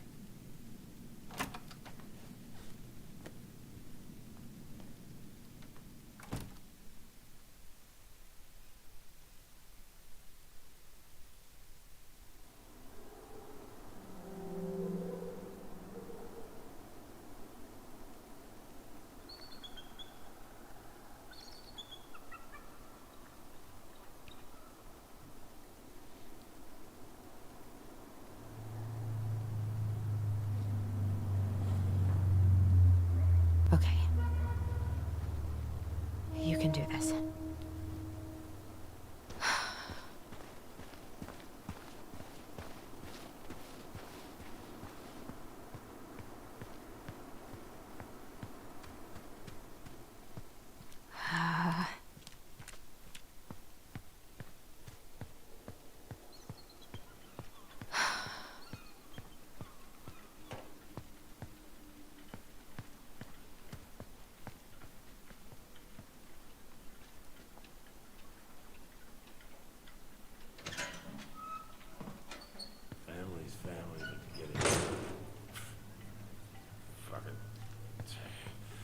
Oh, Allie,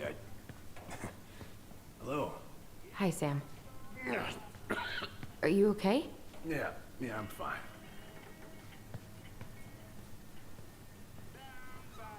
What are you doing? My cousin Billy bought an old motorboat, but that fool drowned the engine taking her out.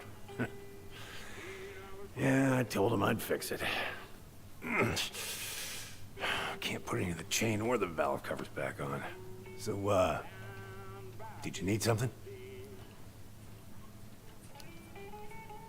I was hoping to. I actually wanted to check out your boat, is all. Yeah. Well, all right, here she is.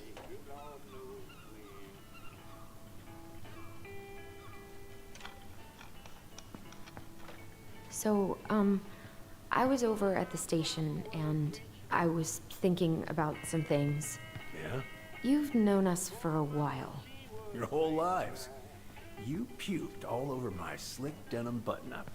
That's a nice memory.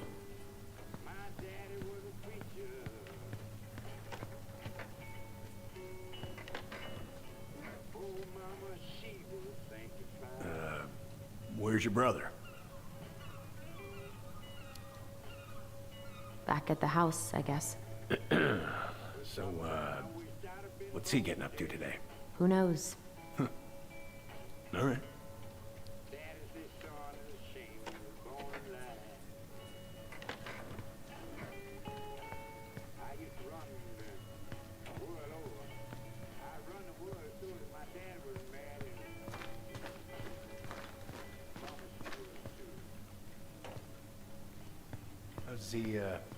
How's the house coming along?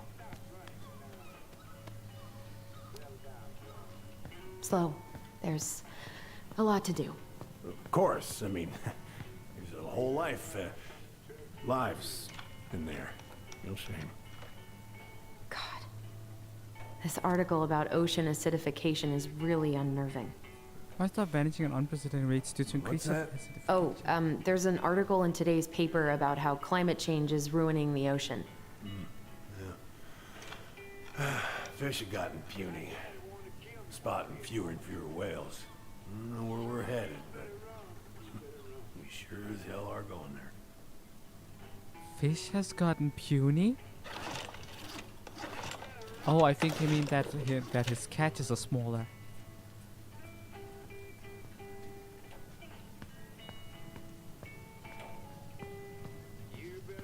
Having some trouble? Can't get these nuts loose because my idiot cousin let them rust. Got a can of rust remover somewhere. Come across it, pass it over, yeah? Oh, sure. Can of rust removal.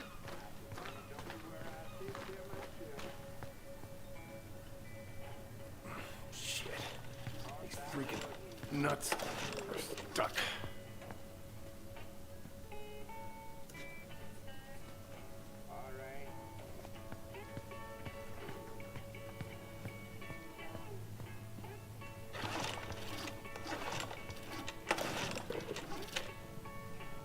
Would this help? Oh, thanks, Princess, but that ain't it. It's in a red can. Not a princess.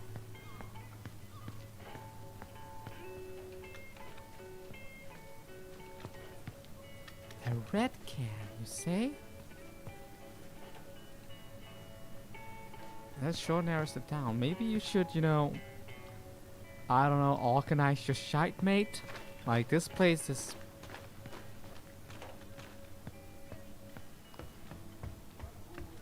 Is it up here? Doesn't look good. Hey, Allie. Could you check if I have rust spray somewhere in this mess? Yeah, it sure is a mess, dude.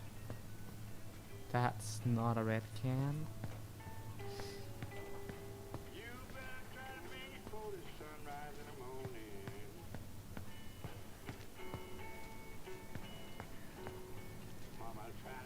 Anybody see?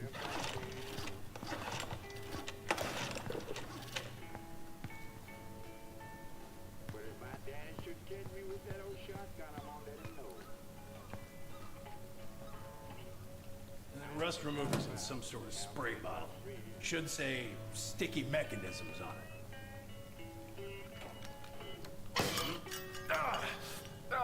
Damn it. What happened? Busted my finger with that stupid wrench. Grab me a gauze. Should be in that cupboard over there. right as I leave the cupboard. I was like, I need to go help him. I was like,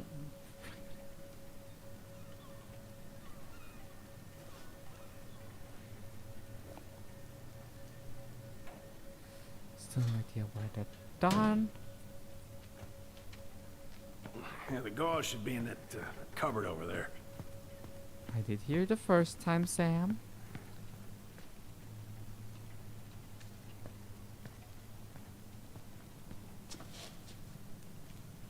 Sam? Are you our father?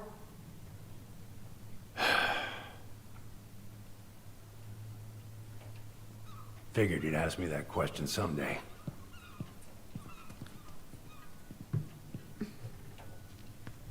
Well? I wish I was. What the hell kind of answer is that? I'm sorry, Ellie.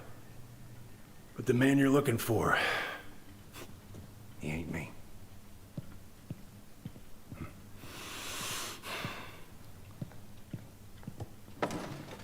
Oh, okay. Guess I'll just take your word for it then.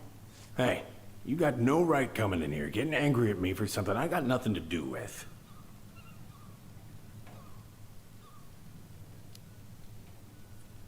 You two were so close.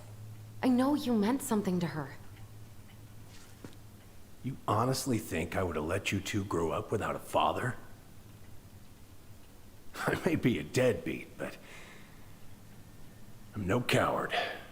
But you must know something. I truly don't. Your mama, she never... Look, we were just friends. I mean, take a look at old Sam. No woman like Mary Ann would ever think twice about a guy like me. I'm so sick of this. I'm so tired of trying to unravel all of Mary Ann's fucking secrets. I don't understand her. I want to hate her so much. But I don't even know who she was. Come with me. I want to show you something.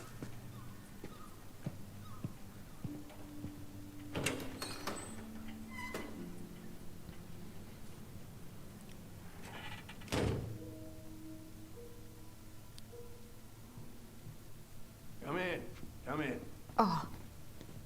When was the last time you cracked a window? Heat's on the fritz. Ugh. Come over here. Sit with me. When it's fresh air versus proper heat. What's all this? Here, I kept a few things.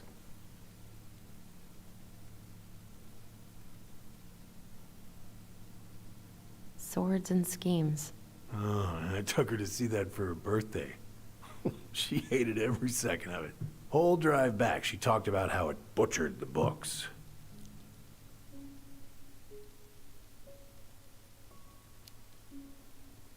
Oh, it was a book? I guess so. Must have been one of her favorites. Oh, she was so mad. That is oddly relatable.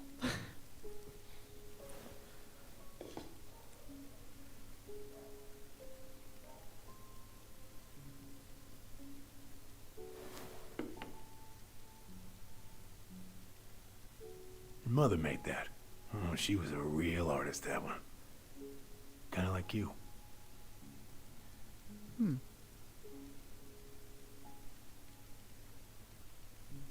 I remember this. We got this on our trip to Juneau. Uh-huh. She saved up for a whole year to make that happen.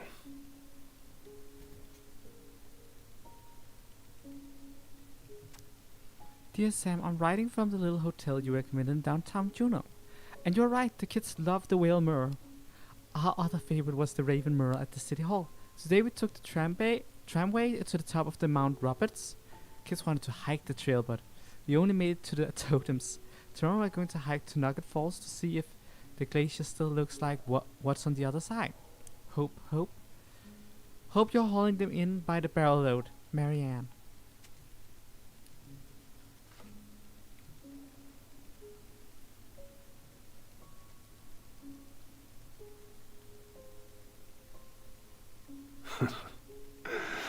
Look at these ones.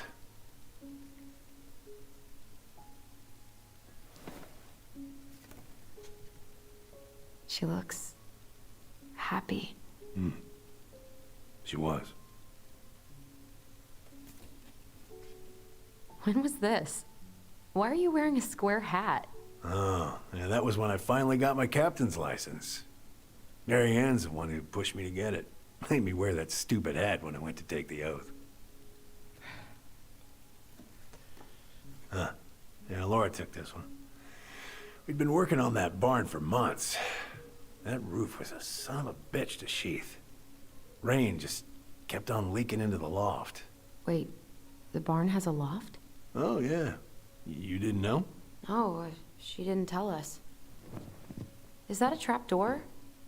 Yeah. She had me close the whole thing up. Told her it was gonna be real hard to get any hay up there, but she said she didn't mind. Do you know what's up there? I could tell she didn't want to talk about it, so I respected that. Well, we're gonna have to empty it out for the sale, so I guess we'll know soon enough. Allie, you really gonna go through with this? It's like I told you, that house meant everything to your mama. It's all we got left. You can't just throw it away.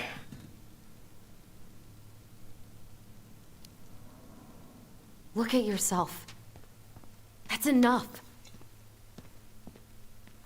How long are you gonna keep feeling sorry for yourself? Are you really just gonna drag Mary Ann behind you for the rest of your life? Give it back. No! I'm sick of watching you play town drunk. For Christ's sake, get it together! You came here looking for my help, and now you're gonna stand there and judge me? Things were just fine until you two came along, digging up things that should have stayed buried. Fine? Look around you. You're living with ghosts. Get out.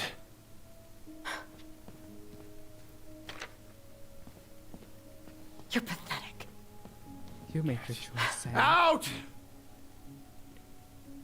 You need to process some shite, dude. Got a therapist, please. Yeah.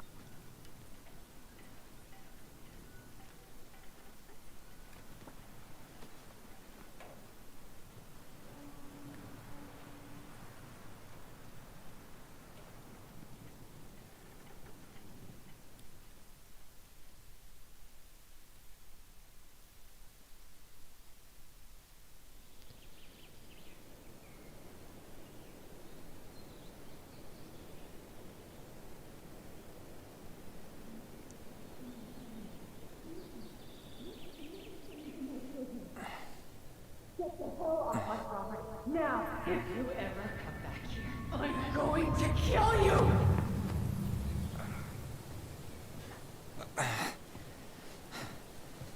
Hey, Tyler?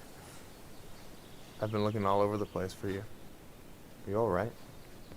Yeah, I'm fine. Whoa, whoa. Hey, let's get you off your feet, okay? Come on.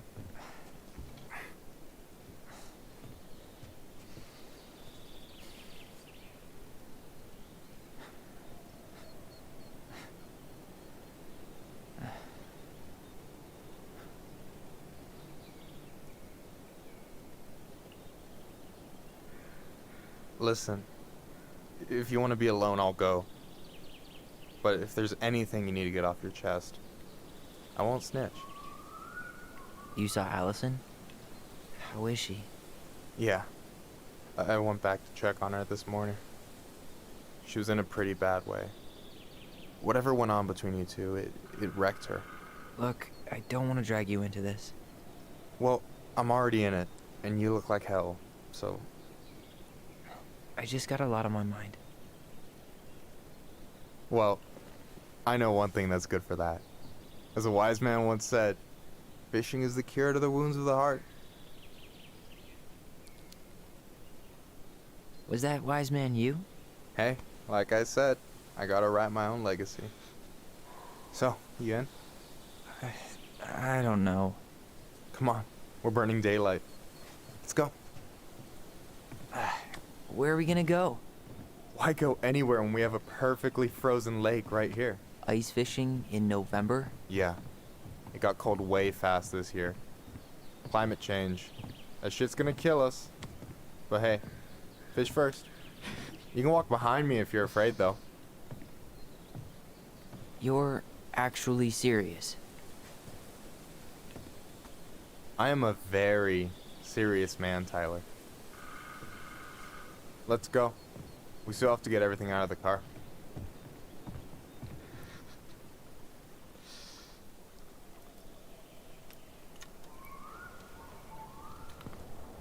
Stage is set.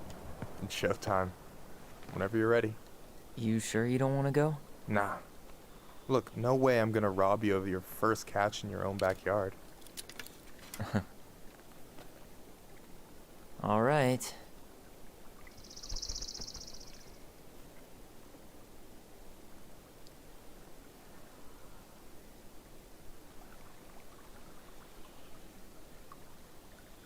Got everything you need, by the way? Yeah, I'm good. Man, I'm so gonna miss this. Miss what? Just hanging out and fishing and... You know, I'm not gonna have a lot of time after we move to Juneau with school and the JCE and everything. Right. So did any of the people you came up with at Fireweed land in Juneau? Oh, I'm not sure. Once they left, I never really kept in touch. Really?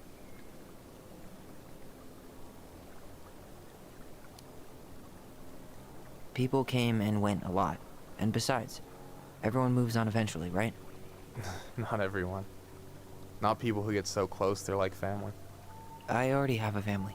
Well, there's a reason we think of families as trees. They keep on sprouting new branches and... Oh, hey, I think I've got a bite.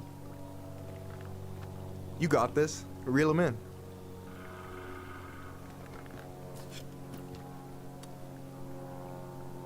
Come on, pull up on the rod. Reel them in. No, give it a nice pull.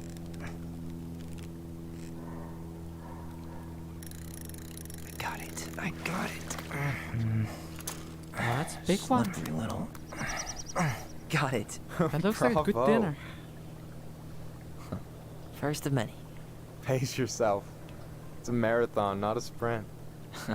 Thanks, Sensei. Oh, hey, did you want to make solid plans to hit the buzzard hole? The river might ice over soon, so we shouldn't wait too long. Yeah, sure. Sweet. I was planning to go Saturday. I'll pick you up on the way out. Cool. I'll set my alarm to ass crack of dawn. Hey, so the other day you were talking about your chosen family. How did you find them? Well, high school can be kind of rough when you gotta hide who you are every second of the day. I got to a pretty dark place. I can relate to that. One morning, my uncle woke me up and told me to get into his car. I figured we're going fishing or something, but then we ended up outside the Juneau Coalition for Equality. Your uncle brought you to the JCE. Yep. He didn't know how to help, so he found someone who did. That sounds amazing. You know, even if you don't move to Juneau, my offer still stands. The JCE holds a monthly meeting. You meet a lot of good people there.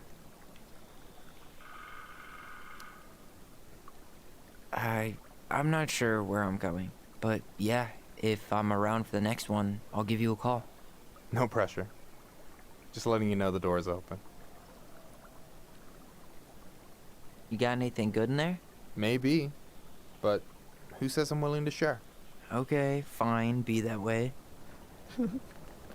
Alright, here we go.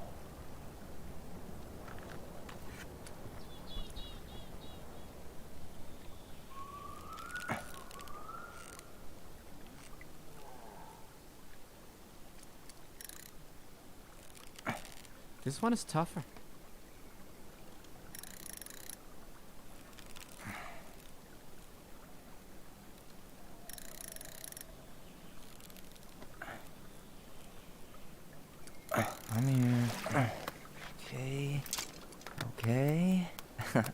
How about them apples? Oh, nice job. So, you weren't all talk. Impressed? I only see 2 fish in my cooler. For now. You have this whole fancy bag just for ice fishing? You don't mix and match. Ever. Jeez, you don't mess around, do you? Told you earlier. I'm a very serious man. So do you always drive around with an auger in your car? It's not how it looks. Okay, I swear. I was already planning on going ice fishing with the family this weekend. I made a mistake of forgetting the auger once, so we had nothing on hand but an ice chisel. That'll scar a man for life. Fair enough. So, what are you gonna make with what we catch? Hey, you got me figured out. Slice of fresh fish, topped with garlic, pesto, walnuts, just a drop of olive oil. Pure perfection. Am I As my invited? partner in crime, you're entitled to a cut. Works for me, partner.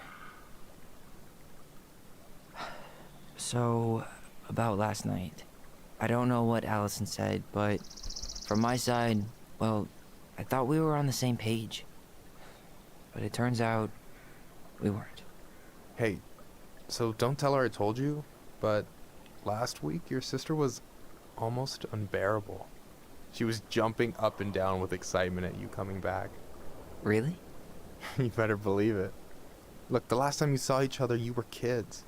Just because things have changed doesn't mean you can't work it out. I know. It's probably my fault. I really pushed her last night. I just don't get why she always has to run away from everything.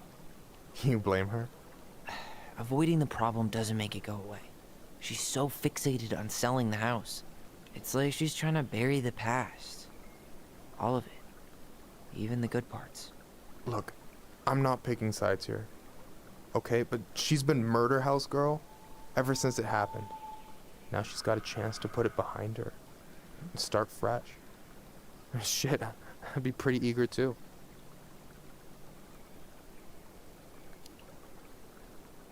I guess I didn't really think about that. I've been so focused on my own shit.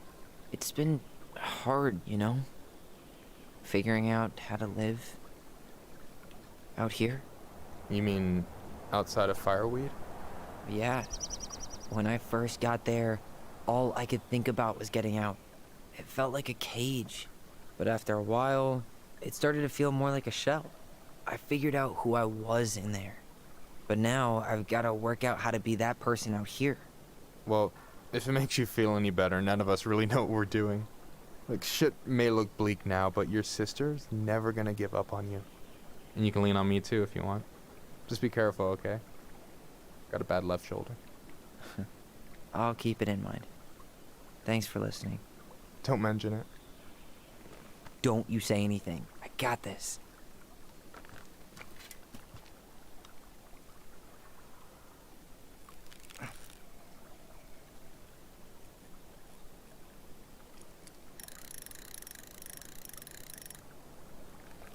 Okay, this one is easiest to reel. Easy. Oh. Whoa. Bam. 3 out of 3. Well played.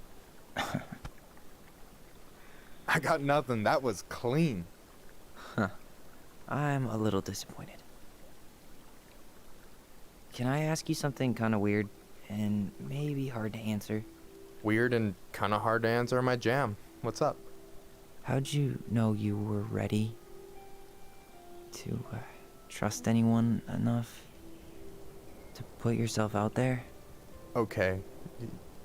Yeah, that is a hard question. Told you. There's not really 2 ways about it. You gotta be willing to take a hit. Look, I stopped listening to the entire indie folk genre just because I was dumped at a show once. But I put myself back out there just like everyone who's ever gotten their heart stomped on. Because when you meet someone who really sees you, you don't have to pretend anymore.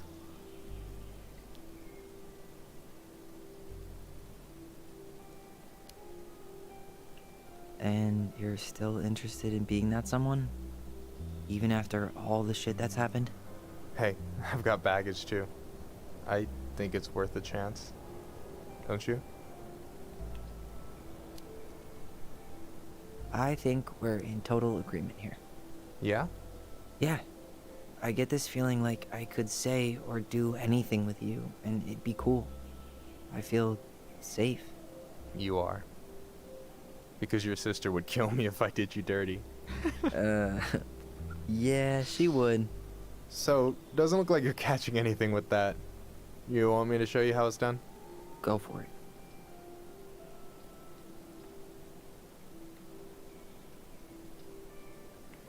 I didn't go for this ship last time I played the game. I totally friend-zoned him. Hey, you're missing the show.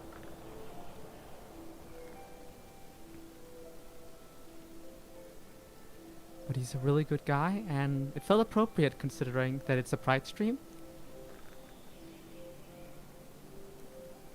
Let's just enjoy a little game, you know?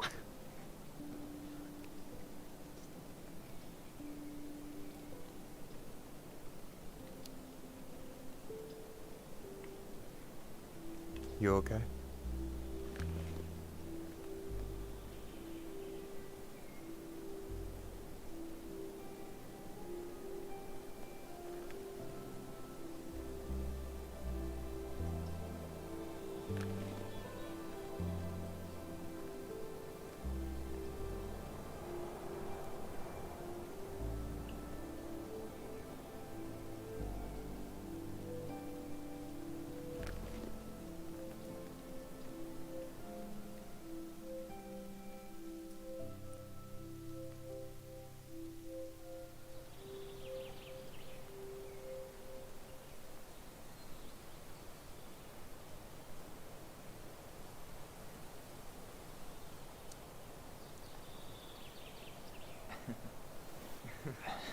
So, yeah.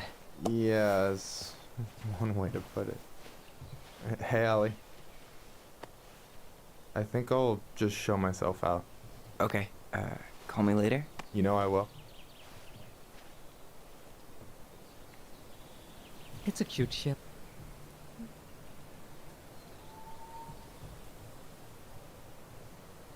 Sorry for interrupting. No, it's totally fine. We were done anyway.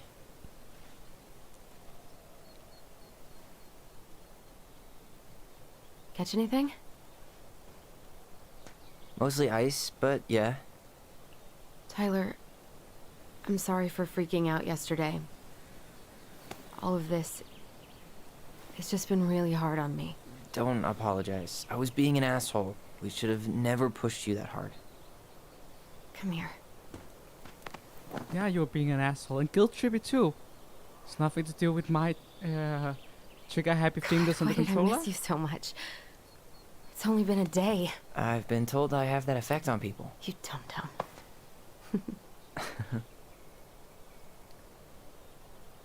Okay, so I need to show you something. What? You're kind of weirding me out. Can we sit down for a sec?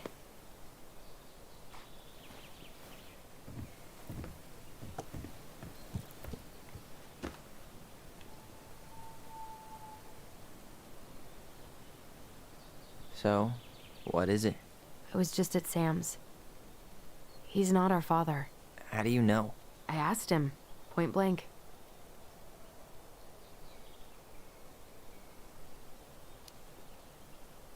I'm not surprised. Burning down the barn didn't really seem like a Sam move. Yeah, I guess it was silly to suspect him in the first place. He'd never hurt Mary Ann's kids. There's something else. Look at this. This was taken in 1992 when Mary Ann first moved to Delos Crossing. See that ladder? Sam told me the barn has a loft. He helped her build it. Apparently she never told anyone about it. And it's still there? As far as he knows, yeah. What do you think? Should we give it a shot? We've come this far. And a hidden loft? That's got secret shit written all over it. Let's go. I really like Tyler's jacket. Like, the art piece on the back, you know, he said that a friend made it. That phoenix is absolutely amazing to look at. And every time I get to play as Tyler, I get to look at this freaking fucking phoenix, and it's awesome. Ugh, what a mess. That's not gonna help us get this house sold. Yeah, we got our deadbeat dad to thank for that. So obviously the ladder's gone, but what about that handle? Is it still here somewhere? Can you stop walking into me, lady? You want to take another look at the picture? It might help.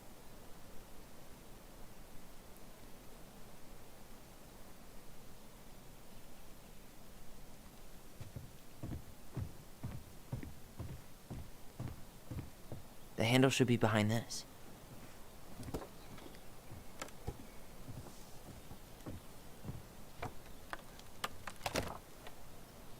Ah, there it is.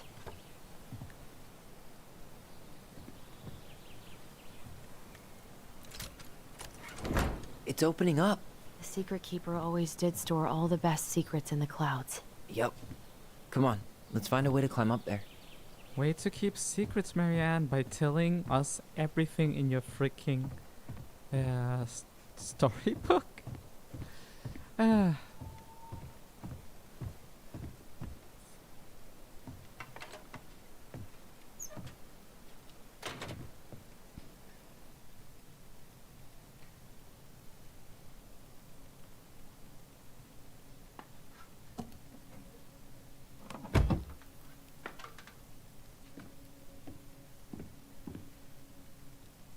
Can you see anything? Nope, nada.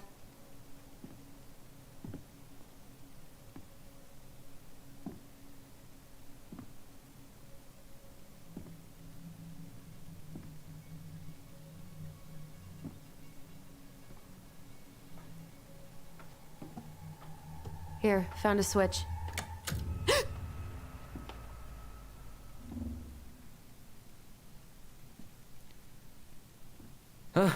Holy shit. Well, that shaved a few years off my life.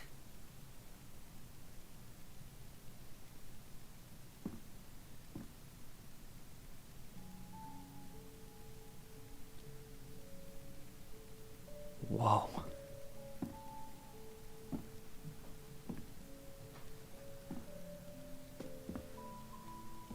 It's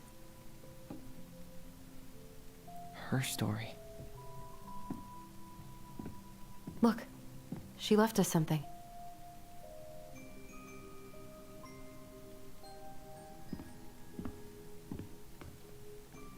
It's got a combination lock with letters.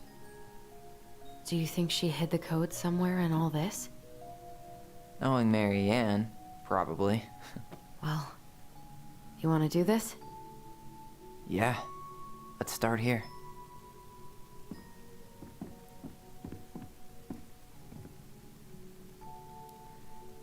Well,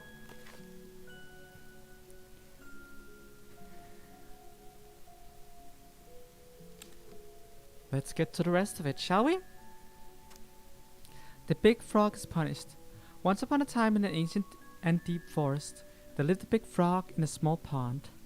She was no ordinary frog, for she had been given the gift of speech when she saved the princess from the Mad Haunter. The Mad Haunter, yes. Blah blah blah blah. Haunter. No. From the morning to evening, she did everything the other frogs did, except that she knew how to speak. Everyone in the forest could hear her loud voice, and everybody was unhappy with that, because she never stopped babbling. She babbled about the too hot sun and the too deep pond, about the rain to come, and all the delicious flies she had eaten. Across the forest, all the creatures tolerated the endless noise, until one day they could not deal with it anymore. They asked the big frog to quiet down. "I can't," said the big frog. "This is what I do. Before the princess kissed me, I croaked all day long. And you liked that I did. This is the same, except you can understand what I say. And now you find it irritating. But I can't change what I am, can I? Could you?" All the creatures agreed that she was right, and that it was rude of them to ask the big frog to stop doing what she has always done. So they returned to their own parts of the forest, and let the big frog do what frogs have always done, jumping and talking some more, about the too hot sun and the too deep pond, about the rain to come and the delicious flies they have eaten. And for a time, it was alright. But in the forest, word travels fast, and everyone has a story to tell. The big frog, being who she was, gossiped and gossiped about everything she overheard. She told the bees that the old bear had stolen their precious honey 2 years ago. And she told the beavers that the eagles had stolen their precious wood. She told the deer who had killed her fawn. And she told the tall spruce who had carved a cuss word into its bark. Once again, everyone in the forest asked the big frog to keep quiet, for now everyone had a grudge against everyone else. But once again, the big frog would not listen. When I was just a frog, you never paid any attention to me. And nobody helped me when the mad hunter hunted me for sport. This is only right for wrong, and I won't stop talking. The fuss went on, and the noise was so loud that the Ice King himself awoke and decided to see what was going on. Silence! Bestowed the Ice King, and even the big frog stopped babbling. Once the forest was quiet, the Ice King patiently listened to what each and every animal of the forest had to say, until finally he made up his mind. Big frog, you have abused the gift of speech, for you have only used it to get revenge. Despite knowing that words can hurt, you threw them around without caution. And you caused too much trouble. The big frog opened her mouth to protest, but the Ice King raised his finger before she could say another word. Since you received the gift of speech for a good deed, I would not dare to take it away from you. So here is your punishment. I will tell you the biggest of my secrets. It is a secret so powerful and so dangerous that it will frighten you. But if you ever reveal it to anyone... The Ice King bent down and whispered such potent words in the big frog's ear that the poor creature started to tremble. Now go on about your business, all of you, and try to forget what the big frog told you, for you are all living in the forest and you have nowhere else to go. And this is how the big frog irritated the Ice King and how she was punished.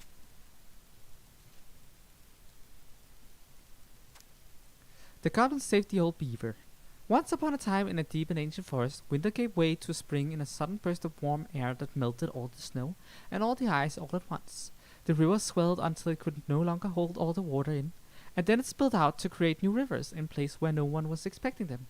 The whole of the forest went into a panic, looking for shelter from the rising waters.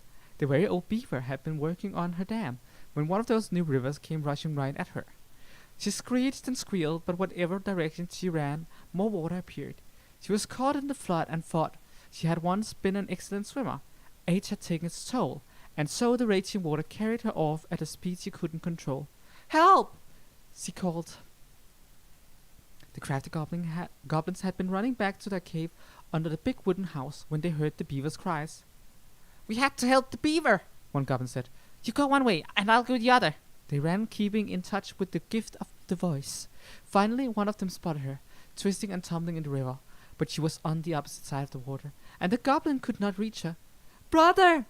The sister goblin called out through the gift of voice. I see her, but I can't get her. Maybe you can? I'll try. The goblin guided her brother so that he would hit the river in just the right spot to reach the beaver. That's interesting, because this might be a story that Tyler wrote.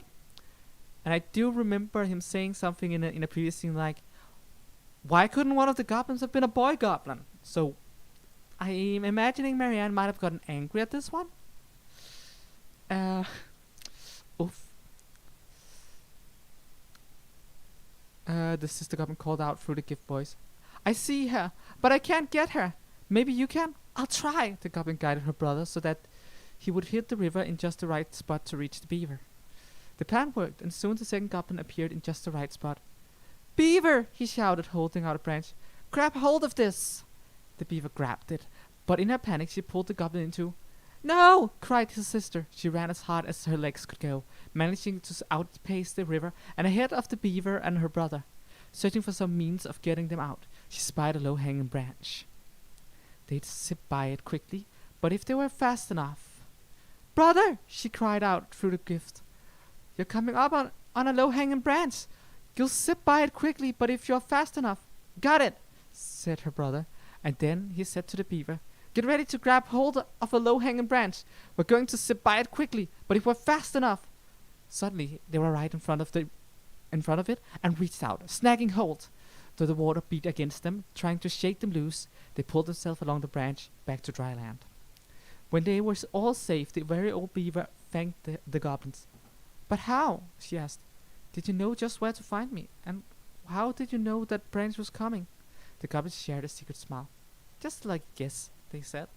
And that is how the goblins saved the very old beaver from the flooding river, and how she never knew how they did it.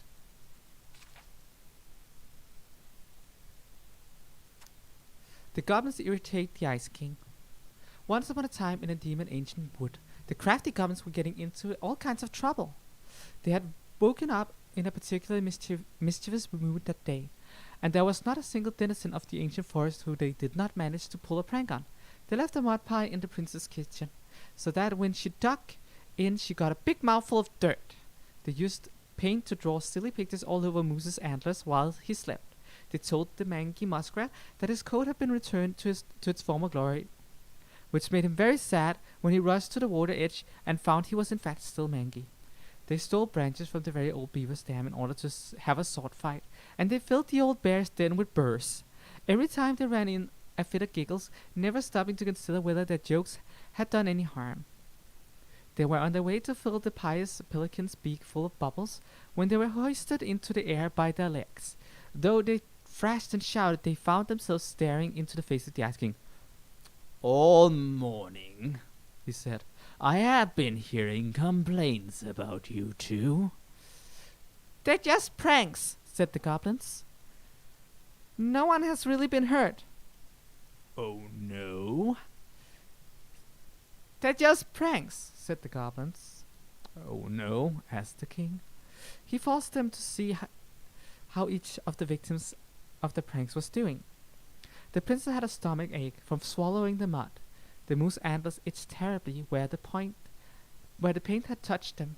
The muskrat was crying, sad at being reminded what his vanity had cost him.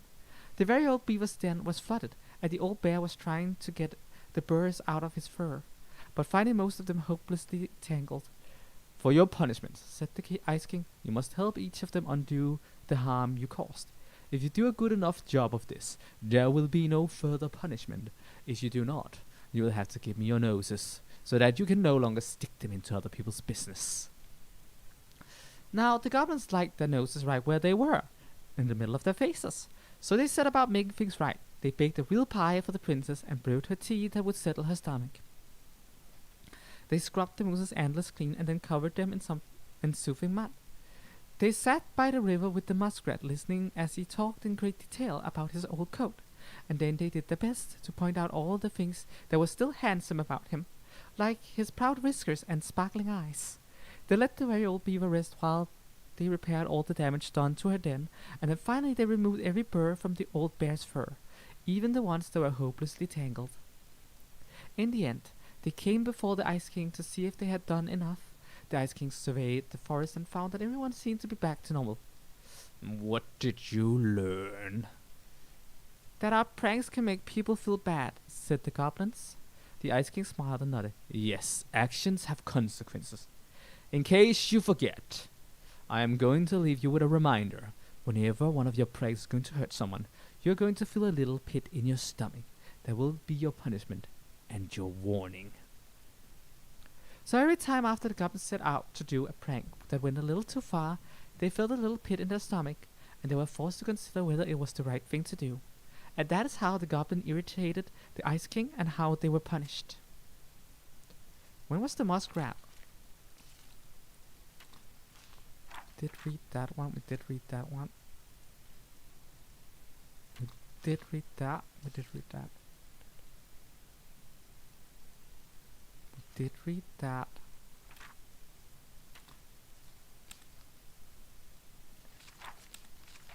Yeah, no. I felt like we missed something because I don't know how did the muskrat, but oh well. The pelican forgives the goblins. Once upon a time in a deep and ancient forest there lived a pair of crafty goblins in a cave below a big wooden house. They lived with a wise princess who shared as much food with them as she was able, but it was never quite enough. This left the goblins hungry, very hungry, always hungry. One day, as they were out foraging for food, the pious pelican landed on a rock and dumped a smorgasbord from her beak, which the goblins knew was magic and never emptied. There were king crabs in red, blue, gold, and scarlet, veiny blue shrimp, pink shelled scallops, oblong brown clams, purple spiny urchins, and even one prickly red sea cucumber. The food just kept coming. They watched as the pelican ate one clam and then took a nap. "Do you think she would mind if we just took a little?" asked one goblin to the other. "Her beak never empties. She won't possibly miss a cup of crabs," said the second, licking her lips. They were agreed, and so they crept over, filled some crabs, and ran. The goblins scarfed the crabs, but when they finished, they found that they were still hungry. "You won't miss a handful of shrimp," said one of the goblins to the other. The goblins scarfed the shrimp, but when they finished, they found that they were still hungry. "Maybe also a few scallops," said one goblin to the other. The goblins scarfed the scallops, but when they were finished, they found that they were still hungry. So they went back for clams, and then urchins, and finally even the sea cucumber. Finally, they were not hungry, but there was also nothing left. Just then the pelican woke up. "What happened to my food?" she asked, unable to lie about it. The goblins confessed their crime. The pelican was dismayed, but she was a charitable-hearted bird, and she could tell the crafty goblins were growing little creatures. "Goblins," said the pious pelican, "I will share my food with you, but you must, in return, follow my example and be as generous with others as I am with you. Take that to heart, and I will have considered your debt paid." But we have nothing to give," said the goblins. "You have your nimble hands and your crafty brains and your loving hearts," said the pelican. The crafty goblins realized how much they had to give, and for the rest of the day they looked for ways to help the other creatures of the forest. They found the stalwart moose struggling with an itchy, hard-to-reach spot on his back, and so they climbed up and gave it a good scratch. Next they helped the old bear, who could not get the honey out of a narrow beehive. They climbed up to the top of the tree with the hive and then dropped it, cracking it open. Finally, they found the princess crying over a loss she would not speak about. So they wrapped their little arms around her in a great big hug and stayed until she felt better. When they were done, they returned to the pious pelican. "Did it feel good, being as generous as I am?" "You're also very humble, pious pelican." "Oh, great pious pelican?" asked the pelican. "It did," said the goblins. "I'm glad," said the pelican. "We all have problems that we can't solve on our own, but if everyone goes about with generosity in their heart, then there's always someone on hand to help. But we all must commit to do so, or there may be no one there to help you when you need it." This made sense to the goblins, and they thanked the pious pelican for the food and the lesson. Of course, by the time they were hungry again, and that remained an ongoing problem until the day the stalwart moose taught them to fish. But that's another story. And that is how the pious pelican forgave the crafty goblins and how she taught them charity. The goblins meet the ice troll. Once upon a time in an ancient deep forest, the crafty goblins were awake long after they should have been asleep. One goblin said to the other, "Let's go explore the forest!" Now the goblins were not in the habit of exploring the forest late at night, and they did not know what they would find. But this did not scare them off. They crept out of their beds, bundled up, and went exploring. It was dark. The light of the moon was just enough to keep them from walking into trees, but they could not see more than 15 feet in front of them. Every time a twig snapped or branches rattled, they considered turning back, but they didn't, and so they had ventured far beyond the house into a part of the forest they were not familiar with. When they realized the snapping of twigs and the rattling of branches had become steady, something was following them. They turned to run, but a hulking figure emerged from the darkness, sweeping them up with a giant hand and stuffing them into a burlap sack. The goblins wiggled and cried, but the sack remained shut as their captors stomped through the forest singing, "Whittly-diddly-dum, whittly-diddly-dee, in this bag is a meal for me." After a lot of thumping and thudding, the bag opened and the goblins were dumped into a giant iron pot full of warming water. A huge troll stood overhead, grinning down at them through long, bushy white eyebrows. "I am the ice troll, and you are my dinner." He ready to cook the goblins, singing, "Whittly-diddly-dum, dum-dee-dee, there's soon to be a soup for me." Finishing his ditty, he bent over the stove, the fire beneath the pot, and let out a loud noise of pain. Rubbing a spot under his back that always ached, the troll stood painfully and walked over to the stone shelf, where he began to chop potatoes. One of the goblins had an idea. She whispered to her brother, "Follow my lead." The goblin stretched out in the water, floating and letting out sighs of contentment. "Ah," said one of the goblins, "this is the most relaxed I ever been. My body feels so good, I think I could run 100 miles without stopping," said the second. The troll peered at them. They weren't supposed to be happy about being in the cook pot, but it certainly looked like they were. "Troll," said the goblins, "if your back is hurting, you should try sitting in the water just for a little bit, before it gets too hot." The troll stumbled over. "But if I take you out, then you will escape, and there will be no soup for me." "Put us back in the sack," suggested the goblins. "Then we can't run away." This made sense to the troll. The spot on his back that always ached was still bothering him, and the goblins couldn't go anywhere if they were trapped. So he stuffed the goblins back in the sack and climbed into the soup pot. He stretched out and let out a sigh of contentment. Meanwhile, the goblins threw themselves around in the sack until it began to swing. The troll was so relaxed he didn't even notice. The bag dropped onto the shelf where the troll had been chopping potatoes, and the goblins pushed it up against the edge of the troll knife, sawing a hole. Then they made a break for it. The troll finally noticed what they were doing and roared out in anger. But he was so relaxed that when he tried to chase them, he tumbled out of the cook pot and into the flames, catching his bushy eyebrows on fire. The goblins ran and ran and ran as fast as they could, through the ancient and deep forest until they were back in their cave and safe in their beds. They vowed never to venture out into the ancient and deep forest late at night again, for they did not think they'd get so lucky as to trick the ice troll twice. And that is the story of how the crafty goblins met the ice troll and why they never did it again.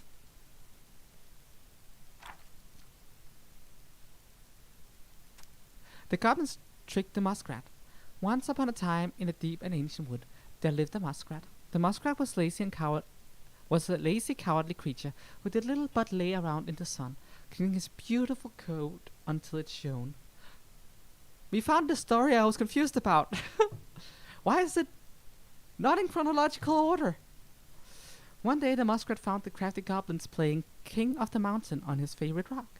He was too cowardly to confront them directly, and so he retreated to a safe distance and then pitched a stone right at the hornet's nest, hanging overhead. One of the goblins saw him do it, but before she could say anything, the hornet emerged furious and chased the goblins away, stinging them with the rock empty. With the rock empty, the muskrat claimed his spot. I absolutely missed that dot, or that period. When the goblins returned, they asked the muskrat, "Why did you do that?" "I don't know what you're talking about," he said, turning away to ignore them.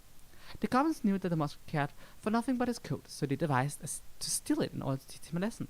As the muskrat lay in the sun, he spied the goblins strutting by. The skin was covered in flecks of gold. "Goblins!" called the muskrat. "What happened to make your skin shine that way?" "When we were attacked by the hornets, we ran and ran until we found a pool by the glacier. We dove in and then came out this way." "Would you show me to this pool?" asked the muskrat. The crafty goblins led the muskrat to a pool. The muskrat looked at the pool skeptically. "It looks like a pool," he said. The goblins chuckled and shrugged. "You don't have to jump in if you don't want to. But what do you lose if you try? And if it works, why, you'd be the most beautiful creature in the whole of the forest." With visions of splendid coat in mind, the muskrat jumped in. When he emerged, he was disappointed to find that nothing had changed. Said one goblin, "Maybe you have to be stung by the hornets first, just like us." The muskrat hesitated, because getting stung would be painful. Seeing his hesitation, the goblin said, "If it works, you will be the most beautiful creature in the whole of the forest." The muskrat decided it was worth it. So he returned to the hornet's nest and pitched a stone right at it. The hornets emerged, even more furious this time. They chased the muskrat, stinging him repeatedly until he jumped into the magic pool. The muskrat was disappointed to find that once again nothing had changed. "I wonder if magic only works for us," said one of the goblins. "Would you like me to jump in with your coat?" The muskrat hesitated. "If it works, you will be the most beautiful creature in the whole of the forest." With visions of his splendid coat in mind, the muskrat agreed. He slipped it off and handed it to the goblins. Without the coat, the muskrat was pale and covered in scabbing welts. Instead of jumping in the pool, one of the goblins ran away with the coat, laughing. The other pushed muskrat into the frigid pool, and as water splashed the goblin, the gold fleck ran, revealing that they had only ever been painted on.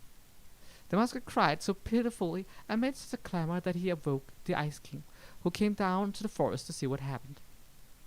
When the Ice King saw the muskrat, he laughed, only further infuriating the creature.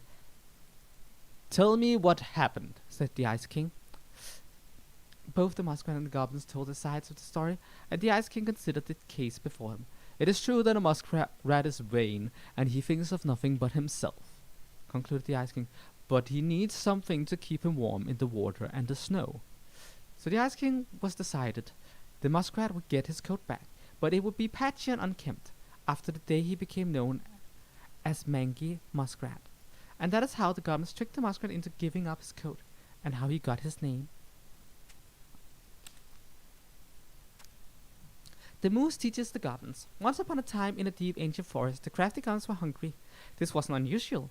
The goblins were always hungry, but today they were particularly hungry. I can absolutely believe this is like a story written by a mother about her children. Yep, they sure are always hungry. They opened the wise princess cupboards to look for a snack, but all she had was a small pile of nuts and berries and just one strip of dried fish. The goblins grabbed it all and gobbled it up, but they were still hungry. They went out into the woods to look for more to eat. First they dropped by the small pond. The big frog was asleep, and beside the pond was a pile of insects she had caught for eating after she woke up. The goblins crept up to the pile, careful not to wake the big frog. As they got close, she whipped loudly, and they froze, but the big frog kept sleeping. So they grabbed up the pile of insects and gobbled it up, but they were still hungry. As they crept back into the woods, they found the stalwart moose watching them. "Did you just steal the big frog's food?" The goblins tried not to look guilty, but failed. "She said we could have them," they cried. "Oh, really?" asked the moose. Let's ask her." So Moose woke up the big frog and asked, "Did you say to the goblins they could have your food?" The big frog looked at the goblins, whom she knew were always hungry, and nodded. "Yes, I did." "Really?" asked the moose, surprised. Frog nodded, and the moose sighed. "Alrighty then," he said, and then he had to let the goblins go. The next stop was the river. They watched this old bear swipe at a leaping salmon, catching it deftly in his large paws. He laid it out upon a rock and left it to dry, lumbering into the woods to seek out some berries. The crafty goblins crept up to the rock, carefully in case old bear returned. They reached the rocks, grabbed the salmon, and gobbled it all up. But they were still hungry. As they crept back into the woods, the stalwart moose was once again waiting for them. "Are you going to tell me the old bear said you could have that?" "Yes," replied the goblins. Old Bear ambled up at the moment, and Moose asked him, "Did you leave that fish for the goblins?" Old Bear looked at the goblins, who knew they were always hungry, and nodded. "I did, yes." "Really?" said the old Moose. "Really," said the old Bear. After the Moose left, Old Bear said to the goblins, "Be sure to tell the princess I was kind to you, and don't steal my fish again." The goblins, still hungry, went out looking for one more meal. They crept up to the Mangy Muskrat's lodge and began to climb inside when they were dragged right back out. The Stalwart Moose dangled them by the seat of their pants and said, "Now I know Mangy Muskrat didn't tell you that you could eat his food, because he blames you for his coat being ruined. Besides, he barely has enough himself and doesn't share with anyone." The goblins began to protest, but he shook his head. He set the goblins down and said, "Come with me." The goblins followed the Stalwart Moose to a part of the river where it ran slow enough for them to walk into it safely. He gave them each a fishing line and said, "I am going to teach you how to fish, so that when you are hungry you do not need to steal from the animals in the forest. It will be hard work, but it will be honest." The crafty goblins were not against working hard. They were just hungry, and so they listened to Moose, and soon pulled the wiggling fish out of the water. They ate them up, and finally they were no longer hungry. And that is how the Stalwart Moose came to teach the crafty goblins how to fish. The final story. The Mad Hunter gets his hand back. Once upon a time, in a deep and cold lake near the ancient forest, there lived an old seal who was a powerful witch. After angering the Ice Kings, he had been bound to the lake, allowed only to venture out when the moon was full, and only looking like the hag she truly was. For years she dreamed of vengeance, all alone within the deep lake among the corpses of her many previous victims. One night, she awoke to see the black and hooded silhouette clawing to reach a beautiful gown full of stone. The human had delved far deeper into the lake than any land dweller should have been able to go. His tenacity and ferociousness impressed the moon hag, And so she decided he would be wasted in her statuary of corpses. She used her magic to expel him, allowing him to breathe underwater, but also binding him to her service. "You," she said, "will be the instrument of my release and my revenge. For you and I together will kill the Ice King." The moon hag had never heard of the Mad Hunter, and she did not know the power he wielded. She could only tell he was a hunter, and her lust for revenge blinded her to the threat he posed. She gifted him a hand of ice, which was not as nimble as a hand of flesh, but allowed him to serve her better than no hand at all. Also, just disclaimer, being blind and blinded is a bad metaphor for a lack of knowledge, because it implies that blind people are stupid, which they are not, and it's kind of ableist to go that. It's something I learned relatively recently myself. But you know, being mindful of minorities is important, so seeing stuff like this, the author probably didn't know, so I'm not gonna sit here and say, they are ableist asshole. No, that's not what it's about. It's just, it came up, I'm pointing it out, and now I and everyone watching me right now will know not to do that again. So that's good. She gifted him a hand of ice, which was not as nimble as a hand of flesh, but allowed him to serve her better than no hand at all. The moon hag spent years devising the perfect plan to kill the Ice King, and years more moving all the pieces into place to execute it. In the meantime, the Mad Hunter served her, guarding her chest of treasures and plotting his own plots. Finally, everything was prepared. The full moon rose, and the moon hag stepped on land, giddy at the thought she would never have to leave again, if it did not please her. She brought the Mad Hunter to his post, a jagged peak of ice and stone from which he would loose the arrow that would slay the Ice King. Before she could go, he put forward a proposal. "Moon hag," said the Mad Hunter, "if you grow back my missing hand, I would be certain to hit the Ice King with my arrow. We will have only one shot, and I would hate to miss it. You are a powerful witch, so you will be able to craft ties to bind me to this place that I cannot break." The moon hag considered it. "All right, I will grow back your hand and then bind you here with ties that will not break." She cast a spell, and the Mad Hunter's hand of ice was replaced with a hand of flesh. As the witch left to complete the next part of her plan, the Mad Hunter grinned wickedly in the moonlight. After a short time, the moon hag returned, luring the Ice King into the Mad Hunter's line of sight. "What is this about, moon hag?" asked the Ice King. Many a long year have you bound me to this lake," said the moon hag. "Many a long year have I been alone in the dark that ends tonight." She cast a powerful spell that made the Ice King slow to react, and then gave the signal. "Mad Hunter!" she cried. "Let your arrow fly!" Nothing happened. She twitched and everything. "Mad Hunter!" she growled. "Let your arrow fly!" Still, nothing happened. She twitched nervously. Oh wait, still nothing happened. The Ice King, meanwhile, was striding toward her, slow but furious. The moon hag fled, running first to the jagged peak of ice and stone where her servant should have waited. But the peak was empty.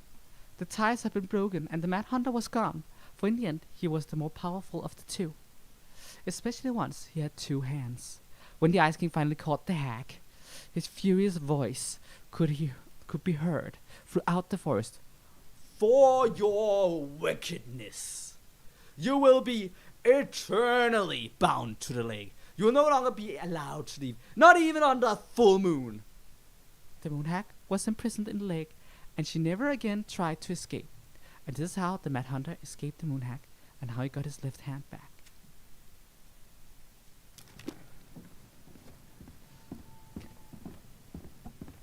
Recognize this? Yeah. It's from the story where the goblins tricked the Mad Hunter. It looks like it, but it's different, right? Can you check the book? Well, here it is. Why do you think she changed the picture? I don't know. Maybe it's a message. Like, the differences between the two mean something. Something about Marianne, right? Since she's the princess? Yeah. Why don't we try to find them all and then see if it makes any sense? Okay, spot the differences. It moves. Oh, some of these parts are buttons. Here. The princess is running away from the Mad Hunter. Who was sent by the Gold Lady, according to the story. Do you think the Gold Lady could have been Marianne's mom? I mean, she always used to say she moved to the end of the world to get away from her family. Huh. Yeah, you're right. She ran away. Just like the princess is here.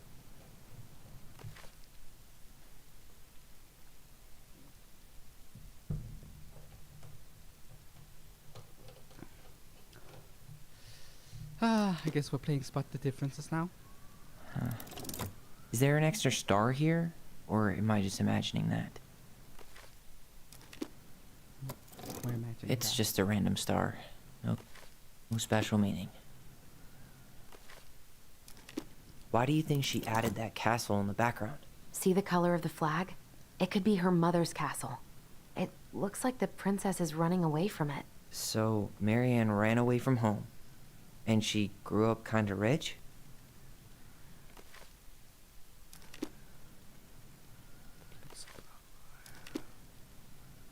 Huh. No goblins. Yeah. In the original, the goblins managed to save the princess from the Mad Hunter. So we saved Marianne from something. But not in this version?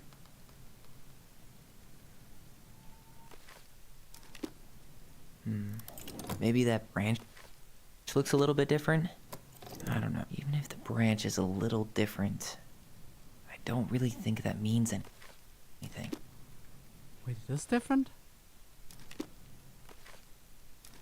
No, it isn't.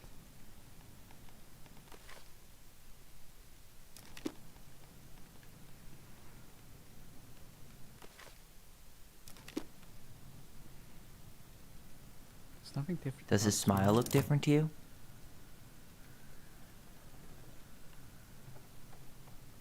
Doesn't look it to me. Huh. A pink flower. Was that in the original picture? Never mind. That's nothing. I think I got everything, I just don't trust it.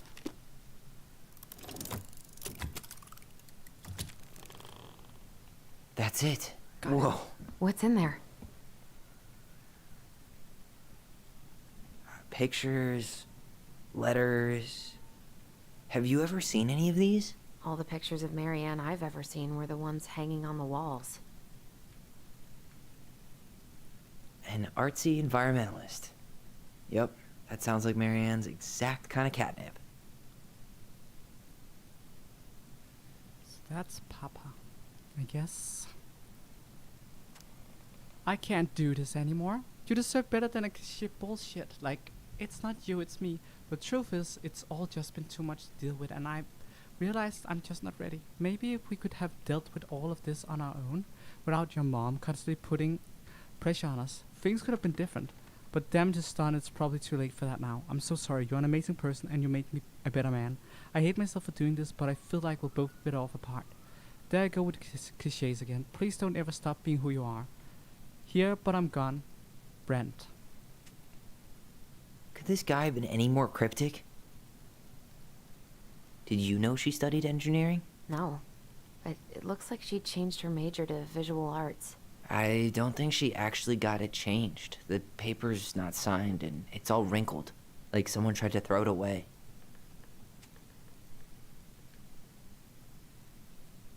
I can't believe she was a ballet dancer. Marianne. And a good one, too.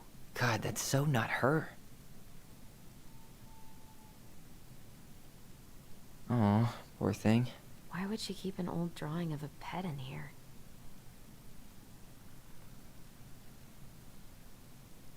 Wow, I don't think I've ever seen a picture of her that young. I think that's her mom in the background. The gold lady. That was definitely her mom. So, did Marianne grow up kinda rich? Maybe. Would have been nice to have some of that. Tyler, see that little light? I think we need to solve this one next.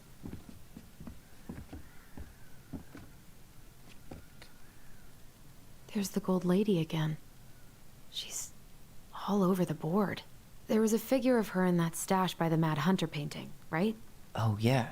So maybe all of this is related to what we found in there. Yeah, it does sound like she had a very controlling mother.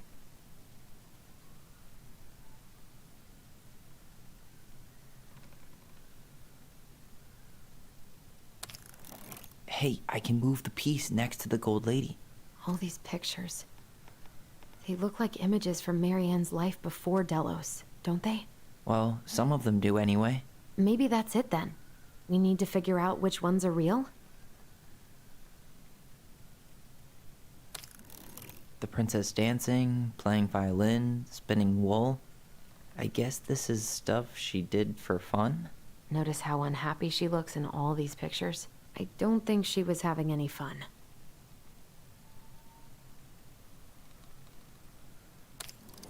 The wise princess looks like she's trying to run away. And she's being watched by the gold lady.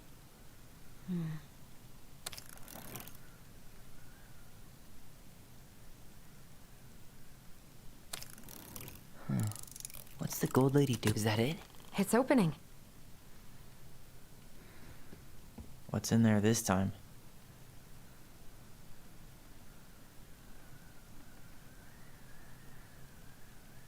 Is that Carol? Yeah, and Sam. Look at him. He's so young and happy.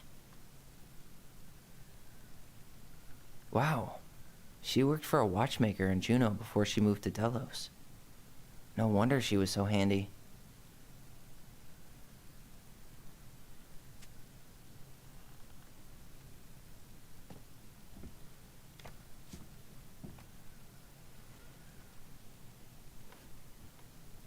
Salmonberry Park. Huh. Is that some kind of commune? Looks like it. So weird to imagine her living in a community like that. With, other people. The weirdest part is how they all seem to love her. Where was prom queen Marianne when the whole town was turning on us? Don't be strange. Keep on looking for those answers to the questions in your head. To which you're blind, Shelley. We miss you already, Saul and Bronwyn. Sorry I'm losing you to modern civilization. We'll miss your positive attitude and your adventure spirit. Also, your wild edibles picking skills. Pretty marvelous. Bon voyage, Marianne, says Rick. Marianne, you had the warmest, most beautiful aura, and I know you'll keep on shining wherever you land. Peace and blessings, Jarita. Thanks for being a little ray of sunshine. Godspeed, Captain Vati. I like your pictures. Love, Kamala. Yeah, it does sound like she grew up with a control mother. Have I already replied to that? I'm not sure. Which, that can also leave you with some trauma, to be honest.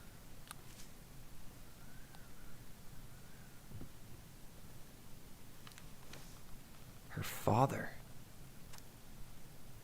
Marianne, I hope this letter finds you, but since you didn't leave any contact information, I will have to send it to your aunt and hope for the best. I'm writing to inform you that your mother passed away last week. We just had her funeral reception. The house has been filled with the people all day, friends, family, colleagues, and church members. It's now 11 p.m. and I'm sitting alone at the kitchen table, surrounded by dozens of trays of food, flowers, and sympathy cards. Your cousin Adie brought in a beautiful photo album full of our holiday pictures in L.A. Connor. You're there in all of them, but you weren't here today. We haven't heard from you in 4 years and can only hope you made it to Alaska, wherever you are, and that you and your child are both safe.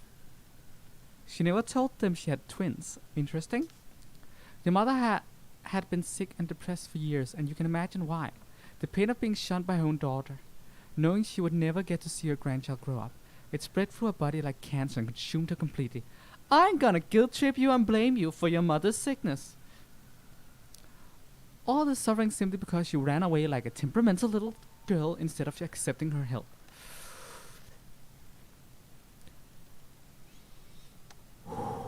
This guy.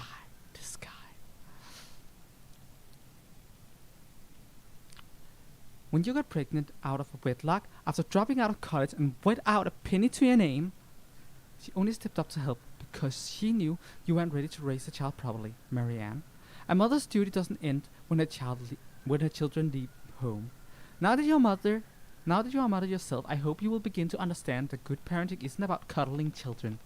It's about providing for them and shaping them into the people they're supposed to become, whether they like it or not. I won't trouble you again. You made your intentions clear. I just thought you should know. Dad. This man is an asshole. What the hell? Marianne was pregnant in 1992, before she even got here. Before us? Huh. Do we have a long-lost sibling out there somewhere? It's possible, but she could have given it up or miscarried. Who knows? Yeah, you're right. Do you think we could track down her father? You mean the grandfather she never told us about? I don't think I want to. You're not at all excited about having more family. You saw the letter. I don't think we want any part of that. Fine. Let's keep digging. I had to agree with that. If that's how he treated his daughter, I wouldn't trust him to be a good grandfather. Just saying. Don't kick me. I didn't do anything. This just lady. lit up, so I think we're supposed to try this one next. What's this? Some sort of map? One day she took her tiara and ran away from the forest. This looks like a dinner party with the old bear and the very old beaver.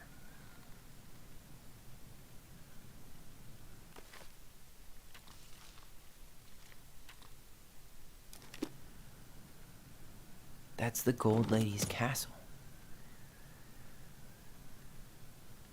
Some sort of clock? This is the princess's house. What's that plant thing on top? Oh, those are definitely salmonberry flowers. Hey, that degree in outdoor studies is paying off.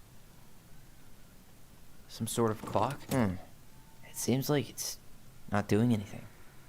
Maybe it's broken?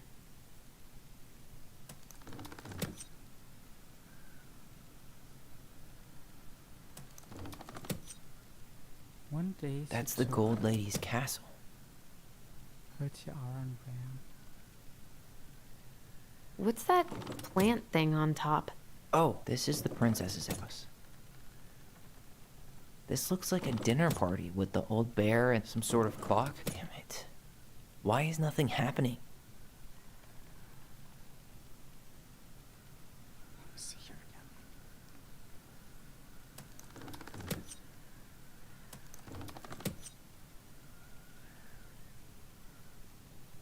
again. This one is a bit hard.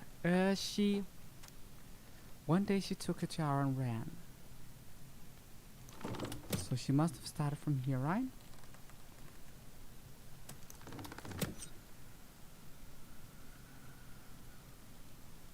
Some sort of clock?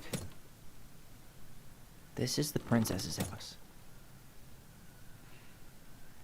What's that plant thing on top? This looks like a dinner. Come on.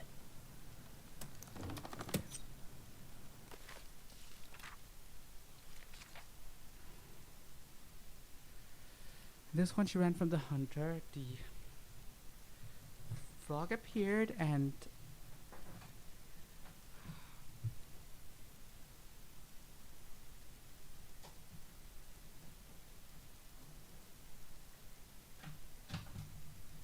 give me a second. It's warm in here, so I'm gonna put on the fan.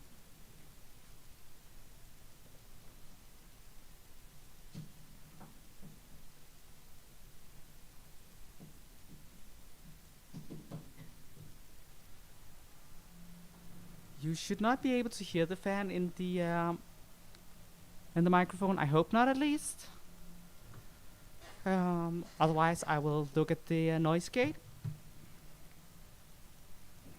But yeah, she ran and she the frog, and then she met the bear and the beaver, and then she had the party. So if that's the case, there's the frog. This looks like a dinner party with the old bear and the very old beaver.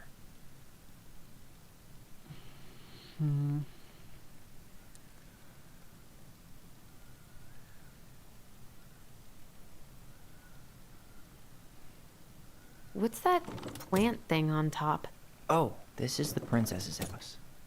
Some sort of clock? Come on. I think I already tried this combination. It's good. What am I missing?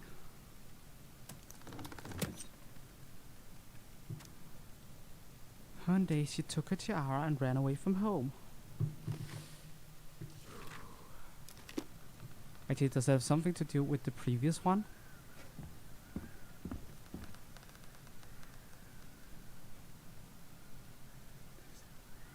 Oh, strawberry salmon.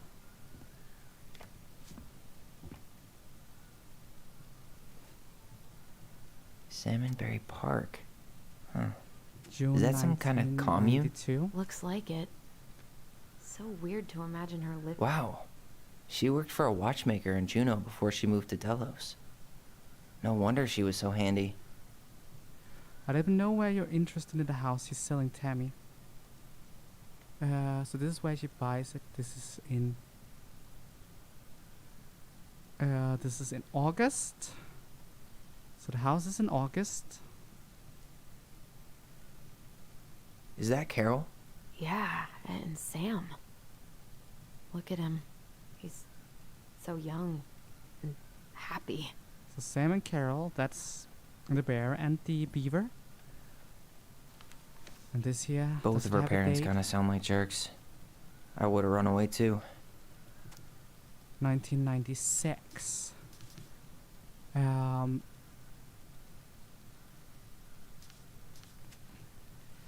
Definitely sounds like a jerk.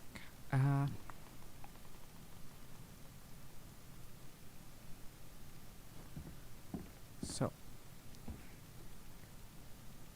she started That's the here. Gold Lady's castle.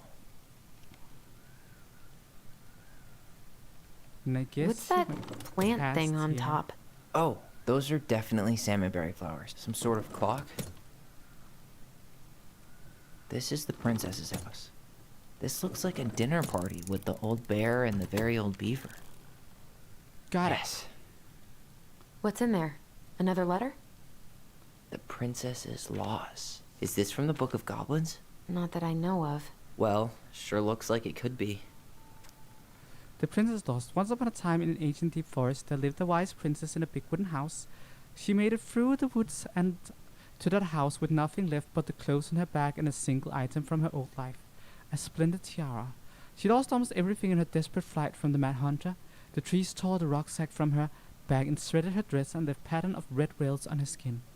But through it all she clutched the tiara, close to her chest. On her skin, but through it all she clutched the tiara close to her chest, fearing any misstep could cause it to fall from her arms and break. The tiara had its own spot in the big wooden house, a pillow near the window where sun would catch on its surface and shine and wink. The princess could stare for hours at the tiara, marveling in its beauty and running her thumb down its curves. Every morning she would wake and she would tend to it, polishing its every surface to be sure it shone as bright as it possibly could. Then she would pluck it up, place it upon her head and walk the woods, feeling somehow more complete. Because what, after all, was a princess without a crown? Every night she would place it upon its pillow, give it a quick kiss and go to bed. On her way she would pause and glance back to be sure it was still there. She hated to be separated from it, but she knew it was the safest on the pillow while she slept.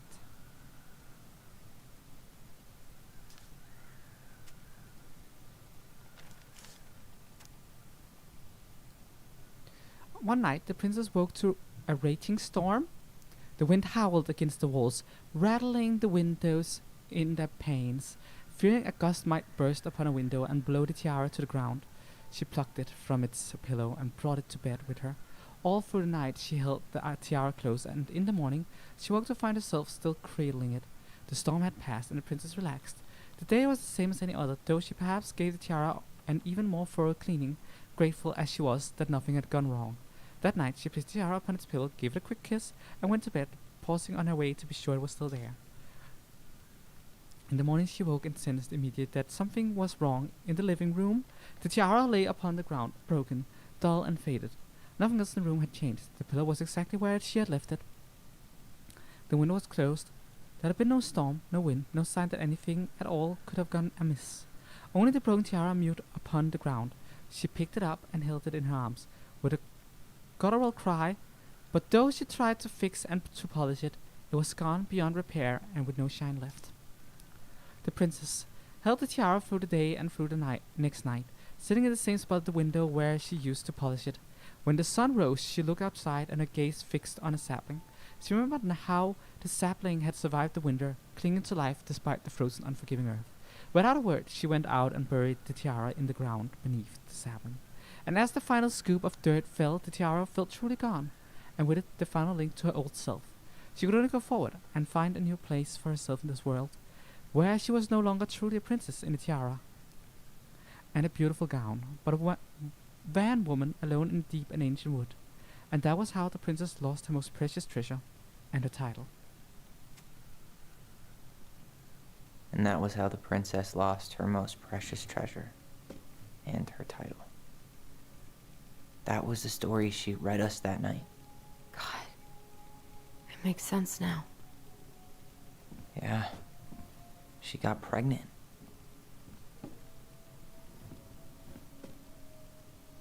And she ran away to start a new life.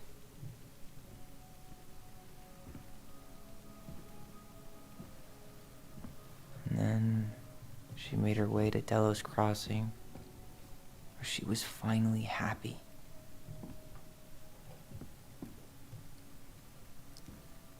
But then the baby died.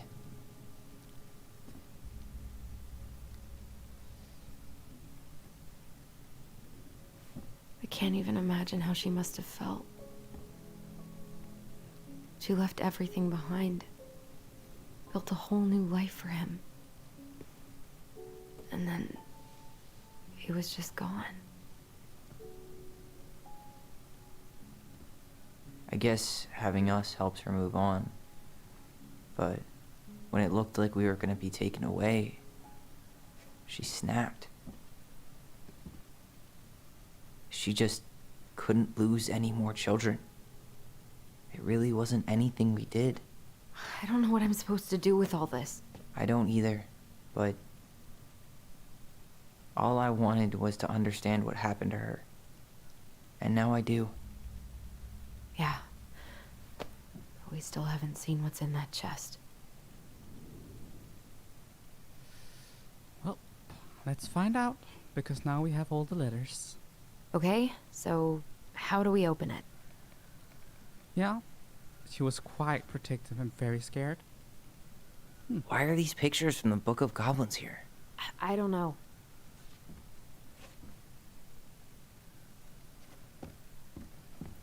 We'll get to those later. Let's finish this one, okay?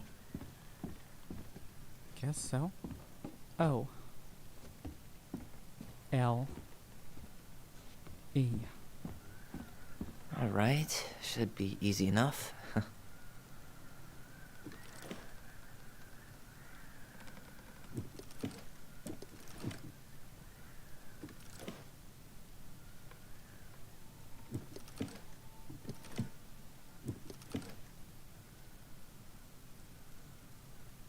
Might have been in the wrong order. Oh, the O is yellow. The princess lost her most All right, should be easy enough.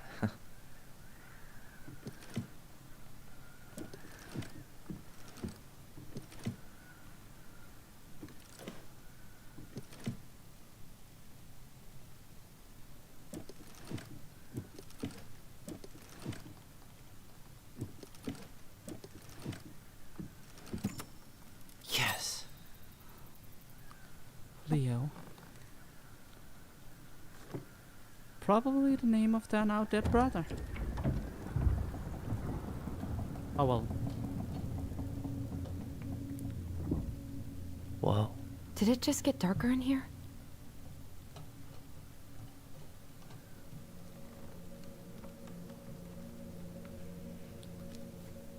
Ollie. She noticed. Dear Allison, I was her Ollie. son. We write stories to understand and be understood, but what good is a story without a first act? I'm sorry I kept mine from you for so long. All my love, goblins. Why does she have a photo of that tree locked in here?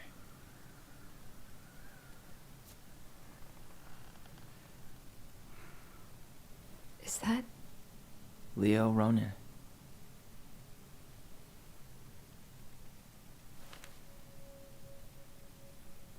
Why didn't she tell us about him? Why didn't she tell us any of this? I mean, it's fucking terrible. That's why.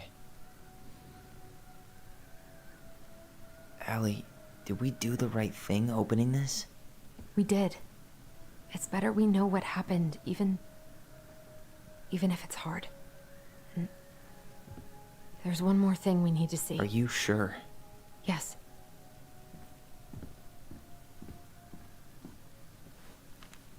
Come on, let's go to the dock. It's time to finish this. I kinda wanna look at the other puzzles. The crafty goblin's loot. That's from The Princess and the Two Thieves. I drew the original. And I distinctly remember drawing that cake, which is arguably the best part of that illustration. All right, Picasso. And you probably remember what the goblins stole in that story. That's a good question. What did they steal?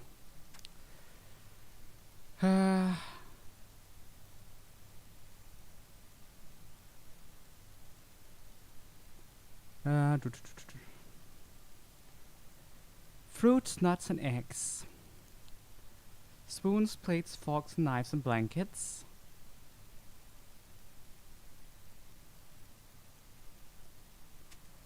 And then the big cake. What if they took some spoons? Maybe they took some of the princess's fruit? Some flour for the cake, maybe? I'm pretty sure they stole some eggs. Wait. That's it. I always wondered where that drawing went. She said it was her favorite, and then one day it just disappeared. Well, she kept it in here.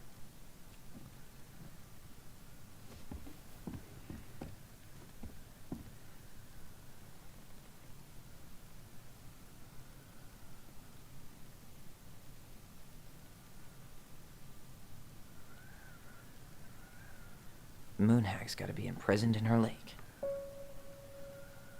The Mad Hunter, always on the princess's trail. The wise princess goes in the big wooden house, of course. Crafty goblins go here. That's the pious pelican spot. We did not get the beaver.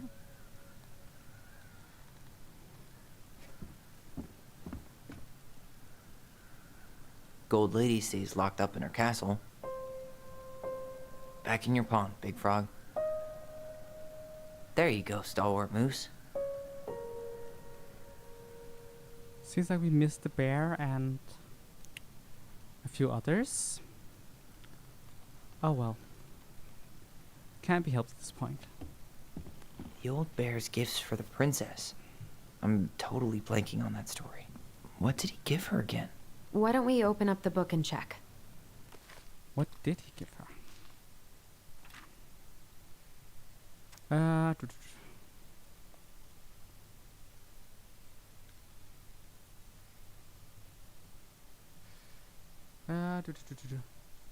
Ripe berries, salmon, and bluebell. A newly bloomed bluebell? Fresh caught salmon? Some roses, maybe? Or not? This one is a bit annoying because you can't A see handful before of you ripe open it. berries? Nice. Man, he had it bad. Just couldn't let go. Sorry for the note under the door, like a prison inmate. You okay? I stopped by and rang a couple of times this week, but you didn't answer. I could see the light in the hayloft, so I figured you were in, but didn't want to talk. I hope it didn't ruin everything. I know I probably came on a kind of strong, but the thing is, I don't know how to talk to a woman like you. You are strong and kind, and you know so much, it's hard for me to know how to keep up. I guess all that went to my head, but I want you to know I got the message and I'm gonna get out of your hair now, and there's doesn't need to be any bad feelings. We can pass it in the street and say hello or not. It's okay. P.S. I noticed your car was leaking, so I put some sealant in there. You might need to take it to the shop though.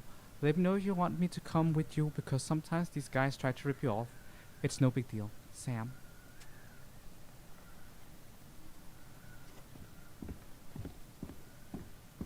The crafty goblin's good deeds. Of course. The goblins had to help out the creatures of the forest to pay off their debt to the pelican. Well, what did they do? You know, I don't really remember. They gave the stalwart moose a good scratch on the back. They broke open the beehive for the bear. They helped fix the beaver dam. They removed a thorn from the frog's back. Did they? Wait. They hugged the princess when she was crying.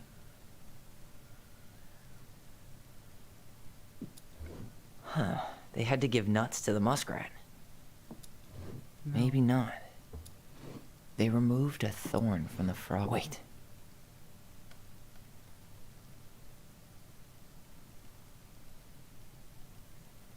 What am I forgetting? The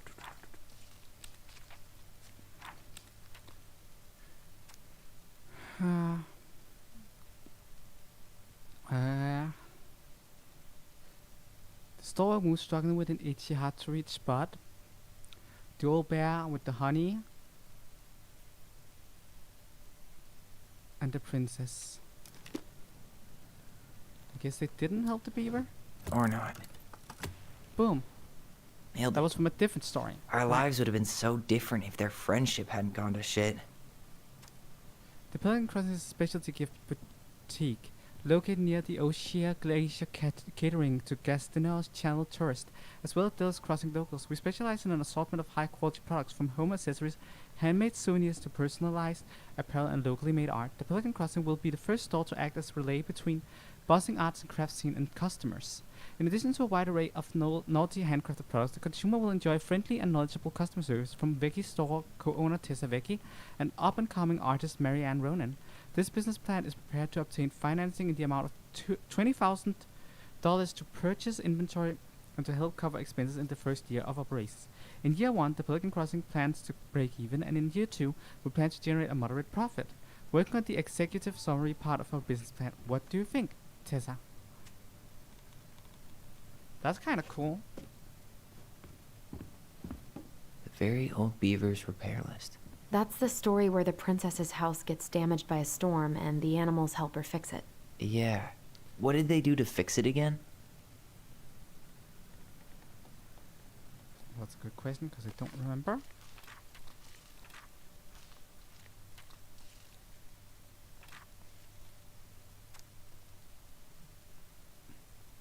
The storm blown shingles off the roof and planks of the walls, and even bent the post.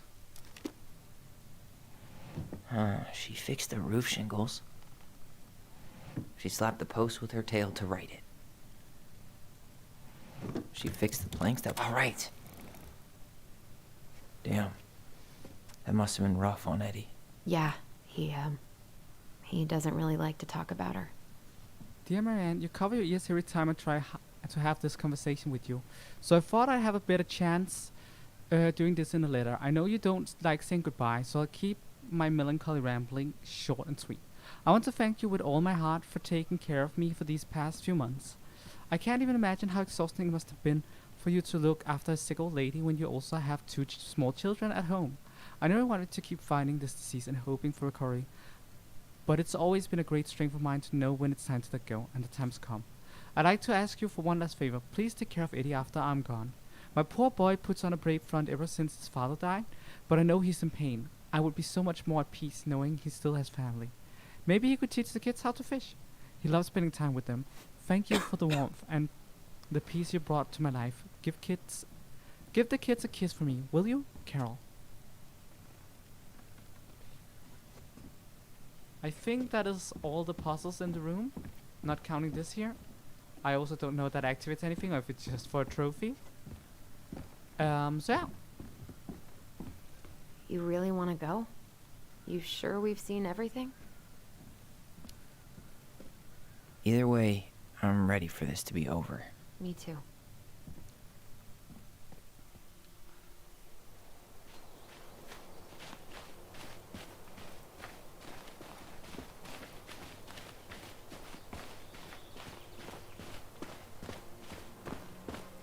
What are we waiting for? I want to know who was here that night. Let's try and remember who Marianne was arguing with.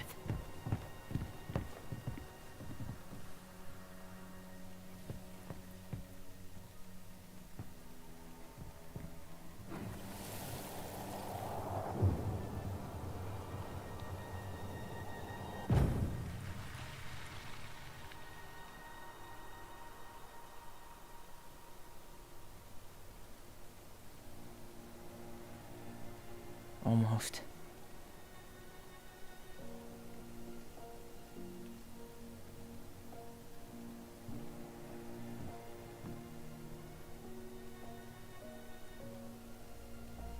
Tom? Tom Vecchi is our father? Of course. It had to be him. Tessa knew, didn't she? Yeah, she must have. It's what she didn't want to tell us. God, Marianne and Tom? I know. What should we do now? Yeah, call him out here and make him tell us what was going on. And if he won't? We know his secret.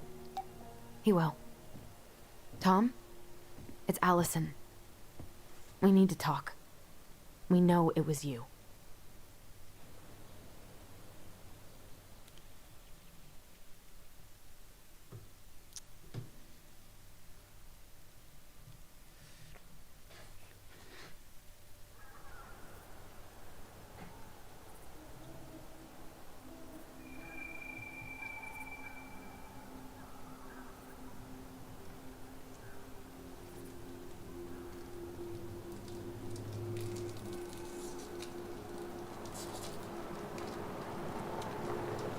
Let me take the lead on this.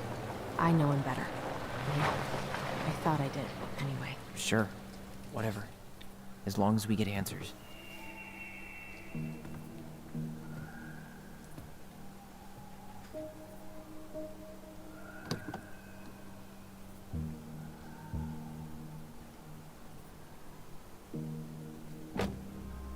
Others to me, the thinks the Mad Hunter might have been the grandfather. You know, to go along with the Golden Queen. Or the Golden Lady, or whatever. Kids, listen. You're our father.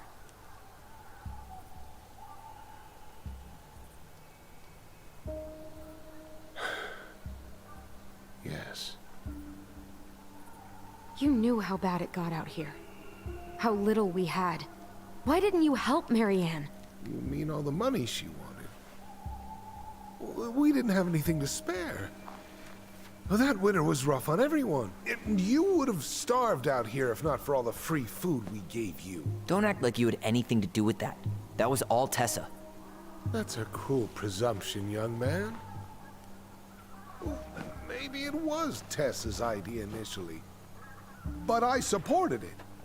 And your mother was happy to live off our handouts.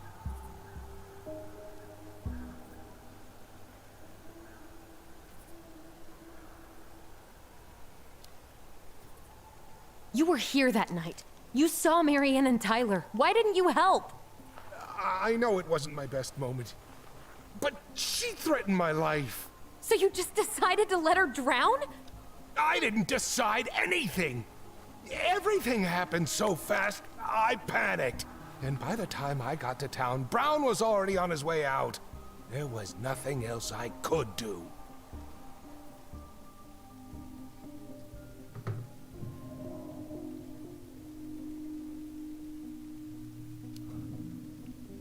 Hey.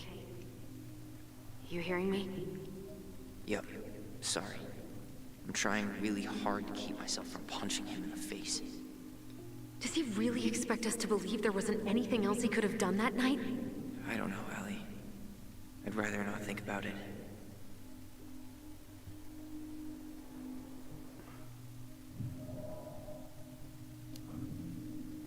So what do we do now? We tell him he's gotta fix the mess he made, one way or another.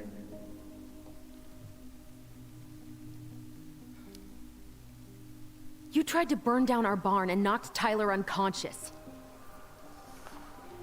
I never meant to hurt anybody.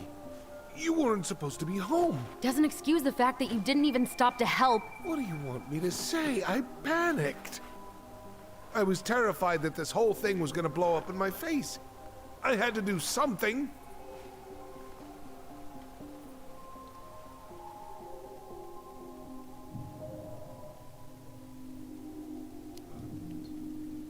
He's not even the least bit sorry for what he did. He could have seriously hurt you. Yeah, he's just a fucking coward. You failed us, Tom. You need to make it right. I'll do whatever you want. As long as none of this gets out. Excuse me? You want me to pay for my mistakes? Fine. But please, Tessa can't know. This would kill her. Tessa already knows, Tom. No. That's impossible. It never occurred to you the reason Tessa cut Marianne off was you? But she never said anything. Oh, Lord. You should try talking to your wife. Maybe if you had, we wouldn't be in this situation. And maybe Marianne wouldn't be dead. Oh, come on. You of all people should appreciate how troubled Marianne was. She was unhinged. Something like this would have happened sooner or later.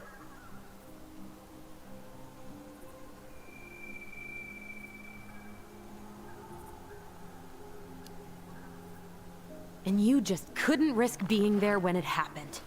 Even though it meant leaving her to raise kids out here all by herself. None of this would have happened if you'd manned the fuck up! I didn't have a choice.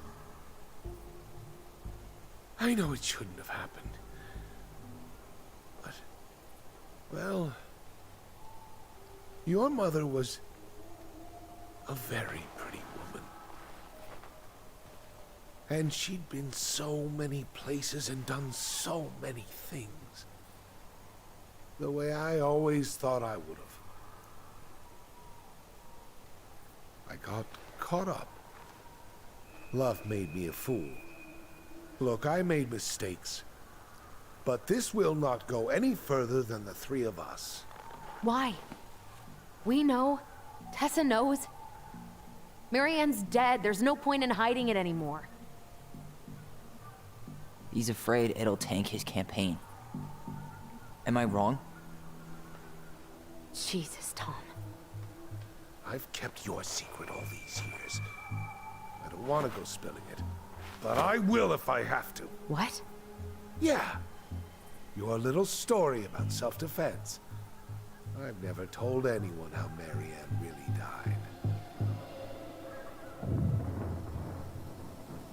That night, I came out here because I was worried about your mother.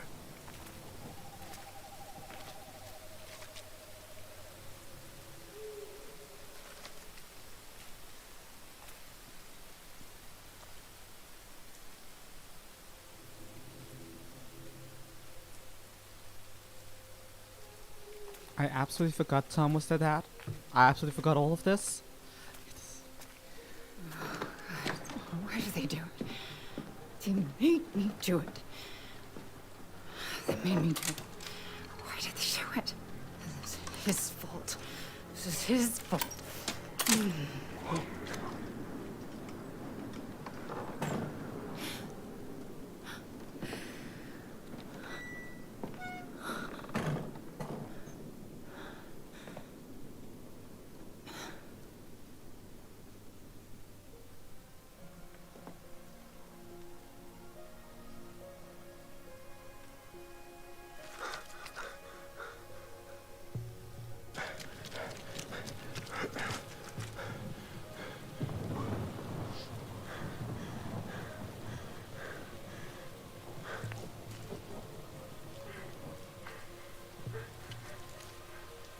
Mad Hunter. Wait, no! Stop!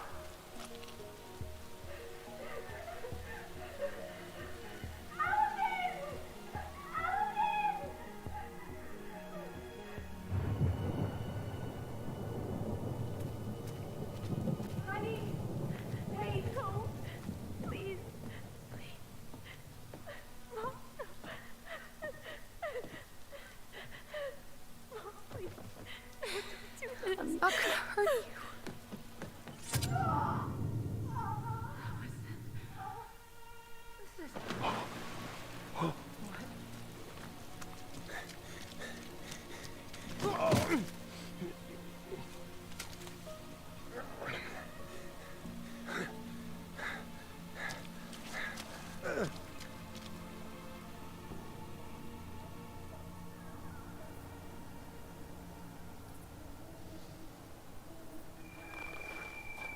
No! No way! You're a fucking liar! I saw what I saw. Ugh! You're manipulating us just like you manipulated her! Tyler! You're not listening to this, are you? Be smart about this, Allison. Are you sure you want this to get out? You've got way more here to lose than he does. His name will be all but cleared, but you'll be a killer. What will your uncle say? And Michael? Well, the whole town might turn on you. Don't touch her. You know I'm right. Just get out of here, Tom. Tyler and I need to talk alone. Just please. Think twice before making any rash decisions. There are a whole lot of lives at stake here. Leave us the fuck alone. And never come back!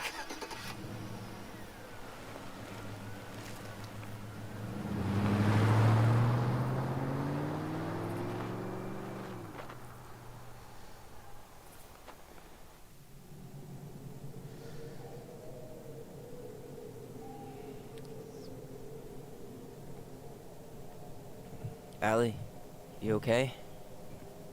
You didn't let that asshole get to you, did you? Did you? What if he's right? I've been having all these nightmares about that night, and they were a lot like how Tom said. And now, when I try to remember, that's all I can see. He's trying to mess with your head, and you're letting it work. No, it's more than that. Ever since we started digging, I haven't been able to shake this feeling like something's off. Something's off because he put this in your head. Don't let him get away with it. He might not be lying. We keep getting things mixed up. We remember totally different versions of the past. Those are just details. This isn't that. She was going to kill me. I'm not so sure anymore, Tyler.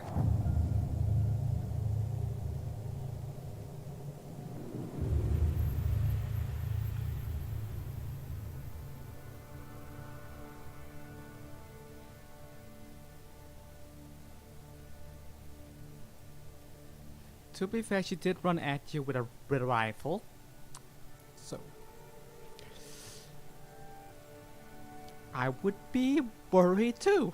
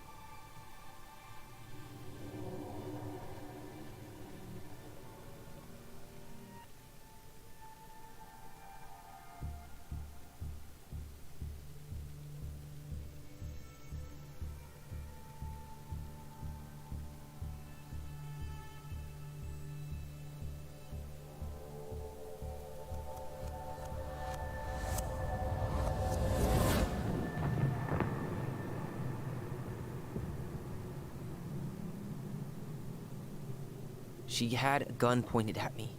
She chased me. She said she was going to kill me.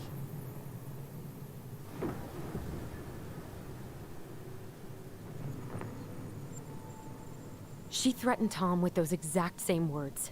With the same gun, on the same pier. The thing you said to Eddie the other day got thrown back at me. Don't you think it's possible that happened here too? I guess it's possible. Fuck. I don't know. And we're never gonna know the truth, are we? Because the second you walk away from something, that's it. Yeah. I guess at this point, you just have to decide what you believe. Me? Yeah. You need to start dealing, Allie.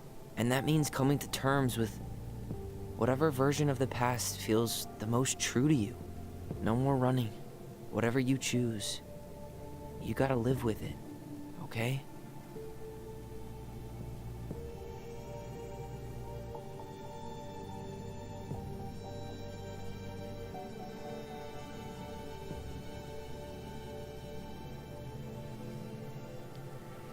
So, in the chat, what do you guys believe is the truth? I'm not gonna hurt you. I'm going to kill you! I'm not gonna hurt you. I'm going to kill you! I'm not gonna hurt you. I'm going to kill you! I'm not gonna hurt you. I'm going to kill you!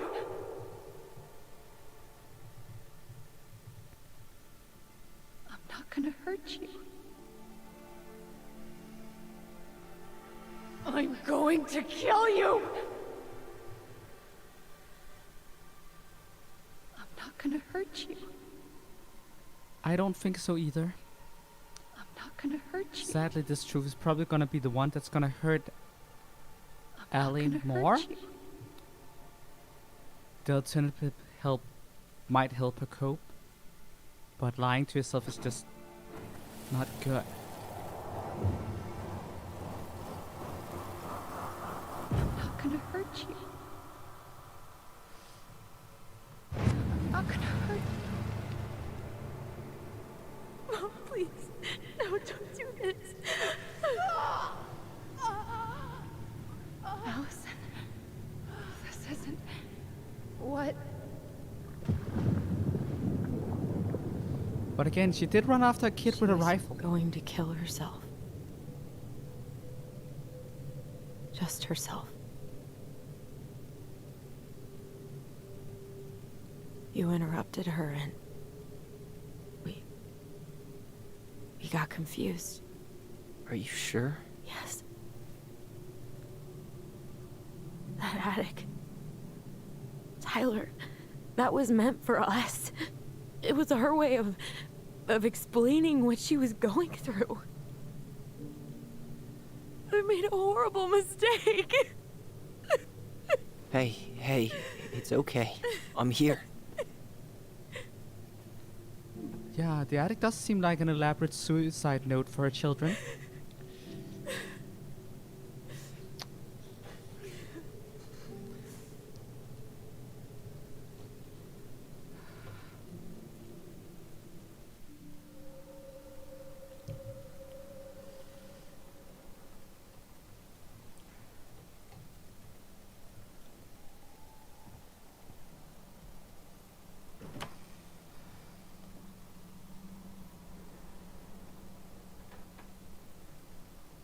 Hey, peep what I just found downstairs.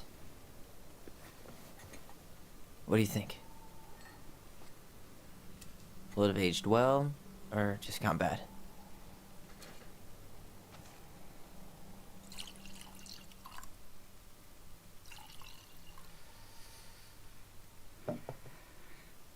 Where are you at right now? I just keep hearing her say she wasn't going to hurt you. Over and over. We were kids. We freaked out. You weren't equipped to deal with that shit. She was just talking to you. And I killed her. Stop.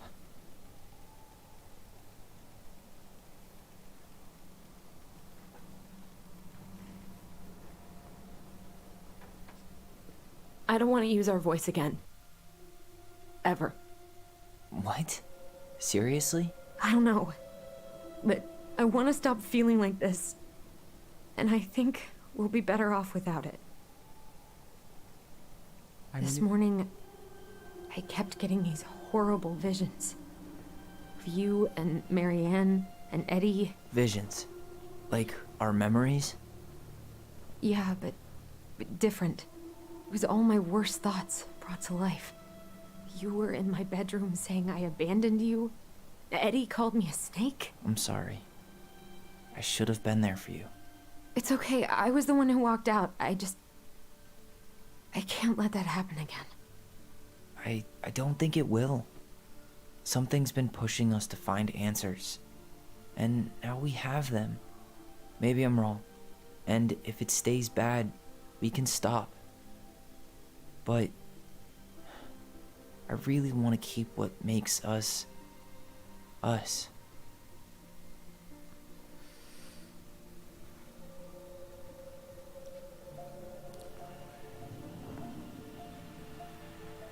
The Mad Hunter was forced to remain below the lake with the Moon Hag, but she did not kill him, because even reduced to just one hand, he was too useful a servant. Lo, he plotted What do you the day think? he would emerge. Brothers and sisters? To once again hunt the wise princess and earn back his left hand. Always. And that is the story of how the crafty goblins rescued the wise princess from the Mad Hunter.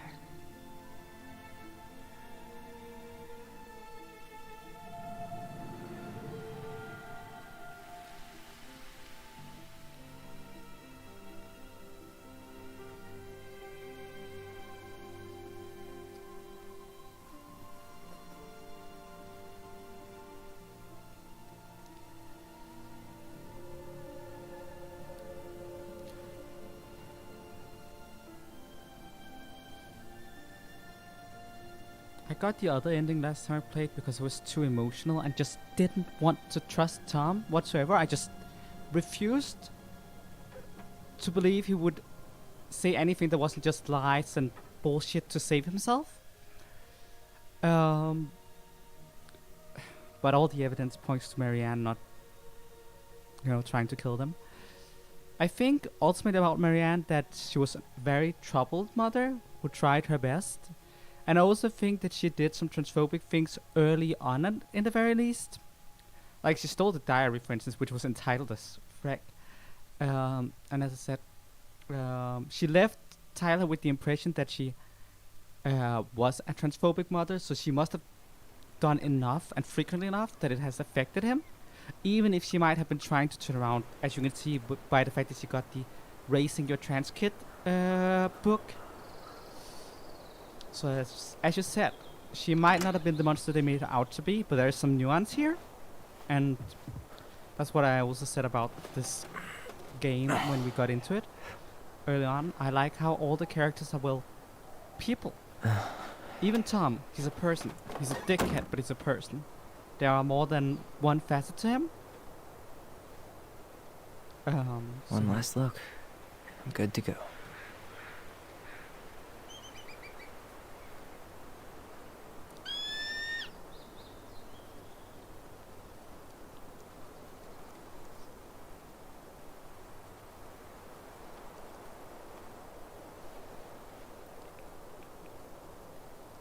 Hey, it's me. Hey, me. House is empty. I'm getting ready to head out. So, last chance. Is there anything you want me to do while I'm in town? Listen, Ty, you're dropping off the keys with Tina, right? Yep, gonna leave them at her office on my way to the ferry. Well, that's it then.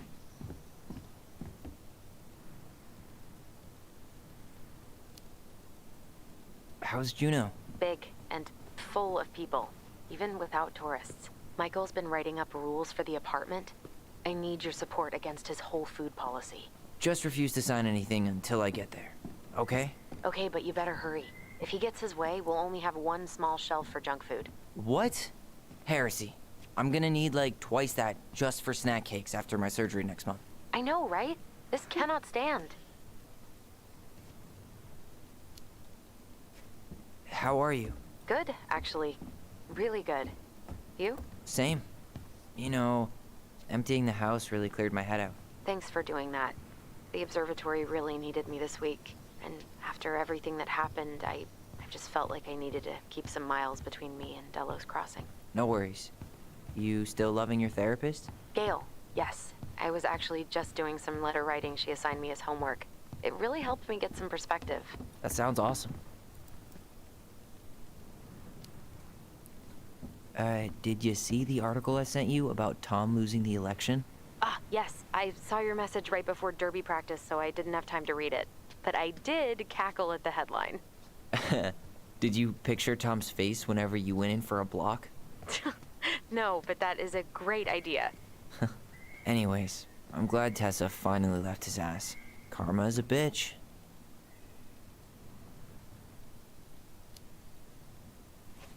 Did you see the article I sent you about Tom losing the election? Ah, yes. I saw your message right before derby practice, so I didn't have time to read it. But I did cackle at the headline. It's really good you got a therapist. Did you picture Tom's face whenever you went in for a block? No, but that is a great idea. Anyways, I'm glad Tessa finally left his ass. Karma is a bitch. Also glad Tessa got out of that. Okay, I'm gonna hang up now. See you tonight. Okay. I'm gonna take one last walk through the house and then head to the ferry. Drive safe. Pretty sure that's the only way possible in the old Allison mobile. Love you, Tyler. Love you. Huh. Well, at least she finally dumped his ass. Dearest Tyler and Allison, I'm writing this letter from Juneau International Airport, where I will soon board a plane to Manila on a missionary assignment. I apologize for not coming in person to say goodbye, but I was called to make this decision alone and to carry it out on my own as well. I'm sure you understand that sometimes we must follow without question the prompting of the Spirit. I will not be coming back to Delos Crossing for some time. Before I go, there is still something I feel I must confess to you both. Perhaps because I have never found the strength to confront my husband, I have never been able to forgive Marianne for her betrayal. I truly did love you both like my own children, and I always tried to forgive your mother for her unapologetic lifestyle. But when I discovered that you were the fruit of her affair with my Thomas, I wanted her to suffer like I was suffering, and I brought down on your house the wrath I never dared allow to unfold in mine. I've been deeply ashamed of all those years, and I'm surprised how much better I feel with it out in the open. The greatest thing about truth is the peace it brings to your life. I hope you can find it in your hearts to forgive me. You have taught me once again how love will bring you further in life, something that Marianne had been trying to show me all along. Take care of each other, always in the steps, Tessa.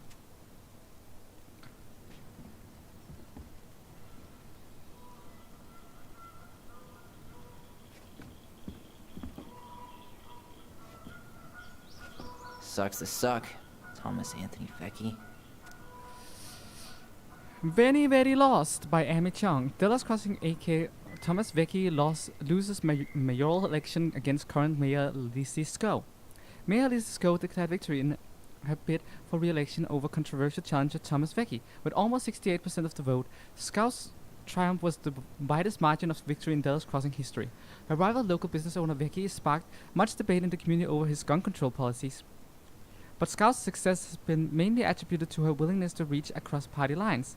Many in the community say her re-election came as no surprise. According to sources close to City Council, Sko invited Vecchi to join her mayoral cabinet, but Vecchi refused. Vecchi declined to comment on the election results, except to say that the plans to focus on his family and other business pursuits. Some in the community were baffled by his comments, given the recent shuttering of Vecchi's business. The highly popular Tessa Cafe, managed by his wife, Tessa Vecchi. In a separate statement, Miss Vecchi announced that she ending her thriving business to focus on personal and spiritual matters. Well, karma is a bitch.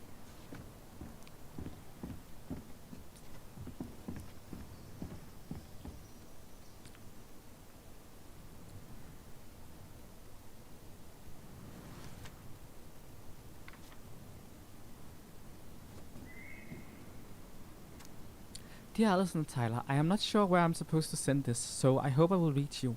Heard from Laura that you finally sold the house. I'm guessing you'll both be on your way out soon. I'm staying in a little cabin on the Tanaki River that the owner's letting me stay in if I help fix his boat.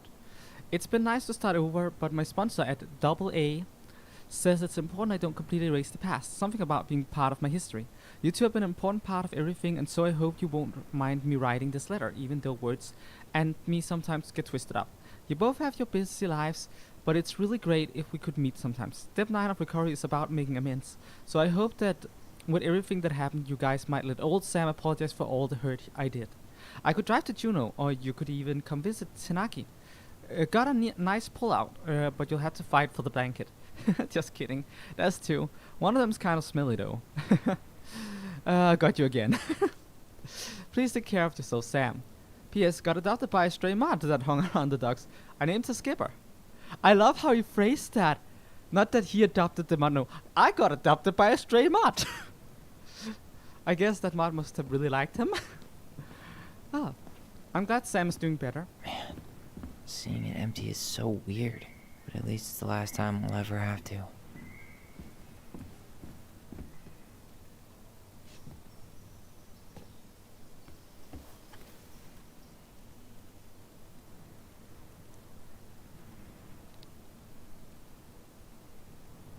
That's kinda cool. I like a postcard like that.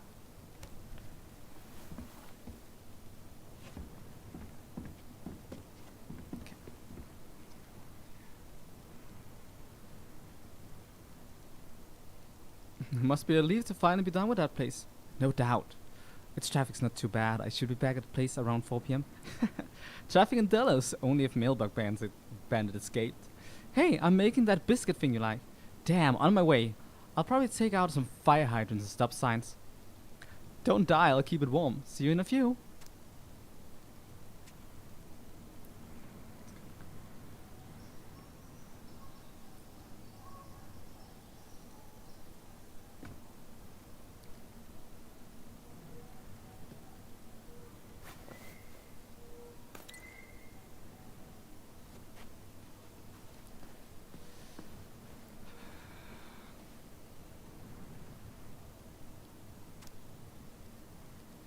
Delos Crossing Most Wanted escapes. Fuzzy Panda puts male apparel once again. Damn raccoon.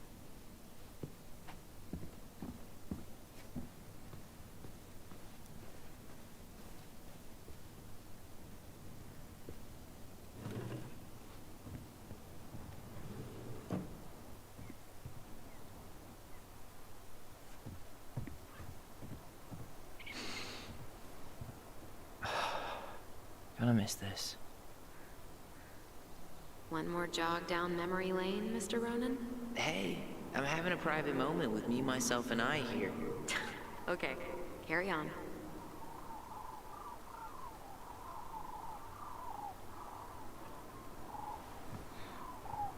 Yep, Trash Panda escaped.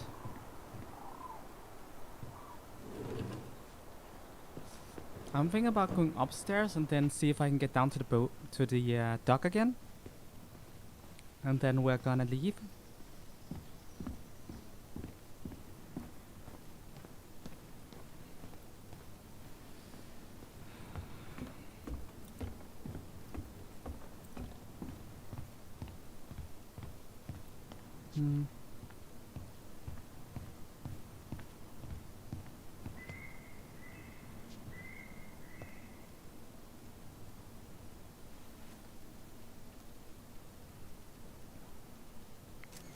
For posterity.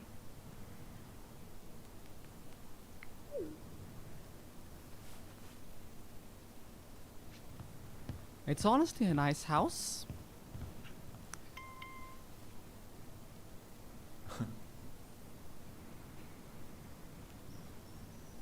cute.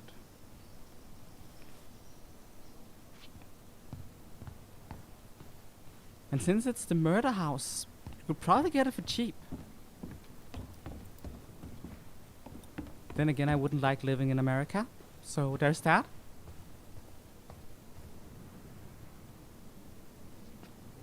That is very true. I generally think Donut Entertainment is very good in a lot of ways. Look at how everything has grown.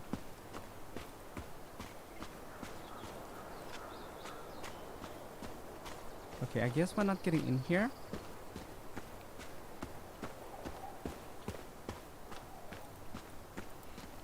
And I guess we also fixed that, so I can't get down there. How's the river doing? It's been like half a year. The river looks great now that it's not frozen. Yeah,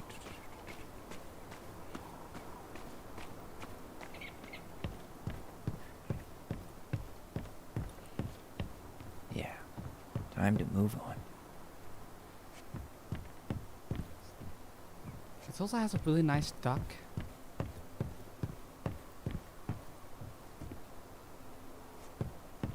Where's the door into the dock? There's no door. Oh, there's the door. I can't see. Okay, there's the door. I was wondering, like, that's a really like, with those mountains and like, it's fucking like the lake, and this is a really cool house.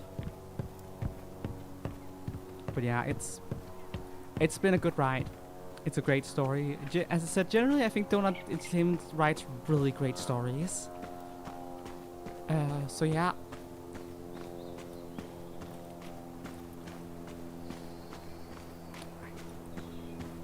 And as I said, they do great with representation. I need to get back and replay Life is Strange. But I also want to play the new one. Haven't bought it yet. But yeah. I should probably close the door before leaving.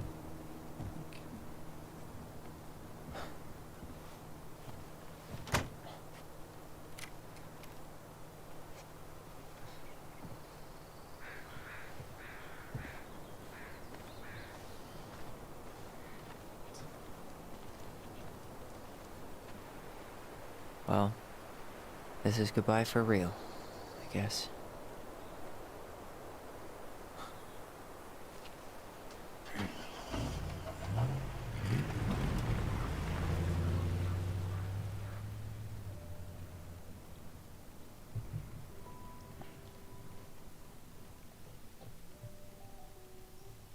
Hey, Aaron. It's Ty. Tyler Ronan. I thought I'd catch you on your break between sessions, but I guess you're going long with another rebel with too many causes.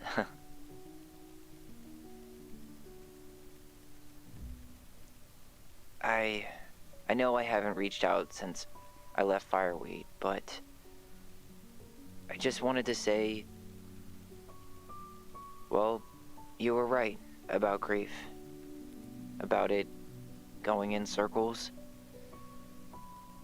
This morning, I was out on the porch, staring at the fog, and my mother, she just tumbled right out of me. But it was okay. It actually felt good to remember.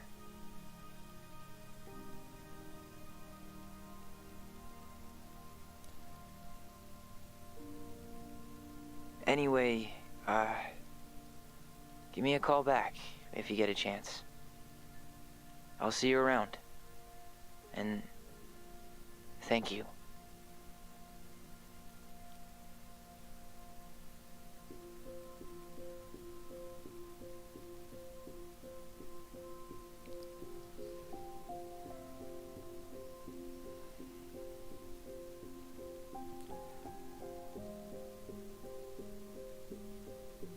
So that brings us to the end of Tell Me Why, Chapter 3. Now going into Chapter 4, we, no, I'm kidding again. The game is over. I really enjoyed that. Generally, I really like this game. As I said, good representation, good not good feels, but a lot of really well-written emotional moments, a lot of great drama, a lot of great characters, with a lot of different facets. So yeah, I think it's a great game, and the fact that this game is freaking free right now. Go into my description below. Go click the Steam link and freaking get the game. Like, it's free as a Pride Month celebration. Just grab it. Freaking grab it.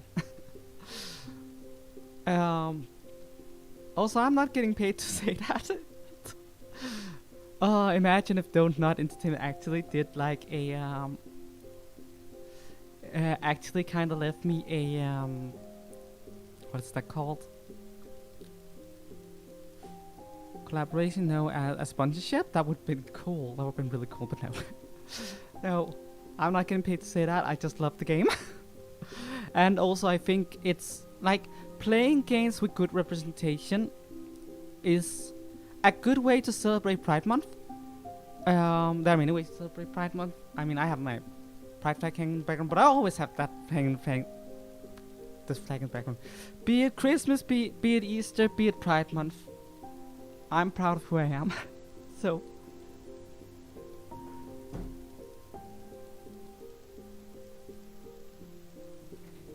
Also, I got rainbows. Well, I got a rainbow scarf. And, whoop! I am not letting that fall down. Ah, that is... Rainbows! Woo! Rainbows! And also, my hair is like a trans pride flag. It's actually why I do my hair like this for streams. Because I want to showcase my pride. And I don't feel like that's obvious enough. So. Yes, trans pride. Also gay pride. Like, Michael. I don't know if he's bi. I don't think he is. Like, the way he talked about his experiences, it sounded like he was only into men, but he could also just be a bi guy who's been a lot with men. Who knows? We didn't ask him. So also a little bit of gay pride here, and yeah. Also again, Tyler and Michael, cute together. Absolutely. I'm pan romantic, so have a little pan pride as well. I'm also asexual, have a bit of asexual pride. So yeah. Pride everywhere. Pride is good.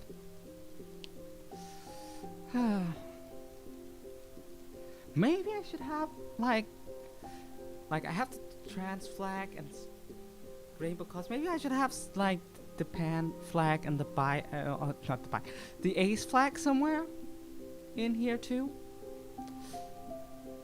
I'll figure it out. But yeah.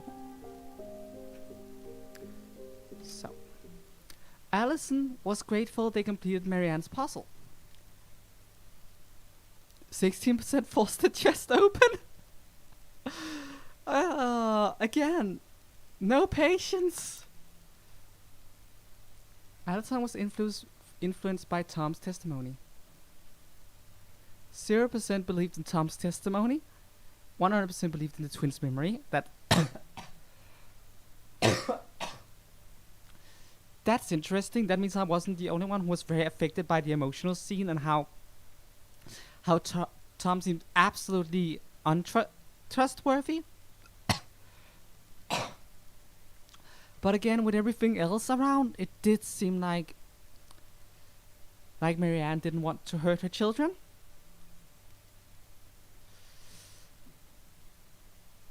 So, yeah, it's complicated, man. It's complicated. Like, she already lost a child and she was afraid to lose them. If she actually were gonna kill them, then she would probably have tried to kill all three of them in like a triple suicide, but I don't think that was the case. That is like, but that's also entirely possible. I don't think so, but entirely possible. But I don't think she would just kill her children. No way. Taking them with her to heaven? Slightly more believable. Not hurting them at all? I believe that more. But it's honestly hard to tell. As I said, it's complicated, but assuming she didn't want to hurt children, as I said, I still think she was probably being transphobic to Tyler, at least in the early stages. And maybe also even in the later stage, boomers trying to be supportive, but, failing because they're boomers. Like kind of like how Sam did early on with the whole, oh man, I didn't know they could make a woman look like a man that much, And that's like, that's that's that classic sis. I was trying to pay you a compliment. I was saying you look good. But what? And to quote Raven from the Teen Titans on the truck episode, then why does it still sound like an insult? Also, that episode is just great. But we're not talking about the Teen Titans. Alison was influenced by Tom's testimony.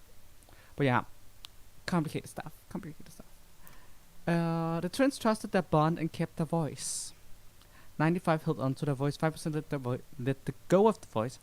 I totally believe that letting go of the voice could have its benefit.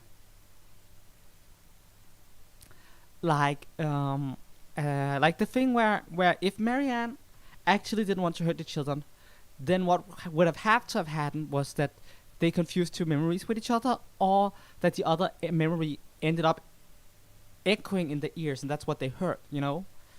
They heard her say to Tom, "If you come back here, I'm gonna kill you," and then that reverberated just like it did earlier.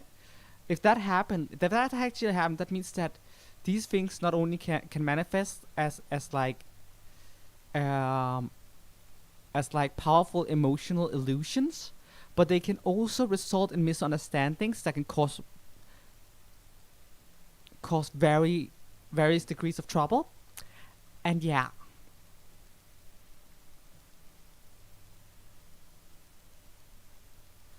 Oh yeah, that is entirely possible. I know that there was actually this, I don't remember who it was, but there was this debate I watched the other day where there was a guy who said that we should prevent our children from becoming transgender because there is a 42% they might commit suicide. As for why that is wrong, is that is correct. There is a high percentage of trans people who attempt to kill themselves. And this is because transphobia and discrimination can be so ostracizing that trans people feel like they can't live in this world. So it's true that a lot of trans people are, but a lot of trans people are suicidal because people tell them they can't be who they are. So that's why you're so close to getting it right, but also you couldn't be more wrong. So yeah,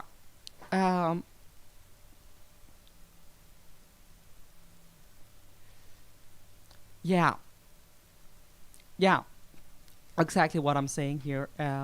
She might have been afraid of the repercussions of being trans, and therefore she rejected it. And while that is like a noble reason to reject it, there is never an actually good reason to reject trans, because you can't change it. You can't.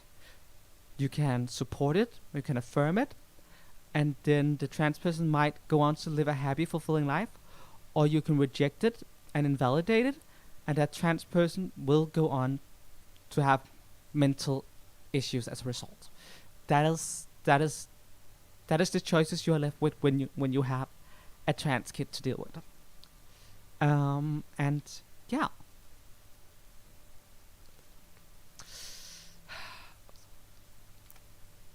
Eddie was relieved that Allison accepted responsibility in the murder.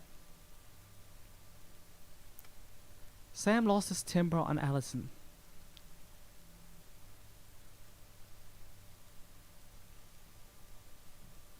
Some people listens to his story. That's interesting. I quite didn't. But also I didn't want him to keep drinking, so there's that. Michael felt closer to Tyler. 71% kissed him. 29% did not. And yeah. That wraps that up. If you or anyone you know are struggling with suicidal thoughts or experiencing emotional crisis, you can find help using these resources. You matter, and we need you in the world. For US, National Suicide Prevention, and for international, I love that they put that in there. Absolutely lovely. So yeah. I hope you guys enjoyed that. Happy Pride Month. Happy freaking Pride Month. And I guess that's all there is to it. Thank you all so much for watching. I hope you enjoyed that. And on that, I guess I will be spawning out. Bye, all you beautiful and absolutely validated people. You're valid. You're beautiful. I love you. Bye.